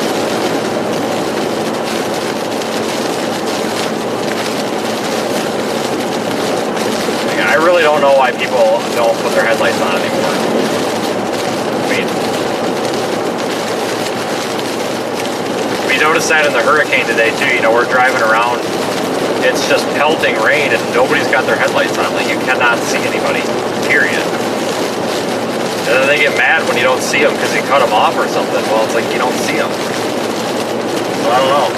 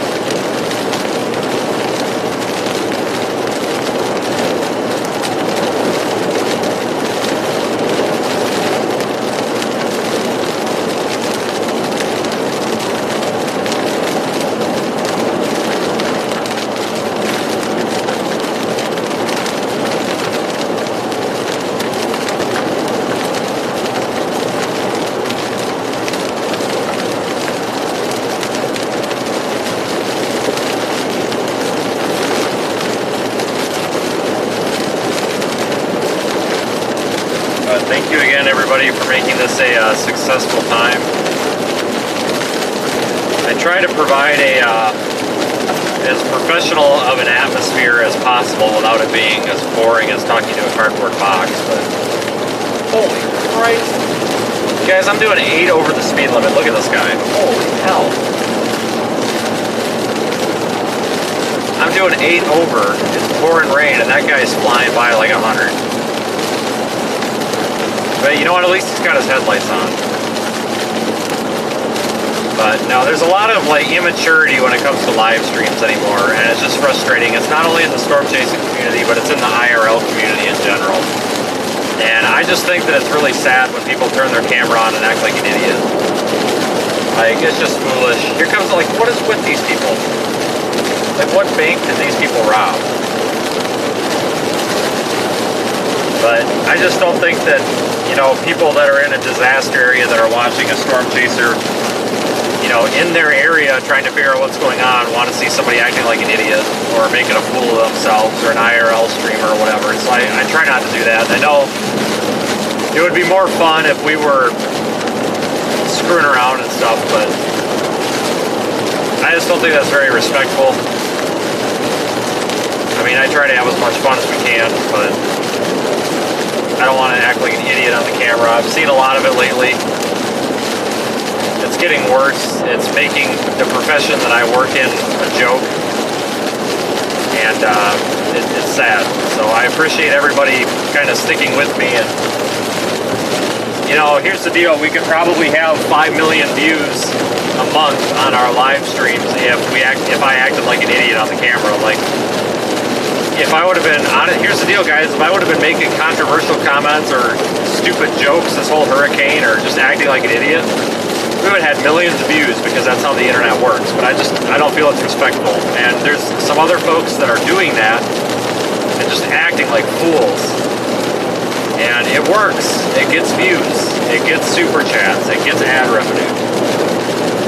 But it destroys the reputation, and I don't want the reputation of being an idiot. So I appreciate you all for sticking with me and, you know, supporting the channel, because I'm not going to stoop to that level. And I'm not picking on individuals, guys. It's like, that's just how the IRL community is going. When the IRL community became popular like 5-6 years ago, the IRL streamers, everything was much more professional. Like when Gun Run was around and like the Twitch craze was starting, I feel like everything was so much more professional. But now it's a joke. If you go on Twitch, like on Twitch, like you find a bunch of people with, you know, out in their clothes on, basically in a hot tub, and they're streaming from their hot tub, getting tips, and like, it's like, what the hell is that? Like, go do something. Go out. Go do something. Like, so I've had this on my mind for a while, and I finally said it. But I appreciate everybody sticking with me and sticking with the channel, because I refuse to evolve with that mentality of let's just act stupid and get a bunch of views. I'm willing to lose about $4,000 to $5,000 a month in ad revenue and super chats by not acting like an idiot versus act like an idiot. So thank you, YouTube viewers, fans, subscribers, members, for basically sticking with me in my refusal to evolve.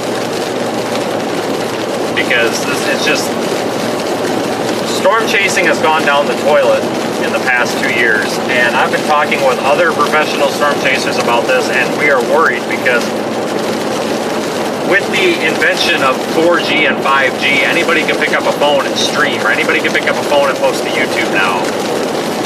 And some people make storm chasers look really, really dumb. We're not all like that. There's professionals out here, you know, Reed, Josh, Aaron,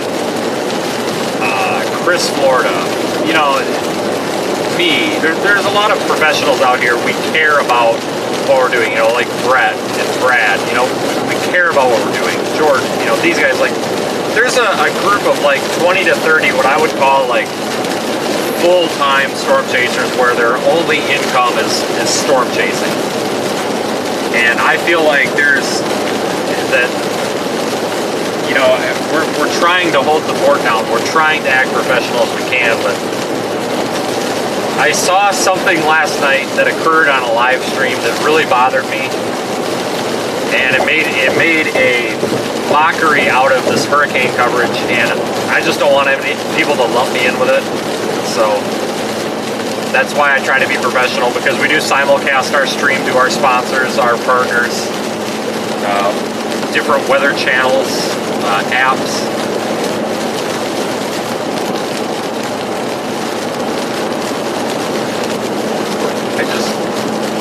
Here's the deal: if the channel dies, the channel dies.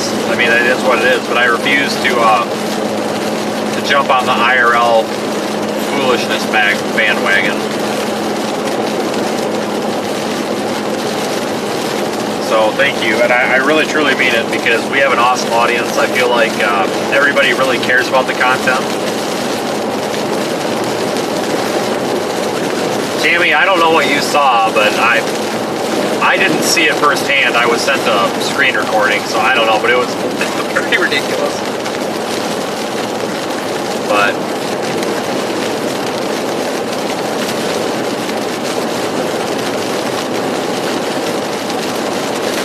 I don't know. You know, that's like that hurricane. You know, I really wish, like yesterday or 2 days ago, in the middle when it was a Category 4, it would have been great to have somebody with me, like Nikki or somebody, because I could have explained what was going on better. When we get into really dangerous situations like that, I try to like to explain everything that's going on, because I know from an outside view it looks like there's a lot of recklessness going on, but it's really not. You know, when we were in that debris field getting, you know, pelted by sheet metal and stuff, that was a little bit ridiculous, but you know, I try to not put us in situations where we're going to get our head taken off. I mean, it's inevitable that you're going to be in a dangerous situation streaming at some point, but, you know, we can minimize those risks and still have a good stream. I mean, I'm the guy that literally drove into a tornado in Texas and blew a window out live on stream. So, I mean, I'm not going to sit here and say I am the, you know, never do anything wrong. I mean, because I do, but it is what it is.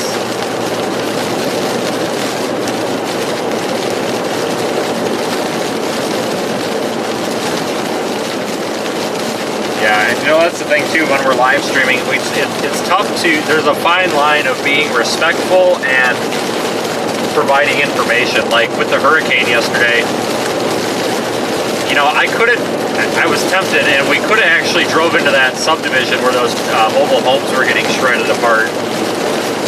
We could have drove in there safely and covered it, but I really didn't want to get too close, because I really don't want to show too much detail of somebody's life getting thrown across the roadway. When you're, you know, when you're 500 feet away, you're not going to see detail, but when you're 50 feet away, you are. That's just not really respectful to people. But there's still people that'll take their live stream up to a house that just got wiped off its foundation 2 minutes after it happened and shove a camera on somebody's face. It's just ridiculous. It's one thing to ask, and honestly, here's the deal. If somebody's life just got, you know, destroyed by a tornado or something, honestly, if you go up and say, hey, I'm with the media, I would like to share what happened here, will you be on camera? 9 times out of 10 they say yes. I've never had somebody tell me no, but I feel like people should at least have the decency to ask. Because yeah, technically it's not illegal. You can go film whatever you want in public. There's no privacy in public, but it's still not the right thing to do. So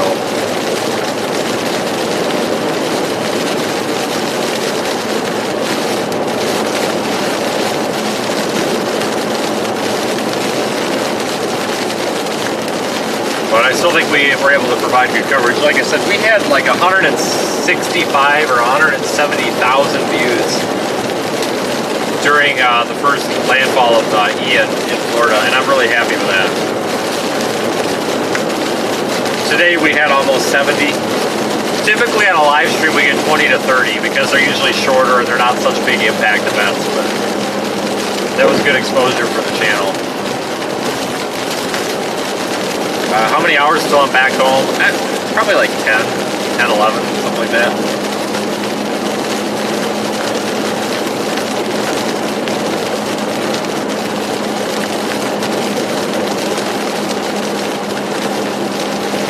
going to work on waterproofing the Live View backpack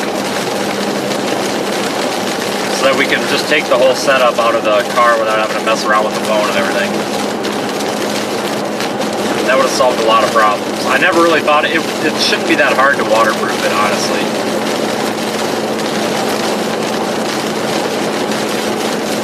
I have a waterproof camera that we can use with it, so that's not a big deal. It's just the actual backpack. I can't just throw a bag over it because it needs airflow, but I've got an idea on how we can overcome that. So I just got to mess around. I'm going to try to do that this weekend. It really shouldn't be that terrible hard. I've got an idea. I'm not going to tell you about it because I'll sound stupid, but it should work. Should work. I'll show you. I'll let you know when I determine if it's going to work or not.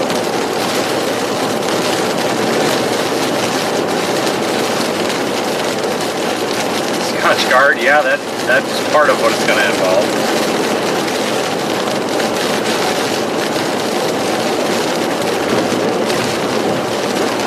Sure, it'll involve some Scotch guard. Maybe some super glue. I don't know.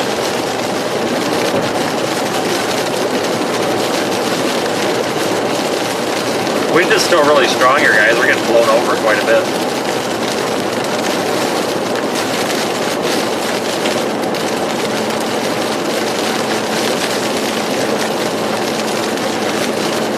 Google Maps is refusing to find me a gas station.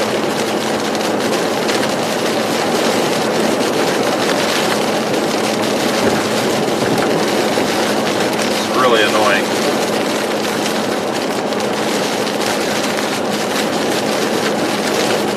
We'll probably be wrapping it up here momentarily. We'll keep going for a little bit. It won't be long.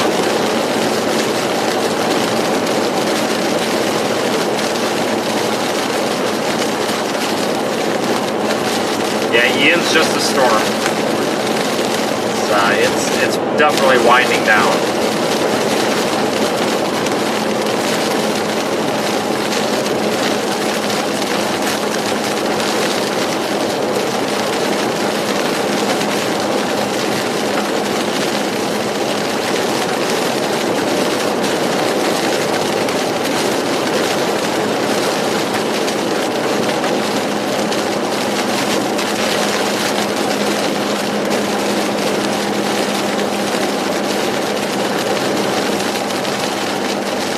Just subscribed after your comments about stupid people. Totally understand. I totally respect that. Thank you.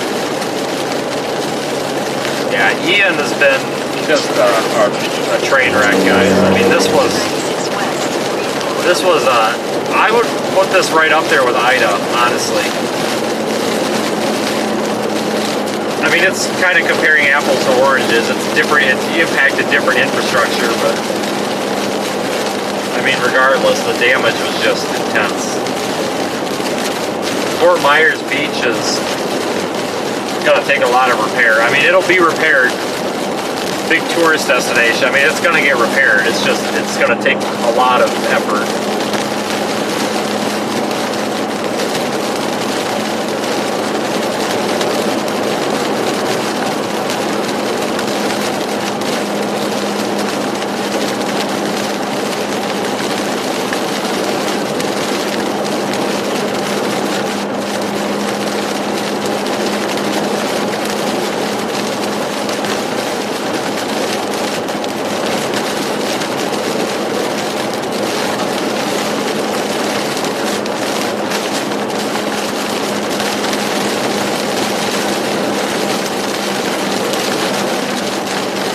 Still need to get that headlight. I'm gonna have to stop at a Walmart and get another headlight bulb. One of my headlight bulbs burnt out in the middle of the hurricane, which is not really that big of a deal because I've got a bunch of other lights to turn on. But it's still irritating. I get really annoyed by burnt out headlights. I get really frustrated when something's wrong with my car in general. So just a burnt out headlight bulb is like the worst thing that could possibly happen to me in the middle of a hurricane. I mean, other than the fact that water has been pouring on my head this whole time, but like when I noticed that headlight bulb was out, like my irritation level went up like tenfold. irritated the hell out of me, so I need to get another headlight bulb. They had them at Love's, but they wanted $30. $30 for a single headlight bulb. And I was like, no, that's not happening. So, just like, we're gonna go get them at Walmart where you can get 2 of them for $30. Because that's ridiculous. Go to the truck stop, they can charge that. South Carolina 296 East, John B. White Sr. Boulevard. Then make a U-turn at East Blackstock Road. Alright, I'm gonna stop here and run in and get a Powerade or something. Make a U-turn at East Blackstock Road. I'll leave the stream up, but I will be right back.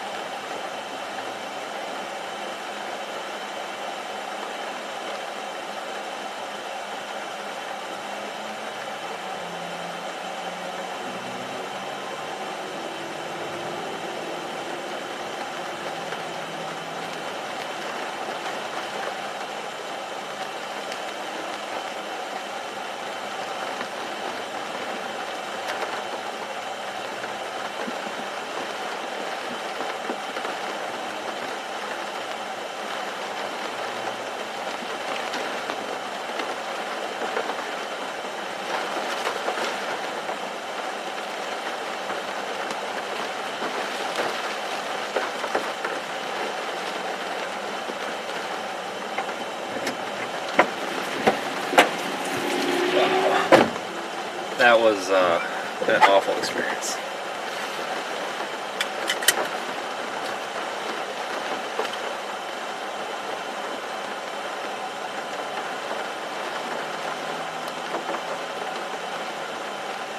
Okay. That was, yeah.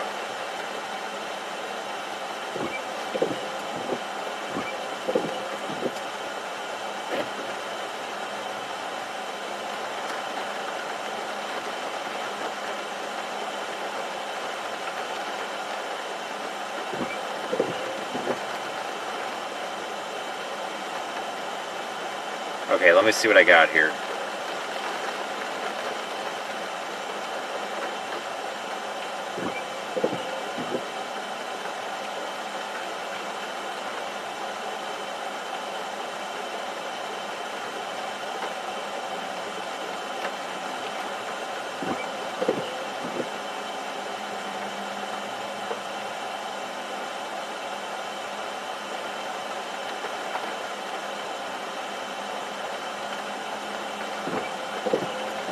Try to look at the radar quickly.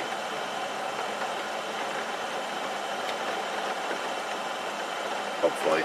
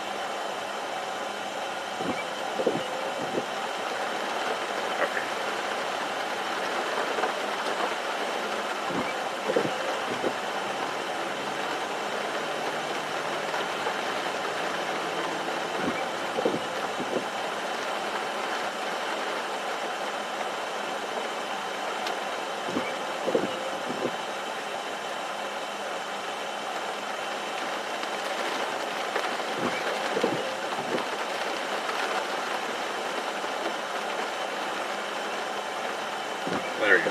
Trying to get my GPS to work.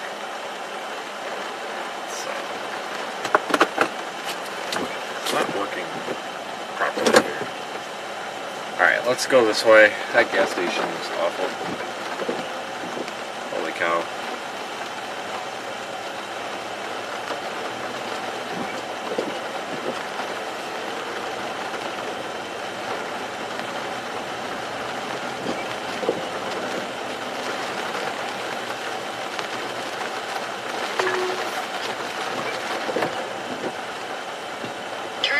South Carolina 215 South. Turn right onto South Carolina 215 South, East Another Blackstock Road. Turn left onto James Street.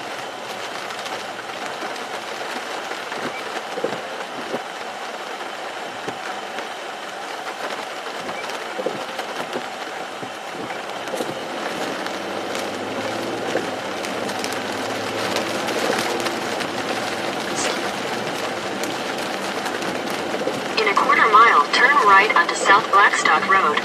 No, it's a terrible idea.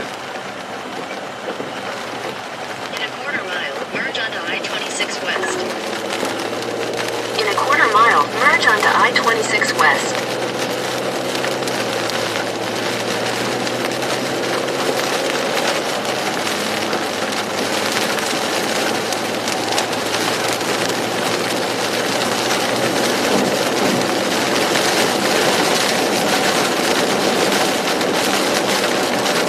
Continue on I-26 West for 3/4 of a mile.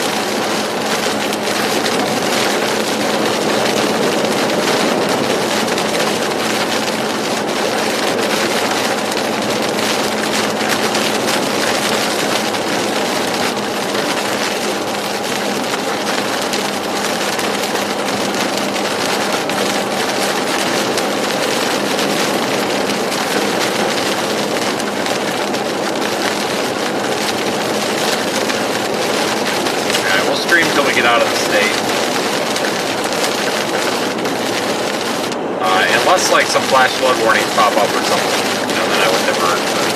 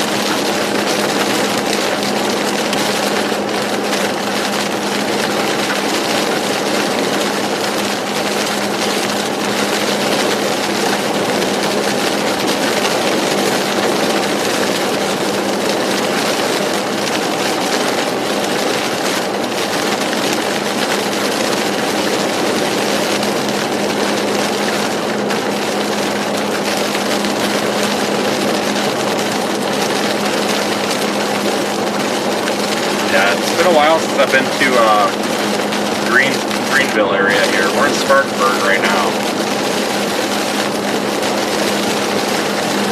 I actually can't even remember the last time I was through here.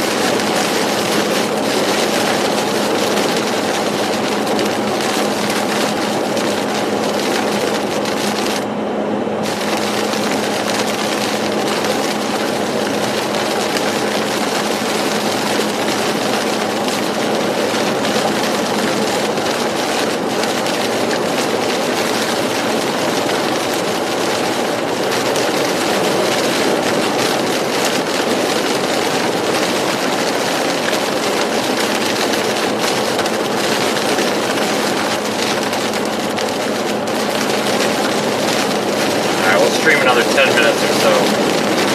I've had a good time though. Unfortunately, there's a lot of damage,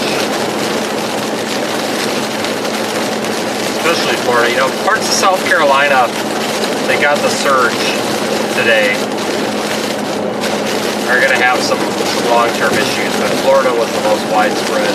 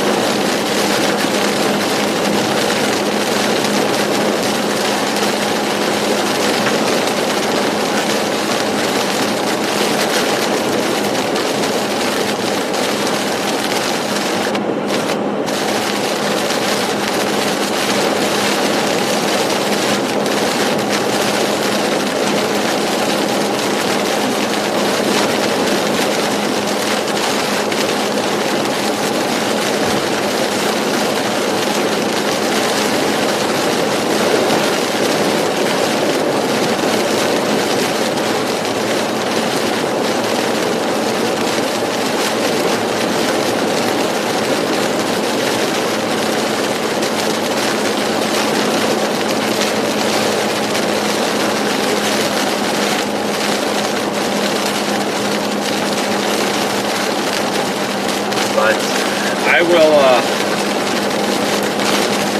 will get a members only update out tonight, probably in the next 2 or 3 hours. Next time I stop for gas.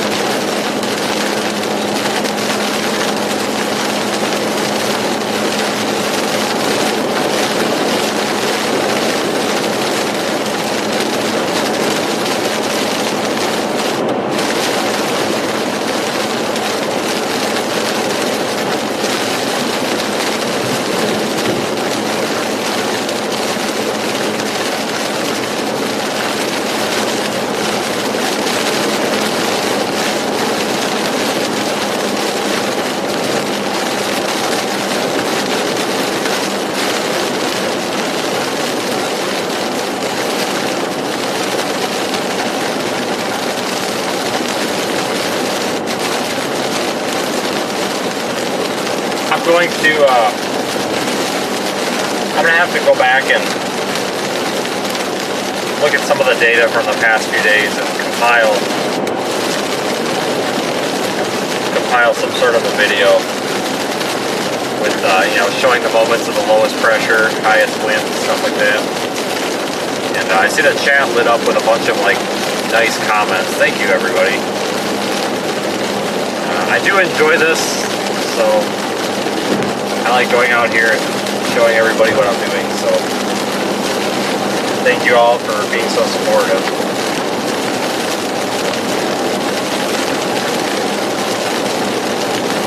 But I think we're going to wrap it up from here.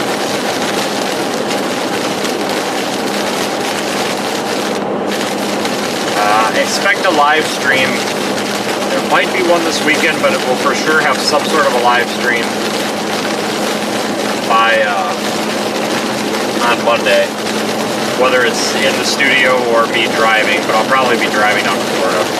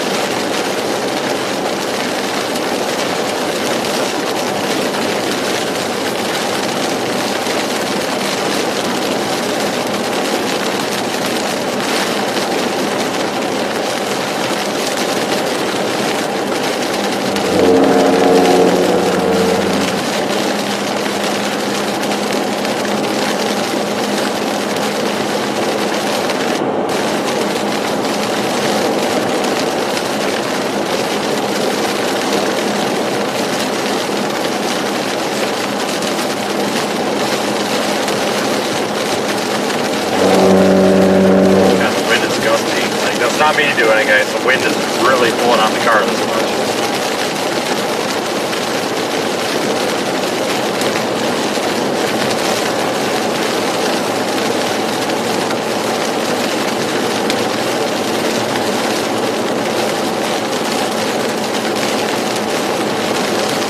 Alright, everybody, I think I'm out of here.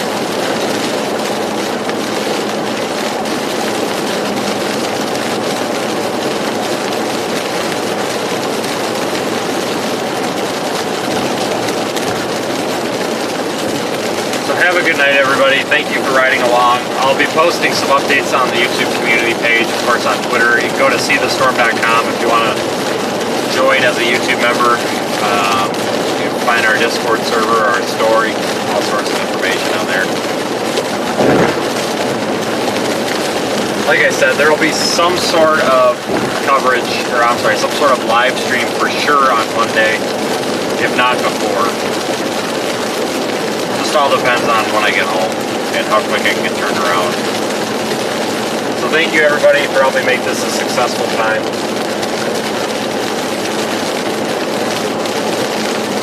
If I get really bored, I might fire the live stream back up later tonight, I don't know. So have a good night. Take care. I'll see you later.